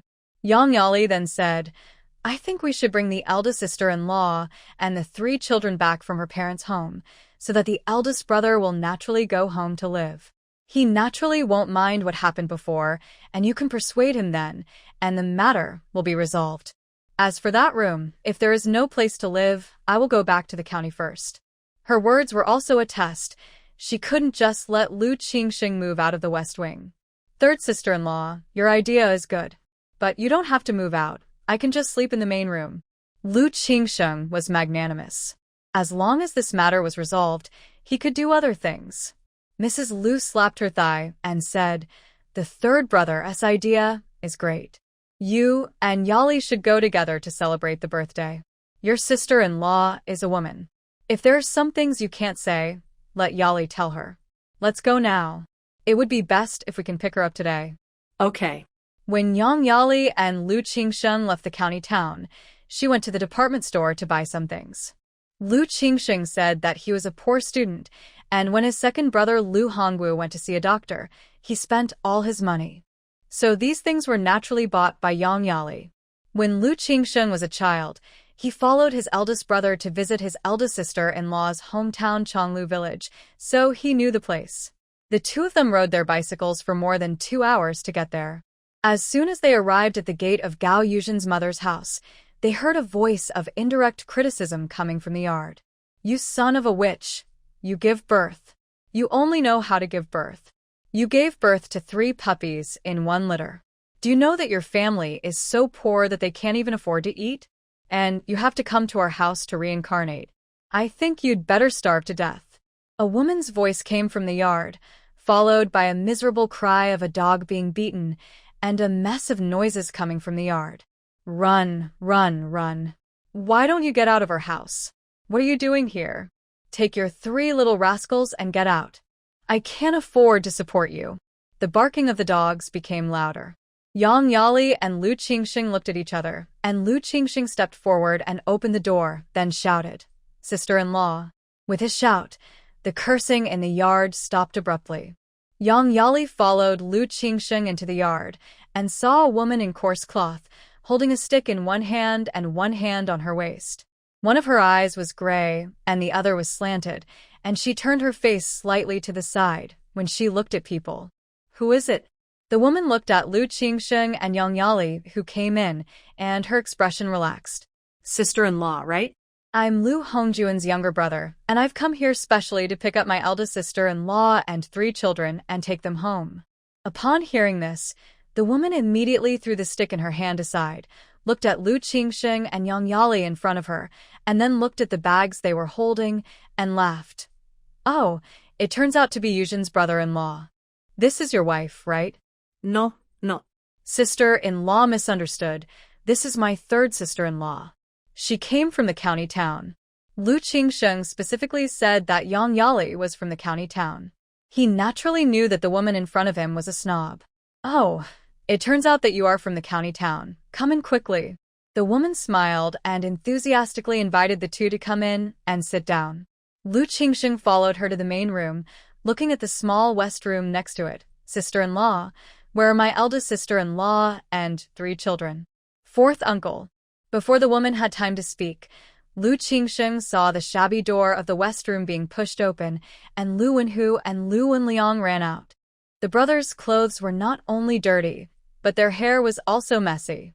Their faces were covered with dirt, and Yang Yali felt nauseous, because their clothes smelled of sweat and other unspeakable odors. But they couldn't care about that now. "Lu Wenhu, Lu Wenliang, where are your mother and Xiaoli?" As soon as Lu Qingxing finished speaking, he saw his sister-in-law Gao Yuzhen leading his daughter Lu Xiaoli out of the house. The mother and daughter were not in a much better situation. They were all in a mess, especially Gao Yuzhen, whose mouth was dry and blistered. "Qingxing, why are you here?" Gao Yuzhen spoke weakly. "Come in first, let's talk inside." The woman's eyes were fixed on the bag Yang Yali was carrying. The woman was dressed so beautifully, so there must be good things in the bag. But Lu Qingxing and Yang Yali didn't listen to her at all. "Sister-in-law, why do you look so ugly? Are you sick?" Yang Yali looked at Gao Yuzhen and asked. Gao Yuzhen's body swayed, and she moved her mouth when she looked at her sister-in-law not far away, but she dared not speak. Yuzhen just came back, and she and the children are not used to the local climate, so they can't eat at all. "You two go in first and let's sit down and talk." Gao Yuzhen's sister-in-law invited the two again. Lu Wenliang walked to Lu Qingxing. "4th uncle, we haven't eaten today, and my mother is hungry." This immediately caused the woman to roll her eyes. "You kid, why don't you speak with your conscience? When has our family been short of food for you? If we didn't give you food, could you have survived until now? You have been back for so many days, you would have starved to death, okay?" Yang Yali looked at the situation and said, "Sister-in-law, we are here to take you and the children home today. It's getting late now, let's talk on the way back." Yes, let's go back first. "Wenhu, Wenliang, help your mother and let's go home." Lu Qingsheng was even more reluctant to stay here. After Lu Qingsheng finished speaking, he looked at the woman and said, "Sister-in-law, I'm sorry for bothering you these days. We'll go back first." He originally wanted to share some of the things he brought with them. Seeing this situation, he didn't want to leave any of them. Oh, are you still visiting relatives like this? Don't come again after you leave today. We can't afford it. The woman saw that they were leaving without leaving anything, and she turned hostile instantly. Gao Yuzhen's face was embarrassed when she heard it. She saw the things in Yang Yali's hand, but she couldn't ask her to leave them. Yang Yali smiled after hearing her words. Sister-in-law, don't be angry. We didn't bring much, and we thought we couldn't show it. It just so happens that they haven't eaten yet, so I'll leave half of it. Now the most important thing is to take the people away. As she said this, she asked Lu Qingsheng to hold the bag, and after she untied it, she took out a pound of snacks and a pound of fruit candy, plus a can of malted milk. In fact, she originally wanted to give it to Gao Yuzhen's family, but seeing her and the children here, Yang Yali changed her mind. Who said they didn't eat? Don't talk nonsense, they ate too much this morning, okay? When the woman saw what Yang Yali took out, she immediately came over, picked up the things and stuffed them into her arms without any hesitation. Then she looked at the remaining things in the bundle and said sarcastically, Yuzhen, you said you didn't have even $1 when you came. You didn't even buy some nutritional supplements for your mother. Don't you want to show your appreciation for these things? Gao Yuzhen nodded with an ugly face. Sister-in-law is right. Qingsheng, why don't you leave these things to my mother? Lu Qingsheng didn't insist. Sister-in-law, then I'll go into the house to see my aunt. He was not stupid. If these things were given to this woman, it would be estimated that no one else would get a cent. The woman hurriedly said, She is suffering from an infectious disease now. It's better for you to go into her room less. Lu Qingsheng naturally didn't dare to insist when he heard it. He had no blood relationship with Gao Yuzhen's parents, let alone any feelings. He came here to take her and the child home just to make his eldest brother Lu Hongjun stop pursuing the matter of his second brother. What she said just now was just a token of her appreciation. In that case, then we won't go in. Sister-in-law, please give these things to Annie. The woman smiled again. Don't worry, I will definitely give them to her. When she said this, she had already hugged all the things in her arms, turned around and walked towards the main room. Yuzhen, I won't see you off. Walk slowly on your way. After saying this, she walked into the main room and closed the door with a. The three adults in the yard looked at each other. Gao Yuzhen sighed. Qingsheng, sister-in-law, let's go back. She had actually been looking forward to the Lu family coming to pick her up. She had 4 brothers, but only the eldest brother had married, and the other 3 were all bachelors. The family was so poor that they could barely make ends meet. She could only imagine what kind of treatment she would receive when she returned with her 3 children. The past few days had made her feel like a year. But if Lu Hongjun didn't come to pick her up, she couldn't bring herself to go back. Now that Lu Qingsheng was here, she had to leave quickly no matter what. Although the old Lu family had a lot of work to do, the children and adults could have enough food. The 3 adults took the children out of the door, and seeing Gao Yuzhen walking weakly, Yang Yali said, Sister-in-law, you're not sick, you're hungry, right? Gao Yuzhen looked at her and nodded. Since I came back to this family, I've only eaten 1 meal a day, and sometimes I can't even have 1 meal. She was so hungry that her heart was pounding and her legs were weak, and she couldn't even walk properly. The 3 children were also hungry and weak. 4th uncle, do you have any food? Lu Wenliang stepped forward and tugged at the corner of Lu Qingsheng's clothes, looking at Lu Qingsheng from head to toe, hoping to see if he had hidden some food. The 2 children next to him were also looking at him eagerly. Lu Qingsheng even turned out his pockets. All of them were taken away by that woman just now. Where is there any food? Lu Wenliang, stay away from me, it stinks. Sister-in-law, look at you guys. How come you went to your mother's house like you went into a sheepfold? If you stink like this, won't you be laughed at by others when you go back? Lu Qingsheng said with disgust at the end. He really couldn't stand these people. How could it stink like this in just a few days? Gao Yuzhen twitched her lips awkwardly, her face flushed and whitened. There is indeed a smell in the west room. We used to raise a few sheep in it. After we came back, we drove the sheep out and set up a bed there. No wonder. Lu Qingsheng's expression became even more disgusted after hearing this. Sister-in-law, I'm not saying anything bad about you. Even if you came back to your parents' home after a quarrel at home, you have helped your parents' home a lot before. Why are you treated like this time? Your family members look down on you too much, don't they? Tell me, how did you get into this situation? Gao Yuzhen lowered her head, speechless. What could she say? A person without any backing and with a family to support, she brought back 3 children at once. Her sister-in-law scolded her from morning to night every day. She couldn't eat or sleep well, but she had nowhere to go, so she could only endure it here. Qingsheng, you took my sister-in-law and 3 nephews back this time. My sister-in-law will never forget your kindness. When Lu Qingsheng heard this, he immediately perked up. Sister-in-law, is this what you said? This is what he wanted to say. Gao Yuzhen nodded immediately. Of course. Sister-in-law, there is something that needs your help now.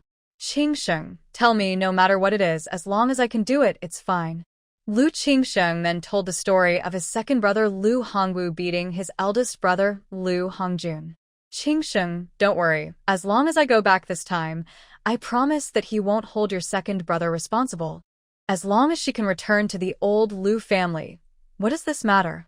Lu Qingsheng was relieved when he heard it. It's my sister-in-law who is reasonable. Okay, let's go back now, and when we get home, we'll let you and the children have a good meal. Okay. Although she said this, Gao Yuzhen and the 3 children were starving these days and walked weakly. It would definitely not work to go on like this. There are still 5 miles from here to Xingfu village, and there are still 6 miles uphill from there. If they walk like this, how can they reach Taohua village? Brother Qingsheng, when we came here, I saw there was a restaurant in Xingfu village. Let's carry them over there to have something to eat. Lu Qingsheng immediately thought of the money issue, but I don't have any money. It's okay, I have some. After hearing what she said, Lu Qingsheng asked the mother and the 4 children to make some arrangements. He took the eldest sister-in-law with him, and the eldest child sat on the front beam. The other 2 children sat in Yang Yali's car. The mother and the 4 children smelled of sheep dung. Lu Qingsheng grew up in the countryside after all, but Yang Yali felt nauseous and wanted to all the way. After finally insisting on reaching Xingfu village, as soon as the car stopped, she ran to the side too. Lu Qingsheng looked at Gao Yuzhen next to him and said, Look, the 3rd sister-in-law is from the county town, and she is dressed so cleanly that you are almost suffocated. Gao Yuzhen was embarrassed, and she felt it was stinking too much. She deliberately stepped forward and pulled the 3 children aside.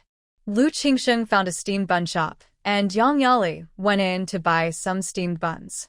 The 4 mothers ate them voraciously, choking and rolling their eyes several times. Lu Qingsheng looked disgusted. Can you eat slower? Taking you guys out is really embarrassing for the Lu family. If it weren't for his second brother Lu Hongwu not going to jail, he would never come this time. Although he brought the 4 mothers back, he looked down on them from the bottom of his heart. Stupid and stupid, without any brains. They deserve to be in this situation now. Gao Yuzhen didn't care about what he said. She and the children were starving these days. Now that she saw such delicious steamed buns, how could she stop? Lu Qingsheng ate 4 steamed buns, and Yang Yali could have eaten 2, but she couldn't swallow it after smelling the smell of the 4 mothers and children. It was too stinky. But Gao Yuzhen and the 3 children were really full. Seeing that they were choking, Yang Yali asked Lu Qingsheng to borrow a bowl of water from the bun shop for the 4 of them to drink. Now she had to establish a good image in front of Gao Yuzhen and the 3 children so that they could help her in the future. She saw that it was impossible to count on old lady Lu and Lu Hongwu.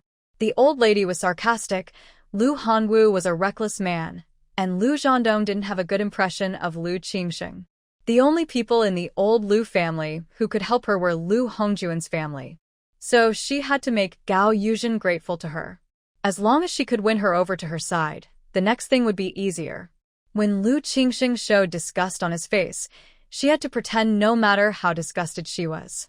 When she couldn't help it, she hurried to apologize to Gao Yuzhen. After all the operations, Gao Yuzhen felt embarrassed. The walk back from Xingfu village was all uphill, and the car couldn't be ridden, so several people had to walk. Yang Yali took advantage of this part of the way back to get close to Gao Yuzhen. Gao Yuzhen was already very grateful to Lu Qingsheng and Yang Yali. Hearing Yang Yali talking to her all the way, Gao Yuzhen felt that this third brother's wife was really good. When she heard that the Liu family didn't even get a steamed bun during the days when Su Kan was building the house, they became even more dissatisfied with Su Kan. Gao Yuzhen snorted coldly. Huh. When Su Kan first came back, didn't we 3 kids go to the yard? When did she ever give them 3 pieces of candy? She never took that eldest brother seriously. Who said it wasn't? Don't you know that when my eldest brother started working for her, he didn't even eat a single bite of food from her family? If it weren't for this Su Kan, would my eldest brother have turned against my second brother? It was all this woman's fault. Lu Qingxing added fuel to the fire. Yang Yali sighed deliberately. My elder sister, in fact, knows that I went to Taohua village, and she deliberately wants to anger the people of the Liu family. She will go against whoever is nice to me and helps me. Alas. Don't be sad, third sister-in-law. If she dares to cause trouble when I go back this time, I will definitely not let her have a good life. She just relies on the money of the third brother, so she is so naughty. If she doesn't have a penny in her hand, can she survive in Taohua village? Gao Yuzhen's words suddenly made Lu Qingxing's eyes light up.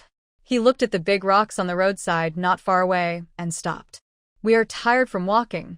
Let's go sit over there. Okay. After parking the car, Lu Qingxing deliberately did not let the 3 children follow. The 3 adults walked to the big rock over there and sat down. Sister-in-law, third sister-in-law, I think Su Kan should still have a lot of money. Sister-in-law, what you said just now makes sense. If she doesn't have a penny, I estimate that she will have to leave our village in a few days. Wouldn't the problem be completely solved in this way? Gao Yuzhen agreed and nodded. Fourth brother, you are right. But the money is in someone else's hands. We can't just rob it, right? Lu Qingxing thought for a while, then smiled cunningly. Sister-in-law, I do have an idea. But whether this idea can be realized depends on you. Fourth brother, just say it.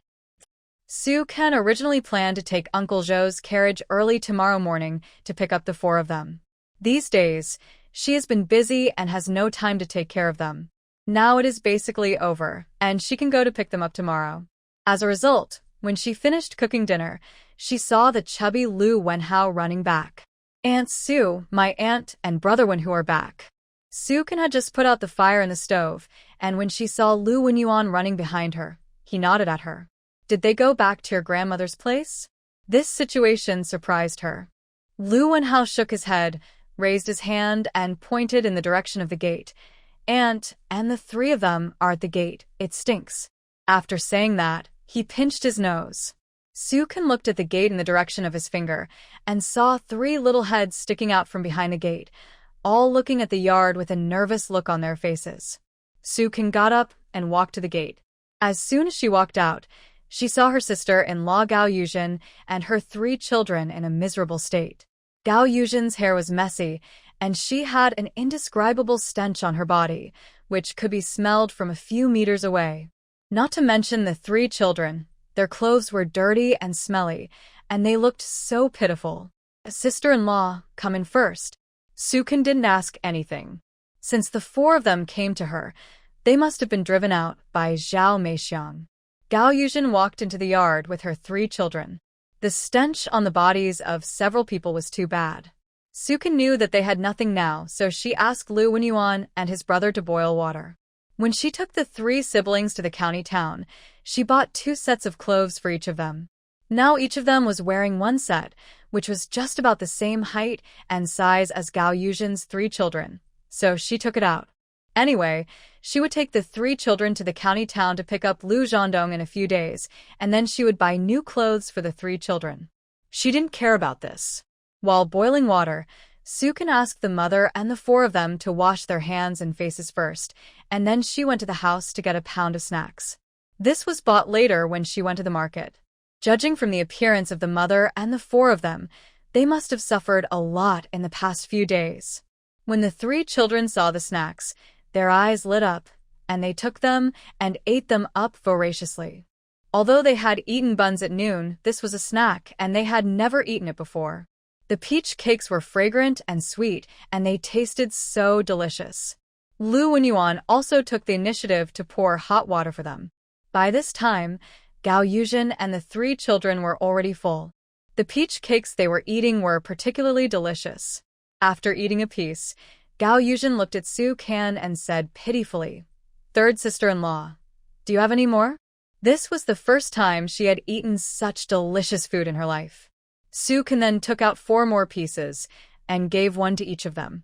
Looking at them eating with big mouthfuls, he said, "Sister-in-law, after we finish eating, let's wash our heads and bodies first, and then I will change clothes for the children.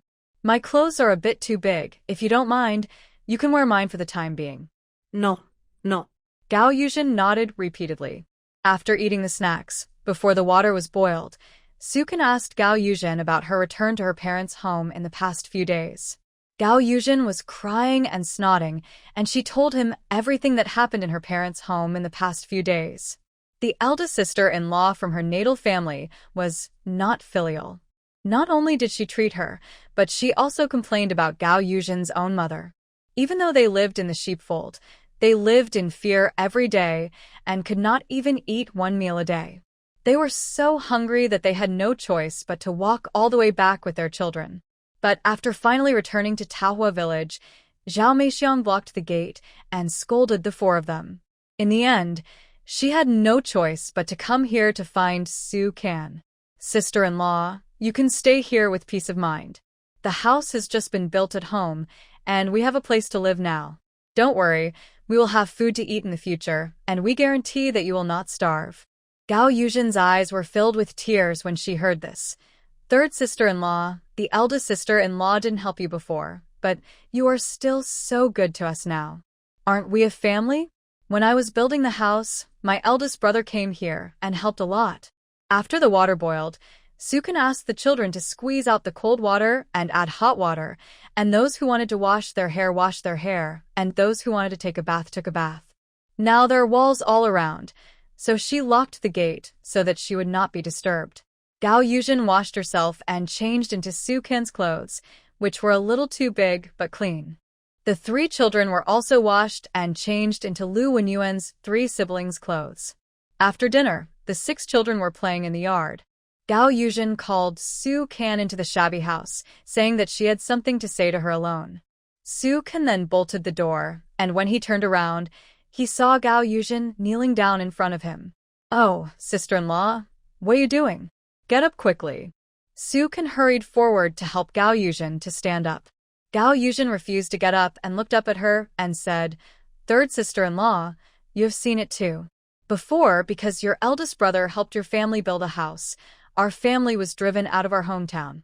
Now, we don't even have a place to live.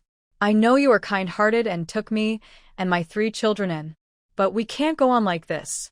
And your eldest brother's leg will be lame for life if he doesn't get treatment quickly. But you also know that he is so honest that he can't even say a word. So I can only shamelessly beg you. Sister-in-law, let's get up and talk. You will shorten my life." Su Kan tried to help her up again, but Gao Yuzhen didn't get up at all. Su Kan's body now has no strength at all, so it is unlikely to pull her up from the ground. He could only look at her and say, "Sister-in-law, tell me, I promise to agree to anything I can do." Gao Yuzhen said, "Then I'll be shameless and speak up. Sister-in-law, please tell me." Su Kan couldn't remain calm even when someone was kneeling on him like this. "We can't go back to the old Lu family, but our family of 5 must have a place to live. I want to ask Uncle Zhou in our village to allocate a residential plot and build a house like you did. But we don't have any savings, and we have to treat your eldest brother's leg later. All these things added up are not a small amount. Third sister-in-law, I know you have some money, and my 3rd brother is a soldier, and he gets a lot of allowances every month. I'm shameless to borrow 1,000 yuan from you today. If you don't have it, then just pretend that your sister-in-law didn't say anything." At the end, Gao Yuzhen was crying with snot and tears streaming down her face. Su Kan hurriedly said, Okay, 1,000 is 1,000. Sister-in-law, I'll lend you this money. Get up quickly." Gao Yuzhen thought she had heard it wrong. After she said these words, Su Kan actually agreed without hesitation. Are you really willing to lend it to me? Sister-in-law, you get up first."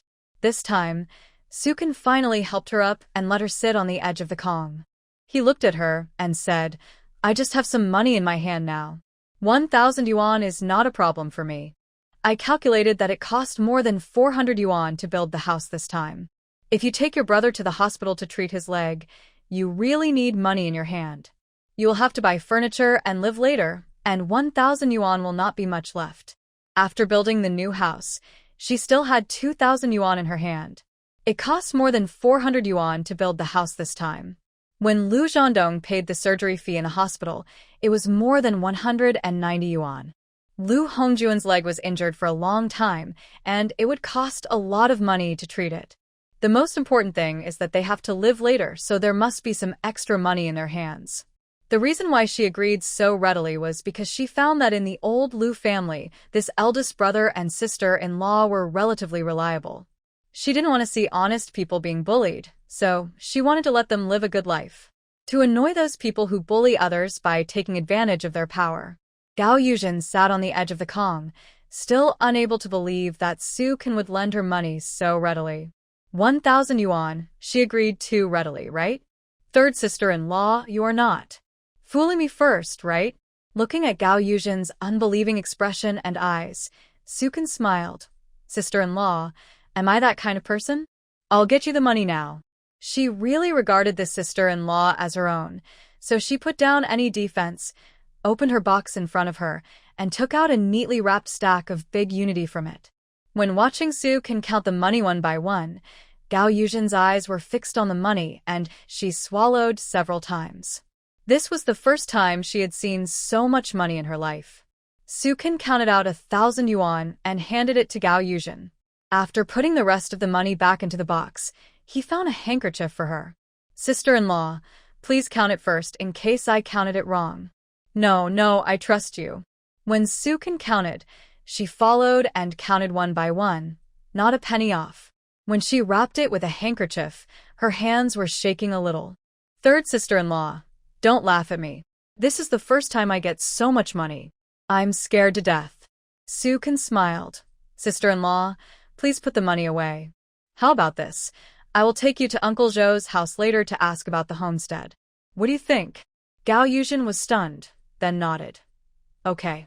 Watching her put the money away, Su Can told the children in the family to take care of the house, and she went to Zhou Chongding's house with Gao Yuzhen. Hearing Su Can say that Gao Yuzhen, the eldest daughter-in-law of the old Lu family, also wanted to allocate a homestead, Zhou Chongding agreed very happily. After all, one should not judge by appearances, but by appearances. Su Can is a good person. Now that Lu Hongjuan's family can get close to Su Can, he will definitely support it.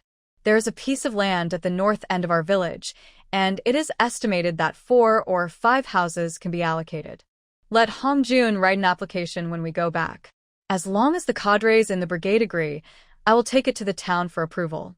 After approval, we can build it. Zhou Chongding's words surprised Su Can a little, because she had not gone through these procedures. Zhou Chongding smiled and said, Zhang Dong is a soldier, and Qingshan helped write the application. In addition, you are from the county town and are not familiar with this place. We will report these facts directly to the town government, and the government is very supportive. Su Can only then knew some of the hidden secrets in it, and was once again full of gratitude to the village party secretary and his family. After leaving Zhou Chongding's house, Gao Yuzhen looked at Su Can and said, Third sister-in-law, I'm going to look for your eldest uncle. He is the elder brother of the family. He must know about the homestead. Su Can nodded. Okay, then you go. After parting with Gao Yuzhen, Su Can returned to his new house. When leaving Zhou's house, Su Can took away the old hen that was fostered in Zhou's house after the separation. The chickens were well raised during this period. Li Shulan even gave her some sorghum and taught her how to feed the chickens when she returned. Su Can took the old hen home.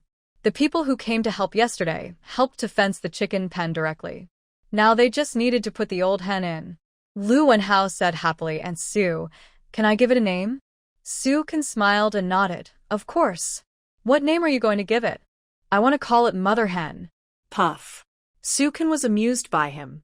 Lu Wenyuan next to him said, You are not calling her by her name.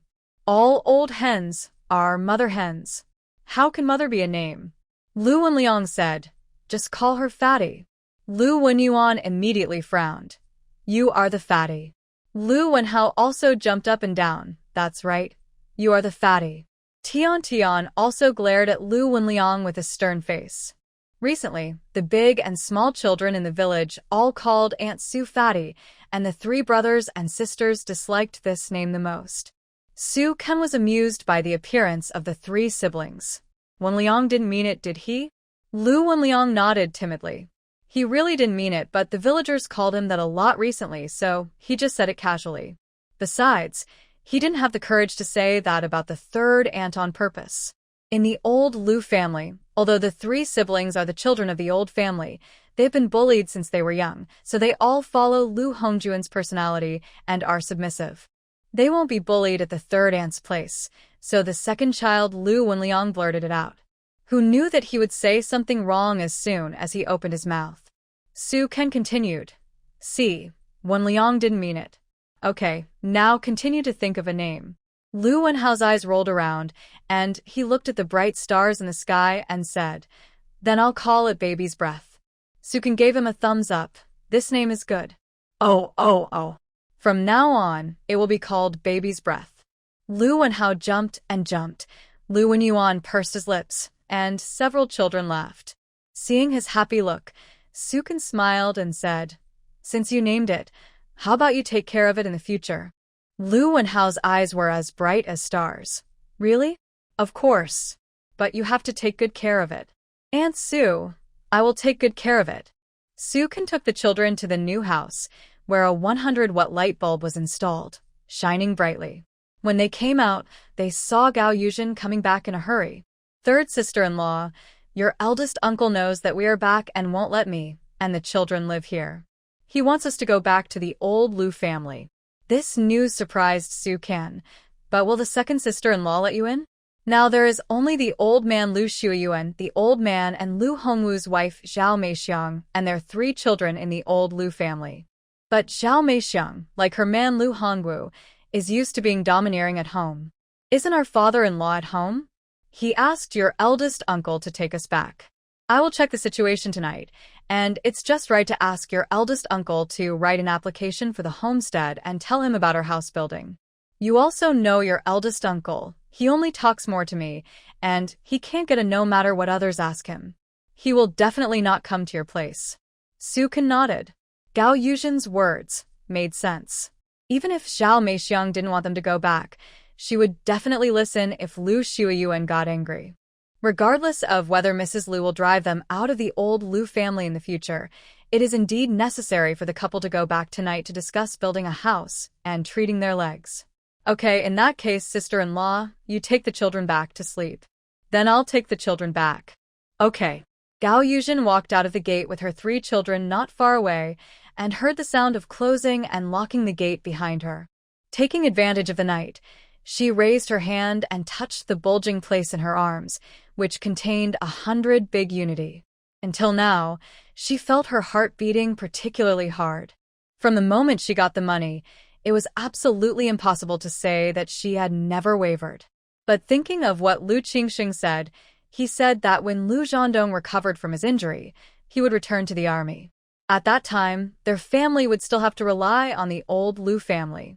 Gao Yuzhen is just a rural woman, without that kind of long-term vision. But she knew that living in Taohua village, it would be impossible to rely on Su Ken, an outsider woman, in the future. If she also took her children to join Lu Zhandong's army one day, her family would have to continue living in Taohua village. Of course, the most important thing was that Lu Qingxing and Yang Yali took her and her three children back from her mother's home, and she had to repay this favor. After thinking it over, she felt that she had to stand on the side of the old Lu family. This evening was the first time that Su Ken and the three children were alone in the house after the new house was built. As soon as the door was closed, the three little guys ran happily into the new house. Now that there is such a spacious and bright new house, the shabby house next door is instantly not fragrant. Aunt Su, can we sleep here tonight? Lu Wenhao, the conspicuous bag, rubbed his little hands and was eager to try. Lu Wenyuan's eyes were also full of anticipation. During this period of time, the four of them had been sleeping on the earthen kong, which was somewhat restrained. Now that there is a new house, even if the wall and floor inside are not dry, they are willing to sleep in it. No, it's still quite wet inside.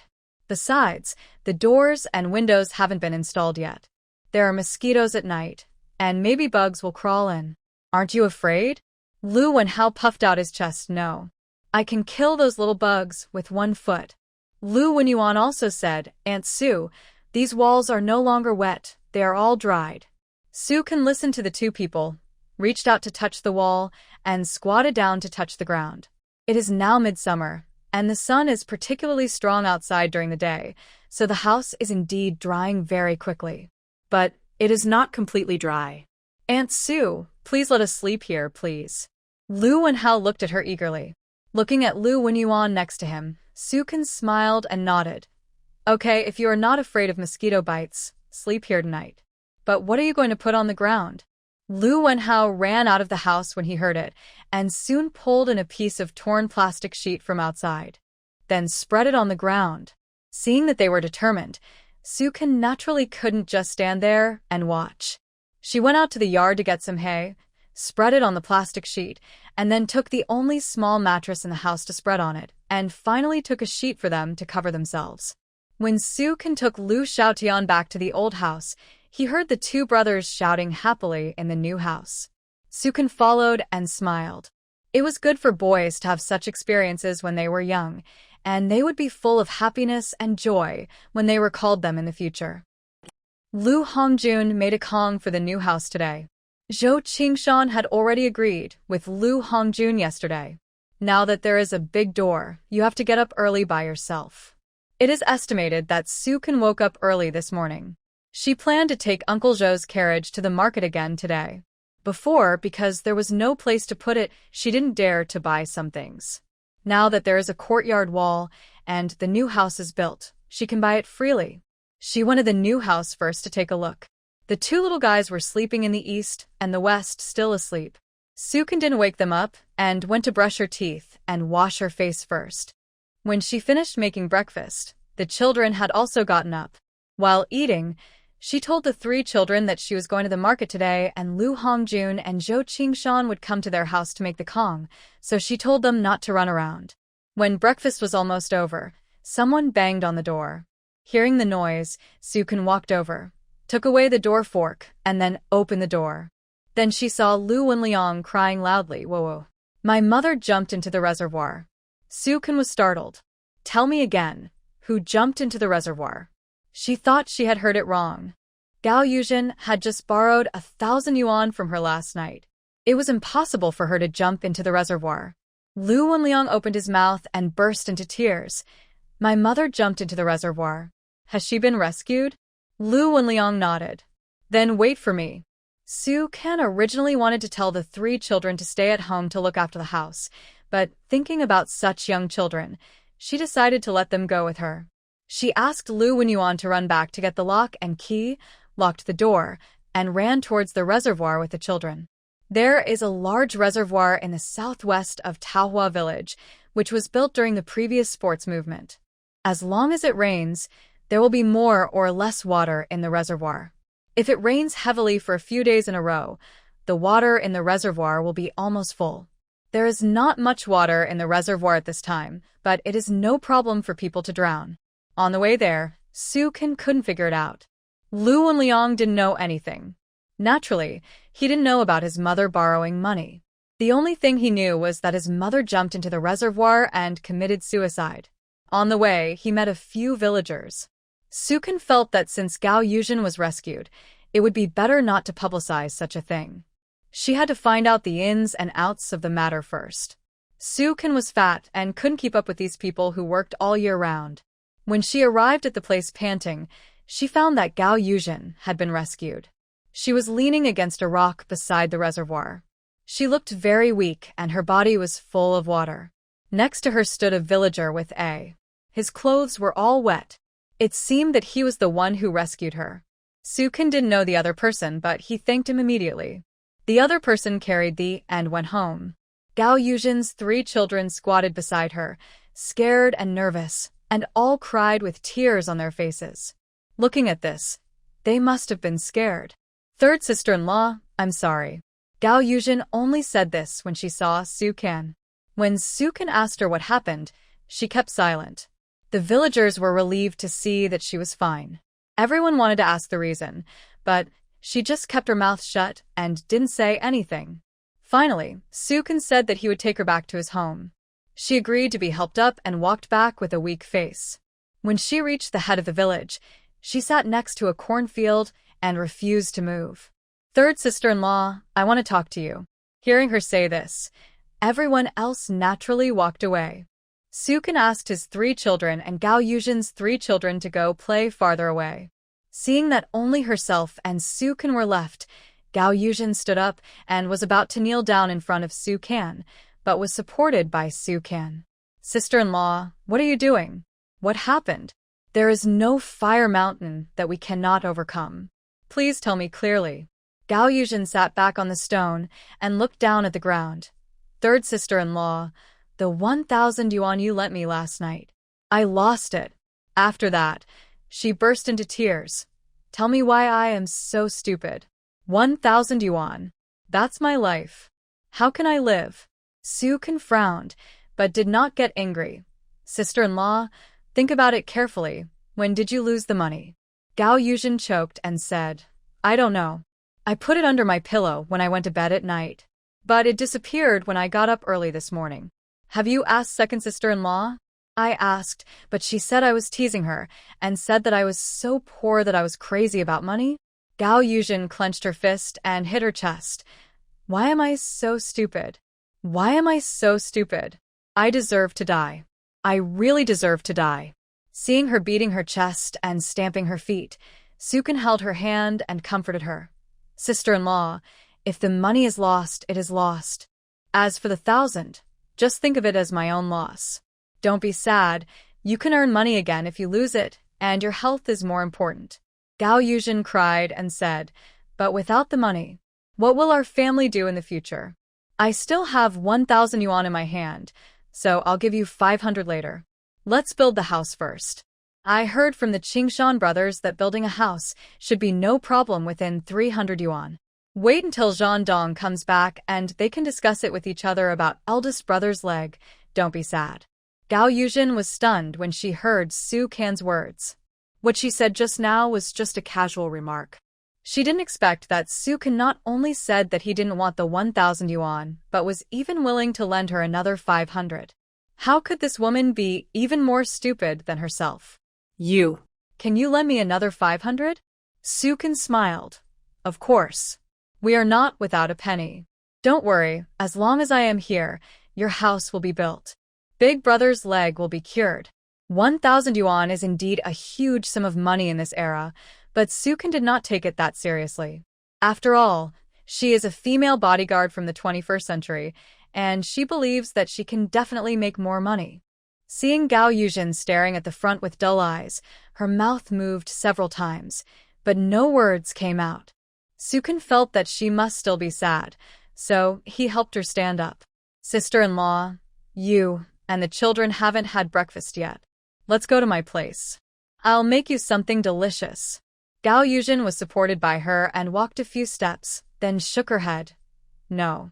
No need. I have to go back and look for it again. Maybe I can find it.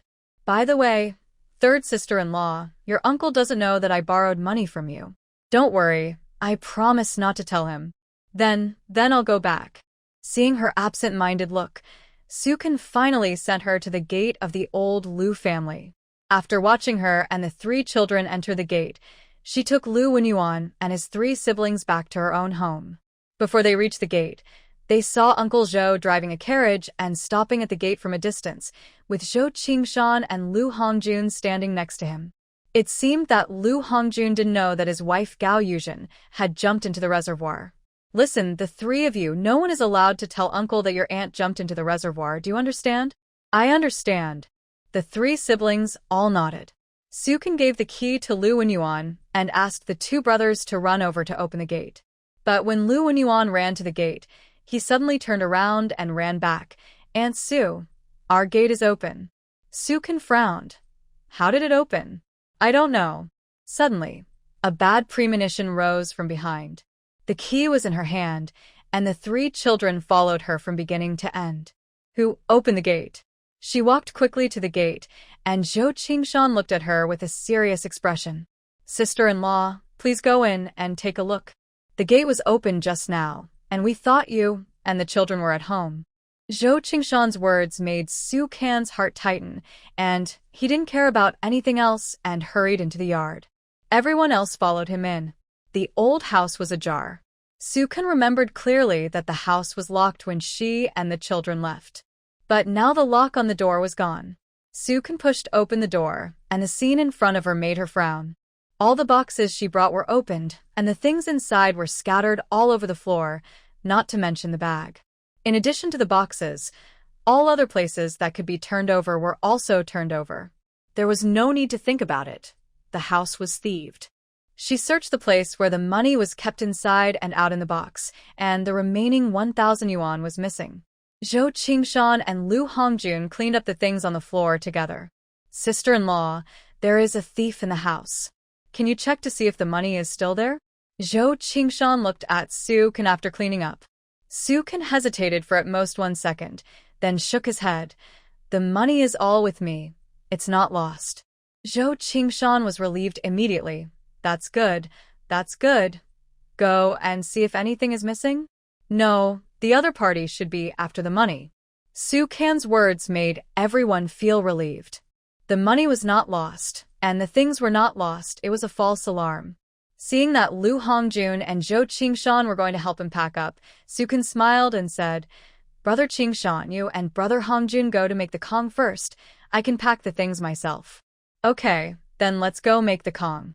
Su Can followed the two to the new house and talked about the location and width of the earthen Kong. Lu Hongjun often did this, so she understood it as soon as she said it. The tools were already brought, and the two began to work. Now everyone sleeps on the earthen Kong, so before making the Kong, the adobe bricks for making the Kong must be made first. Su Can didn't have to worry about this kind of thing. She had to go back to the old house to pack up.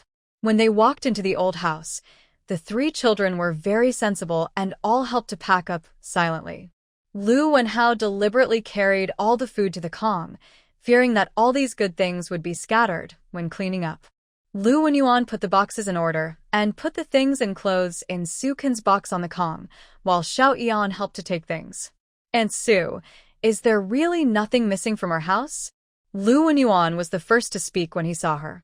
This child, who was always taciturn, still seemed a little unconvinced. As soon as he spoke, Lu Wenhao and Lu Xiaotian were all nervous, staring at her with big eyes. Contacting the nervous eyes of the three children, Su Can smiled. No, I always kept the money with me. How could they steal it? Your Aunt Su is very smart. Su Can took a chair and sat down, looking at the three children and said, Come here first. I have something to tell you. The three children immediately put down the things in their hands and walked in front of her. Although nothing was stolen from our house this time, the thief broke into our house and turned our house upside down. Isn't that infuriating? All three children nodded. Infuriating. You don't have to pack up the things, but now I'm giving you a task. Go ask the children in the village who saw anyone enter our house this morning. Or, did any strangers come to our village? If others ask why, tell them that a thief broke into our house today. Nothing was lost and no money was lost, but the house was turned upside down. Do you understand? The three children nodded immediately. I understand. Okay, go ahead.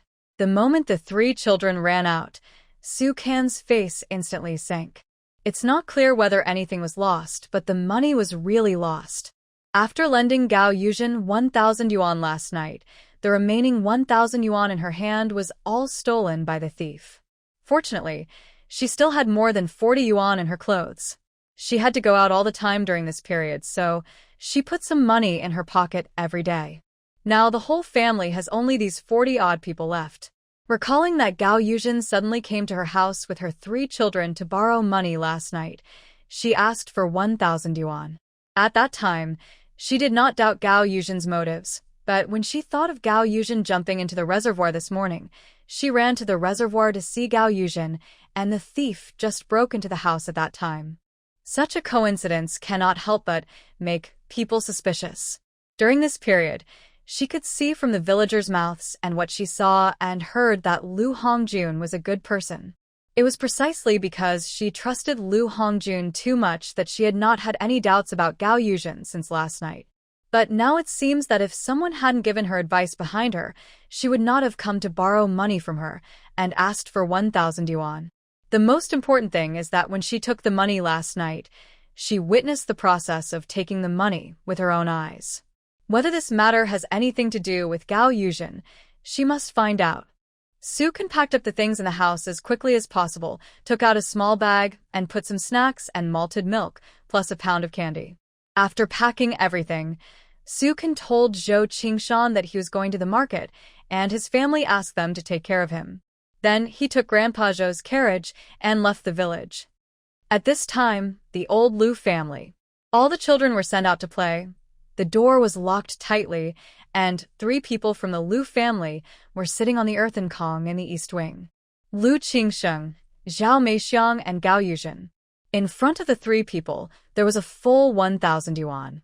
That was the 1,000 yuan that Gao Yuzhen borrowed from Su Kan last night. Lu Qingsheng only came back in the dark last night, so no one in the village knew about it. My eldest sister-in-law made the greatest contribution to this matter, so my opinion is that she should take 700 yuan. For the remaining 300 yuan, your second sister-in-law's family will get 100 yuan, I will get 100 yuan, and our parents will get 100 yuan. Do you have any objections to this distribution?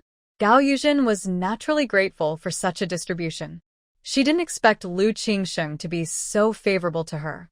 Originally, she thought that she would be lucky to get 200 yuan at most. Unexpectedly, he would give her 700 yuan. She was a little flattered. Isn't it too much for the eldest sister-in-law? Can't she take 400? Besides, we don't need to tell our parents about this, right? Our 2 families will each take 300. That's money, and such a large sum of money. Zhao Meixiang was so jealous that she didn't even want to give Gao Yuzhen 400, let alone 700. Why should this stupid and dumb woman take so much money? Lu Qingsheng frowned.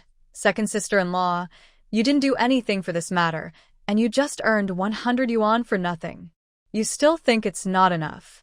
If that's the case, you didn't do anything, so shouldn't you take a penny?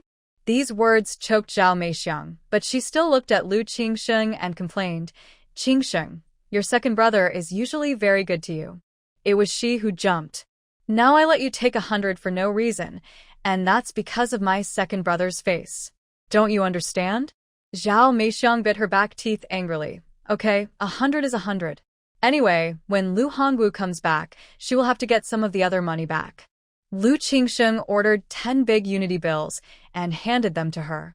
Zhao Meixiang took the money and went out in a bad mood and deliberately slammed the east wing door with a loud. Gao Yuzhen looked at Lu Qingsheng and said, Qingsheng, you are too good to our family.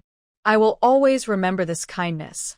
She was not well educated, but she knew about repaying kindness. Lu Qingsheng ordered another 200 for himself and gave her the rest of the money. Sister-in-law, you treat me as an outsider. We are a family now, don't worry. In the future, as long as you and my eldest brother have any problems, just tell me. I promise that as long as I have a sip of soup in this family, I will never let your family forgo hungry. Gao Yuzhen was so moved by these words that she took out 100 yuan and gave it to him. Qingsheng, I'll give you another 100 yuan with so much money. This brother-in-law was really good to her, and she felt a little reluctant to take so much money. Lu Qingsheng took it without being polite. Sister-in-law, since you insist on giving it, I'll keep it.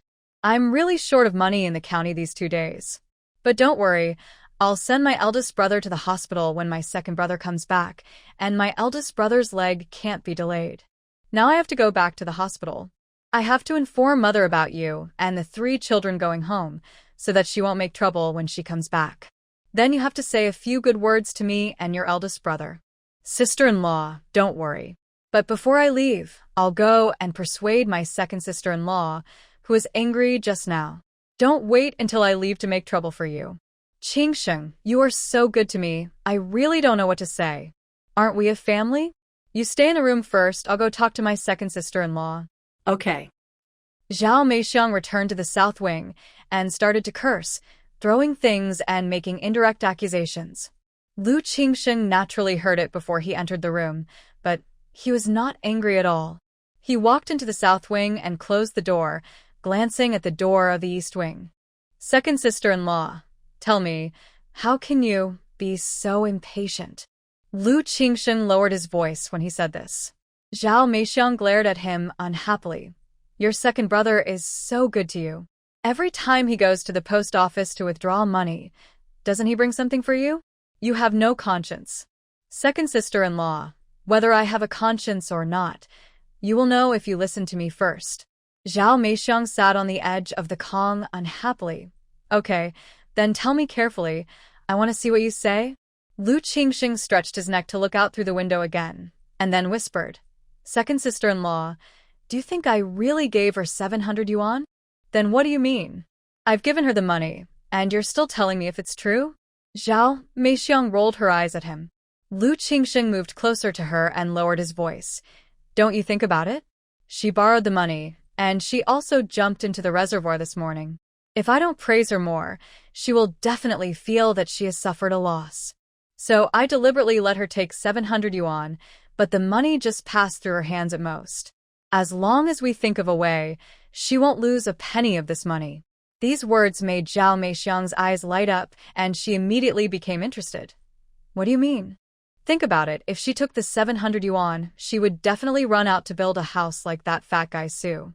By then, she would live a free life and would not care about the life and death of this family. Don't you think so? Zhao Meixiang nodded. So, why did you let her take so much money? You are wrong in itself. Lu Qingsheng smiled. You don't understand this. I asked her to take so much money just to shut her up first. She is a big shot. Even if something happens in the future, it will be her own business. It has nothing to do with us. Hey, you are beating around the bush. What on earth do you want to say? Gao Yuzhen was a little impatient. My meaning is very simple. When I go to the county, you let the children send the eldest sister-in-law away, and then you take the money away, and don't leave a penny. At that time, she can only swallow the bitter pill, dare not say anything, dare not scold. In this family, she has to be a. How you want to order her around is up to you and our mother, right? Zhao Meixiang smiled immediately. Oh, you little stinky boy, you are so cunning. Well, this trick is good. Don't worry, I promise to do this cleanly and neatly so that she can't catch any handle. Second sister-in-law, I know you are the most reliable. I have to go back quickly now, my second brother still needs me. Don't think that I took the 100 yuan and spent it all on my second brother when I got to the county. You can keep the 700 yuan. I won't tell anyone. Of course, he wouldn't tell anyone that his eldest sister-in-law Gao Yuzhen gave him another 100 yuan.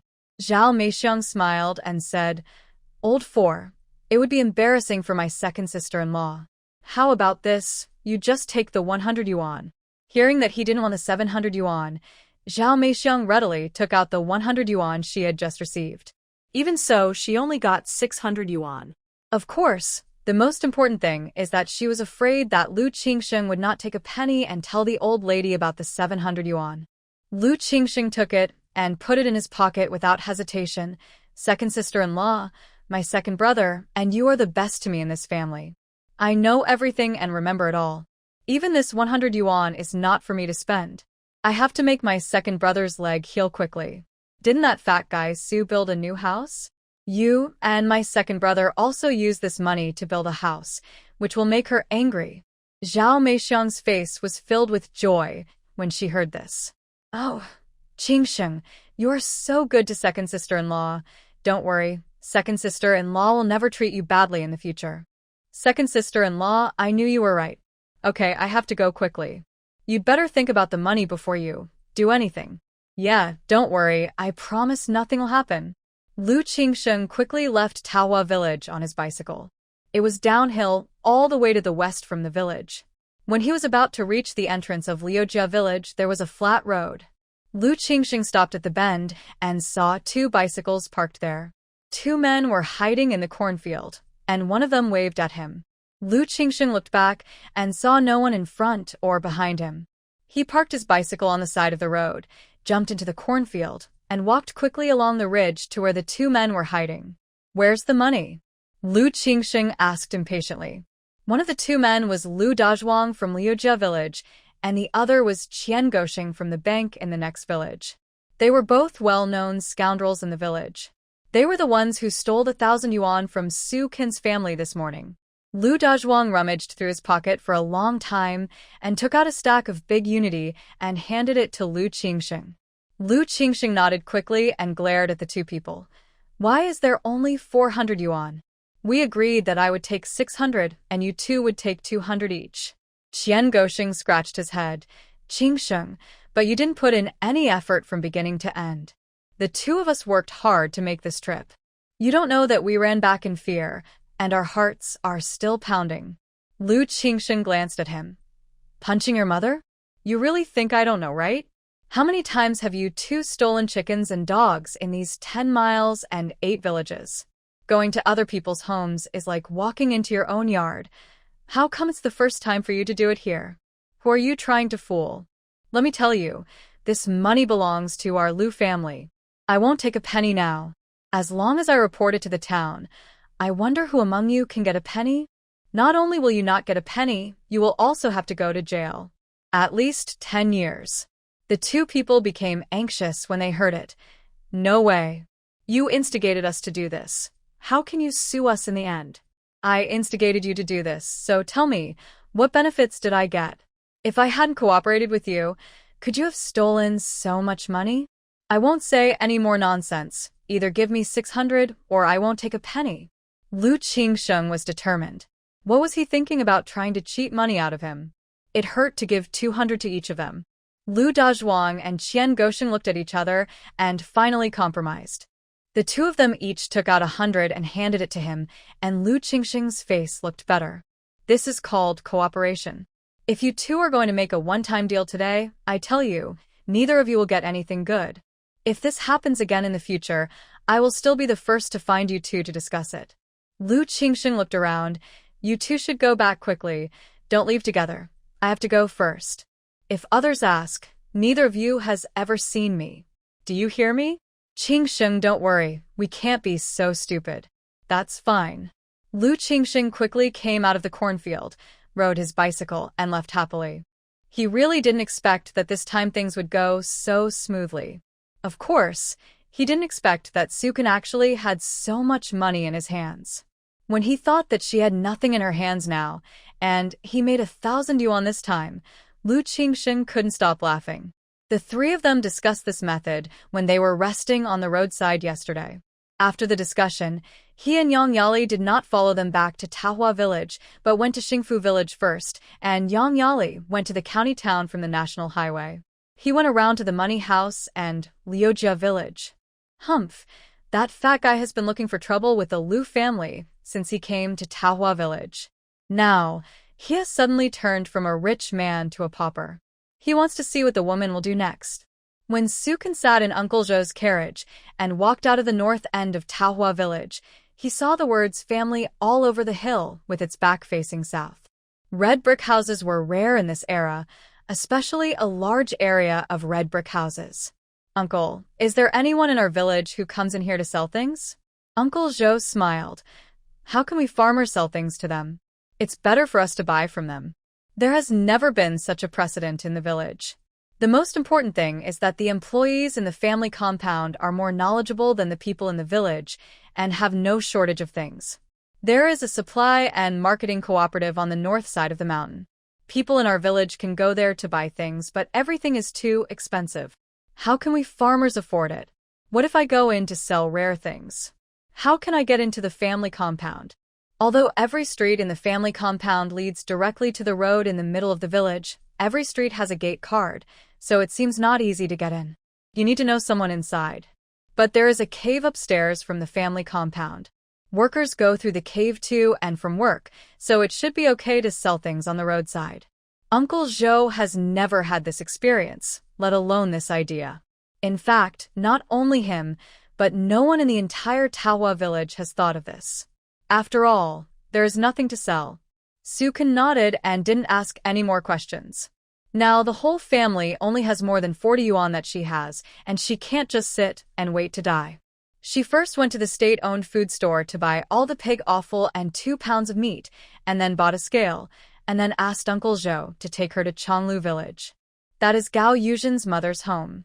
After entering the village, he asked around and found a house near the hillside. Before he even reached the gate, he could smell sheep dung coming from the yard, and the sound of sheep bleating continued. The gate was open, and Sukin walked to the door and called a few times. Soon, a middle-aged woman with some eye problems came out. One of the woman's eyes was like a glass ball, and the other was squinting. When she looked at Sukin, it seemed as if she was looking at someone else. "Who are you looking for?" "Hello, sister-in-law. Is this Gao Yuzhen's parents' home?" The woman clasped her hands together when she heard it. "Yes. You are looking for Gao Yuzhen? She was picked up yesterday." Sukin smiled when he heard it. "Sister-in-law? Is that impossible? I am Gao Yuzhen's sister-in-law, and our whole family sent me to pick her up." "You said she was picked up yesterday. Could something have happened to her?" The other party got angry when she heard it. "It's impossible. Yesterday morning, the child's fourth uncle and your Liu family's third daughter-in-law took all 4 of them away. I tell you, don't think of coming to our house to blame us.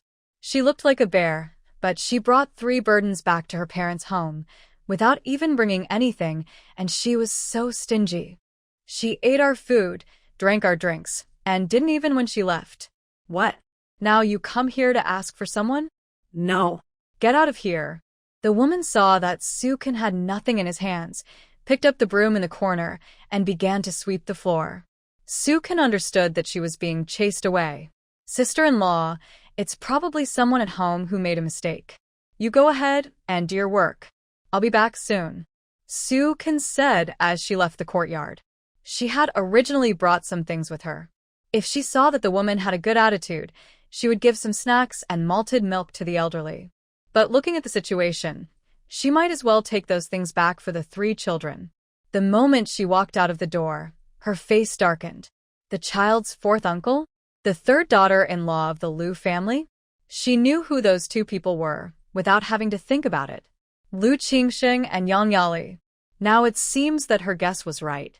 Gao Yuzhen cried to herself and said that the 4 of them walked home, but in fact she was picked up by Liu Qingsheng and Yang Yali in the morning. They both rode bicycles, so even if they walked back to Taohua village, they wouldn't have to walk until dark. But Liu Qingsheng and Yang Yali didn't go back to Taohua village last night, which means that they just gave Gao Yuzhen some advice and then went back to the county town. In this way, no matter what happened to the Liu family, it was none of their business. Now it seems that whether it was borrowing 1,000 yuan or jumping into the reservoir, it should have been the ideas of Liu Qingsheng and Yang Yali. Sukin smiled coldly, blaming her for letting down her guard. She trusted Gao Yuzhen too much. But this time it also proved that Liu Qingsheng was not a good person. He was plotting against her, right? Okay, then don't blame her for being rude in the future. At almost noon, Sukin and Uncle Zhou returned to Taohua village. Before she reached the door of her house, people kept informing her. "Zhandong's wife, your Liu family is fighting again. The 1st and 2nd families are fighting, and this time Gao Yuzhen is like crazy. I couldn't tell before, but when she gets mad, she's really bad." "Who says she's not? I've never seen her like this, like crazy. She beat Zhao Meixiang to death." "Who says she's not? I used to see Zhao Meixiang making so much noise, and I thought she was very powerful, but who knew she was no match for Gao Yuzhen in a real fight? It's really weird. What's the reason? Why did they suddenly start fighting? Who knows?" Although the villagers knew that the 2 sisters-in-law fought fiercely, they didn't know the reason. Sukin knew it as soon as he heard it. Gao Yuzhen probably found out that she was being plotted against. But she was speechless and couldn't say anything. Grandpa Zhou advised Sukin, niece-in-law, don't get involved in the fight between these 2 people. It's all old and fuzzy, and it's hard to explain. Sukin nodded. "Grandpa, I listen to you." She didn't want to get involved in this matter. No matter how the 2 people fought, neither of them was a good person.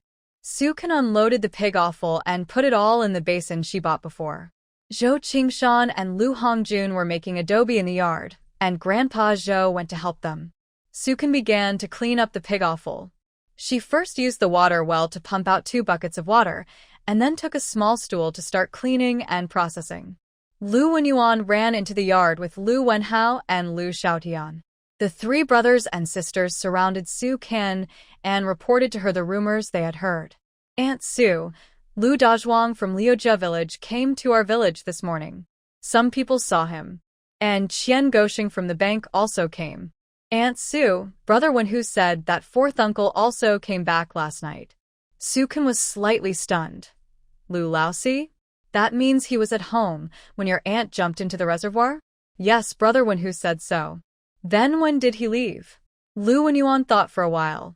Before you went to the market.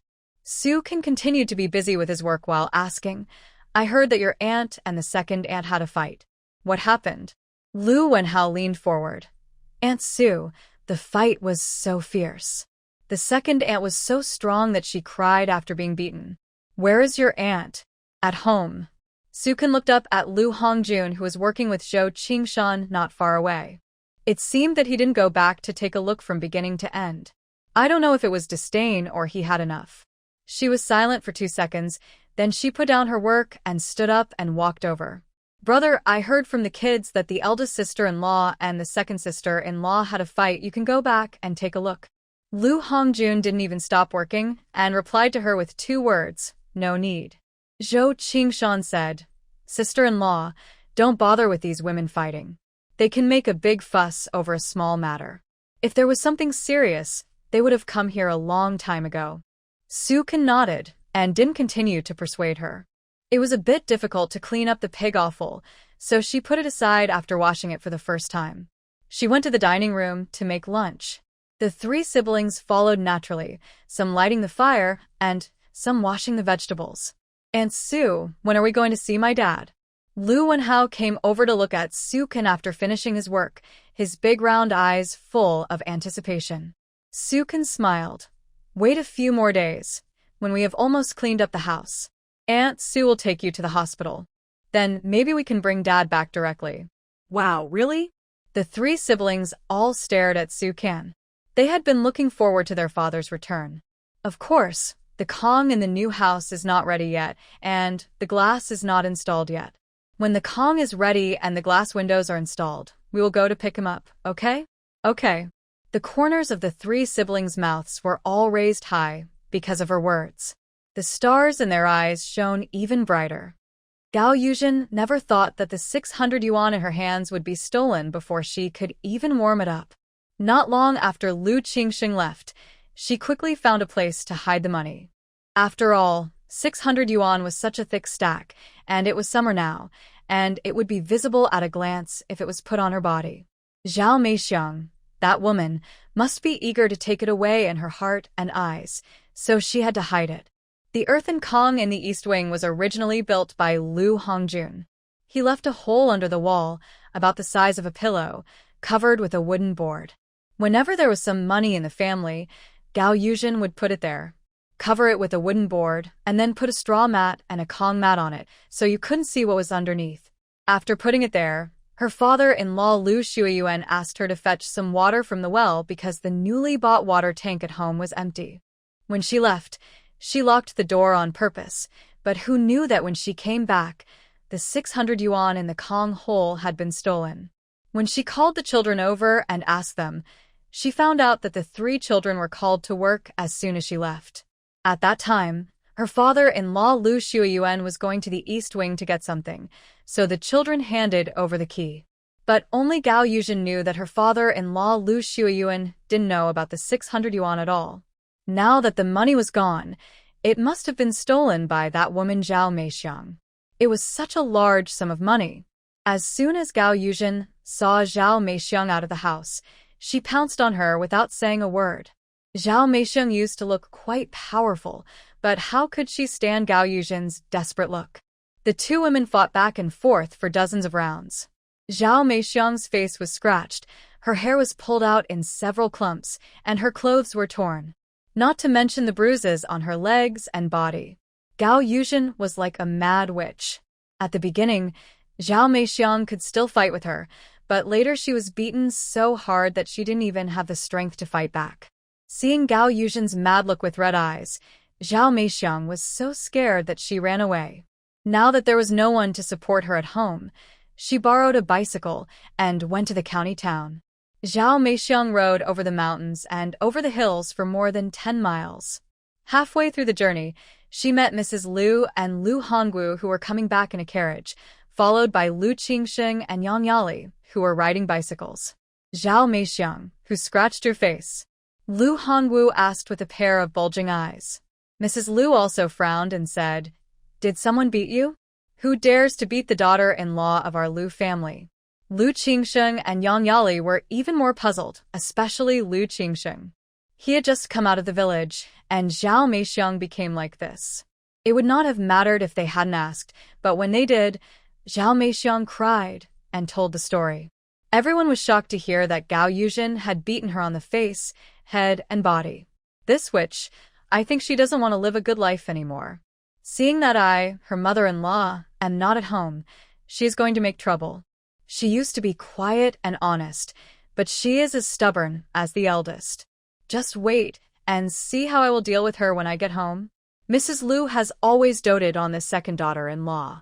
When she heard that it was the eldest daughter-in-law who beat her, she was immediately furious. Not to mention Lu Hongwu. This son of a witch is bullying me. Her family is so poor, but she still said that you stole their money. I think she is crazy. Let's go home. I want to see how arrogant she is. Lu Hongwu has been holding his breath for the past few days after suffering a loss at the hands of Su Can. Now, even Gao Yuzhen beats his woman. How can he swallow this anger? The group walked back, and Lu Qingsheng deliberately fell behind and walked with Zhao Meixiang.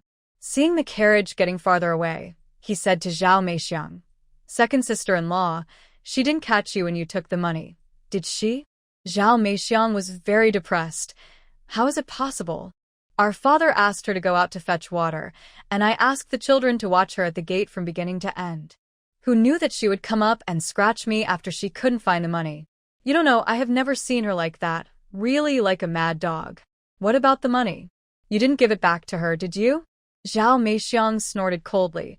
If I gave it back to her, then all these injuries would have been in vain? She would not give a penny to that woman Gao Yuzhen. Lu Qingsheng nodded. Yeah, that's true. Why did you come back so soon? Is your second brother's leg injury okay? The doctor said that he can just go home and recuperate. Staying in the hospital will only cost more hospital fees. It's better to go back to our own home. Besides, there's that fat guy at home, and no one can rest assured. That fat guy must not have much money. Didn't they say that a thief broke into her house this morning? Things were turned over all over the floor, and no things or money were stolen. She must not have much money, right? If she really had money, how could the thief leave empty-handed? Lu Qingsheng nodded. I guess even if the money was stolen, she wouldn't dare to admit it. How many people were jealous of her building the house during this period? If they knew she lost money, they would definitely laugh at her. She just gritted her teeth and swallowed it. After hearing what he said, Zhao Meixiang's mood improved. That means she is a pauper now? Oh my god, how will she get by in the future? Don't worry, she is definitely out of money. Let's just wait and see what happens next. Great. Yang Yali learned about the course of events from Zhao Meixiang and Lu Qingsheng along the way. Yesterday morning, she and Lu Qingsheng picked up Gao Yuzhen and the 3 children from Chonglu village. On the way, Lu Qingsheng suggested to Gao Yuzhen to borrow 1,000 yuan. Then Zhao Meixiang said that Su Can's house was robbed early this morning. She roughly understood what happened. Although she envied such a large sum of money, she also knew that the money would not reach her hands. She was more concerned about how to drive Su Can out of Taohua village. But from now on, Su Can has no money. Let's see how she'll explain to Lu Zhandong. Can she still be as good to the 3 children as before? With her fat physique, if there is any delicious food, she will definitely eat it herself first. Anyway, there will be something interesting to watch next. The anger I had suffered during this period also became better. When the group returned to Taohua village, it was already past lunchtime. However, it was too hot, and the villagers were all taking a nap. There were few people on the street. Lu Qingsheng had agreed with others yesterday to bring the carriage back for $1. Lu Qingsheng carried Lu Hongwu into the house, and the others followed him into the yard. As soon as he walked in, he saw Gao Yuzhen sitting on the doorstep of the east wing with her eyes wide open in a daze, her hair disheveled, and her clothes torn. There were 3 children squatting next to them. When they saw Mrs. Liu and her group coming back, they all stood up nervously, stuck to the wall, and looked at everyone nervously. Mom, why? Why are you back? Seeing Mrs. Liu looking at her aggressively, Gao Yuzhen stood up nervously. I think you really deserve a beating. Who let you into this house? If you come back, you should live a good life. Look at how you scratched the second brother's face. Are you a mad dog? You bite people just because you say so? How come you live more and more like an animal at such an old age? Old Mrs. Liu sat on a big rock and started to scold Gao Yuzhen. Gao Yuzhen's face turned red and white, but she couldn't swallow the 600 yuan. Mom, I didn't want to beat her. She stole my money when I went to fetch water. Shut up. Oh my, Mei Xiang stole your money? How much money do you have? What? You have been in the old Liu's family for so many years. Have you saved a mountain of gold and silver? You are poor, and you only have a few melons and dates in your hand. How can Mei Xiang be interested in you? I think you are just like the stubborn donkey of the eldest brother. You are close to that fat man, and your mind is all confused. You dream of getting rich and wanting money every day. Are you crazy? If you are crazy, go outside and do it. Don't cause trouble in the old Liu's family. Gao Yuzhen was scolded so much that she couldn't speak at all. Only now did she realize that even if she told anyone about the 600 yuan, no one would believe her. Lu Hongwu's furious roar came from the south wing. Mom, we can't keep such a mad dog in our house. Let her go wherever she wants. The old Lu family can't afford such a rich man. Let them get out. Lu Shuiyuan squatted at the door of the main hall smoking a pipe, and now he spoke. Where do you want them to go if they leave the old Lu family? He had also heard about the treatment that the eldest daughter-in-law received when she took the children back to her parents' home. If they are kicked out again this time, they probably won't even be able to go back to their parents' home. They can go wherever they want. Anyway, they can't stay in the old Lu family. They bite people everywhere, like mad dogs. We can't be sure that one day they will bite us to death. And my leg, if Lu Hongjun hadn't gone to help, would it be injured like this? Let them get out. Lu Hongwu hated his eldest brother Lu Hongjun because of his leg injury. If he hadn't insisted on helping the fat man build a house, would his leg be like this? Was trembling with fear when she heard what Lu Hongwu said. If they left this home, the 4 of them would really have no place to shelter from the wind and rain. Before, they could go back to her parents' home, but this time they lived in a sheepfold, and their daily life was miserable, and they were scolded by their sister-in-law every day. She said she would never go back to that kind of life again. As soon as the second son spoke, Mrs. Liu also joined in. Old lady, you and Hongjun are rich now, and you are hooking up with that fat guy. Our old Liu family can't accommodate your family of 5. Let's go. Don't get in the way here. Lu Qingsheng followed up. Sister-in-law, my third sister-in-law, and I brought you 4 back home because we wanted you to go home and live a good life. But who could have thought that you would fight with your second sister-in-law as soon as you came back? Look how badly she is injured. I see and help you if you go crazy like this. But doesn't your eldest brother have a good relationship with that fat guy now? You 4 mothers can go there to seek refuge with him. Gao Yuzhen didn't expect Lu Qingsheng to say such a thing and looked at him in disbelief. Qingsheng, all these ideas were given to me by you. You can't not help us. Lu Qingsheng's face changed. Sister-in-law, how can you talk nonsense? How have I helped you? Gao Yuzhen didn't care about that anymore and pointed at him and said, It was you who asked me to borrow 1,000 yuan from my third brother's wife and asked me to pretend to jump into the reservoir, pretending that the 1,000 yuan was stolen. You, the second brother's family, and I, the 3 of us divided the money in the east room. I took 700, you each took 100, and we gave 100 to our parents. These things happened just this morning. You can't deny it, can you? These are all ironclad facts. But as soon as she finished speaking, old Mrs. Lu spat in her face. Shut up. You went back to your mother's house and your brain was covered with sheep dung, right? Why are you talking nonsense? You still borrowed 1,000 yuan from that fat guy. Go out and talk to the villagers and see if anyone believes you. You are talking nonsense here with your mouth open. You are simply crazy. Hurry up. Qingsheng, keep a close eye on them. If they don't go out, use the fork to fork them all out. Old Mrs. Lu tiptoed into the main room with a stern face. Gao Yuzhen looked at Lu Qingsheng with the last glimmer of hope. Qingsheng. But as soon as she opened her mouth, this man frowned and waved his hand impatiently at her. Okay, go away quickly. I have done my best for you.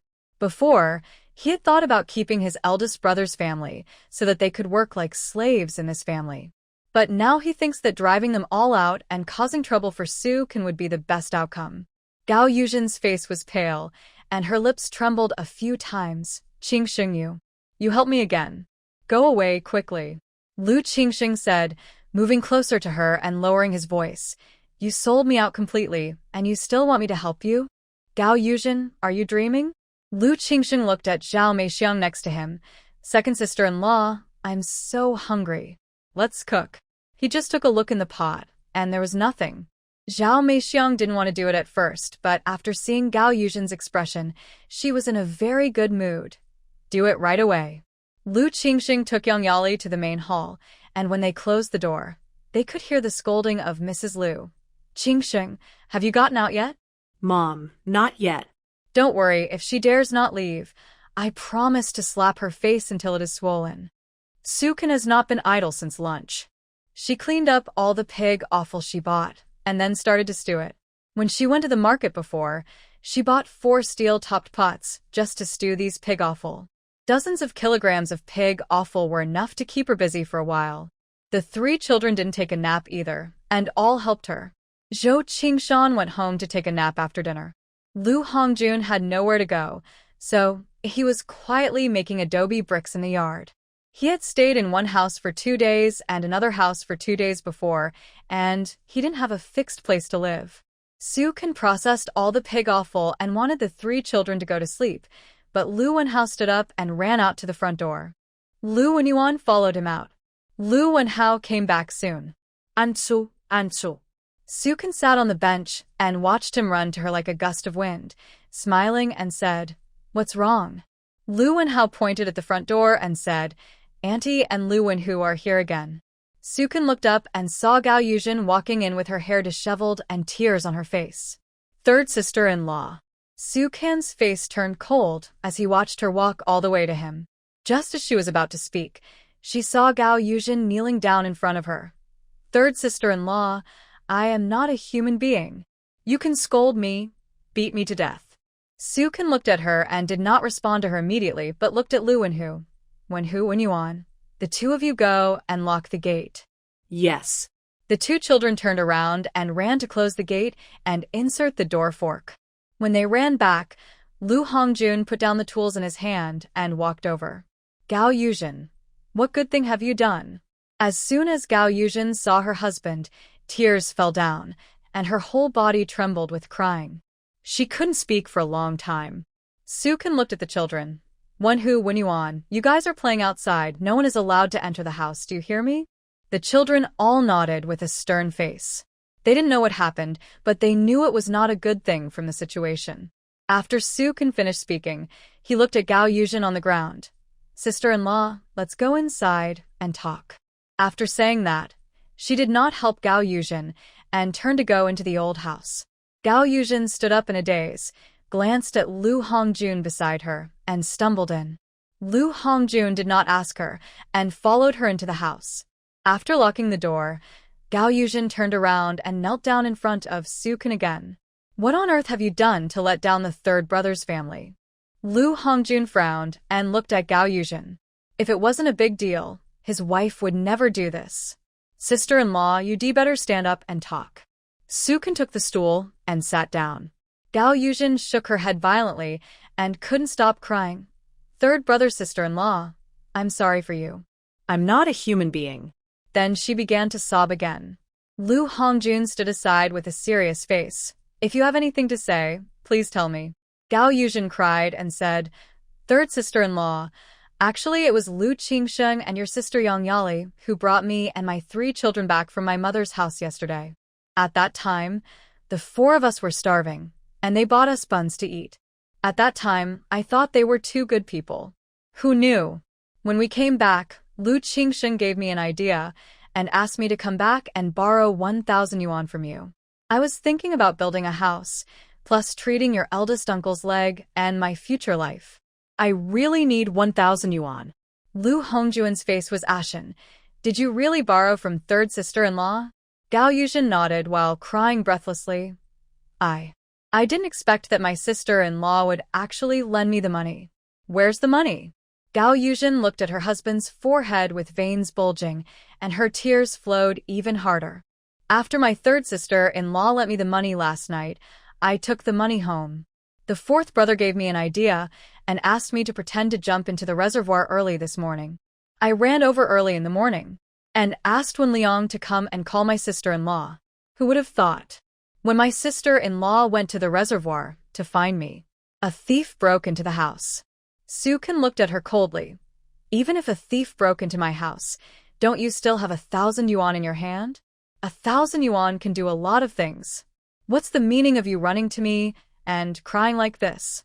She would not soften her heart just because this woman cried a few times.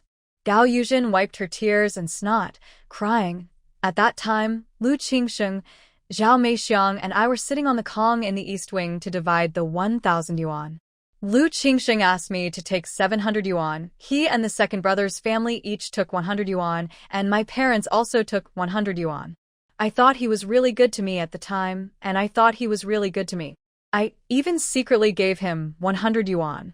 Who knew that as soon as Lu Qingsheng left, my father asked me to fetch water, and when I came back, all the money was stolen by Zhao Meixiang.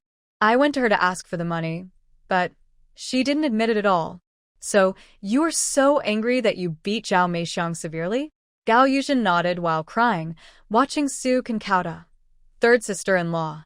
I'm sorry for you. I'm sorry for you. I deserve to die. I deserve to die. Su Kan hurried forward to stop her, but when she looked up, her forehead bled. The ground was so hard, she really kowtowed. Gao Yuzhen, come with me to find Lu Qingsheng. Lu Hongjuan's face turned purple when he heard this, and he reached out to grab Gao Yuzhen and dragged her to the door. Brother, wait a minute. Su Kan stepped forward to stop Lu Hongjun. We haven't asked about this matter clearly, and there is something I need to ask my sister-in-law. Hearing her say this, Lu Hongjun frowned and pushed Gao Yuzhen away. You'd better tell me everything without missing a word. Gao Yuzhen collapsed on the ground. At this time, she naturally had nothing to hide. She told him everything about how Lu Qingsheng refused to admit the money after the old Lu family came back. Su Kan's face was still cold. No. There is one more thing you didn't tell me. Gao Yuzhen was stunned. Sister-in-law, I have told you everything. There is really nothing else. Su Kan looked at her sharply. Then tell me, what happened this morning when our house was turned upside down by a thief? I lent you 1,000 yuan and I still have 1,000 yuan left. Do you know that the 1,000 yuan was all stolen by the thief? Lu Hongjun frowned and looked at Su Kan silently.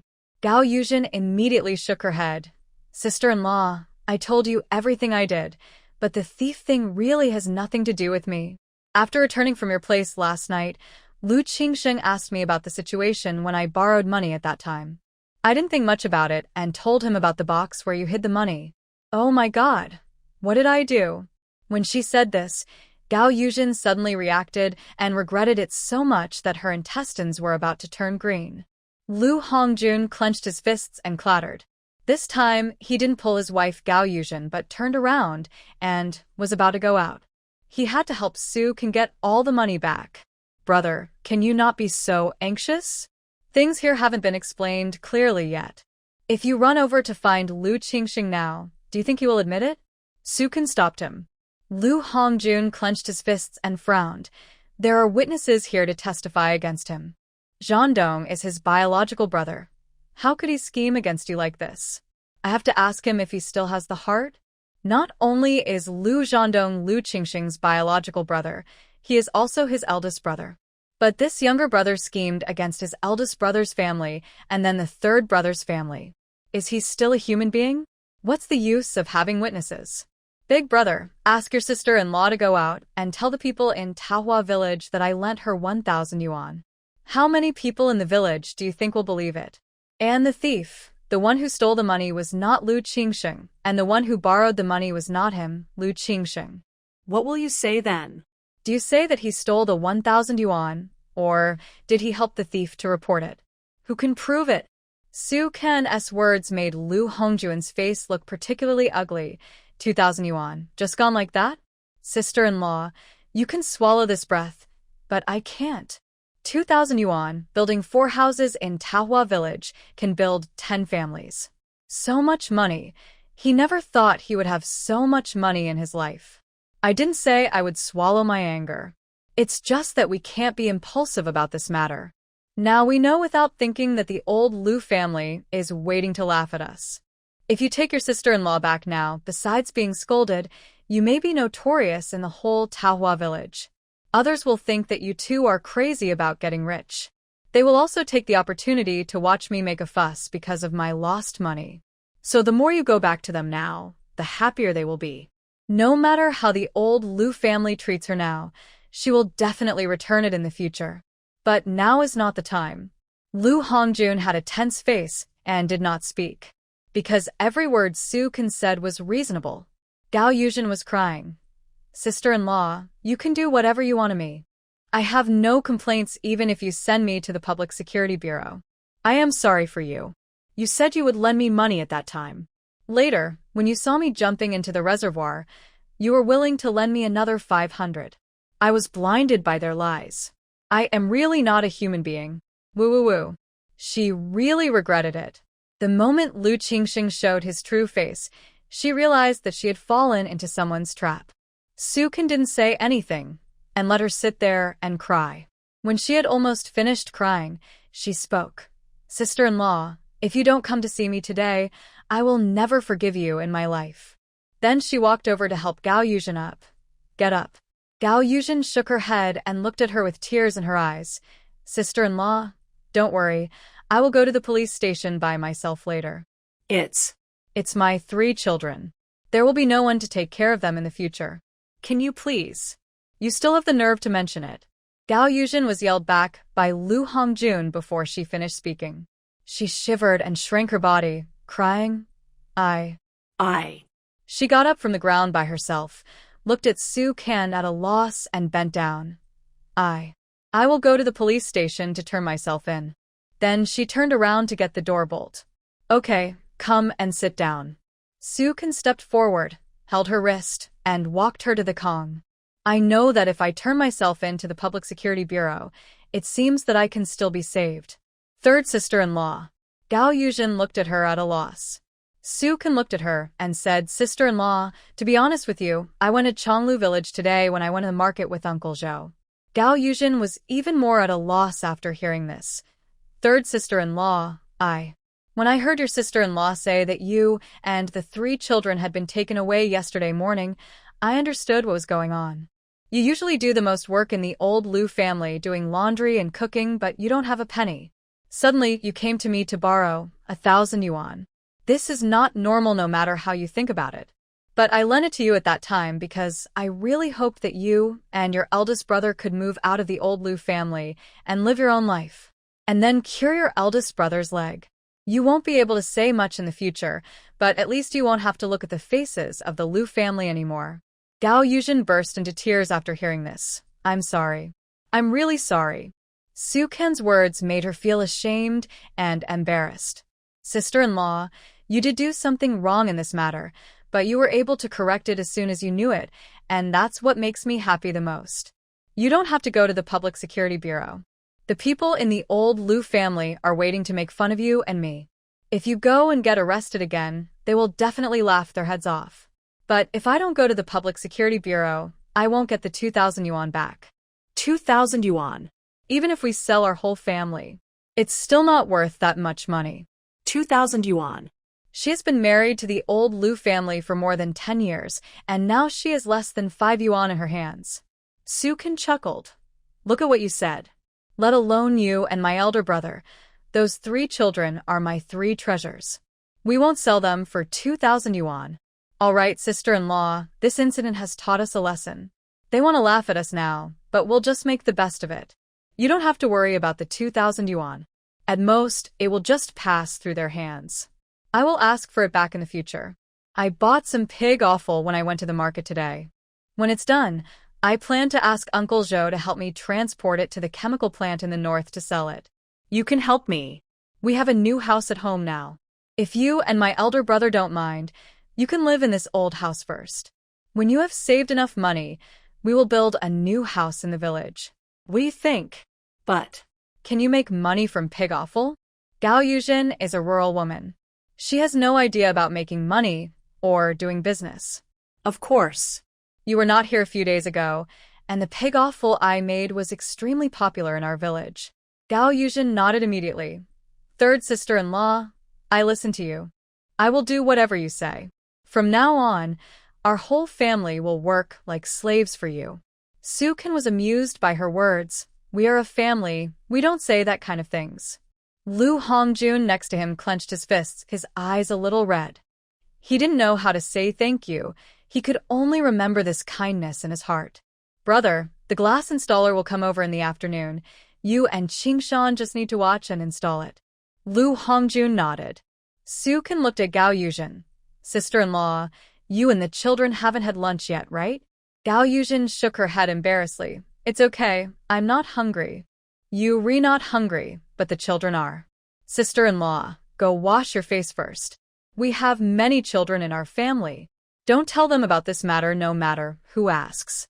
Brother Qingshan and Uncle Zhou will come to help later. Just pretend nothing happened. We can't let anyone laugh at us. As sister-in-law, can you do it? Gao Yuzhen's tears began to fall after saying this. Sister-in-law, I'm really stupid. You are so good to our family. She was not welcomed in her parents' home before, and no one treated her so well after she married into Taohua village. Especially this time when she went back to her parents' home. The people of the old Lu family calculated all kinds of things against her after she came back. Who would have thought that after going around in circles, the person she had cheated was still the best to her? Then you will help me well in the future, and we will work together to live a good life. Okay? Gao Yuzhen nodded vigorously. Sister-in-law, I will do whatever you say in the future. I don't have much education, and I can't outsmart others, but I still have some strength to work. Sister-in-law, I will listen to you in the future. Okay, if you listen to me, then comb your hair first and go out to wash your face later. After you're done, you can help me take care of the pigs, and I will cook for you and the children. Sukin looked at Lu Hongjun after speaking. Brother, you can finish making a Kong today, right? Yes. Can you sleep at night? You can light a fire after you finish making it, and it will be almost done by the time you go to bed at night. Sukin nodded. That's great, you go and do your work first, and I will have a private talk with sister-in-law. Lu Hongjun looked at his wife, turned around, opened the door, and walked out. Watching her husband leave, Gao Yuzhen looked at Sukin with fear and trepidation. Sister-in-law, what do you want to tell me? She was still nervous. Sukin smiled. No, I don't want to say anything. I'm afraid that once I go out, my elder brother will get angry and beat you up. So I asked him to go to work first. Lu Hongjuan's clenched fists never loosened, and Sukin could imagine how angry he was. Gao Yuzhen couldn't stop her tears from falling again. Sister-in-law. No one had ever thought about her like this before. Sukin patted her shoulder. Okay, let's not cry. You comb your hair first. I have 4 stoves burning outside. I'm waiting for your help. Yeah. Sukin went out of the house and saw 6 children squatting on the ground in a circle, talking about something. Aunt Sue. As soon as she saw her come out, Lu Wenhao, the conspicuous one, ran over first. Lu Wenyuan and Tian Tian followed. Lu Wenhu and his 3 siblings stood there nervously, a little at a loss. Just now they saw their mother kneeling down to the 3rd aunt, and they knew that something bad must have happened. And it was their mother who did something wrong to let down the 3rd aunt. So now, how dare they come over? Is the fire in the stove not extinguished? When building the house, because there were not enough stoves, she asked someone to help her put up a few match stoves. Convenient and easy to use. No. Sukin smiled. Well, you did a good job. As she said that, she waved to the three children not far away. Wenhu, Wenliang, Xiaoli, you three come here. The three children hesitated for a moment, pursed their lips, and walked over nervously. These three children grew up in the old Lu family. Because their parents were not welcomed at home, they were often looked down upon by their family. So at first glance, their personalities were inferior, cowardly, and particularly honest. Only the second child, Lu Wenliang, was more lively. The children all gathered around, and Sukin took a bench and sat down looking at them and said, Wenhu, Wenliang, Xiaoli, you also know about the fight between your mother and second aunt today, right? All three children nodded timidly. You won't be allowed to live in Grandma's house anymore, but it doesn't matter. From today on, you and your parents will all live in Aunt San's house, and you won't be hungry anymore. Sukin said and looked at his three children. Wen Yuan, Wen Hao, Tian, you three have also been through hard times. From now on, the six of you must get along well, no fighting, and no one is allowed to bully anyone. Can you do it? Yes. The three children answered loudly, with their chests puffed out. Sukin smiled. Wenhu, you three haven't had lunch yet, right? The three children nodded timidly, pursing their lips tightly. Be patient for a while. I'll make lunch for you. You guys take care of the stove and don't put out the fire. Sukin said, and got up to go to the newly built dining room. The door of the room was not closed tightly, and Gao Yuzhen heard what Sukin said. She combed her hair and washed her face under the children's gaze when she came out. Then she called her three children over. Mom did something to offend your third aunt today, but third aunt didn't hit me or scold me, and she also let our family of 5 live here in the future. You three must remember that when you grow up, even if you don't obey your own parents, you must obey your third aunt and third uncle. Remember? The three children nodded sensibly. Remember. Wenhu, go open the door. Yes. Lu Wenhu turned around and ran to open the door, and several children followed him. There are many children, and they are all about the same age, so it is easy for them to play together. Sukin quickly made a pot of noodles. Now there is no shortage of flour or vegetables at home, so it is easy to make a lunch for the mother and 4 people. First, use chopped green onions to stir-fry the pot, then add some chopped vegetables and stir-fry, and finally pour a pot of water. Boil it, pour the mixed batter in, and wait until the pot boils. It will be a pot of fragrant noodles. Gao Yuzhen and the 4 children looked at the noodle soup on the table and couldn't help swallowing their saliva. In their entire lives, except for the buns they had yesterday, they had never eaten such a delicious meal. Sister-in-law, eat quickly. We still have to work after eating. Sukin was afraid that the 4 of them would not be able to relax, so she went to look after the 4 match stoves. Zhou Qingshan and Grandpa Zhou came soon, and when they saw Gao Yuzhen eating here with the 3 children, they didn't say anything. The news of her fight with Xiao Meixiang spread throughout the village at noon. It was said that Lu Hongwu had been discharged from the hospital and returned home. Looking at this, it goes without saying that he was kicked out by the Lu family again. Not long after the 2 entered the gate, the glass delivery arrived. The doors and windows made by Zhao Chang'an were also pulled over by a floor truck. With Lu Hongjun and Zhou Qingshan around, and Grandpa Zhou next to them, Sukin didn't need to worry about such things. The pig's offal was almost cooked, so she fished it all into the basin. Gao Yuzhen and the 3 children drank 2 large bowls, and were full. After washing the dishes, she hurried over to help. Gao Yuzhen is usually good at housework, and she is very efficient. When it comes to cutting pig offal, she is fast and good, which surprised Sukin. Sukin divided the pig offal into 2 kinds. One is not spicy, and the other is spicy. After adjusting the flavor, he tasted it and felt very good. Third sister-in-law, your cooking skills are too good, right? Gao Yuzhen was eating the pig offal made by Sukin for the first time, and she was shocked by the taste. Sukin smiled and said, "We will know whether it is good or not after we get to the chemical factory. Someone will definitely buy it. It's mainly because it tastes too good." If she were a worker in the factory, she would definitely buy it. Because they made a lot, they had to use Uncle Zhou's carriage.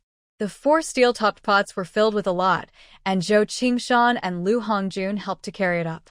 Su Ken and Gao Yuzhen took Uncle Zhou's carriage to the chemical factory in the north of the village. The junction of the chemical plant and Taohua village is a 3-way intersection.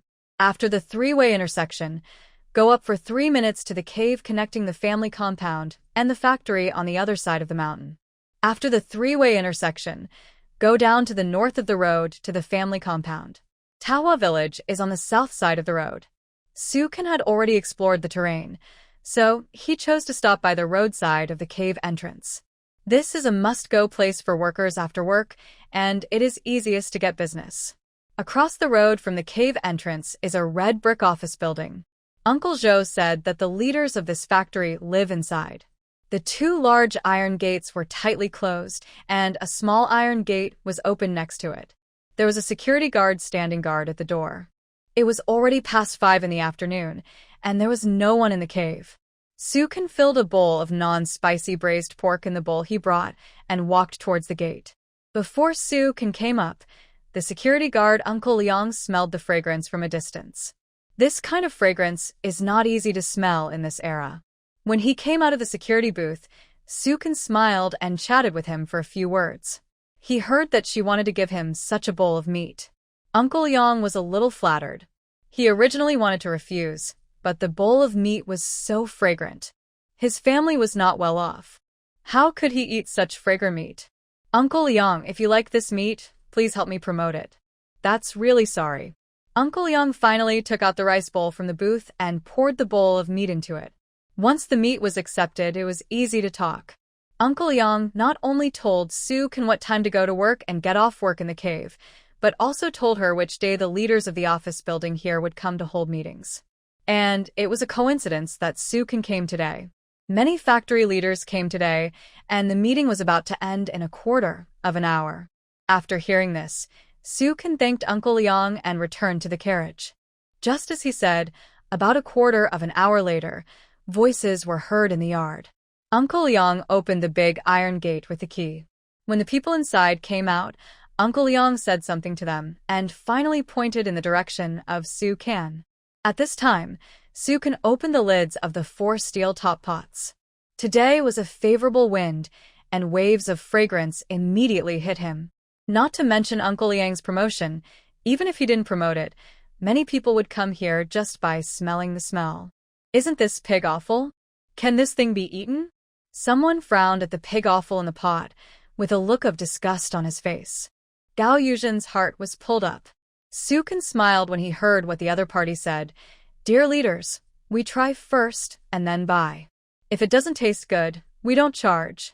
This one is spicy, and these 2 pots are not spicy. Everyone try it first. Hearing that they should try first and then buy, a group of people became interested. However, some people still looked disgusted.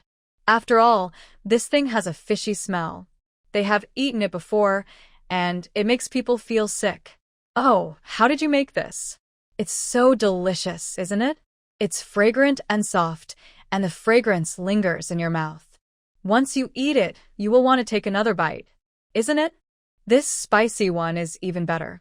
It tastes much better than what we make in the cafeteria. Indeed, it's delicious. How do you sell it?